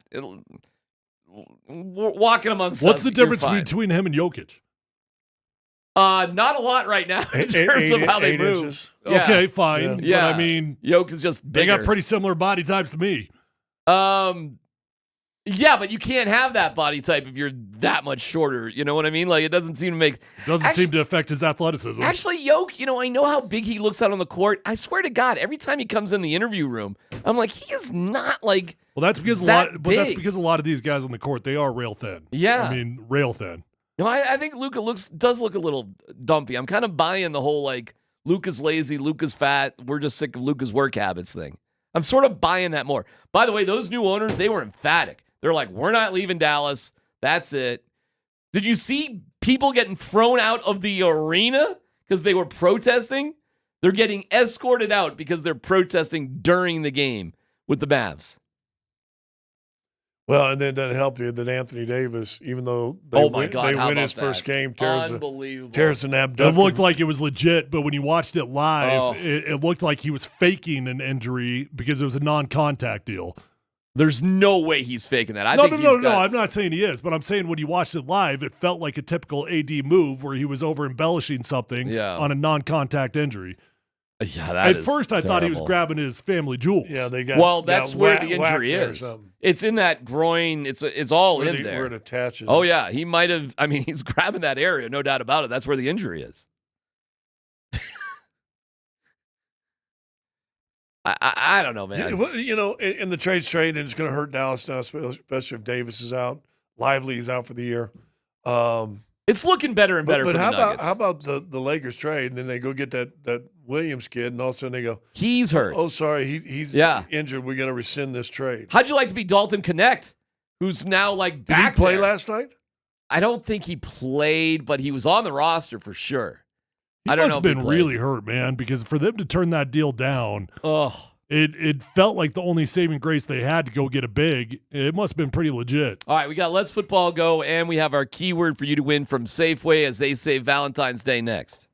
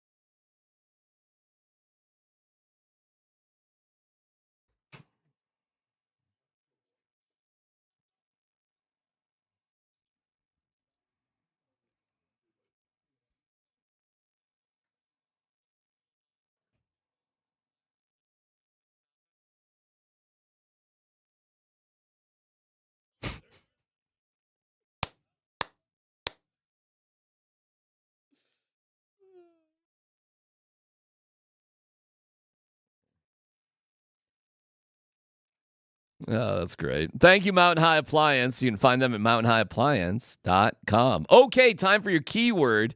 Safeway is amazing. It's your one-stop shop for Valentine's Day. I go to that Safeway just across Lincoln, right out there in Lone Tree, right up the road. It's incredible. Don't forget that special someone. Show them that you care with beautiful flower arrangements. That's good for me because I'm kind of lazy, and Safeway literally is across the street from where I live. They also have savory chocolates and more. Find everything you need to make it easy with delivery. Oh, my God. Delivery or pickup. I don't even have to. Fantastic. Get started at Safeway.com or in the Safeway app. The keyword today, fellas, cherish. Text cherish. Oh, so many people are going to spell that wrong. And your first and last name to 303-504-0925. Should I spell it out? CHERISH? There's going to be a bunch of different spellings for cherish. Not cherished. How is there more than one spelling of Oh, cherish? you'll see here shortly. Watch the text line. It'll be an interesting experiment of poor spelling. Really? Well, don't they have spell check on their phones? You're in your car. Probably shouldn't even be on your phone. Should. But thank It's God. illegal. Hey, thank God you're listening to us. That's your first and last name, 303-504-0925. Once you do that, you'll be entered for today's $50 gift card prize, as well as Friday's $250 gift card. Thanks to our great friends at Safeway. Dan! Bud Squints Tanner, let's go. All right, Jeff Legwald has an article out on ESPN.com. Where do the Broncos need to upgrade the most on the offensive side of the ball? So I didn't realize this, fellas, but Leggy writes only two teams, the Panthers and Giants, had more 3-and-out possessions last season than the Broncos. They were tied for 26 in the league. How did you not know that? Scott brought it up like 9 times. That shocked me when you said that. I didn't realize this. Didn't you come back with some stat that they were really like number 14? Yeah, I might have been wrong. I mean, Scott might have been right on that one. I don't know. I found something that said, who knows? Mile long, 3 inches deep. I'm just too busy being in a Southwest commercial. But are we aware of it? Yeah, Scott brought it up a bunch of times. I do have the picture, by the way. Yeah, okay. And what's your point? Okay, so Leggy says they punted a lot in between touchdowns and often found themselves reduced to slowly grinding out drives. So their hope is to get Bo Nix more help. So basically what Leggy is getting to is saying the Broncos need to get more at the wide receiver position. So my question for you guys is, do they have the solutions in-house at the wide receiver position, or do you guys think they need to go out, whether it's the draft or free agency, to help Bo Nix lessen the 3-and-outs next year? They need one more, and you can find it however you want to find it. I doubt they're going to do it in free agency because of the emphasis of this Joker thing. So it probably will be the draft, but I think they need one more. I would refer to our wide receiver group similar to how I refer to our inside linebacker group. You got some dudes that you like. You got some guys that are good at their job, right? I'm not mad at Alex Singleton. I'm not mad at Cody Barton. I'm not even mad at Justin Strnad. He did the best he could with the situation. I like them. I think there's a role for guys like that on your football team, and our wide receiver room is very, very similar. We've got some dudes that are effective at their job, but we don't have any difference makers. I like Cortland Sutton, and I think he's worthy of a whole lot of money. But even Cortland Sutton, in comparison to other true number ones across the league, it leaves some to be desired. So, no, you do not have the answer in-house right now. I might be out on an island on this one. I heard Coach Sanford more or less not referring to me by name, but calling me crazy for wanting Debo. I don't care what he thinks. I want Debo. I know. Why would you be crazy for wanting Debo? Well, if you look at his numbers over the last couple of years, they really haven't been that great. He's had one tremendous season in the NFL, and he's had some pedestrian seasons. The question that you asked with Debo Samuel, number one, was he utilized correctly? And number two, can he stay healthy? And my answer to that is that I think that no coach in the NFL is going to know how to utilize Debo Samuel better than Sean Payton. Question, Debo, is can he be a number one when a big threat on the other side is off the table and your running back is off the table? But that ain't his thing. Like being play action. It's not a thing to be a number one guy. He's like I think it can be. Oh, well, I think it's probably too late in his career for that, but I think he can be a valuable tool. I don't know if you guys caught it, but DeAndre Hopkins retired today. Did you guys catch that? Mm-hmm. I thought he retired before the game started. Had a touchdown. I mean, Patrick Mahomes. He also had a big drop early when they couldn't get any offense going. that would have given him a first down. Listen, what are you giving up for Deebo Samuel? And that's the context of if you're crazy or not. If you're not giving up all that much, you're not crazy to give it a shot. To me, it's not what you give up; it's what you pay. Okay. Because he's going to want a new contract. He's got 1 year left on his current deal. That's the real reason why he wants out, is that he wants to get paid again. He just played off if he completes this season, a $70 million deal. So he's already had a pretty damn good payday. I think that Deebo, my world, you get Cortland Sutton locked up anywhere between $20 and $23 million per year. Going rate for elite wide receivers, 30. You get Deebo Samuel locked up for $20 to $23 million per year, and I think you got yourself a hell of a wide receiver room. What do you think of Vele, Troy Franklin, and Marvin Mims? You like these dudes or not? I like Vele a lot. Okay. So we're good on him. I'm good if we move on from Troy Franklin. But you don't have to. I mean, I'm just saying no I'm just saying I'm good. Like he doesn't do much for me. He's fast. Okay, he doesn't do much for me. Oh. Marvin Mims, he's a damn good punt returner, and he's a pretty good wide receiver. Well, that's about it. They're definitely not moving on from Mims. I mean, the Troy Franklin, I guess, could be in the conversation. Yeah, and I'm not saying I want to move on from Mims either. My point is, though, he's just not dynamic enough to be what you're asking him to be. Listen, whatever receiver they get, how about this? They don't show up on Christmas like at the strip club and have 30 bullets fired at them charging down I-25. Here's the thing. Did you see improvement from Mims from his rookie season to this year? Sure. Yes.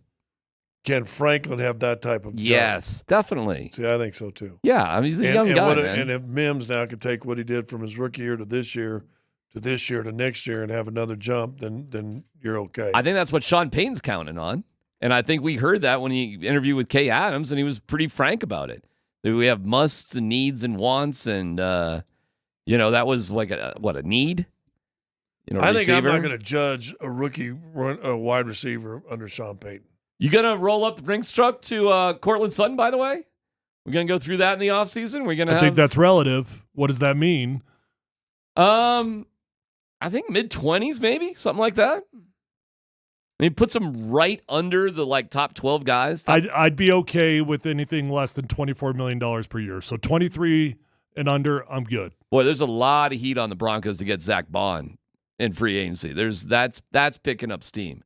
That is going to be here in the next month. That's going to be the hottest thing about the Denver Broncos is inside linebacker. So we'll see. All right, next up, Dan. All right, fellas. The New Orleans Saints have officially hired Eagles offensive coordinator Kellen Moore as their next head coach. So the 2025 NFL head coaching hiring cycle is now complete. The Patriots hired Mike Vrabel. The Bears hired Ben Johnson. Jets, Aaron Glenn. Jags, Liam Cohen. Raiders, Pete Carroll. And the Cowboys, Brian Schottenheimer, along with Kellen Moore today. Of those guys, who is the most likely to be let go first? Oh, man. Wow. That's not a difficult one. Schottenheimer, by far. Yeah, I've seen some conspiracy theories that this is a whole setup to blow him out after 1 year. For what? It's conspiracy theory, so I don't know. For Deion Sanders. We'll see. Why wouldn't they just hire him right now then? It's conspiracy theories. I know. I'm not saying I'm not saying they make any sense. Just like if they wanted him, they could have hired him right now. I think that Liam Cohen guy, we'll see what happens down there in Jacksonville. But that just doesn't seem like a very solid if we've learned anything of late, we probably shouldn't judge a book by its cover. Sure, he could be Nick Sirianni Putsu. Sure, that might be the case. I think Jacksonville, you're either going to find out has it been a coaching problem or a quarterback problem. I love the fact that Dan went to the negative right away, though. I thought you were going to list those guys off and say who's going to have the most success. Dan just went right to all right, fellas, who's going to be one and done? Who's getting fired first? Who's out the door? I guess you're right. If anybody's going to make an impulsive move, I suppose it would be Jerry Jones. Although I shouldn't say that because Jones has been very loyal to the decisions that he's actually made in the past. He really has. So I don't think any of them should be fired after 1 year. Let me ask you guys this. What do you think Pete Carroll does with the Raiders? Do you think he's going to actually turn that franchise around? Do you think he's going to have success? Yes. Does he make the playoffs? in his tenure with the Raiders. In the tenure, Probably. yes. Depends who their quarterback is, but if they get Shedeur, yes. They'll be on the on the verge every single year, just like Seattle was. They're always going to be a 9-10 win team. Some years they'll probably miss it. Some years they'll make it. They'll probably never be much better than that. They'll probably be never much worse than that. The guy's the oldest coach in the league, and he's sharp as a tack, man. He's healthy as a horse, whatever you want to say, and he knows how to coach in the NFL. He knows how to do it. But you got to have the quarterback. So who's their quarterback? Is it Shedeur? Seems like it. So is Shedeur good enough to get your team to the playoffs like Bo Nix did? See, what's that offensive line about? You better have a good offensive line. But theoretically, they got a great tight end. They got Max Crosby. They got a great quarterback. And you, once again, haven't mentioned offensive line. line. Well, because I don't know much about their offensive line, which is a good point. There's a lot of rumors about the Raiders going after Myles Garrett, too. Oh, wow.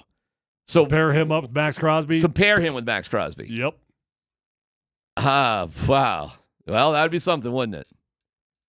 I think Pete Carroll makes them better for sure. I think that's a smart move on their part.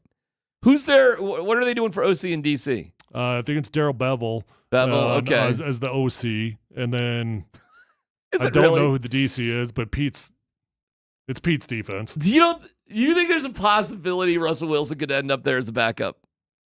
No. Could you forgive a dude that tried to get you fired? I gotcha. As a backup. Like, he just sort of accepts I'm the new Joe Flacco. But look at their history. They're not water under the bridge? Like, we'll figure it out together? No?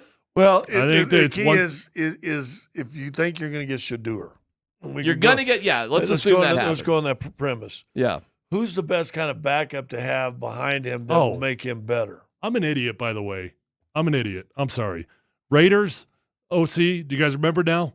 I don't. Now that I say I'm an idiot, because I thought it might kind of jar something. They just brought in Chip Kelly and they made him the highest. Right. They made him the highest paid OC in the NFL. Right. Sorry. Right. Yeah, we should have known that. He's making $6 million to be an offensive coordinator. Sorry, we should have known that. And then DC, I don't know. I can't remember the DC though. Well, then Russ doesn't. Yeah. Okay. Never mind then. Yeah, Russ doesn't make any sense. But you want to get a backup if Shedeur is your guy. Oh, I know who they'll probably go after as a backup. You need an Alex Smith type backup. Well, I got one for you. Your guy, Carson Wentz, is a free agent. You can just sort of scoop him up. I mean, Carson Wentz has already accepted that role in life. He'll just go wherever pays him $4 to $6 million a year. That actually is probably a good little move by them to do something like that, in my opinion. What's Marcus Mariota's deal? He'd be a tremendous backup for Chip Kelly. But didn't he leave the Raiders to go the Falcons a bunch of years ago? Didn't he? Yeah, but that's water in the bridge at this point. Yeah, whatever, man. These guys, he'd be a dream fit as a backup QB for Chip. You know what you could actually get is Joe Flacco. He's a free agent again. No, it's Chip Kelly. You got to think about the offense. Okay, all right, that makes sense. Yeah, yeah, good point. Yeah, get Mariota. That's a good point. That works out great. He is a free agent. Mariota is? Yep. Yeah, that works. Go back to Vegas. Like, he'd be the first person to go back to Vegas multiple times. Next story, Dan. All right, so Ari Myrov has his top 100 2025 NFL free agent list out. We'll just go through the top here, and I want you guys to give me your, the guy you would like most for the Broncos to pursue. So number 1, T. Higgins. No. Number 2, Trey Smith, guard from the Chiefs. What? No. Chris Godwin. Offensive lineman for the Chiefs, you want? No. Right. Yeah, no. Right. Chris Godwin. I'm saying no because Sean Payton's made it abundantly clear he's not going to go after a receiver like that. So I'll just say no to that. Javon Holland, safety from the Dolphins. They're probably going to try to upgrade at safety. But let me just back up. I would love Chris Godwin. So, sure, I'll put my name on that. I would love Chris Godwin. DJ Reed, cornerback from the Jets. No. Don't need corner. No. Khalil Mack. What about a 1-year deal with Khalil Mack? Not you guys interested? Not interested. We're good there. So not doing offensive line. Ronnie Stanley's a free agent from the Ravens. No. Josh Sweat, edge rusher from the Eagles. No. And Zach Bond, linebacker from the Eagles. 1,000%. Sweat had a hell of a Super Bowl now. By the way, inside linebacker salaries are not that big.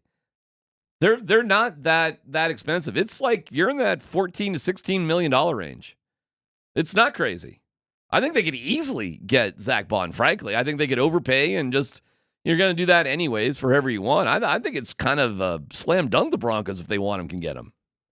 Who else are they going to spend money on anyway? Depends what his relationship is in Philadelphia. And I mean, it's a one-year deal, and they didn't give him a new contract, and he's walking away with a ring. And he was drafted by Sean Payton. He's the guy that believed him in the first place. I'll stay true to what I've said already, and I think the Broncos have got enough money to do this. I think they should make a splash at inside linebacker. They should make a splash at wide receiver. Well, they can do it. Go for it. I mean, it's the time is now. Once you find that quarterback, if you're lucky enough to draft a quarterback in the first round and he really is the guy, that is like the holy grail of we gotta go now. Like our championship window is right now because we can build other pieces around this guy because you don't have to look for him. What a different conversation we're having now than compared to this time last year, right? We were all over the place last year with everything. Look how more focused it is because you've got a quarterback. it's more focused, but it's still more up in the air too. Because there's multiple positions. Last year, you really need just one. I guess, but look what we're talking about. Inside linebacker, your maybe second wide receiver, something like that. You know, we're getting the Joker sort of guy. I mean, come on, man. The offensive line is completely solidified. That's not an issue at all. Dude, the Broncos You know very specifically what the needs are. You need a running back, you need a tight end, Yep. you need a wide receiver, you need an inside linebacker, you need a safety, and you need a backup corner. And depth on the offensive line is never And maybe a depth interior defensive lineman, depending on what you do with DJ Jones. You got to make your mind up about a backup quarterback, but that ain't no big deal, right? You're going to get that done. Not worried about that. Well, yeah, I mean, I'm kind of counting that as just done. I mean, I'm banking on the bringing Stidham back. You got like 50 assistant coaches you need to hire. That'll be interesting. When are we going to start hearing something on that, by the way? Well, soon, because Rizzi did not get the job in New Orleans, and he's likely going to be your special teams that's just a coordinator. special teams deal. I mean, we got a lot of spots to fill. Well, I mean, that's one. You kind of go from there, right? It'll all start happening probably in the next couple weeks now. Give me Dre Greenlaw. Give me Chris Godwin. Yeah, I don't care. Or if you don't get Chris, give me a trade for Debo.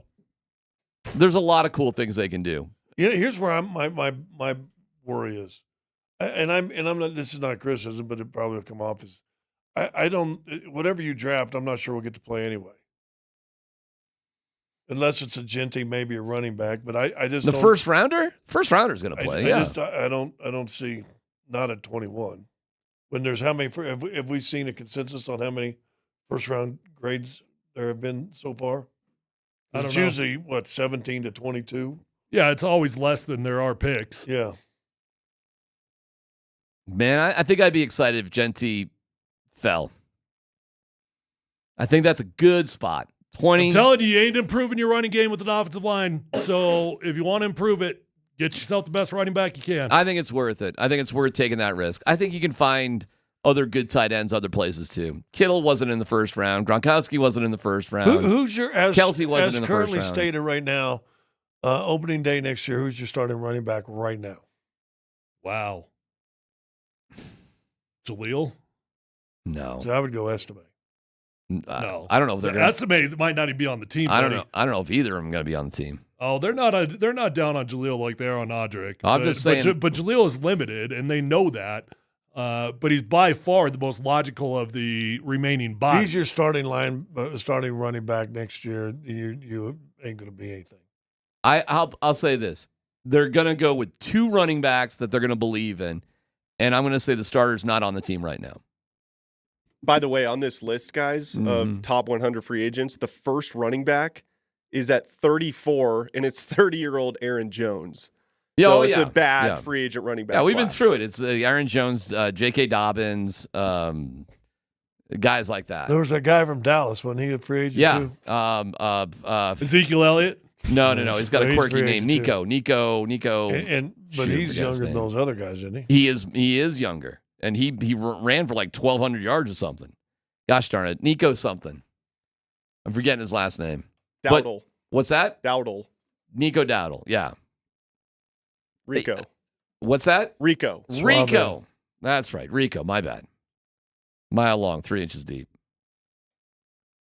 I don't know. Maybe it is, Jewel. You might be right about Esime, though, bro. Like, what's the point? I'm not sure he'll even be on the team. I agree with you. Why are they so down on him? Who knows? But he got benched for Tyler Bidet in the playoffs. But again, I think that's more of a rookie thing that he just always sending messages to rookies. Well, I don't know.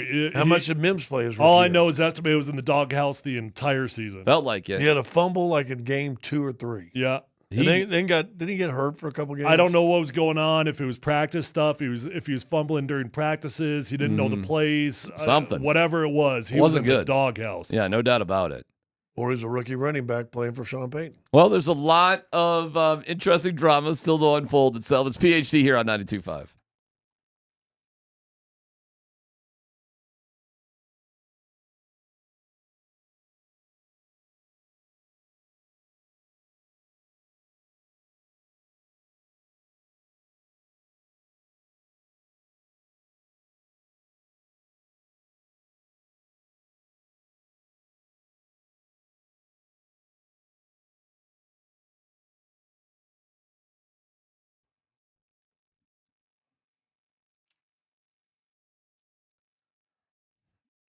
All right, erectile dysfunction is a problem that a lot of men deal with, or actually they don't deal with. You just sort of go on and you just move on with your life, and it's not as satisfying as it could be. Well, if you know what that's like, it's time to change things here in 2025 with the Rocky Mountain Men's Clinic. They have treatments with success rates well over 90%. Some treatments can have you last an hour or more, and this is a potential relationship destroyer that you can get figured out with the help of the Rocky Mountain Men's Clinic. They've served the Front Range of Colorado for nearly a decade, successfully treating tens of thousands of men. The initial visit's only $99. You get a consult, a T and a PSA test. If advised, a test dose. If it doesn't work in the office, the visit is free, but it'll work. They have an expert staff. Like a lot of men, you could be having sex the day after your appointment. So check them out today, 720-440-7900, RockyMountainMen'sClinic.com. That's RockyMountainMen'sClinic.com.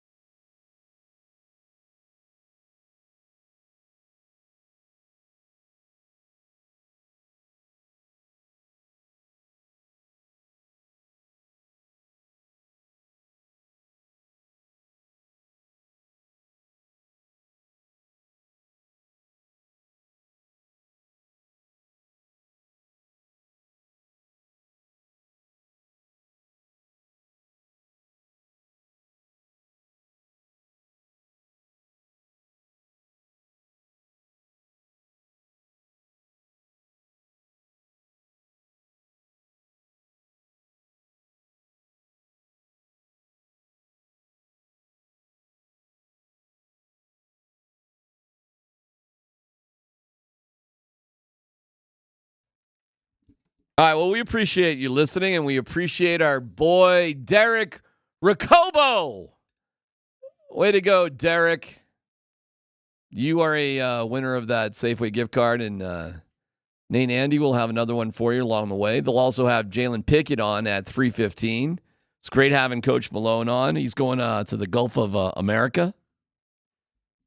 After they're laser focused, of course, on this next game. Be nice to me. Laser focused. Nobody's buying flights.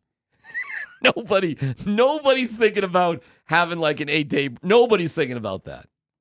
Just laser. A little fun in the sun. Don't worry about it. Yeah. Tomorrow night should be a pretty interesting game for all the reasons. It could go a bunch of different ways. Yeah, you got to get out and come out hard. You do. You got to put them away. And maybe Portland's already flying out. Don't give them a little bit of life, and make them resign to their fate of just getting hammered like they did last night. Take care of business, and then see you later. It was funny hearing from like Chauncey and some of the guys after the game. Like I heard an interview with Klingham, and it was just like, man, that was a really great experience going against Jokic. Like you just lost by like 40, but they weren't upset or anything. I wouldn't say they were down in the dumps or anything. Chauncey was kind of like, what are you going to do? But there are nights when the Nuggets are just on. I don't even think it's embarrassing to lose by 40 points. I mean, it is seriously like, what are you supposed to do? And that was the life of being a trailblazer last night. There's nothing they could have done. Yeah, one of the hottest teams in the league. Dude, when Yoke threw in they're that going to be three, good. They got a nice young team. They're going to be fine in a few years. Sure, fine. When Yoke threw in that three from behind the backboard in like the tiniest little corner that you could possibly find on the court, it's done. Jamal's throwing in 360 layups before he gets thrown out. Christian Brown is doing whatever he wants to do.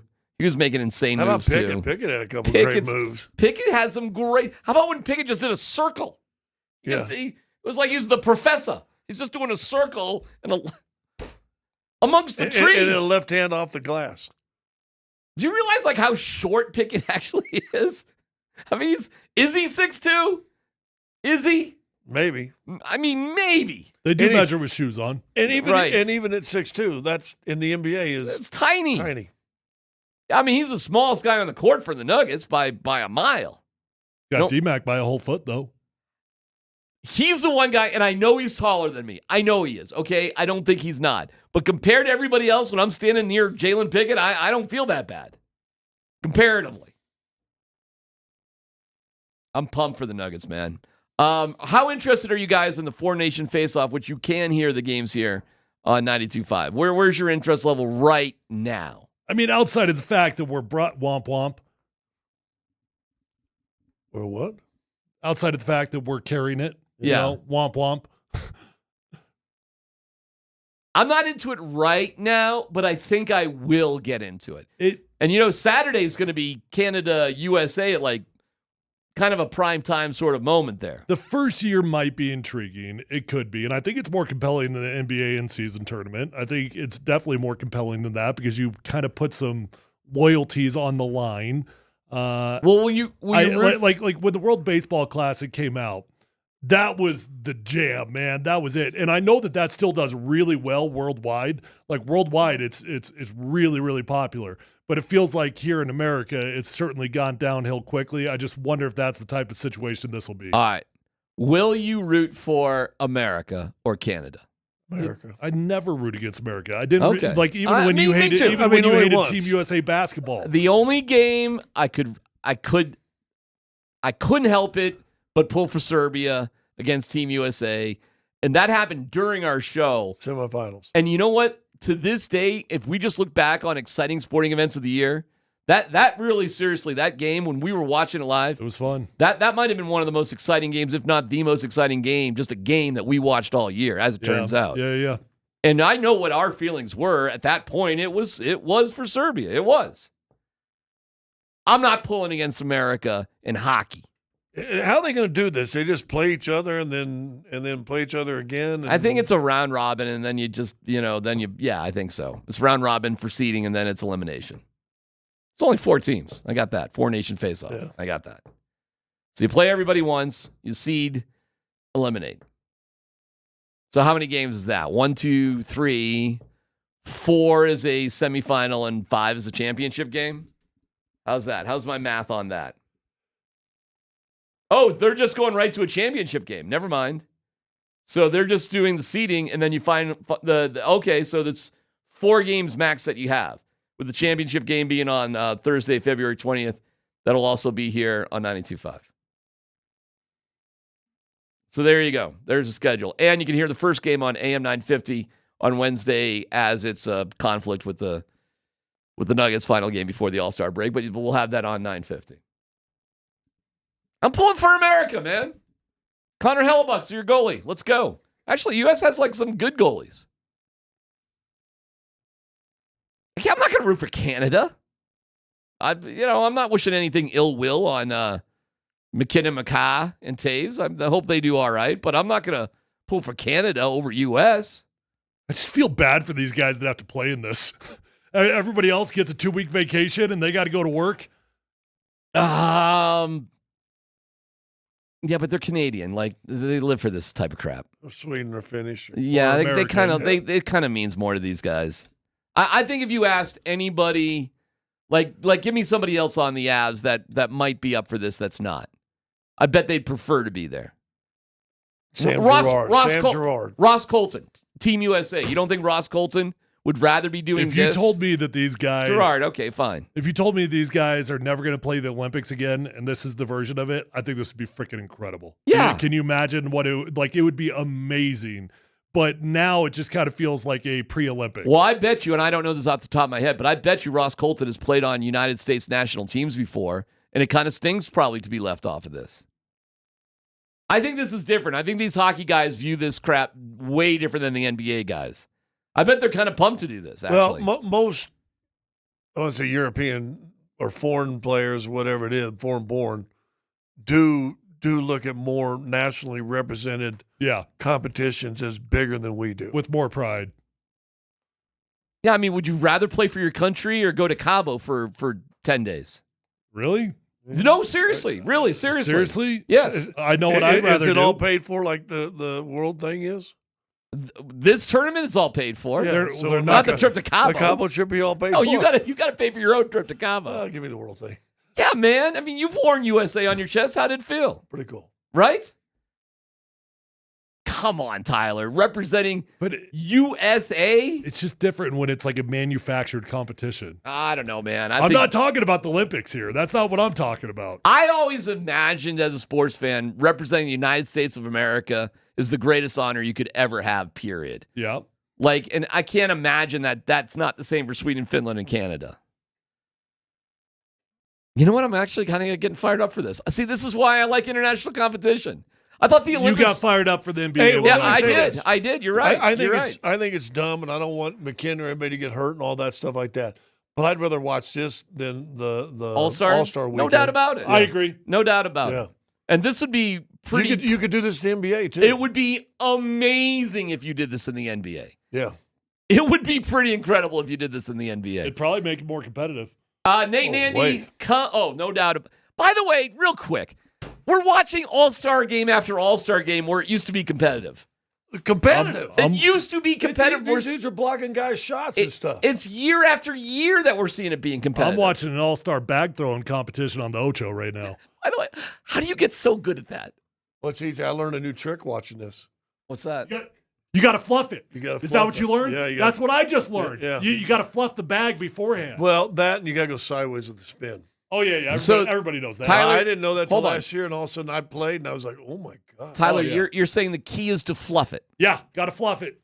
Key to anything in life, fluff it beforehand. It's like a pillow. Yep. Feel like that's what we just did for Nate and Andy. They're coming up next here on 92.5. I'm an idiot, by the way. I'm an idiot. I'm sorry.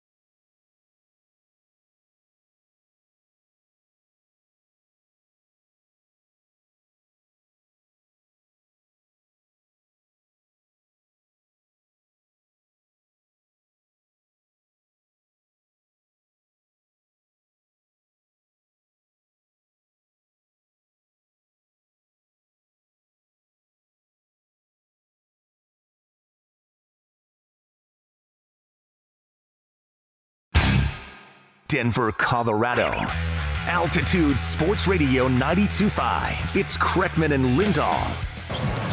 Christian has it, the midcourt circle over to Pickett. Lobs it off inside the arc over to DJ. Back over to Pickett. Pickett gets a DJ pick, gets to the nail. Jumper. Good.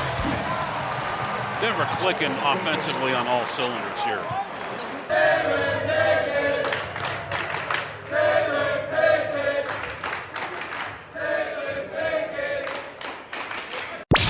Here's Nate and Andy, driven by Colorado Off-Road.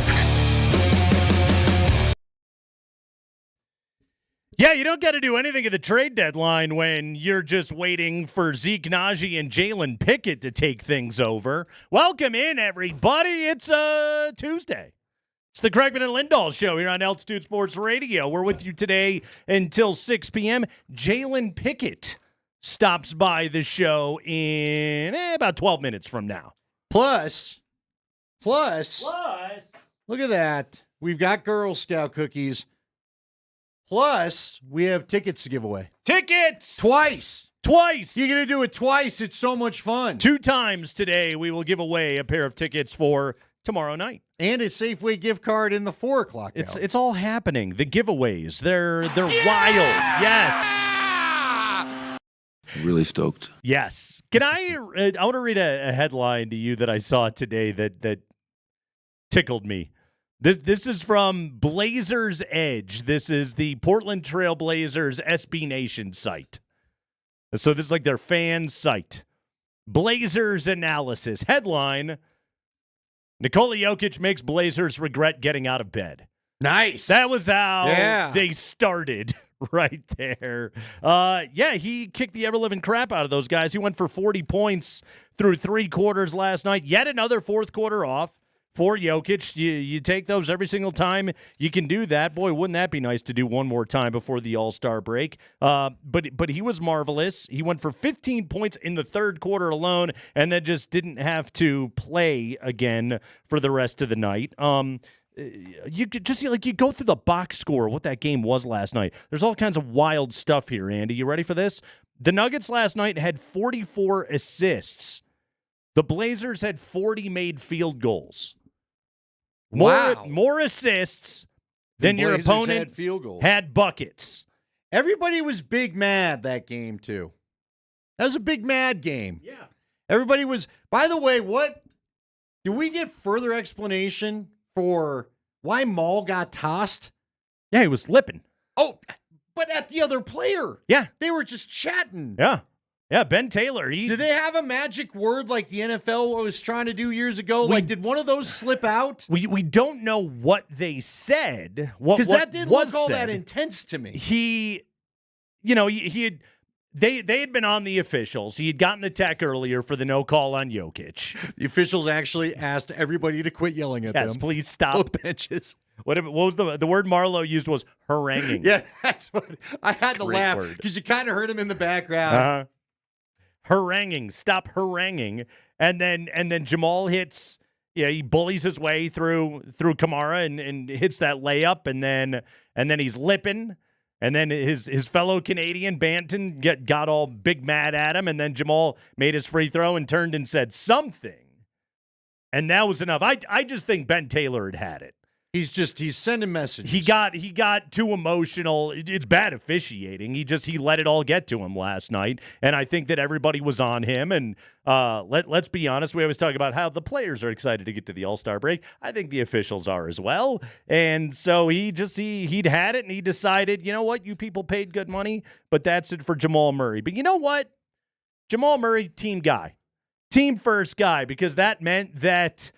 In the fourth quarter, we got to get a whole bunch of Jalen Pickett minutes, which was awesome with him just operating the point, and he was great, and he's going to join us coming up here in a few minutes. And it also meant that we just got to watch the damn Christian Brown show in the fourth quarter last night. How good was he last night? He was really good. Phenomenal. And I think we'll have to... 12 of 14 from the field, all from 2-point range. Yeah, they... we're going to have a longer discussion about this, but... You and I kind of already, I don't know if there is a discussion to be had. You got to stick with this starting 5. I'm sorry that you got hurt, Russ. I know there's the old, you don't lose your starting position to injury. I don't know, man. You mean when Porter comes back, obviously. What about Russ, too? You don't want to start Straw there, do you? Well, no, everybody. Okay.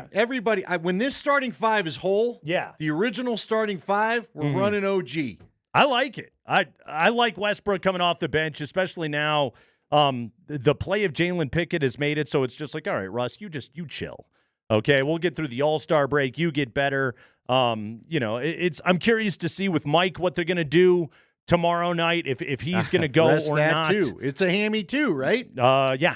Rested. Yeah. So take her easy. Again, Zeke's giving you good minutes. He's 4 of 5 last night, 11 points, 5 rebounds, 3 assists, and a steal. Pickett has a career-high 14, a career-high 9 assists. He was 6 of 10 from the field, 5 of 6 from 2-point range. He was doing everything well.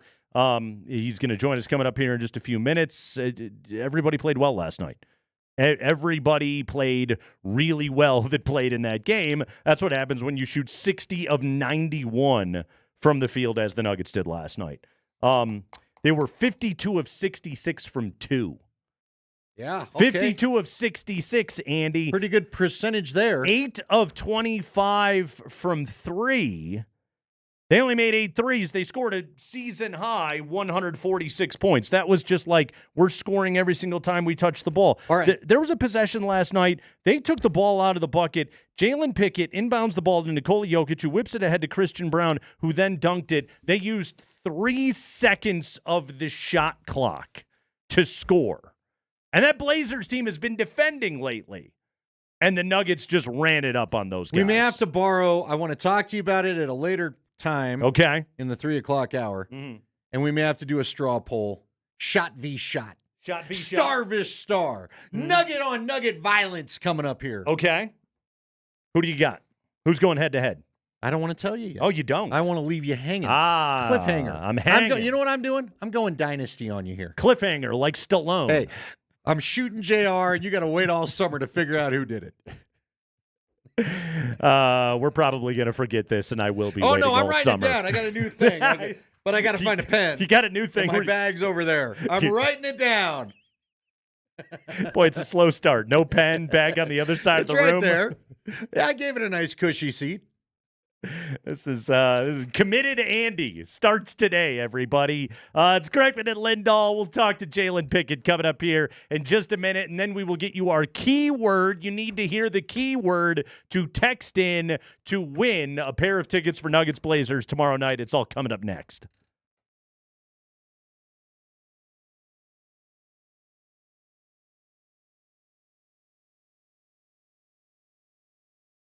Hey guys, Andy Lindahl from my friends over at Colorado Off-Road swung by and saw Jerry today. He's got a new camper top that is exclusive to the dealership there. Now, it's more for the craftsmen there. It's more for his commercial workers.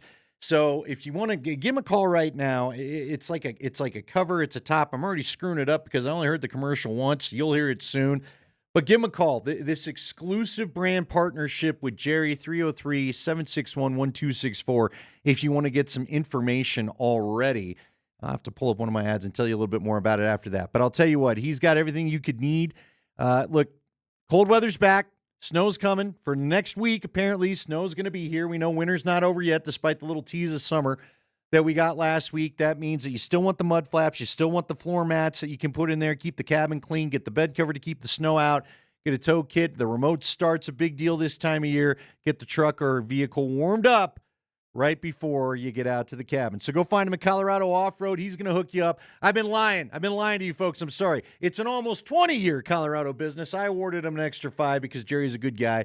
But an almost 20-year Colorado business, they know what to get you for Colorado conditions. You can find them at cooffroad.com. Again, that number 303-761-1264. And you can find the showroom. Go have a look at things over at, it's just right behind ACC, 3 blocks south of downtown Littleton on Prince Street.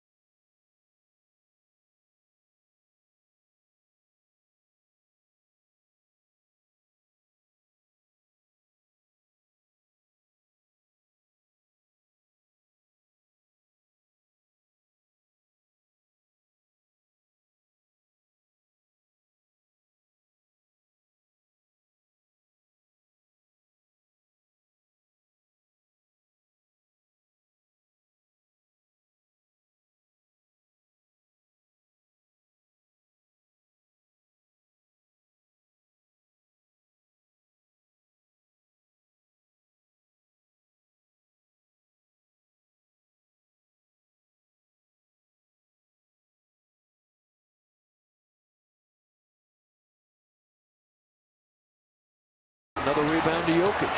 He's heading for triple-double territory. Now Pickett underneath the bucket, gonna wedge his way in. Yes, and a foul. Coverage starts at 6:30. Altitude at 9 News. Pickett around in the circle. Jalen Pickett! Wow! Putting on a show tonight. Jalen Pickett! Jalen Pickett! Oh, the man's got a cult following. Career high 14 points, 9 assists last night. We're very pleased to be joined here on a Monday afternoon by Nuggets second-year point guard Jalen Pickett. Jalen, welcome to the show. How are you, sir? I'm good. How are you guys? We're doing great, man. All right, that highlight, you heard Marlo on the call right there, about 6-minute mark of the fourth quarter. The Bob Cousy-esque merry-go-round left-handed scoop shot. Donovan Clingan was absolutely powerless to stop you. Take us through that play, everything you saw from the baseline drive to suddenly realizing, wait a minute, I can just turn around and score right now. Yeah, it was a quick play design we were trying to run, trying to get Julian to look there, but Julian ended up falling, so I had to make something happen, and then driving the baseline there, just kind of nashing it underneath, and then I seen a little window open up to scoop it in for the layup, and I just took the opportunity. DJ did a great job sealing Clingan off a little bit. Jalen, I'm curious, Coach has talked about how you played last year to how you've played this year. Everyone's noticing your game lately. You've been open about some of the changes you've made. I'm curious, what did the rookie year teach you that you've been improving upon this year? Yeah, it taught me a lot. I mean, these guys are so skilled and they work so hard at their game, so I just had to take my game to the next level. I had to get in the gym just as much, if not more than them. And, just really lock in on the film aspect. So when Coach throws me out there, I know exactly what I'm doing. And, try and just make it not a lot of drop-off and, do whatever I can to, be on the floor and help contribute to wins. This may sound like a stupid question because I've never asked this of a guard shadowing and trying to, mimic a center. But can you learn anything from Nikola Jokic and the way he sees the game, even though he's a 7-footer? Definitely. I mean, Nikola's a 7-footer, but, he handles the ball so much for us. So, he's basically a point guard, too, at the same time. Like, some of the reads he makes off the step-ups, his post passing also, and then, he even gets the ball in the pocket. And sometimes, when we set a pick for Nikola to get open, we have to get into that same pocket. So just seeing what he sees on the floor and just talking to him and watching the film of what he does, he's a really special player. Talking to Jalen Pickett here. He joins us on the Ramos Law Hotline. Car accident, you need Ramos Law. Medical doctor and attorney. Visit ramoslaw.com. Yeah, along those lines, Jalen, you're a smart guy. You're the basketball IQ. It's readily evident for all of us that are watching you play the game. The interior passing that you are doing. God, you had a pocket pass, a bounce pass to Joker last night that set him up for an easy bucket right there.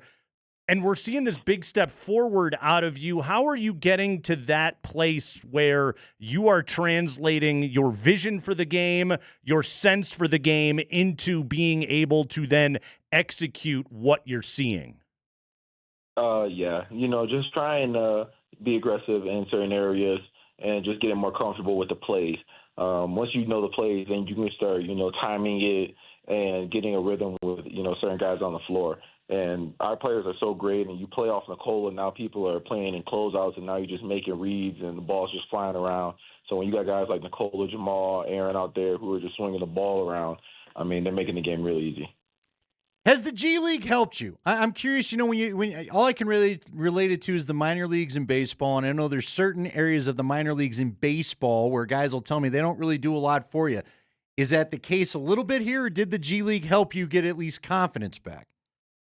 I think the G League was great, for me this year, especially since we were running a lot of stuff that the Nuggets run this year. So I was getting live reps with the plays and the actions. So just seeing how people guarded things differently was definitely great for me. And then coming up here, being able to play and just know exactly what everybody's supposed to do has really just helped me take my game to the next level. Our guest is Jalen Pickett. By the way, he's played double-digit minutes The last 6 games, the Nuggets are 6-0. The team is 10-2 in games in which Pickett plays at least 10 minutes. So clearly, I think Coach Malone should take the message right there. 47 assists, 8 turnovers in 254 minutes. But I think one of the biggest things that we've seen out of you, Jalen, is improved shooting of the basketball. You've adjusted your shooting mechanics. I know you put in a lot of work with Mike Penberthy. What goes into that, and how do you make those kind of adjustments and then carry them into the game and manage to maintain and stay with those adjustments that you've made? Yeah, it's just a lot of reps. Just putting in a lot of reps and knowing that there's going to be some tough days and there's going to be some really good days, and just really sticking with it. Mike Penberthy backed me with the shot, and it's coming from a place of love, and he was just trying to see me be the best player I can be, and he just told me, keep putting in the reps. When you change your shot, it's going to take some time to get better at it, and right now I feel like I'm in a good place, and I'm going to keep working on it, keep trying to perfect it, and keep going. Yeah, one of the things I loved last night too was, some quick trigger shots. You had a catch and shoot from Joker in the corner that was just like you knew you had the space and you fired that thing. But how many shots do you have to put up where those kind of changes, those mechanical adjustments become second nature? Like, how many shots do you take in a given day or in a given workout?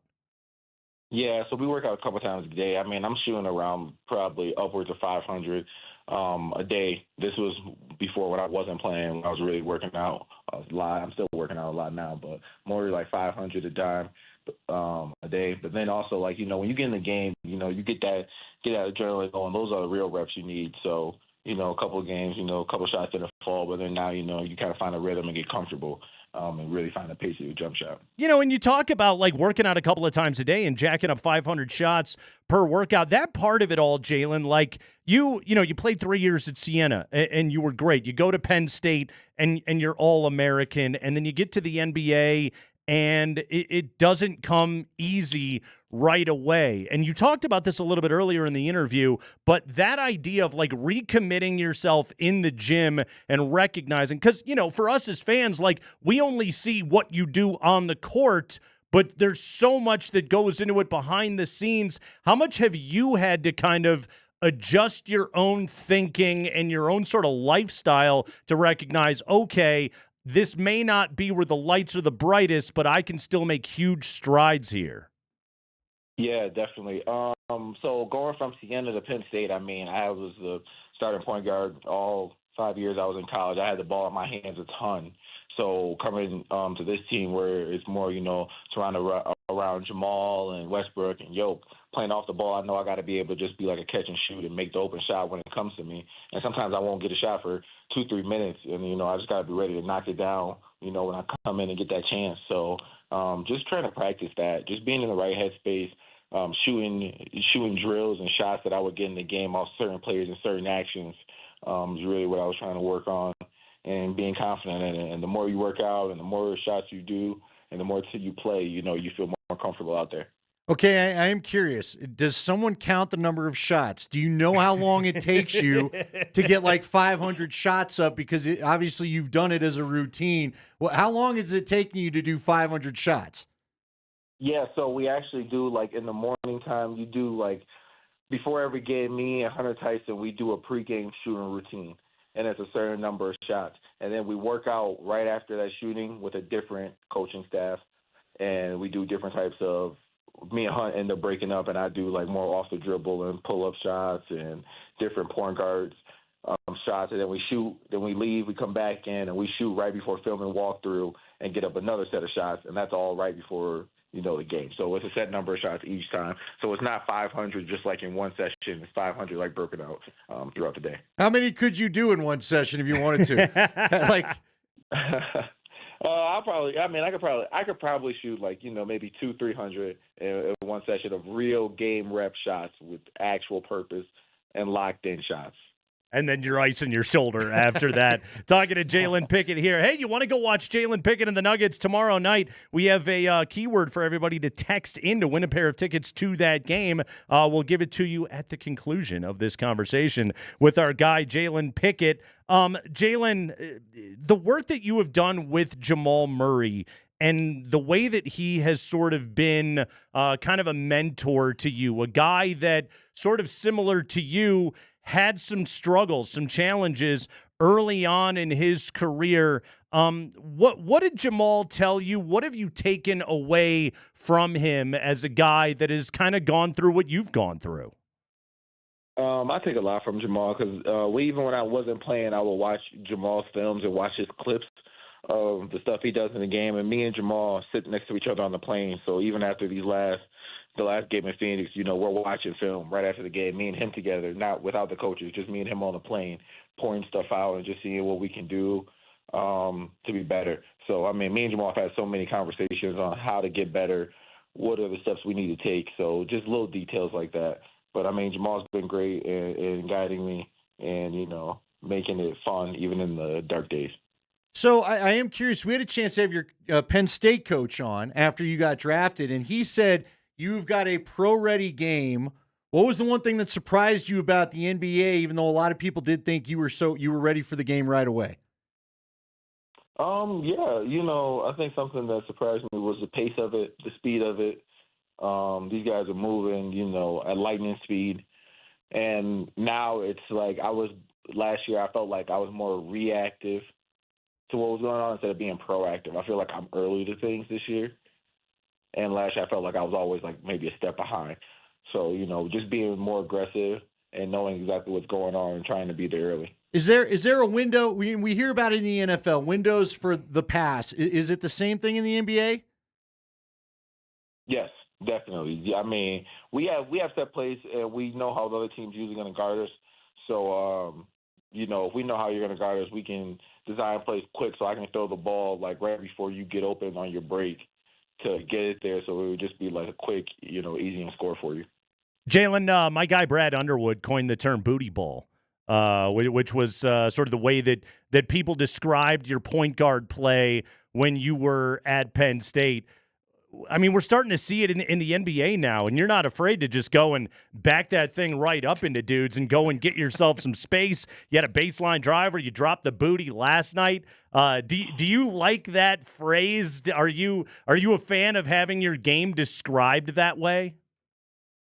It's not as much as I did it at Penn State, and I do remember when Brad did say that. He actually got me a little NIL deal off of that. So nice. What did you get? Nah, people were just making shirts and stuff. So, yes. That was kind of cool. If I get a matchup I like down there, I feel pretty comfortable that I can, either play make or go ahead and score it. I feel like it's a high percentage play, especially if I'm right there in front of the basket. I can't do it to everybody, but maybe once or twice a game, if I pick the right matchup, I'll be able to be successful with it. You guys got to go visit, it was Bryant Webster dual language school today. How'd that go? It was good. It was good. We had a couple meetings, and then we were able to go over there and, work with them. So that was nice. Talking to Jalen Pickett here. Jalen, last thing. Everything that you've gone through, and Coach Malone talked about it, the challenges you had in Summer League, and it was a rough start to the year. Last night, Scotty's talking to Christian Brown in the post game about you, and the fans are going crazy. You see on Altitude TV up in the social last night, people are chanting your name. You're nowhere near where you want to be, I'm sure. You want to run your own NBA team someday, undoubtedly. But how good does it feel right now, coming off a game with 14-9 and getting that kind of appreciation from the fans, getting called by a big-time radio show like the Kreckman and Lindahl show? How does that feel to sort of know you've really started to turn a corner? It feels really good. Seeing my teammates just celebrate the success with me, and the most important thing for us is we're winning and we're on a win streak and we're hot, so the vibes are high right now. It's really good. And you always know as a basketball player, like right now, I'm on kind of a heater, playing well. But, there's going to be some more tough days ahead. So you just got to look forward to those days, too, and, keep getting better. And eventually, you'll be in a position to be successful as long as you just keep working hard. Hey, Jalen, you and Zeke right now, you guys have really stepped up, and nobody's complaining about the non-Jokic minutes these days, the way that you guys are playing. So congratulations on a couple of career highs last night, 14-9. Keep up the good work, and, hey, go get them tomorrow night. Yes, sir. Thank you guys for having me on. All right, Jalen Pickett, the Penn State legend, stopping by the show right here. You want to go watch Jalen Pickett and the Nuggets take on the Blazers tomorrow night? Oh, I do. You do? Can you hook me up? Do you know a guy? I have a keyword that you can text in. To 303-504-0925, 303-504-0925. We've got the keyword for you to text in, and the keyword is booty. Booty. Booty. Yes, booty. Not pirates. Text in the word booty to 303-504-0925, and you are entered to win a pair of tickets for the Nuggets and the Blazers tomorrow night. Again, the word booty. Booty. I'm going to kick somebody in the booty! Yes! Booty. So there we go. All right. I'd written this down. Okay. Right here on this said paper. Show it to Twitch so we don't forget about it. I think we've worked together for how long? 5 years now? Dude, we're almost to 6. We're hoping to get to 6, Nate.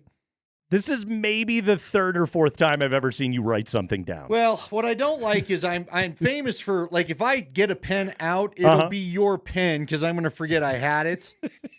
And I don't have the budget for that many pens. So don't let me forget this pen. Can't drop the $1.99 for a package of Bics. I don't want to. It's a Papermate. I'm going with the Papermate Ink Joy. Look at this guy. All right, better shot last night. Uh-huh. Joker's 3-ball from the corner. Ooh, DeAndre Ayton gave him no space. With Ayton all up in that grill. Yeah. Mm-hmm. Or the Jamal spinny spin off 1 foot. Ooh. And now, little extra English. Yeah. Now, that was not a dunk, but a little extra English on the flow to get that thing in there. I was watching some West Coast college buckets last night. I got to bed late, so I was watching SportsCenter, but I fell asleep before the top 10. Well, both of these made the top 10. Did they both I'll make the give you top the 10? rankings in a bit. But Okay. yes. Well, I don't want to. where were they at? I don't want to influence the vote. Oh, I don't. You know I don't care what ESPN says. Joker came in at 8. Okay. Jamal, I need a little hype. Number 1. That's the Sports Center. Yeah. Number 1. Let's go, y'all. As soon as I saw that play, I was like, I wonder where that one's going to rank. Because that one was, I mean, he spun with contact. He didn't look at the rim, but I mean, he's a world-class basketball player. Like, Jamal Murray knows where the bucket is at all times. And this was just, okay, like, think of an NBA player, like how many times they've just sat underneath the rim and just been, like, flipping the ball up and just having it go through the rim. It's second nature to these guys. And it was just like, okay, I'm in the spot. And then he just flips that thing up and it goes in. I felt like it's incredible. His body language, too, is kind of like when Steph Curry shoots and then turns and goes to the other end of the floor while the ball's mid-flight. Jamal's body language as he hit the baseline gave a little of that vibe off. Yeah, it was, I mean, there was like, Joker had the and one right after it, too. There was the pump fake and got the defender in the air and then knocked it down. But That Jamal shot, that to me was the one. Jokic it was brilliant. I can't pretend for 1 second like it isn't brilliant. And you know my rule, I don't take Nikola Jokic for granted or anything else like that. But I got to give it to Jamal. Yeah, well, I would agree. I don't have any problem. Now, I will say I was getting ready to pen an angry tweet to SportsCenter when I saw Joker at 8. But the Jamal one made up for it. Isn't that Joker? Joker doesn't talk trash.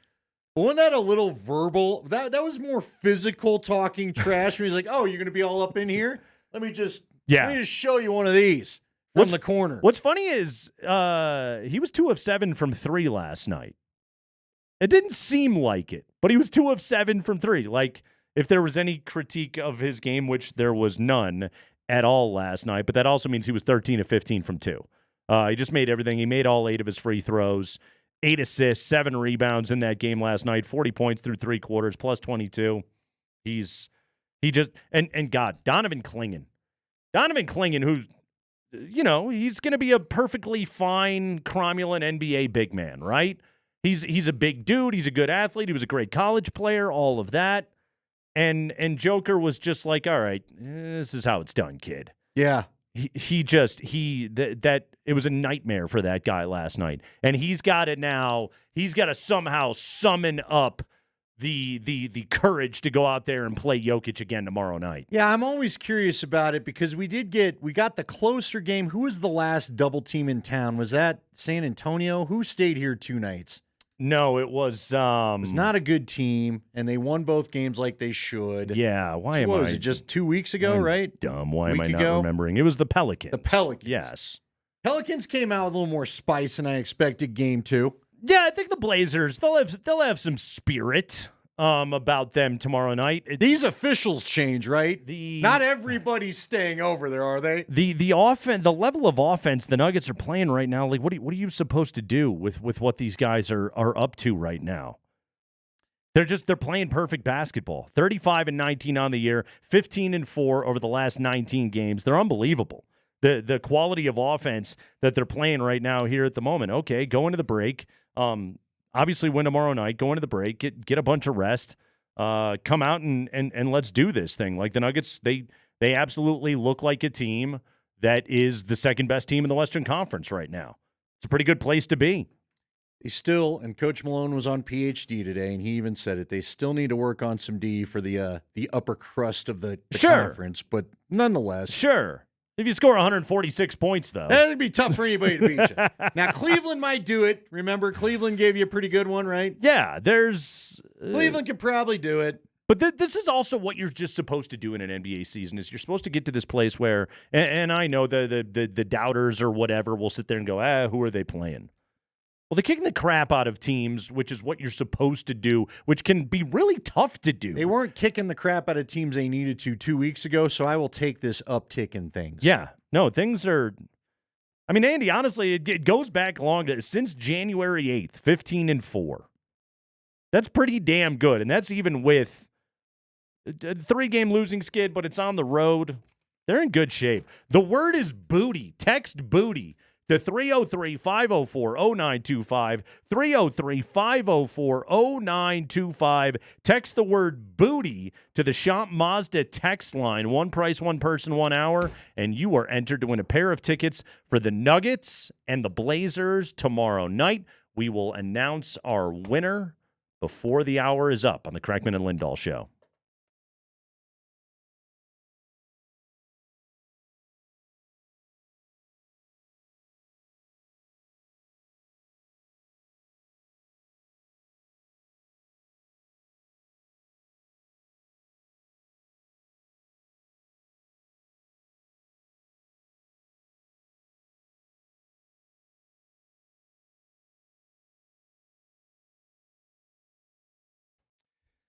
Hey, it's Nate Kreckman for Roller Auction. Right now, it's the government fleet vehicles and equipment auction at Roller Auction, and it is now available. In fact, it's winding down, guys. That's right. Bidding is open, but it closes tomorrow morning, so it's crunch time.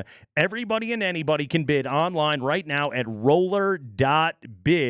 Bidding at Roller Auction, so much fun. You will be amazed at the selection. This government fleet vehicles and equipment auction is incredible. SUVs, sedans, vans, police interceptors, pickups, utility trucks, plow trucks. You can get an ambulance, trailers, tractors, skid steers, attachments, and much more. Now, again, that bidding closes tomorrow morning, so it's crunch time. By the way, I mentioned pickup trucks. The pickup truck selection is absolutely crazy right now. I'm looking at this 2011 Chevy Colorado 4-wheel drive super cab pickup.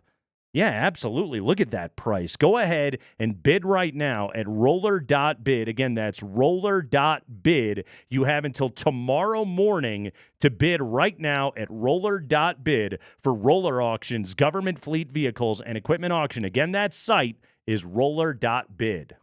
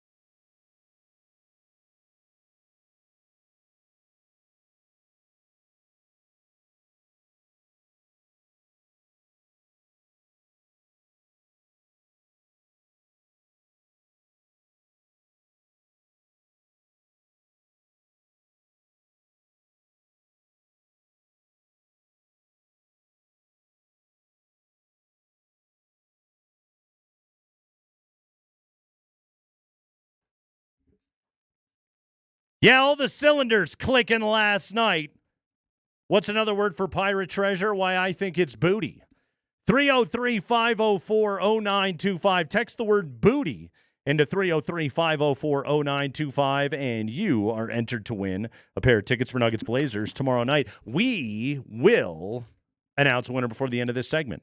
So get on it, everybody. Hey, vibes were good last night out there at the Ball Arena. People are chanting Jalen Pickett. Christian Brown is dunking on what feels like every single possession. AG is throwing finger roll lobs to DeAndre Jordan. Jokic is making everything. Jamal's getting tossed, and it doesn't even matter. All that was going on last night. The vibes, Andy, they were strong. Strong to quite strong, I would say, last night. Compare that to what it was like in Dallas last night. Dallas, yes. We had a lot going on in Dallas. Apparently, well, it'd be my thing. They had a bad time. Yeah, I understand you don't want people on the Jumbotron calling for the removal of your GM. But what did you think was going to go on in that game?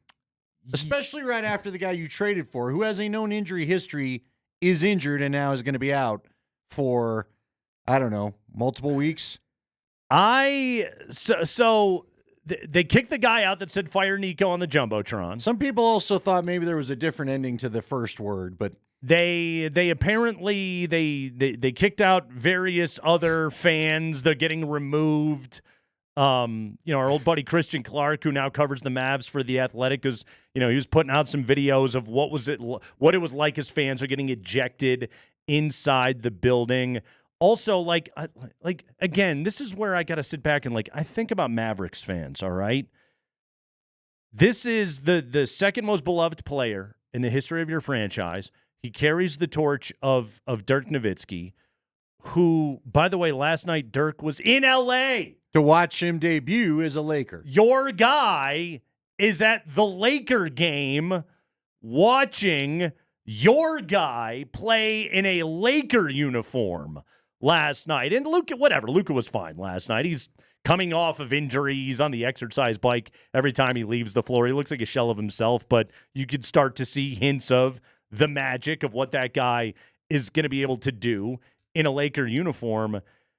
I really do. I feel for Mavs fans right now. I read a great blog post about this, Andy, and I've never lived in Dallas. I don't know the psychology of the Dallas sports fan, but it was kind of explaining what Mavericks fandom is like and sort of expressing how the Cowboys they're America's team, right? And they're the national media darlings. You talk about all the time how, on national talking head shows, they're told don't go more than 2 minutes without mentioning the Dallas Cowboys, right? So fans in Dallas, yes, they love the Cowboys, but the Mavs are theirs, The Cowboys are everybody else's, but the Mavs are theirs. And so it's almost like there's a sort of a hipster regional attachment to that team. And Dirk he's their guy. Everybody else gets Troy Aikman and Emmitt Smith, but Dirk is theirs, and Luka was theirs, he was their guy. And then to blow it up for what feels like the dumbest reasons imaginable, out of left field too. Nobody saw it coming. Nobody did. And you get your team nuked directly in front of you. The thing that star players are what attach people to these teams. And to just have that rug pulled out directly from underneath you, it's brutal.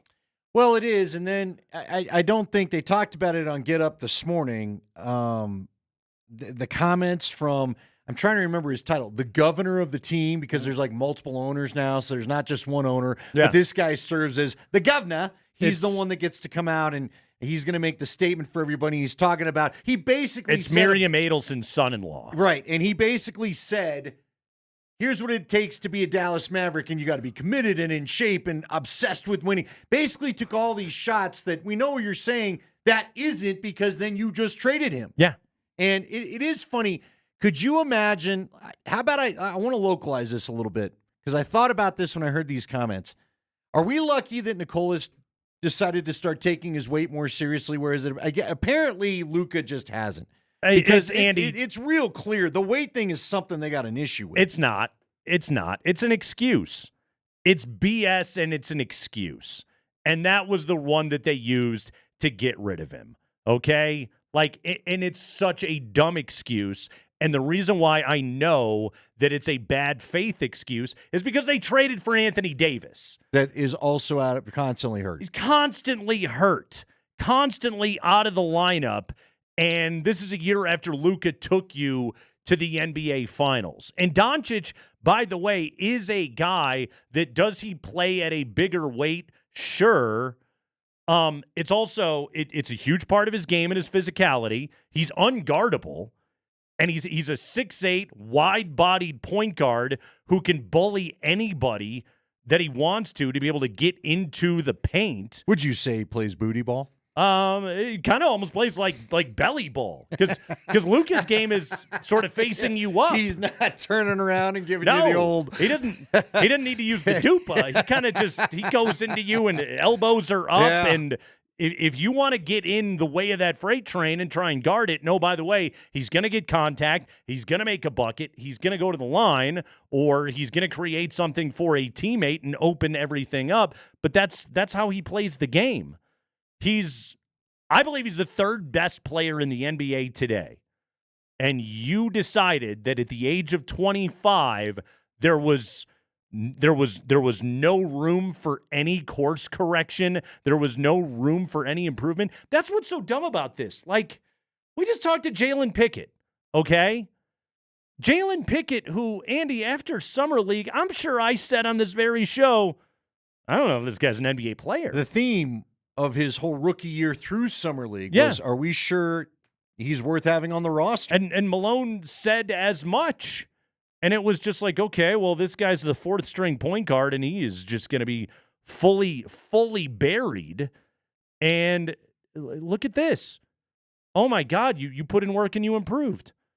Maybe even a more apt description is Nikola Jokic. Look at that. You committed and you got even better, and you were great to begin with and you got even better, which is something that all the great ones do.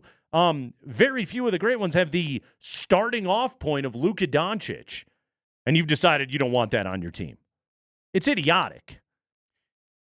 We all want to know what was because you just blew it up right there. What do you think the true reason for this trade was? Was it something after the championship? They didn't even win the championship. Where was the beer taken from him? Western Conference Finals, where the guy took the beer from him, and that was the GM. It was right? Finley, yeah. Something. There's got to be something more to this. What is the? It smells. Let me just tell you. How about I'm going to ask you this delicately as I can. It stinks. Somebody on the text line said it's major league.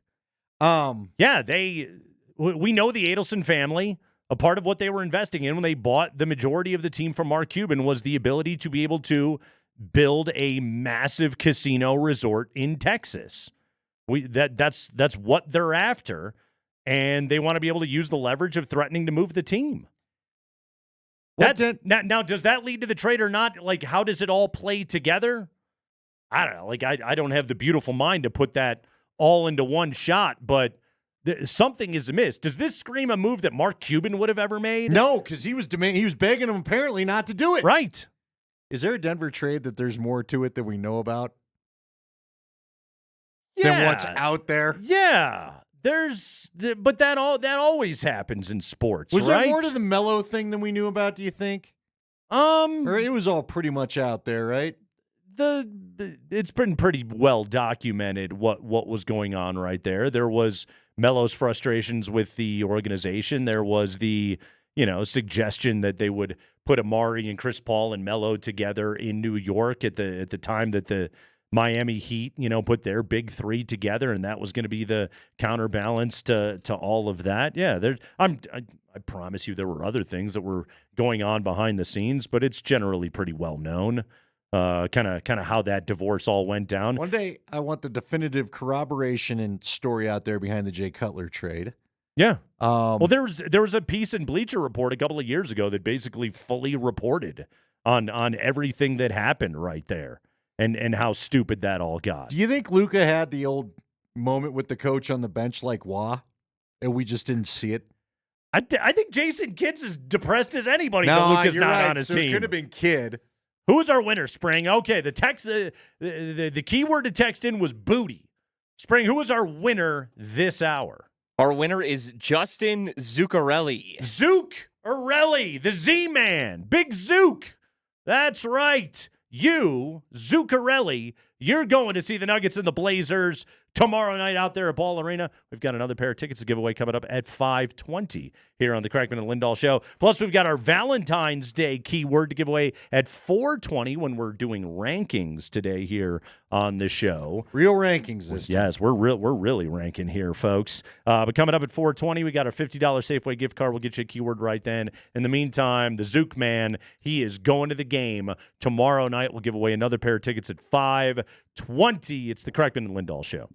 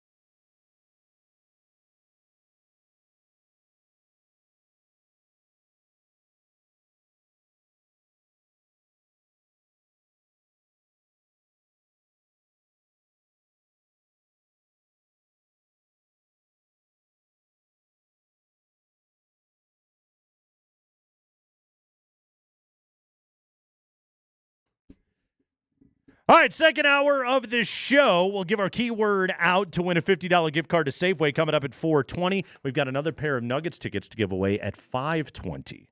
Here on the Kreckman and Lindahl show on Altitude Sports Radio 92.5. We'll give you a keyword. You text it in, and then maybe you get lucky. Maybe you win a pair of tickets to see the Nuggets play in person for the last time in a while because the NBA All-Star break is upon us. Nuggets blast the Blazers last night. They have won 15 of their last 19 games. All right, coming up at 20 minutes after 4 o'clock. It is a Tuesday, Andy, and you know what? The internet agreed with us because we've got NFL Power Rankings making a return today. No terrible top fives today. Oh, I had one. On the Kreckman and Lindahl show. Save it for next week. No, we won't. I got plenty of them. I was going to rank crappy Super Bowls, frankly. But we don't need to do that today now. Write it down. You can remember it for next week. Not that you write things down. We don't need to do it now. We're good. We'll wait till another crappy Super Bowl invades us. But we've got actual power rankings. So we're going to find out where the Broncos stand in the post-Super Bowl power rankings. Post-Super Bowl, pre-free agency draft. Yes. Power rankings. Don't worry, we'll get all new power rankings. These power amidst rankings all that stuff are good for a month. But I have this for you, and this comes to us courtesy of The Athletic. Their Scoop City newsletter today sends out the 8 questions that need to be answered this offseason. Andy, I'm going to give you each of these questions, but we'll go through them one by one. And you tell me if the Broncos figure into any of these questions. None of these questions are explicitly about the Broncos, but do they figure in? Because anytime a question gets asked, there's always going to be some team that pops up in the whole thing. So here we go. Question number 1. Which contender will land Myles Garrett?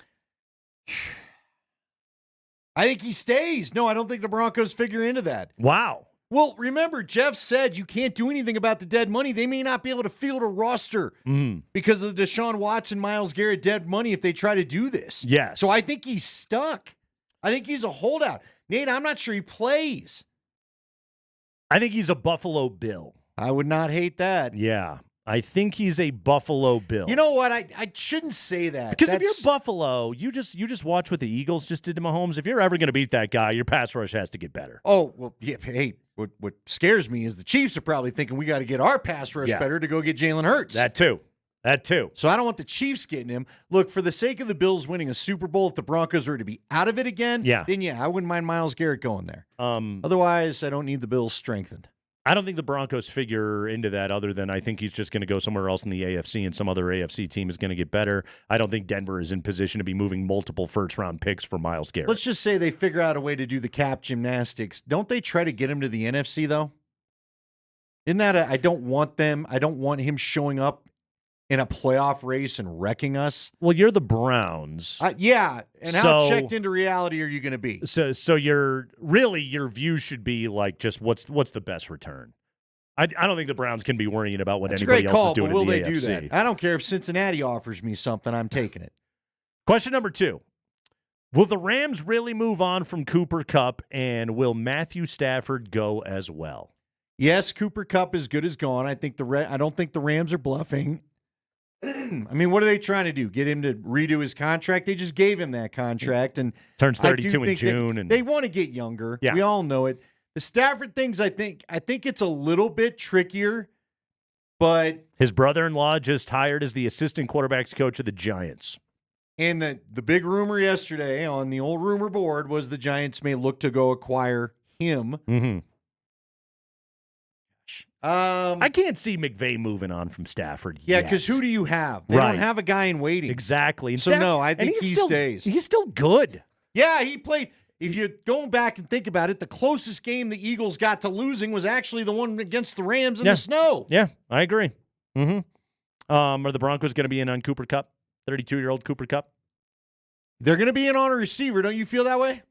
I think they're going to be in on a veteran receiver, and he's the most affordable. So, yes, I could see that. There sure are a lot of names, although Peyton said that's a need. It's not a must.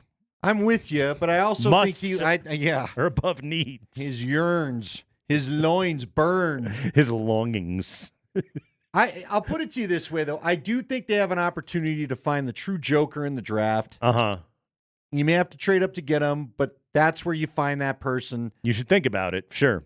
Cup, look, if you want a reliable target over the middle of the field for Bo Nix, then sure, go get Cup. He'll be cheaper. The Deebo Samuel thing with all those weird voidable years, from what we talked to Leggy about yesterday, I don't think that's a realistic deal. And I think T. Higgins is going to cost too much. Now, that doesn't stop Sean before. Sure. But remember, here's what I'd love to know if I could get Sean Payton to talk honestly with me. How much did the Michael Thomas experience burn you? The big receiver you paid a lot of money for, he got injured, things got weird. Might have even been part of the reason why you just got frustrated and retired from that team. What do you think? Yeah, Deebo Samuels or Cooper Kupp. They're going to be in on one. Who would you guess? Peyton does not have a track record of paying top dollar. So it'd be Cooper Kupp. And I believe right? Cooper Kupp is the one that's not top dollar of that group. If he costs you 13, less than that, why not, I guess? Which brings us to question number 3 about the 49ers. They got to decide whether or not they want to pay Brock Purdy. And then, of course, they have told Deebo Samuel, you have permission to go and find a trade partner right now. The Brock Purdy thing has no bearing on the Broncos whatsoever, other than we can take a look at what he gets and what that could portend for Bo Nix's future when he becomes available to get a new contract. But in the meantime, Deebo Samuel. No. Not with all that extra money. Unless the Niners are going to eat most of the voidable years that they put on that contract. Again, go back and listen to our podcast from Jeff. Go listen on the podcast from Jeff Legwald yesterday. Yeah. He said all these voidable years, these weird voidable years where you're eating $7, $8 million most of the years after his contract is over. You don't need to pick up that headache. You got enough of that going on with some of your guys already. One of the themes of our show today is athletes get better. I want to see another year of Marvin Mims doing that job. I'm with you. Yeah. Okay. I don't need Deebo Samuel right now. I don't hate it, but I don't need it. Since you mentioned Brock Purdy, did you see this twist? On the musts, needs, and wants, it's a want. Listen, I need a yearn in there. I need to know where the yearn is. I must yearn. Yes. Did you see that the Niners may try to talk Aaron Rodgers into heading that way as a backup at the moment to see if he wants to win the job? If you're Aaron Rodgers, you're probably getting cocky, and if the number's right, you go give that a shot, don't you? You'll be back in the Bay Area. That's a hell of a vibes move to do to your locker room, isn't Everybody still keeps saying, though, that Rodgers is going to be a Steeler. Everybody being the internet, so who knows what they know. I don't know. Well, although I think the betting odds are Steelers. That's the very next question, Aaron Rodgers. Steelers. Doesn't figure into Denver. I don't believe there's anything going on right there. Well, let me ask you this. By the way, how about that? The new regime in New York. They told him he can't do McAfee anymore if he wants to stay. Oh, I hope I'll have to send it to Spring if he wants to put it in the high five. He had a whole list of conditions. He'd have to attend parties. He's got to go to training camp practice. He can't do McAfee anymore. Has to go to all the parties, all the work functions. He didn't go for any of it. He said, "No, we're good." Yeah, I'm okay with that. And again, I liked how the coaches tabled it from what they said that who is it, Muji and Aaron Glenn. And Aaron Glenn basically said we're going to treat you like every other player. You're not getting any more special treatment. So apparently he didn't like to hear that. Also, there is in the betting odds, Vegas is in the equation. But he can't bring Devontae's not going back to Vegas, right? They said Devontae's got his contract set up where if Rodgers, this was written about in November, if Rodgers leaves, he's going to tell a team, just cut me. I'm not reworking anything, and I will go be a free agent again. I am not going to discount the possibility of anything weird when it comes to Aaron Rodgers. Him going back to his Taco Bell house in Vegas? Has there ever, well, I probably shouldn't ask this question. Has there ever been, though, a well-leaned-into bit on this show that aged as poorly as Get Out of My Dreams, Get Into My Huddle with Aaron Rodgers? Well... I was really convinced that was going to be a good idea. Well, it felt like it still would have been okay until we saw him and Hackett again together, and that was terrible. Nathaniel Hackett's done for a while, right? Has he got anybody friends left to go be QB coach for or something? Be a video coach somewhere, I suppose. What's next? I like this. Question number 5. Will the Vikings let Sam Darnold go?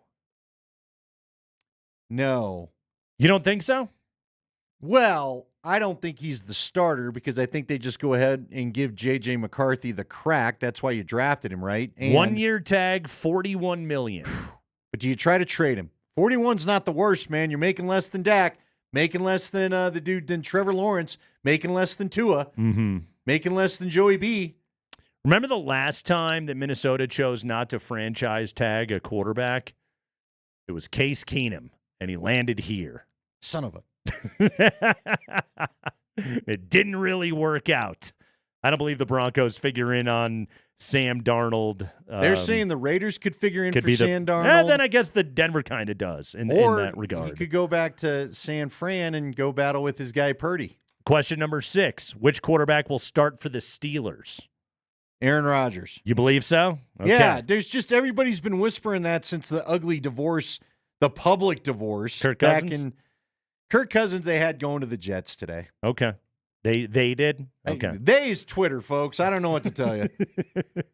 All the football handles on Twitter that constantly bombard me had Cousins in a Jet uniform already mocked up. So the porn bots like Kirk Cousins in Jersey. Okay. Yeah, and they said that again he'll be cut and he'll probably go on a Russell Wilson type deal. Question is, where does Russell Wilson go? Question number 7. Who will go number 1 in the draft and which team will make that pick? The team, it will be one of the quarterbacks. You think I so? would take Shador, but I don't know whether it will be Shador or Cam. They discussed this morning on Get Up, where a team will trade up to get the quarterback pick. Could be Vegas, could be the Giants. Some of that depends on the Stafford thing.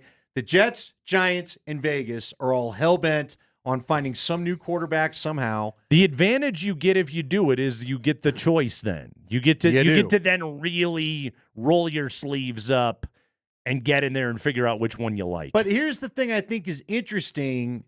If if it's your guy, and I probably shouldn't say anything, here in Denver, Sean Payton had his guy, knew he was going to make his guy work. He made his guy work. They went and got Bo Nix. Yeah.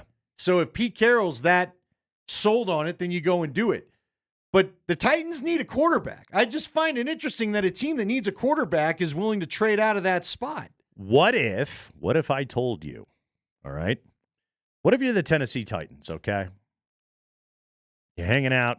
You're like, what do we do with what do we do with this number 1 overall pick? Let's look around the NFL. Let's look at teams that, and we'll get to this in Power Rankings coming up here in a few minutes, maybe didn't have a ton of promise coming into this very season. You know, that Denver team, well, they won 10 games. They won 10 games on the strength of their defense.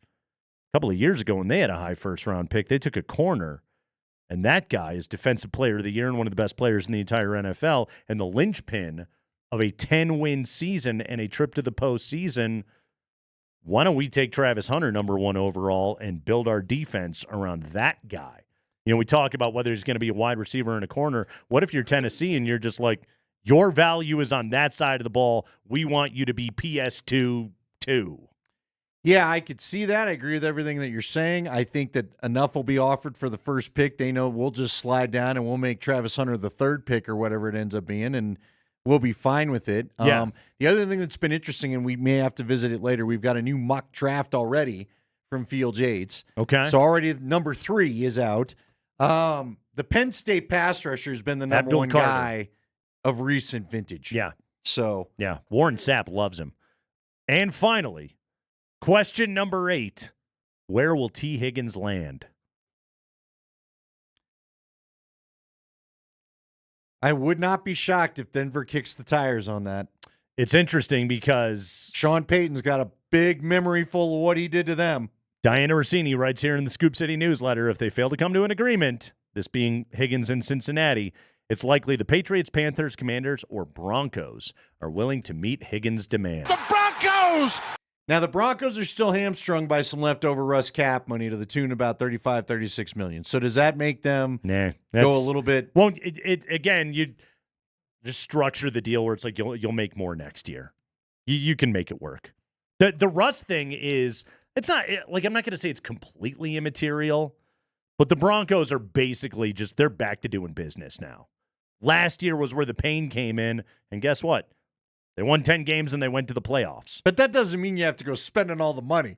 Go ahead and keep a little in the bank. Hey. Draft well again. Hey, Make some savvy hey, signings. It's All right, I'll ask you. Let me ask another question. Should they be worried more about Bond or about Higgins? I would take T. Higgins. I would prioritize that over Zach Bond because your defense is already awesome. Your offense needs help.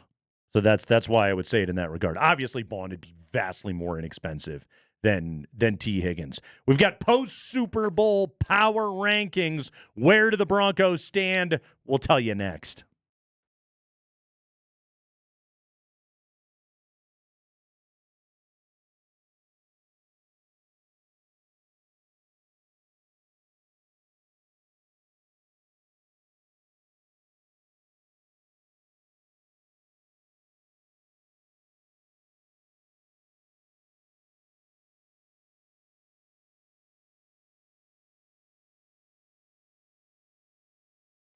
Hey guys, Andy Lindahl here for the Rocky Mountain Men's Clinic. Have you heard a lot about treating low T? I know you have. You can improve your sleep, your workouts, and your energy levels and more if you get the proper low T workout going, or I should say treatment. That's what I'm looking for, going right there. But let's talk about your sex drive because low testosterone can have a significant impact on your desire for intimacy. It can even be a factor in erectile dysfunction. If you're in a relationship or want to be in a relationship and you think this is a problem, go and get a low T checkup over at the Rocky Mountain Men's Clinic. Men in their early to mid-30s can start losing 2 to 3% of their testosterone production, easy for me to say, every year. And it can leave you with the low libido, the poor sleep, the brain fog, even some depression. Don't deal with these symptoms. Go and have a conversation at the Rocky Mountain Men's Clinic. Take the low T quiz on their website. It's a simple 10-question quiz, yes or no answers, takes 2 minutes. Schedule the consult today at the Rocky Mountain Men's Clinic. They draw your blood. They have your results in 30 minutes. You'll talk to a Colorado licensed medical provider about those results. And if you decide to start on testosterone the day of your visit, the $99 fee is waived. And again, that includes the T and PSA test. So don't wait any longer. If any of these symptoms I mentioned are affecting you, and especially if you think you may be leading to ED with Valentine's Day coming up, go and have a conversation with the folks over at the Rocky Mountain Men's Clinic. Call them today, 720-440-7900 or RockyMountainMen'sClinic.com.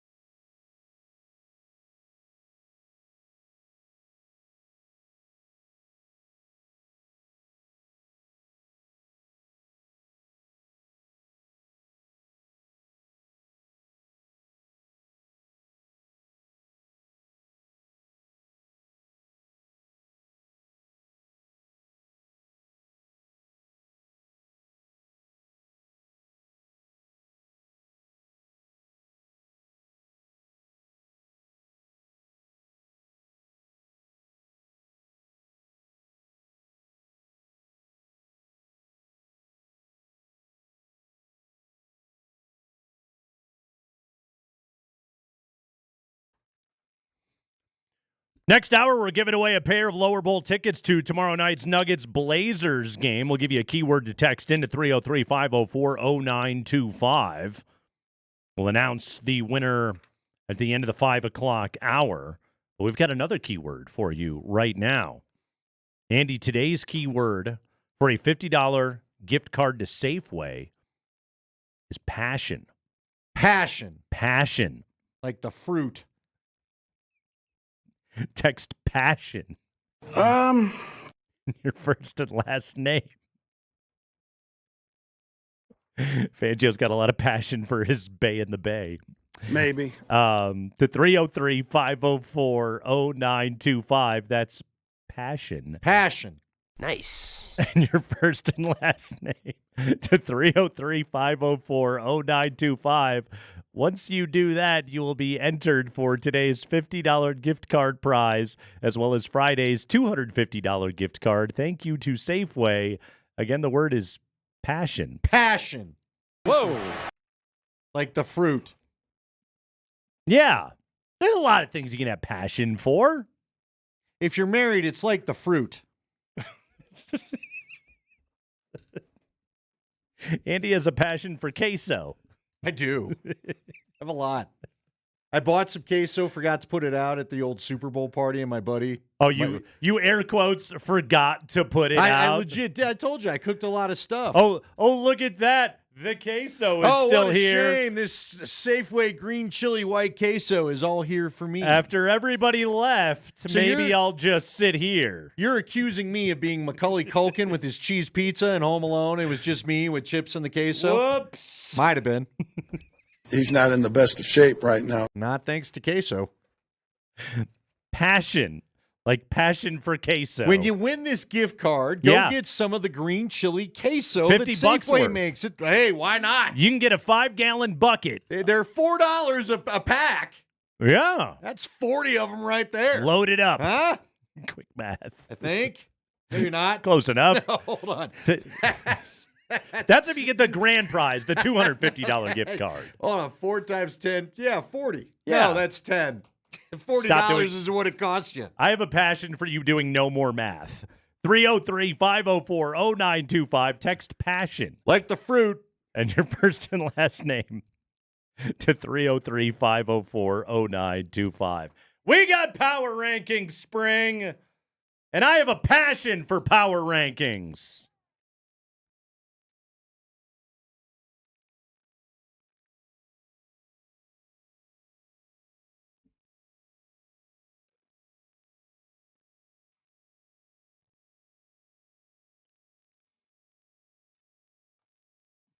Oh, we have got so many power rankings to hit you with right now here on the Kreckman and Lindahl show because the internet, Andy, today hit us with their post-Super Bowl power rankings.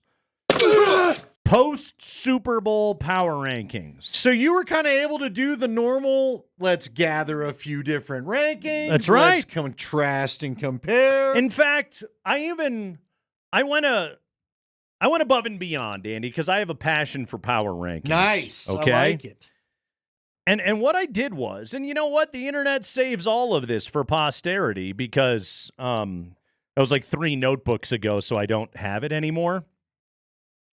But I went back and I looked up the Week 1 power rankings. Where was Denver at the start of this season? And where are the Broncos now post-Super Bowl? The Broncos! Because I have a passion for power rankings. So let's do this. I'm excited about this. Oh, yes. Post The Super Jaws Bowl music and all. power rankings here on the Kreckman and Lindahl show. Andy, we start with ESPN, fine outlet. Our buddy Jeff Legwold works over there. Super dude. I got a passion for Jeff Legwold's appearances on Monday and Friday. Jeff. Mm-hmm. So, back on August 19th, ESPN said the Broncos are at 31. Not nice. 31. That was back in August. Training camp time. 31. We were all very sweaty. Yeah. Today, Post-Super Bowl power rankings, they got the Broncos at number 14. 14. That's a 17-deal jump. That's a climb. Maybe. Right there. They said the Broncos are ahead of schedule. Ahead of schedule. By the way, I copied down some notes from what everybody wrote in their blurb back at the start of the season on the Broncos. Legwald they were doing a hot seat thing. Who's on the hot seat on each team? For the Broncos, like he said, it was Greg Dulcich. Well, the seat burned up. What he wrote was, Broncos need to be healthy this season as Denver's tight ends caught a combined 39 passes with 4 touchdowns in 2023. I am happy to announce it did get better this year. The tight ends went up to 51 receptions and 5 touchdowns this season. Nice. Yeah. But they weren't Dulcich's. They weren't. He did not compare. I think he had like 4 or 5 Yeah. catches. It was low. Lucas Kroll led the team in receptions. Nate Atkins led in touchdowns. And it this feels season. like Kroll didn't have like a catch the whole last 6 weeks of the season or something. Oh, well. I think he did. It just felt that way. NFL.com. This is the league's own website, okay? On August 6th, NFL.com had the Broncos at 30. 30. Today, 13. 13. They escalated 17 spots. Plus 17, says NFL.com. By the way, NFL.com in their blurb at the start of the season, they said, but the Broncos achieved that success in spite of a defense that ranked near the bottom of the league, and it's not obvious how that unit will make massive strides this season. Well, NFL.com, how does top 5 sound? Yeah, it turns out all that requires is that Riley Moss takes a huge step forward, and Brandon Jones is a great acquisition, and Nick Bonito becomes an all-pro caliber pass rusher. Just if they can just do those things, Zach Allen can take another step and become even a better value with the contract that he is. If those things happen, then the Broncos can have a top defense. It all happened. Hell yeah. Plus 17. The Athletic. Hell yeah. The Athletic at the start of the season. Andy, back on September 3rd, they had the Broncos at 30. Another 30. 30. Today, the Athletic ranked the Broncos at 14 post-Super Bowl. Another 17. 14. Everyone's jumping 17. That's right, hiking up. She's only 17. Yeah, that one was actually 16 spots, 30 to 14, but yeah. Oh, you're right. One little number. I have a passion for Andy's math. I like it when they stay 17. Yeah, let's... Don't go full Drake on the show today, okay? No. I mean the 17 spot jump. We had a 30 to a 13 and a 31 to a 14. Bad out of context drop, Spring. Yeah. Burn that There tape. it is. There's another one. Striking a chord. Here we go. The Ringer. The Ringer. They have not, they were tough on the Broncos all year. All year. They took some real convincing. The Ringer had the Broncos at 30 going into week 1. 30 going into week 1. Today, post-Super Bowl, 15. We're screwing this up. That one was really grunty. There was a lot of, Yeah. like he got up again and they hit him again. Again. Just go down, bro. Stay down. You're going to fumble the ball. Plus 15. So we've gone 17, 16, 15. Yes. They have ascended 15 spots at theringer.com. You know, and again, we've always been like, everyone's down on the Broncos. And the Ringer, I guess, sort of was, but everybody was down on the Broncos at the start. CBS Sports, Spring. CBS. I'm not doing nothing with CBS. Next question. CBS had the Broncos at 28 back on September 4th. 28. Today, well, CBS didn't have them anywhere today because they didn't do power rankings post-Super Bowl, but their last ranking was 12 after Week 18. So I have got that as the current ranking. Plus 16. Yes. Flying 16 spots, says CBS. USA Today. It's a newspaper that's in the USA Today. Find it at a La Quinta. September 3rd, they have them at 26. Today, they have them at 12. Nice. 12 says USA Today, plus 14. Yeah. They jumped up Ryan Greasy. That's right. Hurdling up 14 spots right there. Who the heck's the current 14 on the Broncos? Portland Sutton, isn't he? Is he? Good call. I trust you to remember these things. Yeah. Well, I'm out. Pro Football Talk. It's a website that talks about pro football.com. On September 3rd, by the way, and just a quick note on Pro Football Talk, they've always had the highest Denver rankings the entire season. Pro Football Talk back on September 3rd said the Broncos were at 23, which was the highest ranking going into the season, 23. Pro Football Talk today didn't say anything because they didn't put out new rankings, but their last ranking after Week 18 was at 10. 10? After they blew out the Chiefs, Wow. 38-0, they had them up at 10. So I got that as a jump of 13 spots. A leap, an elevation of 13 spots. Plus 13, says Pro Football Talk. But Pro Football Talk, they've been drunk on the Broncos all year. All year they loved them. Wow, there have been a lot of 14s for the Broncos. And finally, I got a favorite one I need you to guess. Yahoo Sports. Yahoo! Frank Schwab's rag. Yeah. Frank Schwab. 29 back on September 2nd. 29. Today, 16. 13-point jump. 13 spots. 13 slots.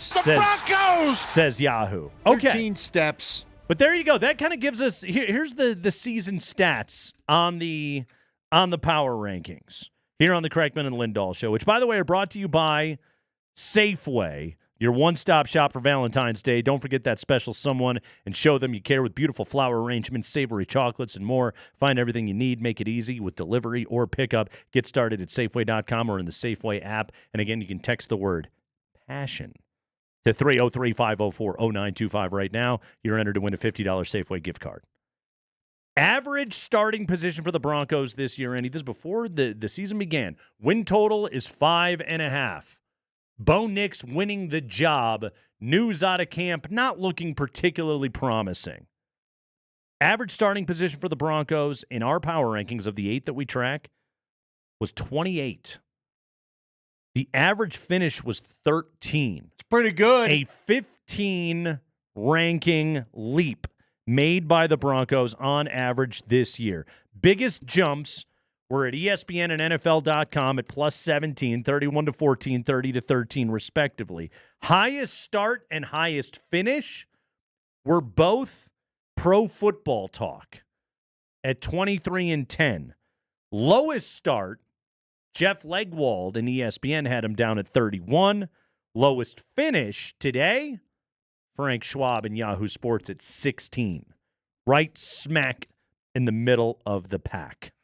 All you got to do is that same kind of jump again, and guess what? Final Four, baby. You're playing in a conference championship. Couple of other things that were written about this team before the start of the season. Knowing where they finished. 10 wins, 7 seed, playoff appearance, all that good stuff. The Athletic wrote, Sean Payton is a big believer in Sean Payton. He's also a big fan of rookie quarterback Bo Nix. Almost everyone in the league thought the Broncos overdrafted Nix at 12, but Payton has raved about him all preseason. If Payton can inject some of his self-belief into Nix, he might prove himself right and everyone else wrong. I think we saw that. Yeah. I think the confidence injection, the passion, one might say, that Sean Payton had, it definitely, I think, could be seen on display. Yeah, this team, we talked a little bit about it, I don't know, recently. I don't remember when exactly, but this team needed somebody to be the cocky figure. Yeah. And he was it, more than any other player on the team. So CBS wrote at the start of the season, Sean Payton will start his guy Bo Nix in week 1, which is the right thing to do. They have to build to something, but it won't be a team winning a lot of games this season. They won 10 games. Did all right. Yeah. Didn't really have a bad loss on the year. You're right. Got blown out, but they got blown out by really good teams. Right. And it was really pretty much just Baltimore and Buffalo. They beat all the teams they should have. Yeah. and then some probably many didn't think they should. USA Today wrote, yes, it was preseason, but it was impossible not to notice how much more efficiently Sean Payton's offense operated with rookie quarterback Bo Nix than it did last year with Russell Wilson. It certainly looked more like Sean's offense. Yeah, it still took about a month to find itself. Yeah. That Charger home game was a little bit ugly, but then they got out of town, they got to Tampa, and that's where things really changed for this squad. Jet game was ugly, sure. But, you know, they lost to Justin Fields and the Steelers, but guy's first month in the NFL. Pro Football Talk wrote, will the playoff drought finally end? Answer, yes. Yeah, Florio. And finally, Frank Schwab at the start of the season wrote this. It's okay to acknowledge this is still a flawed roster, and it's rare for the sixth quarterback in a draft class to be an above-average starter immediately. We'll see how Nix does, but it might be best not to expect a C.J. Stroud sequel. I don't know, Andy, like, comp the seasons that the two of them had as rookies. C.J. Stroud, completion rate, 64%. Bo Nix, 66%. Passing yardage, 4,100 to 3,700. Stroud to Nix. Touchdowns, Nix had him, 29 to 23. Bo threw more picks. He threw 12 this season. C.J. Stroud threw 5. As a rookie, passer rating, Stroud at 100.8, Nix at 93.3. You know, the average yards and air yards per attempt are obviously much lower with Bo Nix, but they're pretty much always going to be when you play in a Sean Payton offense. Yeah, I would say if I was taking one of those rookie years, I would take Stroud's, but it's not like Nix wasn't comparable to the kind of year that Stroud did, especially throwing 29 touchdown passes. What's funny is the start of the year, everybody was saying don't expect any of these quarterbacks to have the year like Stroud did, and then I think Jaden Daniels ended up going out and being better. Yeah, he was even better. There you go. He played in a damn NFC Championship game. That guy had himself a heck of a season. And Bo Nix was pretty good as well. So, yeah, it's this season, when you break it down this way, like we know, okay, when 5.5 was the win total, they end up winning 10. But, like, all of these games, plus 17 twice, plus 16 twice, plus 15, plus 14, plus 13. Expectation versus actual performance, it's an A-plus season for the Broncos. I don't see how you could view it any differently from what this year turned out to be. And, yeah, I would call this Broncos team ahead of schedule right now, and that's a really, really good place to be. It doesn't guarantee next year's success, injuries and attrition, and it's a weird sport and all those kind of things, but the Broncos are on the right path. It's harder to climb the playoff ladder than it is to get into the playoffs. But the bottom line was, after ending the Raiders streak of wins over you, after getting in the playoffs, the total reset has happened. There's no more bad streaks to talk about, and away we go. The key word is passion. Text PASSION to 303-504-0925 plus your first and last name, and you are entered to win today's $50 gift card prize to Safeway, as well as Friday's $250 grand prize gift card. Thank you, Safeway.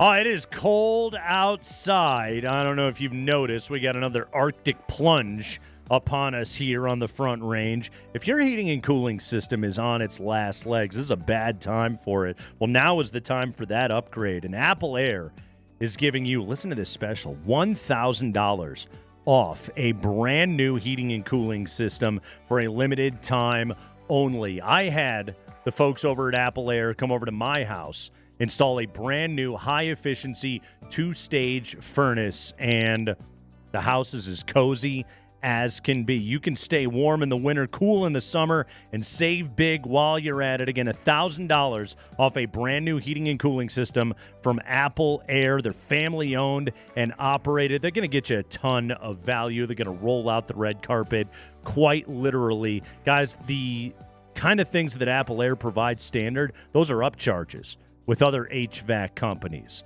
Apple Air is not there to upcharge. They write a quote, not an estimate. They write you a quote. They get you that price. They care about comfort and efficiency. Call Apple Air. Your home, your comfort, your best deal. 303-733-2813. That's 303-733-2813. Or visit appleair.com.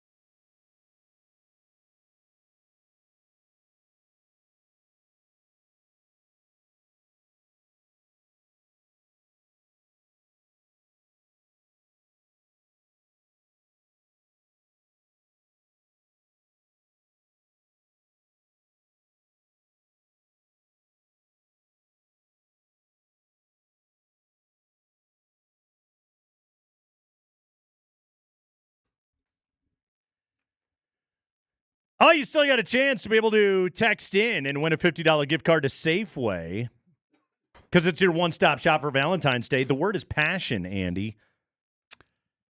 Text passion plus your first and last name to 303-504-0925. That's passion plus your first and last name, which we're all passionate about, to 303-504-0925. Once you do that, you are entered for today's $50 gift card prize, as well as a $250 gift card that we'll give away on Friday, all thanks to our friends at Safeway. Yeah, I want to follow up on the rankings with you because you rank away, my friend. Have a passion for rankings. Oh, you know I do. I want you to rank two things for me. Okay. First off, I got a quarterback ranking I want to bounce off you heading into 2025. This is from Kurt Benkert. Love that name, even though it sounds like he's a Battlestar Galactica character. Kurt. But real quick, before we get Benkert. there, rank these 3 14s in Broncos history. Okay. You got Brian Griese. Okay. You got your Cortland Sutton, and you got Brandon Stokely. Sutton, Griese, and who's the third? Stokler. Who? Nate Jackson. Todd DeVoe. My favorite name on the list is Scott Stankiewicz, but it looks like Stank Cabbage. It's not Stankovic. I don't know. Stankiewicz. Stankiewicz. Kavage. I with got Stan and he stands for Stan. cabbage or Okay. cavage. I don't know. Cavage. Scott Stankiewicz. Anyway, all right. So we got some quarterback rankings. All right. Ready for this? I'm assuming, like, by career AV, Sutton would be number one on that list, right? Yeah. Yeah. I think, well, look, Brian Griese was a good quarterback for the Broncos. Again, not great, but got him to the playoffs, led him to some good years. And then what was rough for Griese, he came out with the kind of middle-of-the-road arm strength, and he got that shoulder injury in the final home game or the final Monday night game at Mile High, and it just took a little off his deep ball, and it just, Where would he played a long time in the NFL. Where would you? You're a better Bronco historian than I. Where would you put him on the all-time quarterback list, franchise history? Oh, he'd probably hang around the top 10, probably in the top 10. I mean, you got to go Elway and Manning. Gosh, he might even be higher than that. Yeah, top 2 is easy. Who's number 3? That's a great question. Plummer. Jake Plummer. I'm going to go Jake Plummer. Okay. I didn't see a lot of Craig Morton for the old schoolers there. I don't know. I don't remember a lot of the Craig Morton days, and I saw just a little bit of Steve DeBerg before Elway took over. My football memory begins, lucky for me, about the time that John Elway took over. That's pretty good. That's a whole lot of unexpected. That leads to unrealistic expectations to what your everyday quarterback actually is. When you're young, you're like, doesn't everybody have one of these guys? What do you mean your quarterback can't throw 50 yards across the field on a dead run? Career passing yardage, Elway holds every record. Manning 2, Craig Morton 3, Griese 4, Plummer 5. See, I'd put Plummer ahead of Griese because they did more winning with Plummer than they did with Griese. 39 wins for Jake to 27 for Griese. But Griese, again, you know what? I guess that I've been unfair to him. He's got to be top 5. Where do you put Cutler? See, Cutler's so tough. Right outside Cutler the gave top us 5. He gave us a lot of fun memories, but they didn't do a lot of winning with him, and they never made the playoffs with him. Yeah. I have him back half of the top 10, but not top 5. All right, let's rank some current quarterbacks. All right. Okay, again, Kurt Benkert. Wasn't he a former backup? I think he was.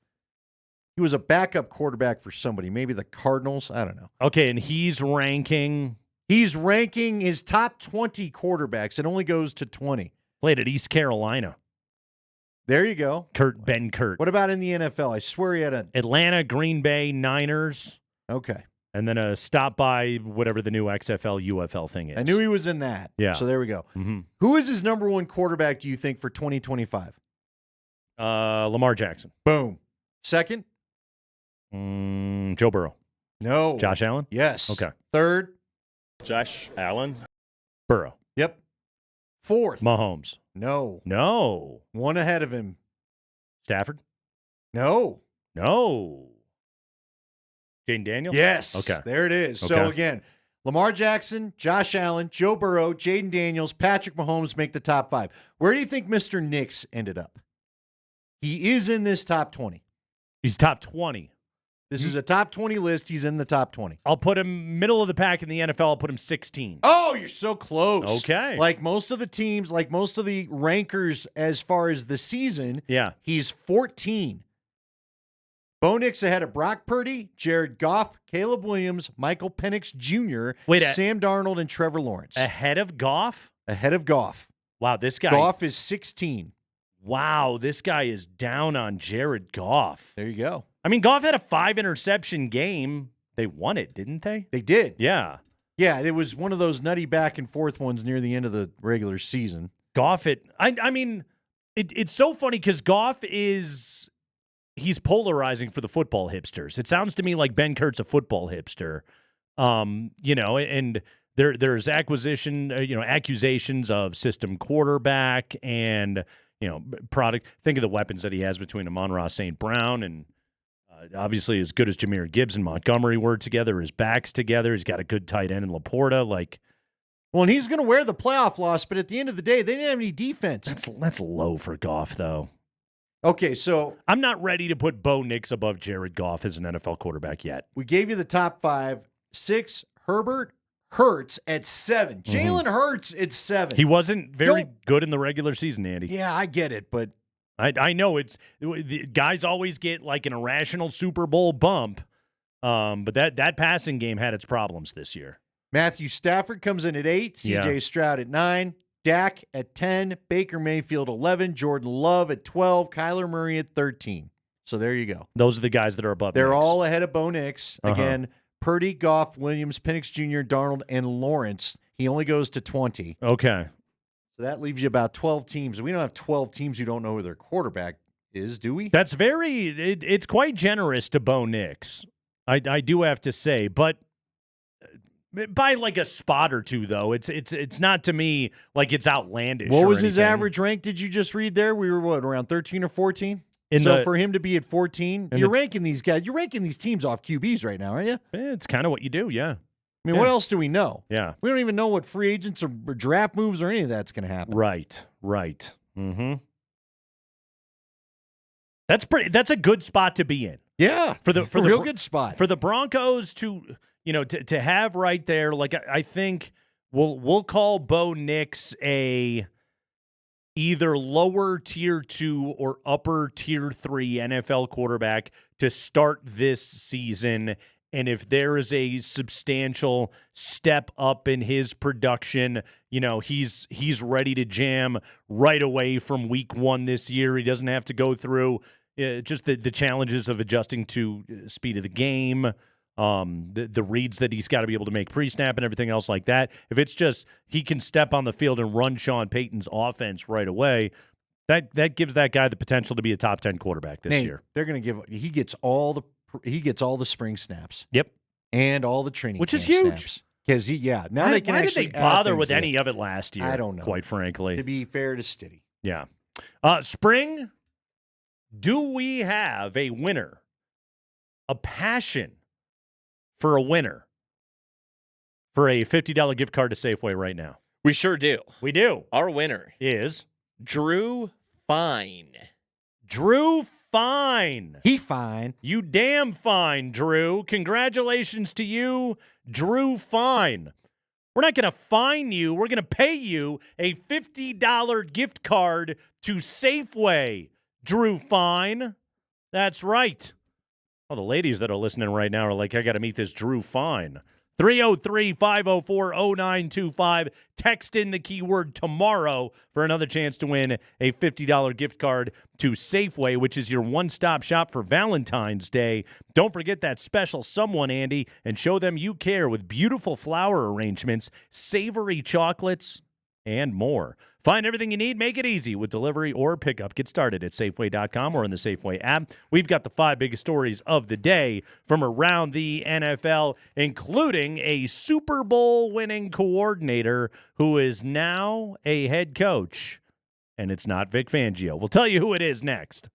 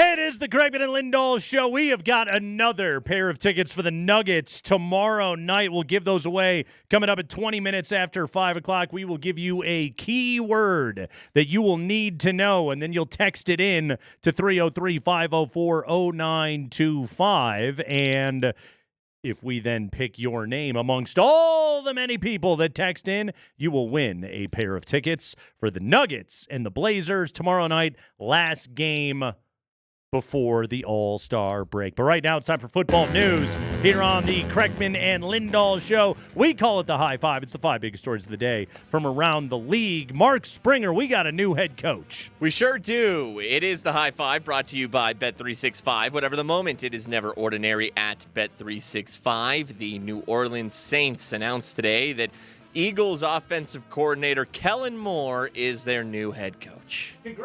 Congratulations in order to Kellen Moore. Andy, how many head coaching interviews has this guy had? I feel like he was approaching like all-time status for the amount of times he had been a head coaching candidate in the many, many cycles before finally getting the nod. Yeah, it was kind of crazy. He had a number of them. It felt like he cooled off for a bit. That's the reason why he became the offensive coordinator with the Eagles. Mm-hmm. It's amazing to me that the Cowboys didn't want to talk to him, and yet the Saints are going to hire him. He just won the Super Bowl inside your division. Did you hear who his defensive coordinator is going to be? I have not. Brandon Staley.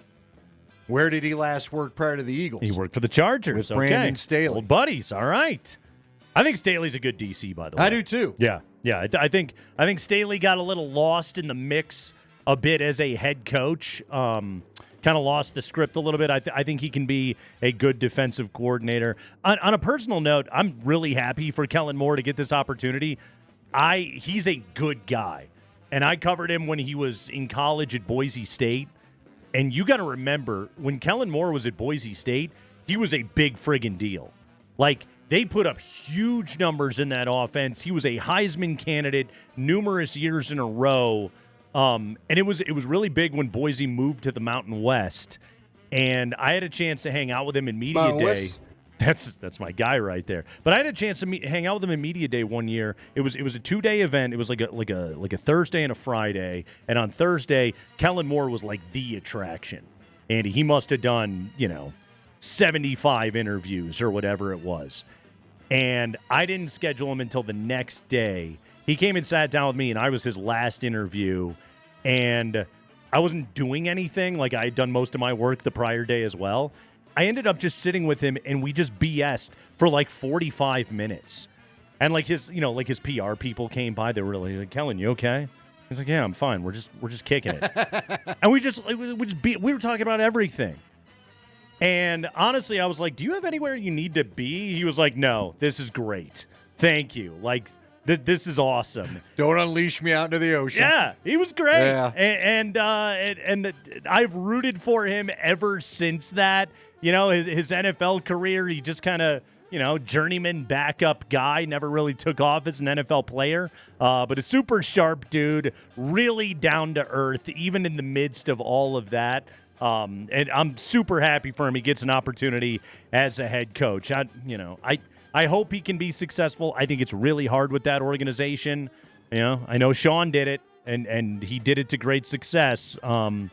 Hopefully Kellen Moore can pull off something like that. I'm rooting for him. Yeah, they still got cap problems they're dealing with. But oh, yeah, they do. You know what? Courtesy of Sean. You know what, though? Not a bad place to probably be a first-time head coach because you're not the center of the NFL universe, and they don't have the largest media corps. Mm-hmm. Yeah. By the way, Andrew says the game between Kaepernick and Kellen Moore in 2010, legendary. Yeah, Kaepernick at Nevada, Kellen Moore at Boise State. They're both top 25. All-time great game. Good call on that one. Go ahead, Spring. High five. All right, so we talked about this yesterday, that last week the Jets flew Aaron Rodgers out to New Jersey to tell him that he would no longer be a Jet. Fired him in person. Yes, but according to Diana Rossini, she said on her Scoop City podcast that before the Jets made that decision to tell Aaron he wouldn't be returning, they told Aaron Rodgers that if he were to return, he would have to ditch the weekly appearances he makes on ESPN's Pat McAfee show, and that he would be expected to participate in all offseason activities. Andy, do you think specifically it was about I want to keep talking to McAfee, or for Rodgers, was it I don't really like being told what to do? Yeah, Rodgers is punk rock. You're not Yeah. going to tell me what to do. Not at this point in my career. I'm not going to keep doing this. I'm not a rookie. You're not going to give me the yell at me treatment. Like, he's not signing up for the Tom Brady from Belichick treatment, and I'm sure he probably got that vibe off of Glenn, and it was Glenn and Muji that told him this. Yeah. And also, if you're the Jets, you know he's going to say no to all this stuff anyway, Right. so it gives you an easy breakup. Well, and if you're going to act, well, maybe they were also, I'm sure there's probably a part of Aaron Glenn going, look, if you're going to come back in and just be part of the team and not separate yourself, yeah, I'm willing to give this a shot because we got no other options. But I need to know right now, are you willing to do this? Because I'm a defensive coordinator. It's hard enough for me to get a second shot as a head coach, period. Right. So let's, Well, and you need to know that he's on board, Yeah. that he's going to take the coaching. This isn't your team anymore, dude. Right. You've had 2 years of us doing everything you want. New sheriff in town. You know what? And not that work out for everybody. Yeah. Another quick note on that. Aren't you surprised? I won't be shocked if some teams start telling guys, quit doing the podcast, too.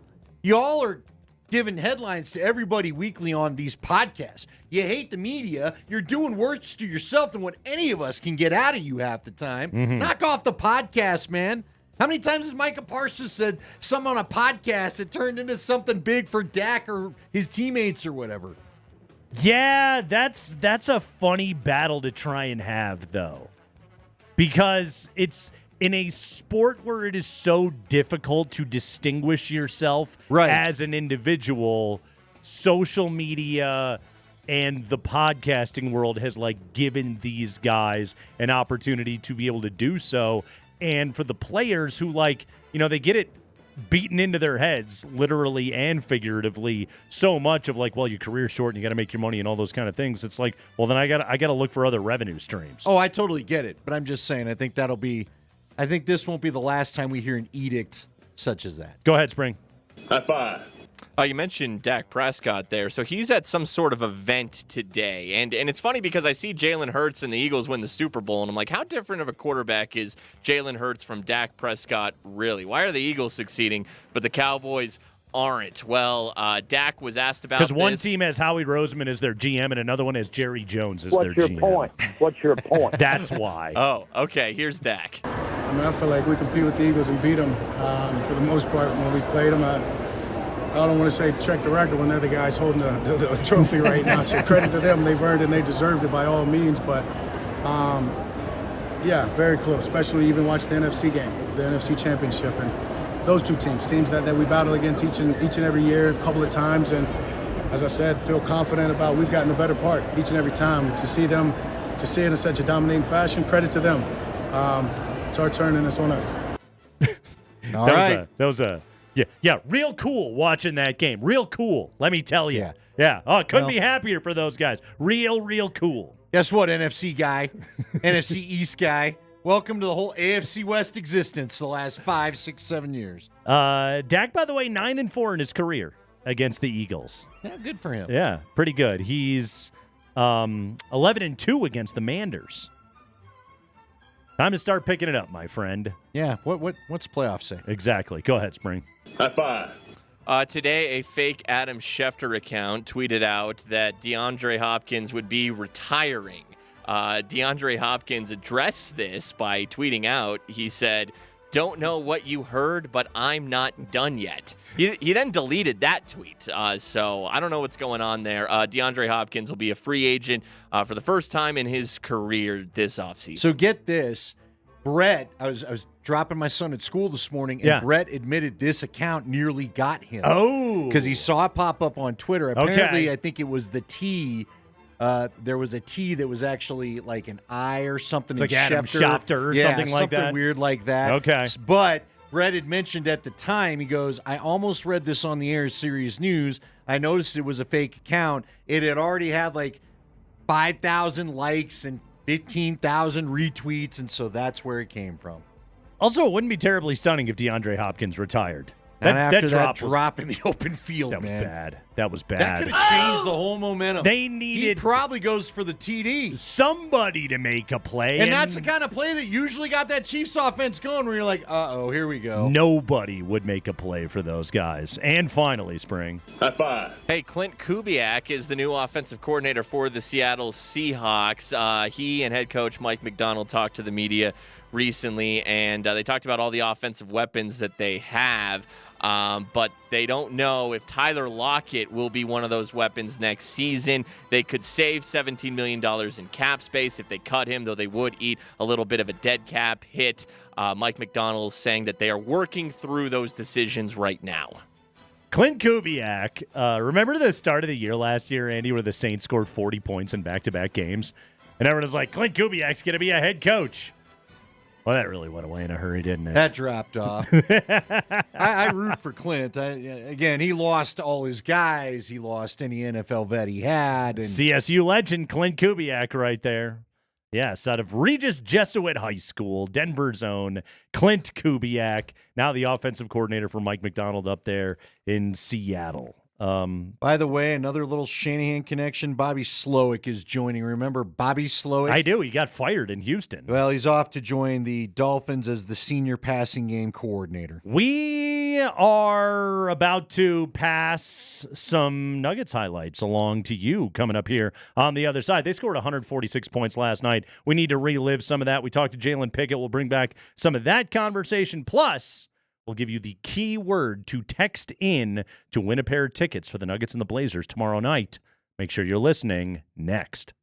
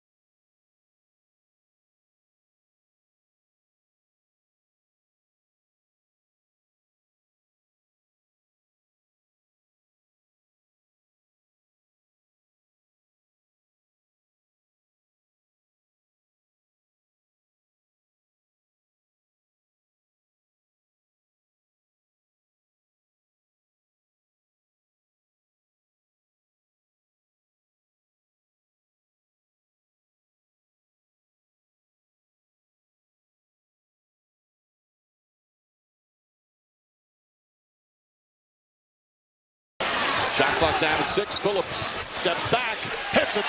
Chauncey Billups puts the Nuggets back up. And the Blazers, they showed up and got blasted by the Nuggets last night. 146-117, the 146, a season high for the Nuggets. Portland had been playing some pretty good defense coming into that game. The Hall of Famer, Chauncey Billups, coaching the rebuilding Blazers, obviously. Fantastic NBA career, finals MVP with the Detroit Pistons out of the University of Colorado and George Washington High School. Chauncey Billups, everybody. We're giving away 2 pairs of lower bowl tickets to tomorrow night's Nuggets-Blazers game. The keyword to text in right now, 303-504-0925.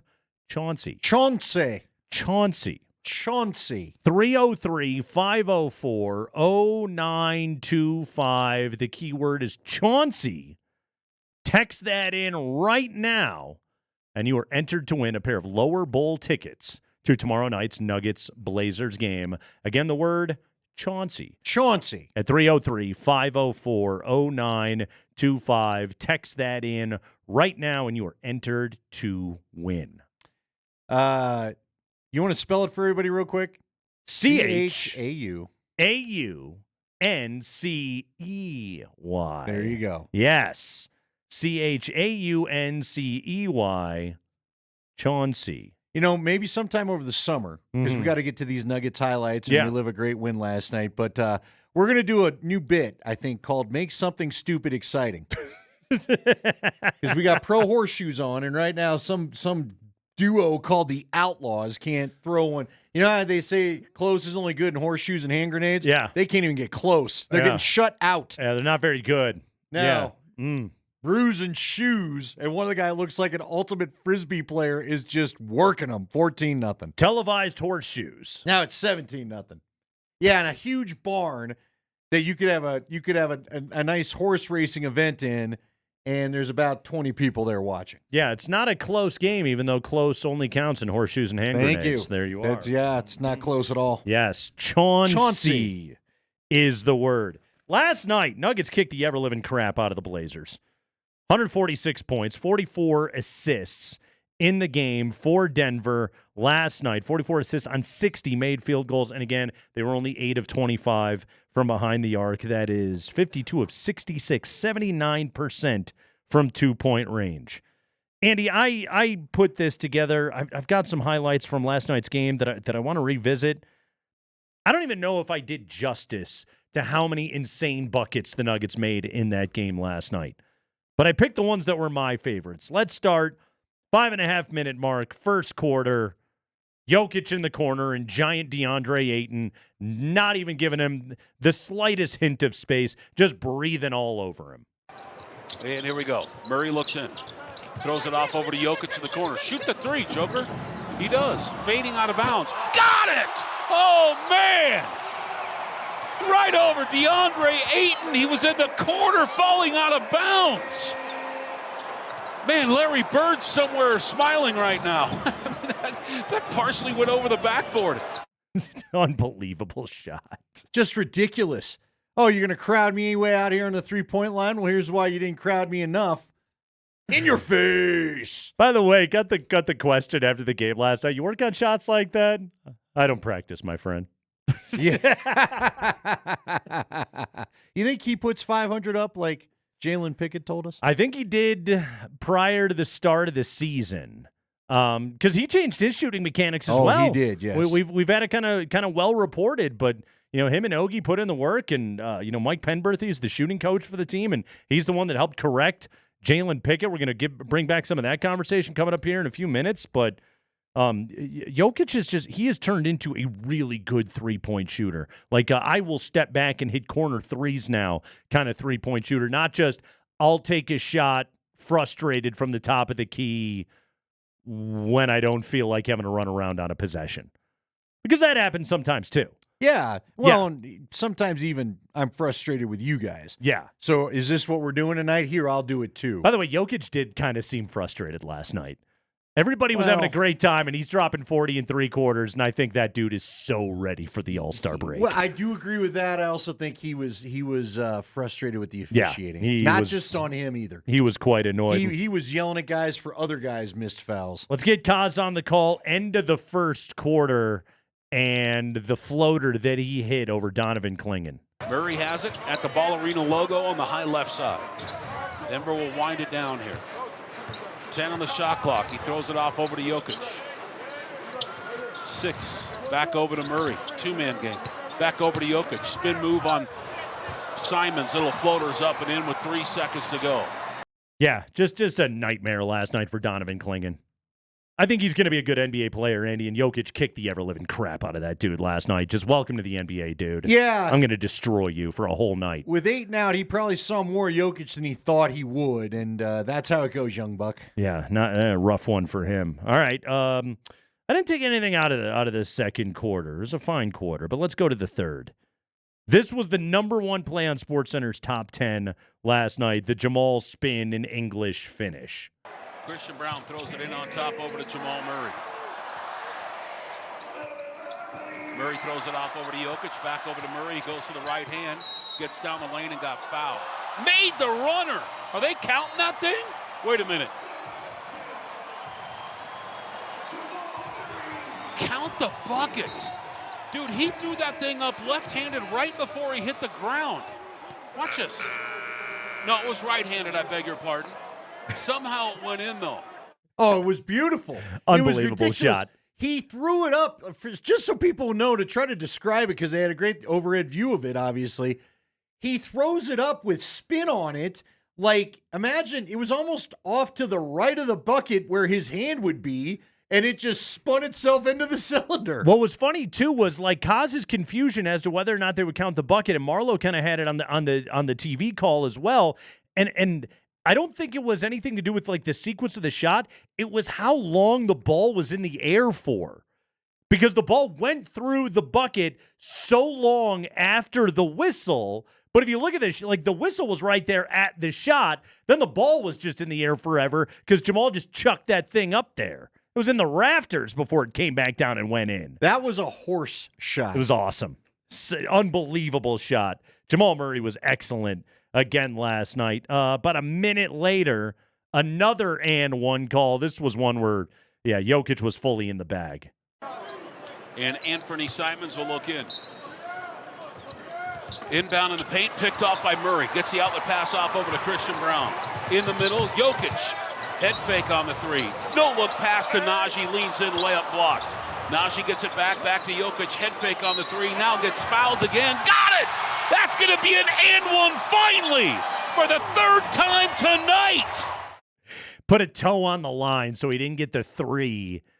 But again, it was just, you're in the air, boom. It was a Chauncey Billups move right there. It was. By the way, the key word is Chauncey. Chauncey. Text it into 303-504-0925 right now. Chauncey to be entered to win a pair of tickets for Nuggets Blazers tomorrow night. God, that third quarter was fun. Listen, this bucket right here, and I'm curious to hear Kaz's call because I bet you he was still talking about what the Blazers had just done. Jalen Pickett took the ball out of the bucket, inbounded to Jokic, who threw it ahead to CB. By my count, the shot clock was at 21 when Christian Brown dunked this ball. This was a 3-second possession that resulted in a basket off of a made bucket by the opponent. This is what last night was like. Stutter step and a drive through the lane. Jabari Walker 3. That one's good. Quick inbound to Jokic. Front court. Christian gets down the lane and dunked it home. Denver in transition after a made basket. Denver back in the lead by 20. 3 seconds. 3-second possession. Ball moves faster than your feet. Sure does. Unbelievable. Also, it was a good JV coaching line, Andy. I like that. That was good. Let's go to the fourth quarter. Jamal goes and bullies Kamara, and then he gets tossed. Just think if he played the fourth quarter. Murray has it in the paint. He leads in. Left-handed hook shot. Got it in the foul as well. Yeah. Were we just bored by all the scoring there? What happened? Yeah, he got tossed right after that one, too. I don't think Jamal cared. Oh, no, he was clapping for everybody. In fact, I kind of think Jamal might have known. He might have known I'm right up against it. I might as well just call it a night. I still want to know what was said to him. I know.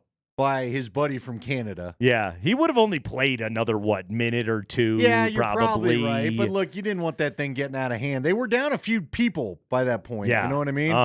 But it didn't matter. Yeah, it was pure garbage time. So let's enjoy some of this garbage time. Julian Strawther, this three that he made in transition with 6:18 to go. And then I want to talk more about how good Julian Strawther is becoming as a fully formed offensive player.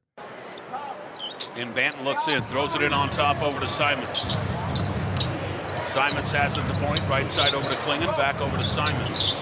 Simons back to Klingon, alley-oop, broken up by Najee, the beauty. Loose ball comes down to Strawther. He'll take a three.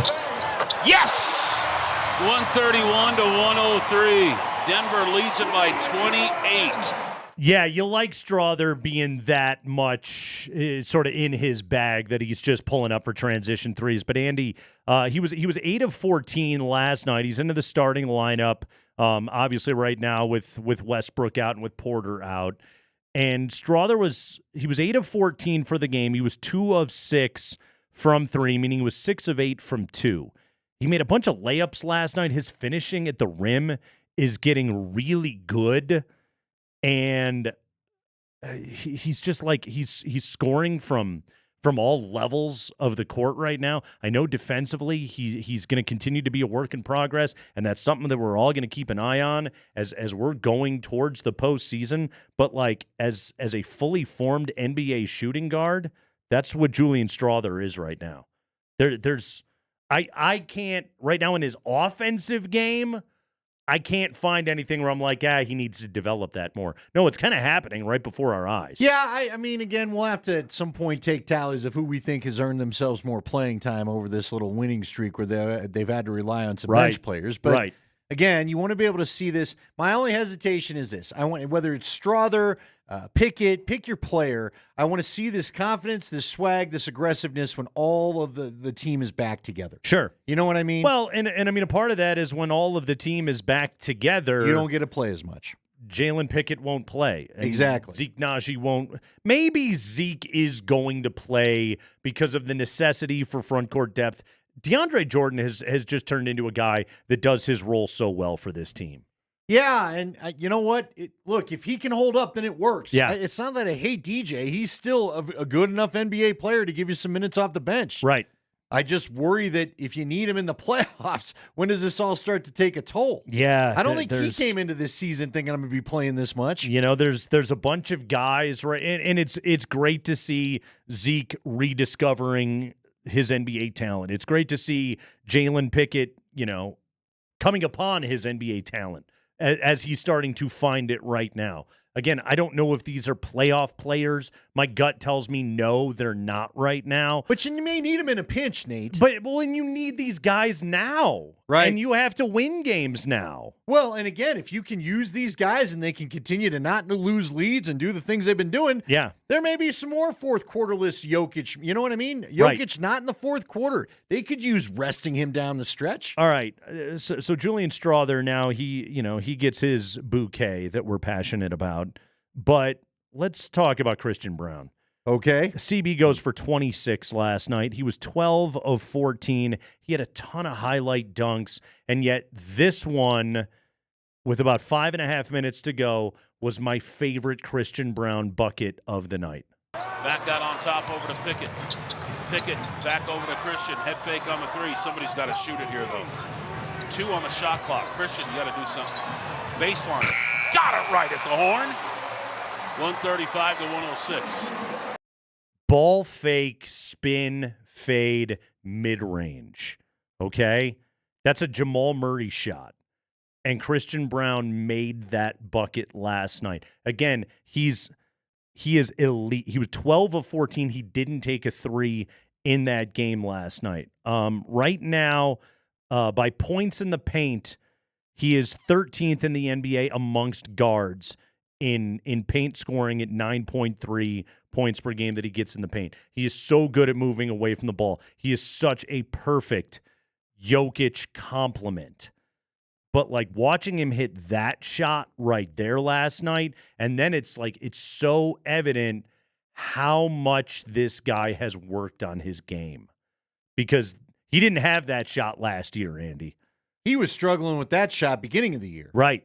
Frankly. Right. After a nice, early couple weeks, there was a midpoint where it was a little rough. Well, and like a shot like that is the thing that I worried about with Christian is sometimes there is a lack of fluidity to his offensive game. He plays so downhill, so north and south, but sometimes it's just like, where's the shimmy, That's what he showed on that play.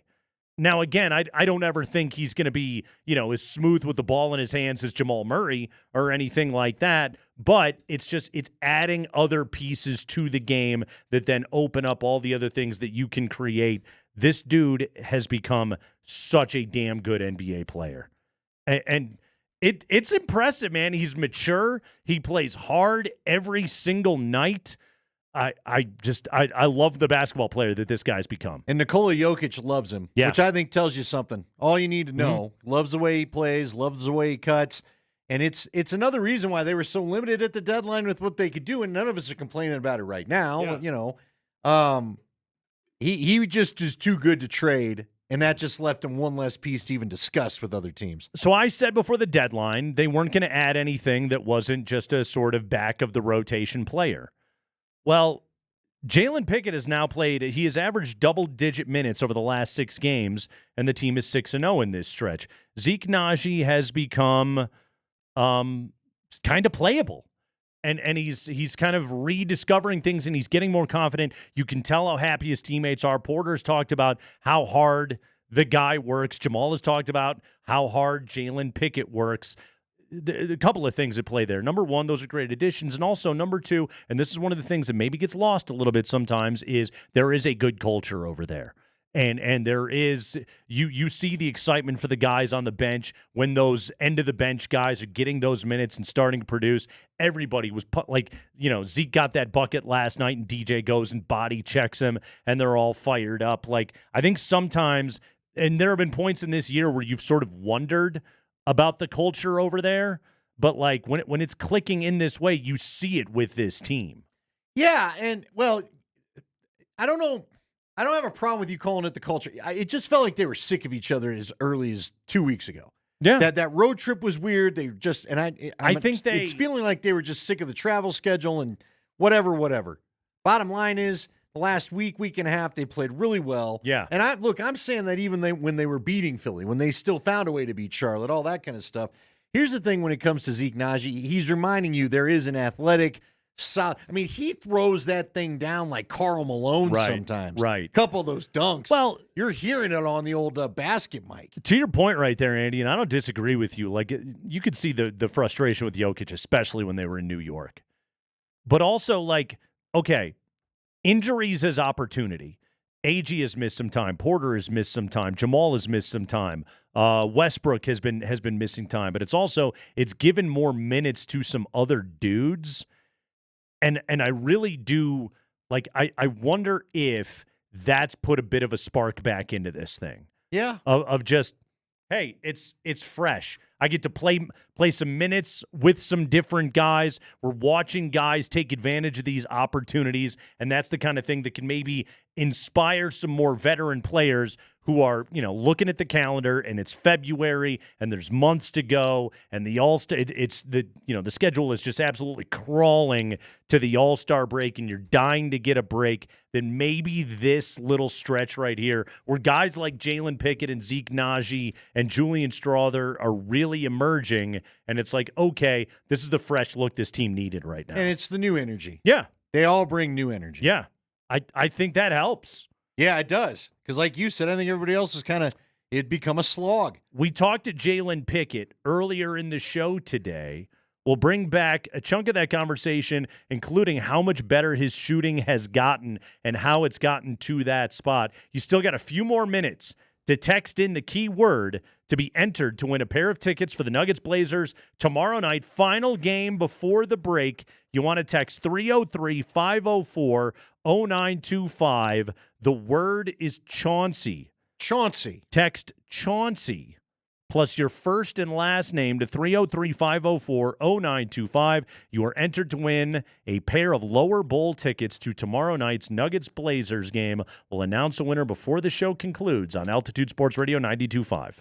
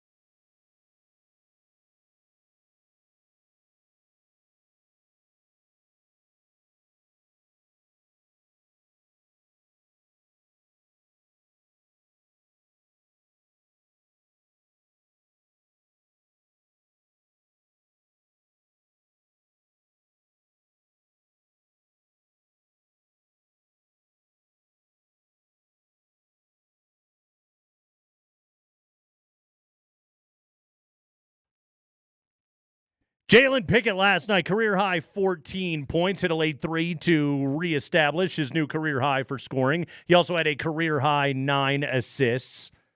Second-year man out of Penn State. Terrible rookie year. Rough summer league.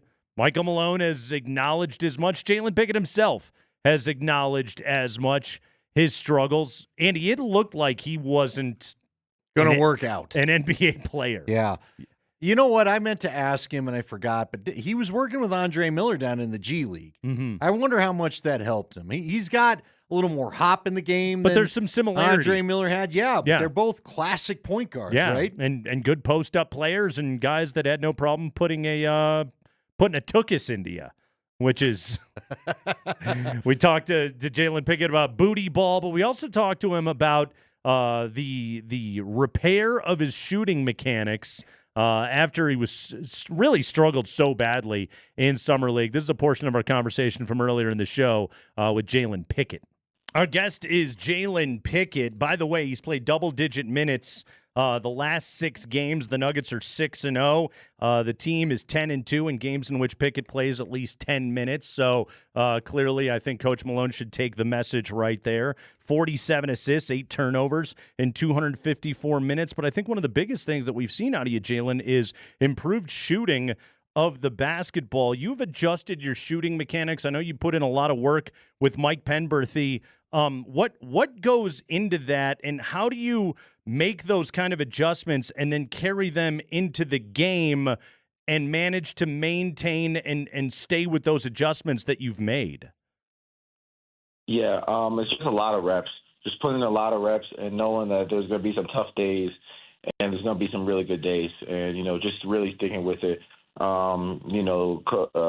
Mike Penberthy backed me with the shot, and it's coming from a place of love, and he was just trying to see me be the best player I can be, and he just told me, keep putting in the reps. When you change your shot, it's going to take some time to get better at it, and right now I feel like I'm in a good place, and I'm going to keep working on it, keep trying to perfect it, and keep going. Yeah, one of the things I loved last night too was, some quick trigger shots. You had a catch and shoot from Joker in the corner that was just like you knew you had the space and you fired that thing. But how many shots do you have to put up where those kind of changes, those mechanical adjustments become second nature? Like, how many shots do you take in a given day or in a given workout? Yeah, so we work out a couple times a day. I'm shooting around probably upwards of 500 a day. This was before when I wasn't playing, when I was really working out a lot. I'm still working out a lot now, but more like 500 a day. But then also, when you get in the game, you get that adrenaline going. Those are the real reps you need. So, a couple of games, a couple shots didn't fall, but then now, you kind of find a rhythm and get comfortable. And really find the pace of your jump shot. And you talk about working out a couple of times a day and jacking up 500 shots per workout. That part of it all, Jalen, you played 3 years at Siena and you were great. You go to Penn State and you're All-American, and then you get to the NBA and it doesn't come easy right away. And you talked about this a little bit earlier in the interview, but that idea of recommitting yourself in the gym and recognizing, because, for us as fans, we only see what you do on the court, but there's so much that goes into it behind the scenes. How much have you had to kind of adjust your own thinking and your own sort of lifestyle to recognize, okay, this may not be where the lights are the brightest, but I can still make huge strides here? Yeah, definitely. So going from Siena to Penn State, I was the starting point guard all 5 years I was in college. I had the ball in my hands a ton. So coming to this team where it's more, surrounded around Jamal and Westbrook and Yoke, playing off the ball, I know I got to be able to just be like a catch and shoot and make the open shot when it comes to me. And sometimes I won't get a shot for 2-3 minutes, and, I just got to be ready to knock it down, when I come in and get that chance. So just trying to practice that, just being in the right headspace, shooting drills and shots that I would get in the game off certain players and certain actions is really what I was trying to work on, and being confident in it. And the more you work out and the more shots you do and the more you play, you feel more comfortable out there. Okay, I am curious. Does someone count the number of shots? Do you know how long it takes you to get 500 shots up? Because obviously you've done it as a routine. Well, how long is it taking you to do 500 shots? Yeah, so we actually do, like, in the morning time, you do, like, before every game, me and Hunter Tyson, we do a pregame shooting routine, and it's a certain number of shots. And then we work out right after that shooting with a different coaching staff, and we do different types of – me and Hunt end up breaking up, and I do, like, more off the dribble and pull-up shots and different point guards shots. And then we shoot, then we leave, we come back in, and we shoot right before filming walkthrough and get up another set of shots, and that's all right before – the game. So it's a set number of shots each time. So it's not 500 just like in one session. It's 500 like broken out throughout the day. How many could you do in one session if you wanted to? Like, I could probably shoot like, maybe 200-300 in one session of real game rep shots with actual purpose and locked in shots. 200 to 300. Seriously, how would you feel after? Because remember, I would need surgery. I couldn't jump that many times. Right. You know what I mean? Right. I couldn't even Jokic bunny jump that many times. Yeah. I don't think. Yeah, it's a deep burn. Yes. Yeah. Give me 40, 50 jumpers, and I'm good for the day. I don't know if you heard me counting. I did over 1,000. That's really all I probably have in me right now. Don't you wonder if somebody's actually like? I wouldn't be surprised with the way that sports has gone when he says 500. Like that's why I asked. I bet you're not round balling. You've put that many shots up in a day, don't you? Oh no, they probably got the data that tracks that and all that. They have the tracking data. They have coaches that will like every one of those assistant coaches on the bench is like assigned 2 guys, and they have to work them out every single day, and they have a specific workout that they put through those guys through. It's so funny. Like QB Brown was talking about this the other day during his last broadcast of like. It used to be like him and 2 other guys were the coaching staff, and players had to do their own stuff. Like today, performance coaches, and to your point, video coordinators and data trackers and everything else to get every last thing you possibly can out of these investments that you have made. There was a great story. It was God, I can't remember. Maybe it was Bleacher Report.